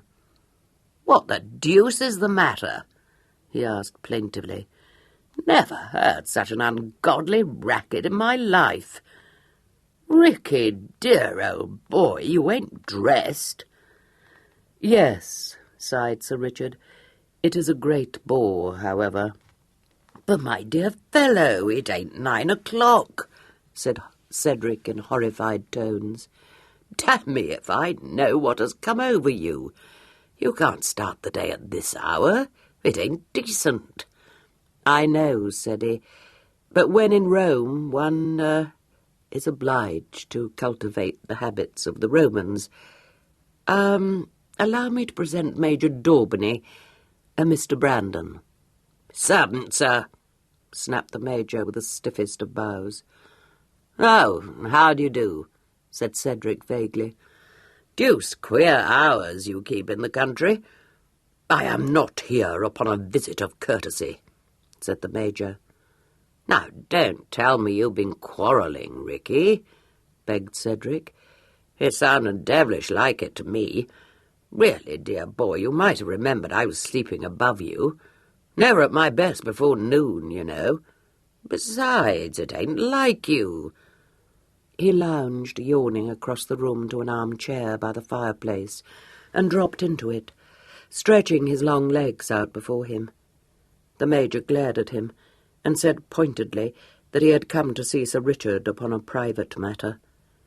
This hint passed over Cedric's head. "What we want is some coffee. Strong coffee," he said. A maidservant in a mobbed cap came in just then, and seemed astonished to find the room occupied. "Oh, I beg pardon, sir. I thought the bell rang." "It did," said Sir Richard. "Have the goodness to tap on Mr. Brown's door, and to request him to step downstairs as soon as he shall have dressed. Major Daubeny wishes to speak to him." "Hey, wait a minute," commanded Cedric. "Bring some coffee first, there's a good girl." "Yes, sir," said the maid, looking flustered. "Coffee!" exploded Major Daubeny. Cedric cocked an intelligent eyebrow. "Don't like the notion? What shall it be?" "Well, myself, I think it's too early for brandy, but if you fancy a can of ale, say the word." "I want nothing, sir. Sir Richard, while we waste time in such idle fripperies as these, that young dog is abducting my daughter." "Fetch Mr. Brown," Sir Richard told the servant. "Abduction, by Jupiter," said Cedric. "What young dog?" "Major Daubeny," said Sir Richard, "is labouring under the delusion that my cousin eloped last night with his daughter." "Eh?" Cedric blinked. An unholy gleam stole into his eyes as he glanced from Sir Richard to the Major. He said unsteadily, "No, by Jove, you don't mean it. You ought to keep him in better order, Ricky." "Yes," said the Major, "he ought indeed. But instead of that he has, I will not say abetted the young scoundrel, but adopted an attitude which I can only describe as callous, sir, and supine." Cedric shook his head. "That's Ricky all over." His gravity broke down.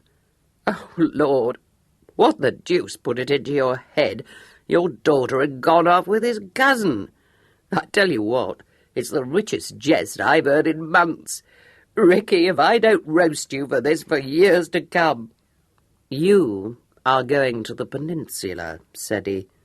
Sir Richard said with a lurking smile. "You are amused, sir," the Major said, bristling. "Lord, yes, and so would you be if you knew as much about Wyndham's cousin as I do." The maidservant came back into the room. "Oh, if you please, sir, Mr. Brown's not in his room," she said, dropping a curtsy. The effect of this pronouncement was startling. The Major gave a roar like that of a baffled bull. Cedric's laughter was cut short, and Sir Richard let his eyeglass fall. "I knew it! Whoa, I knew it!" raged the Major. "Now, sir!" Sir Richard recovered himself swiftly. "Pray do not be absurd, sir," he said, with more asperity than Cedric ever remembered to have heard in his voice before. "My cousin has, in all probability, stepped out to enjoy the air. He is an early riser." "If you please, sir, the young gentleman is taking his cloak-bag with him." The Major seemed to be having considerable difficulty in holding his fury within bounds. Cedric, observing his gobblings with a sapient eye, begged him to be careful. "I knew a man once who got into such a taking he burst a blood vessel. True as I sit here." The maidservant, upon whom the Honourable Cedric's charm of manner had not fallen unappreciated, smothered a giggle and twisted one corner of her apron into a screw. "There was a letter for your honour upon the mantel-shelf when I did the room out," she volunteered. Sir Richard swung round on his heel and went to the fireplace. Penn's note, which he had propped up against the clock, had fallen down, and so missed his eye. He picked it up, a little pale of countenance, and retired with it to the window. "My dear Richard," Penn had written, "this is to say good-bye to you, and to thank you very much for all your kindness. I have made up my mind to return to Aunt Almeria, for the notion of our being obliged to marry is preposterous. I shall tell her some tale that will satisfy her. Dear sir, it was truly a splendid adventure. Your very obliged servant, Penelope Creed. P.S. I will send back your cravats and the cloak-bag, and indeed I thank you, dear Richard." Cedric, watching his friend's rigid face, dragged himself out of his chair and lounged across to lay a hand on Sir Richard's shoulder. "Ricky, dear boy, now what is it?" "I demand to see that letter," barked the Major. Sir Richard folded the sheet and slipped it into his inner pocket. "Be content, sir. My cousin has not eloped with your daughter." "I don't believe you." "If you mean to give me the lie—" Sir Richard checked himself and turned to the Abigail. "When did Mr. Brown leave this place?" "I don't know, sir, but Parkes was downstairs. The waiter, sir." "Fetch him." "If your cousin has not gone off with my daughter, show me that letter," demanded the Major. The Honourable Cedric let his hand fall from Sir Richard's shoulder and strolled into the middle of the room, an expression of disdain upon his aristocratic countenance. "You, sir? Daubeny, or whatever your name may be. I don't know what maggots got into your head, but damme, I'm tired of it. For the Lord's sake, go away." "I shall not stir from this room until I know the truth," declared the Major. "I should not be surprised if I found that you were both in league with that young whippersnapper." "Damme, there's something devilish queer about the air of this place," said Cedric. "It's my belief you're all mad." At this moment the gloomy waiter came into the room. His disclosure that Penn had gone to Bristol with Mrs. Hopkins made Sir Richard's face assume a more mask-like expression than ever, but they could not fail to assuage one, at least, of the Major's alarms. He mopped his brow and said gruffly that he saw that he had made a mistake. "That's what we've been telling you," Cedric pointed out. "I'll tell you another thing, sir. I want my breakfast, and I'll be damned if I'll sit down to it with you dancing about the room and shouting in my ear. It ain't restful." "But I don't understand," complained the Major in a milder tone. "She said she went out to meet your cousin, sir." "I have already told you, sir, that your daughter and my cousin both talked a great deal of nonsense," said Sir Richard over his shoulder. "You mean she said it to make me believe—" "To throw dust in my eyes? Upon my soul." "Now don't start that again," begged Cedric. "She has gone off with young Luttrell," exploded the Major.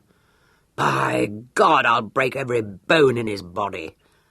"Well, we don't mind that," said Cedric. "You go and do it, sir.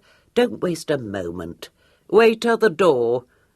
"Good God, this is terrible!" exclaimed the Major, sinking into a chair and clapping a hand to his brow. "Depend upon it, they are halfway to the Scottish border by now, as though that were not enough. But there is Phillips wanting me to take that wretched girl to Bath this morning, to see whether she can recognise some fellow they have caught there. What am I to say to him? The scandal! My poor wife! I left her prostrate." "Run back to her at once," urged Cedric. "You have not a moment to spare. Tell me, though, had this fellow the diamonds upon him?" The Major made a gesture, as of one brushing aside a gnat. "What should I care for that? It is my misguided child I am thinking about." "I dare say you don't care, but I do. The man who was murdered was my brother, and those diamonds belong to my family." "Your brother?" "Good gad, sir, I'm astonished," said the Major, glaring at him. No one, believe me, would credit you with having sustained such a loss. Your levity, Never mind my levity, old gentleman. Has that damned necklace been found?" "Yes, sir. I understand that the prisoner had a necklace in his possession. And if that is your only concern in this appalling affair—" "Ricky, I must get my hands on that necklace. I hate to leave you, dear boy, but there's nothing for it. Where the devil's that coffee? Can't go without my breakfast." He caught sight of the waiter who had reappeared in the doorway. "You there? What the devil do you mean by standing gaping? Breakfast, you gaby!" "Oh, yes, sir," said the waiter, sniffing. "And what will I tell the lady, sir, if you please?" "Tell her we ain't receiving." "What lady?" The waiter proffered a tray with a visiting card upon it. "For Sir Richard Wyndham," he said lugubriously. "She would be obliged by the favour of a word with him." Cedric picked up the card and read aloud, "Lady Luttrell." "Who the deuce is Lady Luttrell, Ricky?" "Lady Luttrell?" said the Major, starting up. "Here? Ah, is this some dastardly plot?" Sir Richard turned, a look of surprise in his face. "Show the lady in," he said. "Well, I always knew country life would never do for me," remarked Cedric, But damme, I never realised one half of it till now. Not 9 o'clock, and the better part of the country paying morning calls. Horrible, Ricky, horrible. Sir Richard had turned away from the window and was watching the door, his brows slightly raised. The waiter ushered in a good-looking woman of between 40 and 50 years of age, with brown hair flecked with grey, shrewd, humorous eyes, and a somewhat masterful mouth and chin. Sir Richard moved to meet her, but before he could say anything, the Major had burst into speech. "So, ma'am, so," he shot out. "You wish to see Sir Richard Wyndham, do you? You did not expect to meet me here, I dare say." "No," agreed the lady composedly. "I did not. However, since we shall be obliged, I understand, to meet one another in future with an appearance at least of complacence, we may as well make a start. How do you do, Major?" "Upon my word, you are mighty cool, ma'am. Pray, are you aware that your son has eloped with my daughter?" "Yes," replied Lady Luttrell. "My son left a letter behind to inform me of this circumstance." Her calm seemed to throw the Major out of his stride. He said rather lamely, "But what are we to do?" She smiled. "We have nothing to do but to accept the event with as good a grace as we can.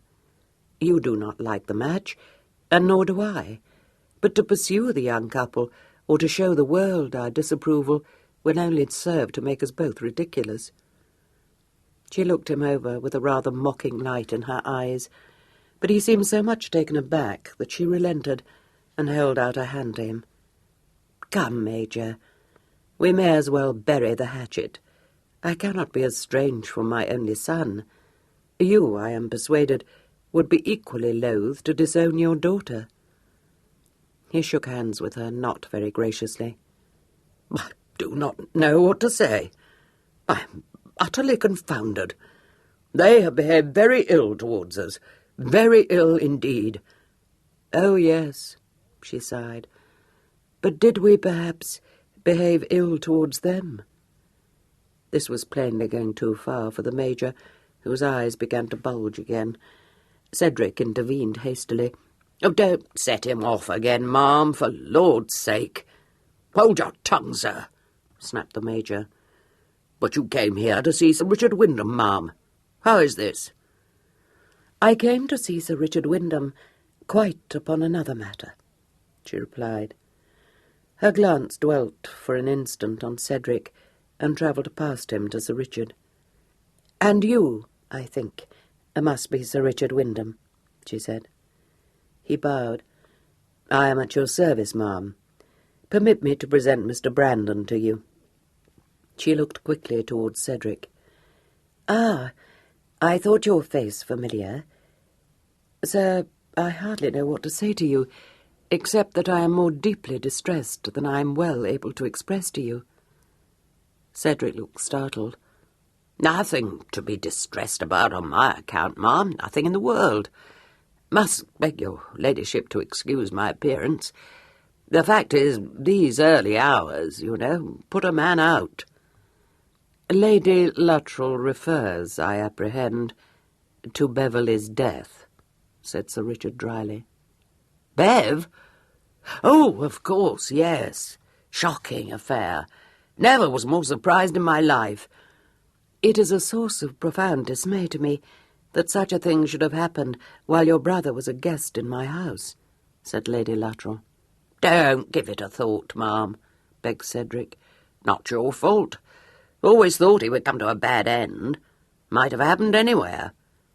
"Your callousness, sir, is disgusting," proclaimed the Major, picking up his hat. "I will not remain another instant to be revolted by such a display of heartless unconcern." "Well, damme, who wants you to?" demanded Cedric. "Haven't I been trying to get you to go away this past half hour? Never met such a thick-skinned fellow in all my life." "Escort Major Daubeny to the door, Ceddie," Sir Richard said. "I understand that Lady Luttrell wishes to see me upon a private matter." Private as you please, dear boy. Ma'am, you're very obedient. After you, Major." He bowed the Major out with a flourish, winked at Sir Richard, and went out himself. "What an engaging scapegrace," remarked Lady Luttrell, moving forward into the middle of the parlour. "I confess I much disliked his brother." "Your dislike was shared by most of his acquaintance, ma'am. Will you not be seated?"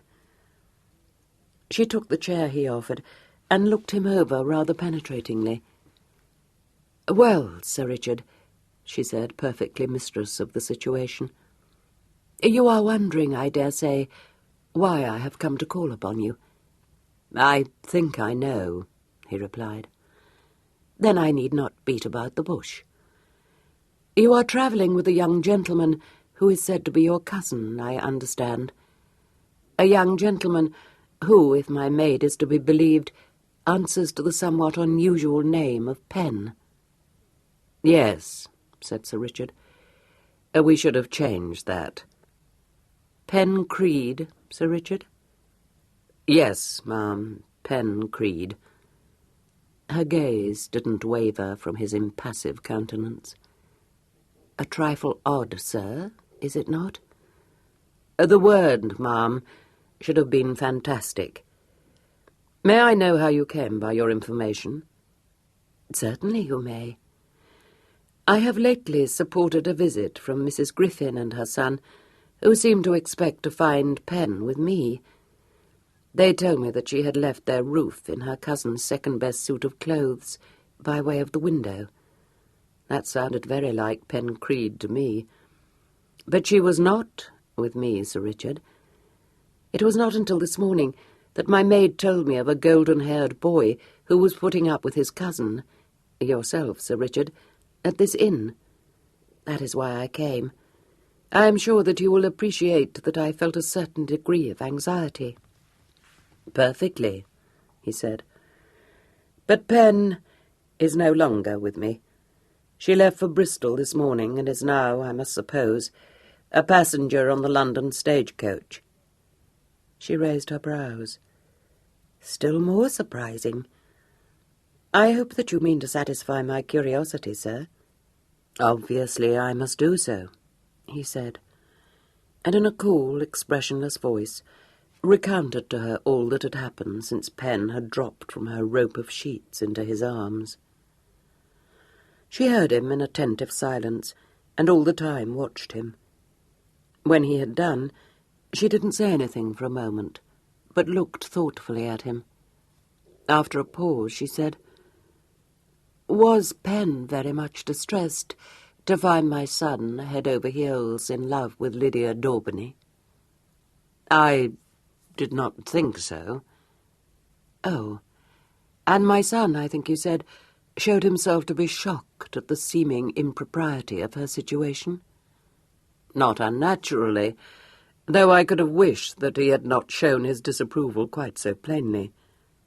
She is very young, you see. It had not occurred to her that there was anything amiss." "Piers had never the least tact," she said. "I expect he told her that you were in honour bound to marry her." "He did, and he spoke no less than the truth." "Forgive me, Sir Richard, but did you offer for Penn because you felt your honour to be involved?" "No. I asked her to marry me because I loved her, ma'am." "Did you tell her so, Sir Richard?" "Yes, but she did not believe me." "Perhaps," suggested Lady Luttrell, "you had not previously given her reason to suppose that you had fallen in love with her." "Madam," said Sir Richard with a touch of impatience, "she was in my care, in a situation of the utmost delicacy. Would you have expected me to abuse her confidence by making love to her?" "No," she said, smiling. "From the little I have seen of you, I should have expected you to have treated her just as I imagine you did, as though you were indeed her uncle." "With the result," he said bitterly, that is how she regards me." "Is it indeed?" she said tartly. Let me tell you, Sir Richard, that men of 29, with your air, countenance, and address, are not commonly regarded by young females in the light of uncles. He flushed and smiled a little wryly. Thank you. But Pen is not like other young females. Pen, said Lady Luttrell, must be a very odd sort of a female, if she spent all this while in your company, and not succumb to a charm of manner which you must be so well aware that you possess, that I do not scruple to mention it. I consider that your conduct in aiding the chit to escape was disgraceful, but since you were drunk at the time, I suppose one must overlook that. I do not blame you for anything you have done since you found yourself in the stagecoach. Indeed, you have behaved in a manner that would, if I were 20 years younger, make me envy Pen exceedingly. Finally, if she did not spend the better part of last night crying her eyes out, I know nothing about my own sex. Where is the letter she left for you? May I see it? He drew it from his pocket. Pray read it, if you wish. It contains nothing, alas, that may not be read by other eyes than mine. She took it from him, read it, and handed it back. Just as I thought. Breaking her heart, and determined you shall not know it. Sir Richard, for a man of experience, which I judge you to be, you are a great fool. You never kissed her. An unwilling laugh was dragged out of him at this unexpected accusation. How could I, situated as we were? She recoiled from the very thought of marriage, because she thought you had asked her to marry you out of pity. Of course she recoiled. Lady Luttrell, are you serious? Do you indeed think— Think? I know, said her ladyship. Your scruples were very fine, I make no doubt. But how should a chit of Pen's age understand what you were about? She would not care a fig for your precious honour, and I dare say, indeed I'm sure, that she thought your forbearance mere indifference. And the long and the short of it is that she has gone back to her aunt, and will very likely be bullied into marrying her cousin. Oh, no, she will not, said Sir Richard, with a glance at the clock on the mantel-shelf. I am desolated to be obliged to leave you, ma'am, but if I am to overtake that stagecoach this side of Chippenham, I must go. Excellent, she said, laughing. Do not waste a thought on me. But having caught the stage, what do you propose to do with Pen? Marry her, ma'am. What else? Dear me, I hope you do not mean to join my foolish son at Gretna Green. I think you had better bring Pen to Crome Hall. Thank you, I will, he said, with the smile which she privately thought irresistible. I am very much in your debt, ma'am. He raised her hand to his lips and kissed it, and left the room calling for Cedric. Cedric, who had been partaking of breakfast in the coffee-room, lounged out into the entrance parlour. The devil take you, Ricky. You're as restless as that plaguey friend of yours. What's the matter now? Ceddy, were you driving your own horses yesterday? Dear old boy, of course I was. What has that to say to anything? I want 'em, said Sir Richard. But, Ricky, I've got to go back to Bath to get hold of that necklace before it's discovered to be made of paste. Take the landlord's gig. I must have a fast pair immediately. The landlord's gig? Gasped Cedric, reeling under the shock. Ricky, you must be mad. I'm not in the least mad. I'm going after the London stage to recover that brat of mine. Be a good fellow now, and tell them to harness the horses at once. Oh, very well, Cedric said, if that's the way it is. But I'll be satisfied with nothing less than a cavalry regiment, mind. You shall have anything you like, promised Sir Richard, already halfway up the stairs. Mad, quite mad, said Cedric despairingly, and set up a shout for an ostler. 10 minutes later, the bays were harnessed to the curricle, and Sir Richard had stepped out into the yard, pulling on his gloves. Famous, he said. I hoped you were driving your bays. If you lame 'em... Seddy, are you... Is it possible that you are going to tell me how to drive? Asked Sir Richard. Cedric, who was still clad in his exotic dressing gown, leaned against the doorpost and grinned. You'll spring 'em. I know you. If I lame them, I will make you a present of my own greys, said Sir Richard, gathering up the reins. Part with your greys? Exclaimed Cedric. No, no, you'd never bring yourself to do that, Ricky. Don't disturb yourself. I shan't have to. Cedric made a derisive sound and lingered to watch him mount onto the box seat.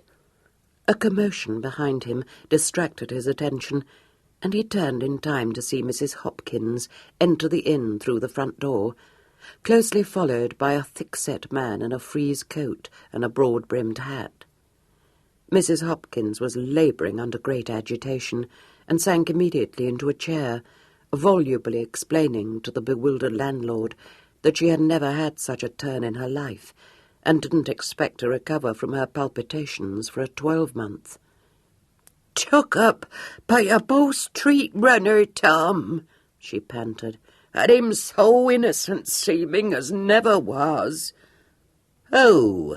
demanded her spouse. "That poor young gentleman, which is Sir Richard's cousin. Under my very eyes, Tom, and me not dreaming of such a thing. And then if he didn't break away, the which I can't but be glad of, whatever anyone may say, Mr. Gudgeon had accepted, for a nicer spoken young gentleman I never did see, when I'm a mother myself, and I have a heart, though others may not, naming no names, and meaning no offence." "My God, here's a pretty coil!" exclaimed Cedric, grasping with remarkable swiftness the gist of her remarks. "Aye, Ricky, wait!" The bays were dancing with impatience. "Stand away from their heads," commanded Sir Richard. "And here's Mr. Gudgeon himself, wishful to see Sir Richard and Mr. Brandon, very particular, which I was obliged to take him up in the trap, though little I want Bow Street runners or the like in my house, as well you know, Tom." "Ricky!" shouted Cedric, striding out into the yard. "Wait, man!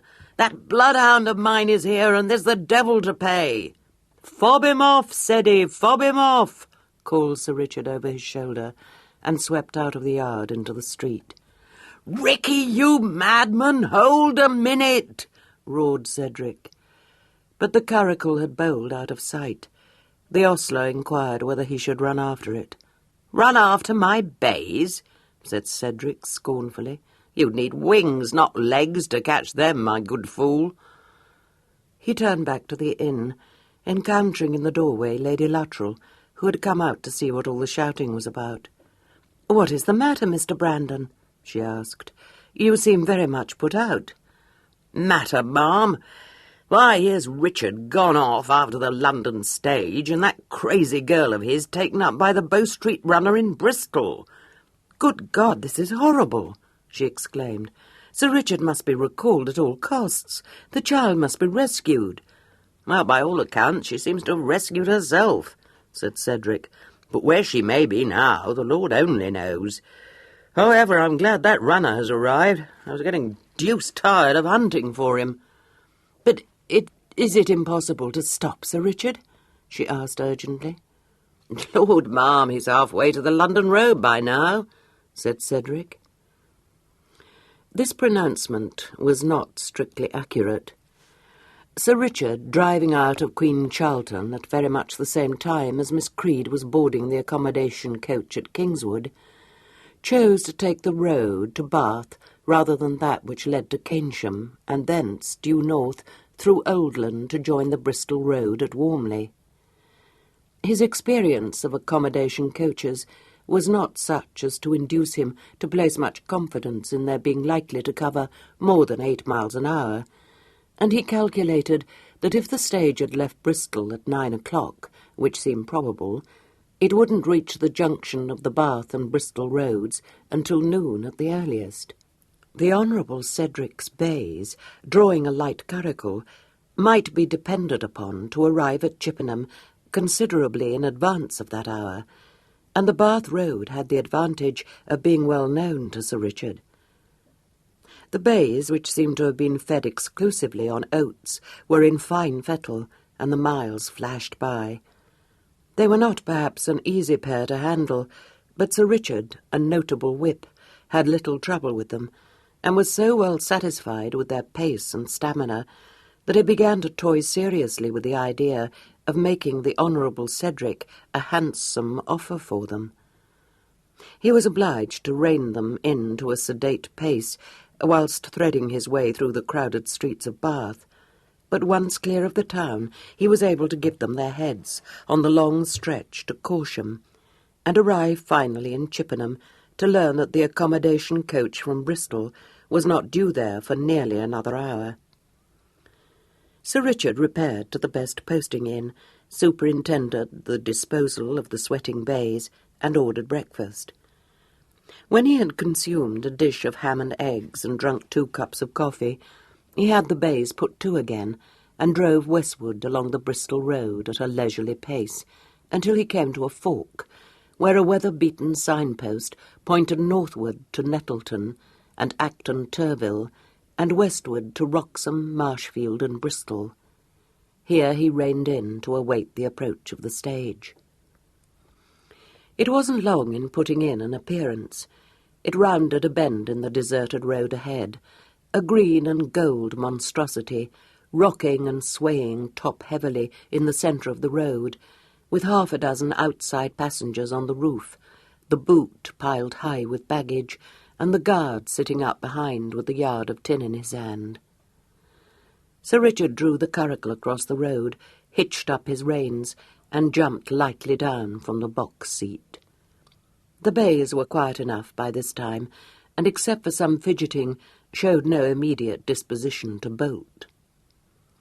Finding his way barred, the stage coachman pulled up his team, and demanded aggrievedly what game Sir Richard thought he was playing. "No game at all," said Sir Richard. "You have a fugitive aboard, and when I have taken him into custody, you are at liberty to proceed on your way." "Oh, I am I?" said the coachman, nonplussed but by no means mollified. "Fine doings on the King's highway. Ah, and so you'll find afore you're much older." One of the inside passengers, a red-faced man with very bushy whiskers, poked his head out of the window to discover the reason for the unexpected halt.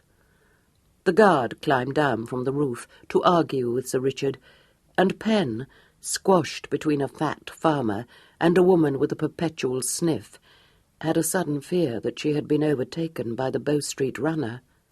The sound of the guard's voice saying, "There, and if I didn't suspicion him from the very moment I set eyes on him at Kingswood," did nothing to allay her alarms. She turned a white, frightened face towards the door, just as it was pulled open and the steps let down.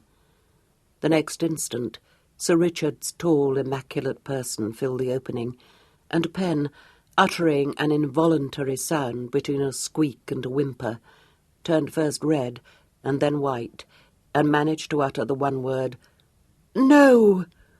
"Ah," said Sir Richard briskly, "so there you are. Out you come, my young friend." "Well, I never did in all my life," gasped the woman beside Pen. "Whatever has he been and gone and done, sir?" "Run away from school," replied Sir Richard, without a moment's hesitation. "I haven't. It isn't true," stammered Pen. "I won't go with you.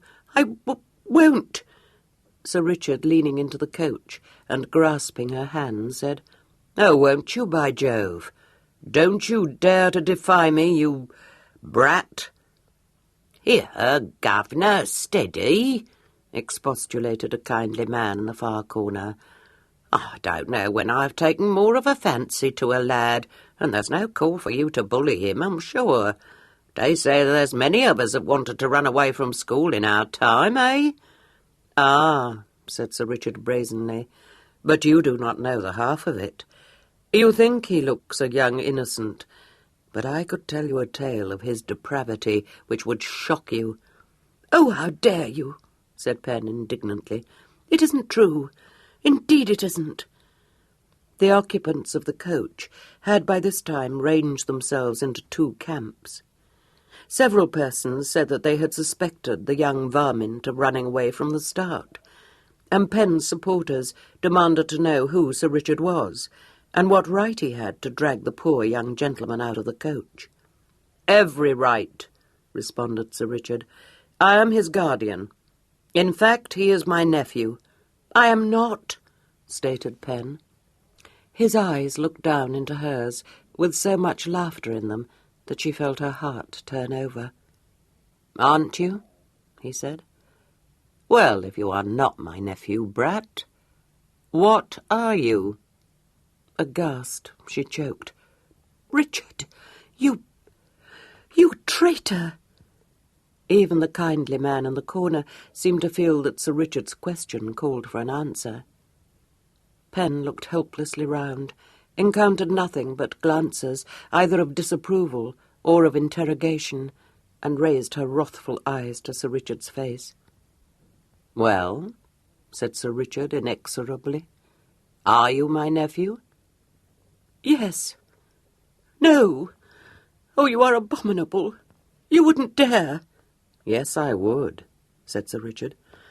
"Are you going to get out, or are you not?" A man in a plum-coloured coat recommended Sir Richard to dust the young rascal's jacket for him. Pen stared up at Sir Richard, read the determination behind the amusement in his face, and allowed herself to be pulled to her feet and out of the stuffy coach. "Perhaps when you quite finish your honour, you'll be so very obliging as to move that curricle of yourn," said the coachman sardonically. "Richard, I can't go back," Pen said in a frantic undertone. "The runner caught me in Bristol, and I only just contrived to escape." "Ah, that must have been what Cedric was trying to tell me," said Sir Richard, walking up to the bays and backing them to the side of the road. "So, you were arrested, were you? What a splendid adventure for you, my little one." "And I have left your cloak bag behind, and it's no use to drag me away with you, because I won't go. I won't. I won't." "Why won't you?" asked Sir Richard, turning to look down at her. She found herself unable to speak. There was an expression in Sir Richard's eyes which brought the colour rushing into her cheeks again, and made her feel as though the world were whirling madly round her. Behind her, the guard, having let up the steps and shut the door, climbed grumbling onto the roof again. The coach began to move ponderously forward. Pen paid no heed to it, though the wheels almost brushed her coat. "Richard, you don't want me. You can't want me," she said uncertainly. "My darling," he said. "Oh, my precious, foolish little love." The coach lumbered on down the road. As it reached the next bend, the roof passengers, looking back curiously to see the last of a very odd couple, experienced a shock that made one of them nearly lose his balance. The golden-haired stripling was locked in the Corinthian's arms, being ruthlessly kissed. "Lawks a massy on us! Whatever is the world a-coming to?" gasped the roof passenger, recovering his seat. "I never did in all my born days." Richard, they can see us from the coach," expostulated Pen between tears and laughter. "Let them see," said the Corinthian. That is the end of The Corinthian by Georgette Heyer, recorded by the RNIB's Talking Book Service in October 1993 and read by Maggie Jones.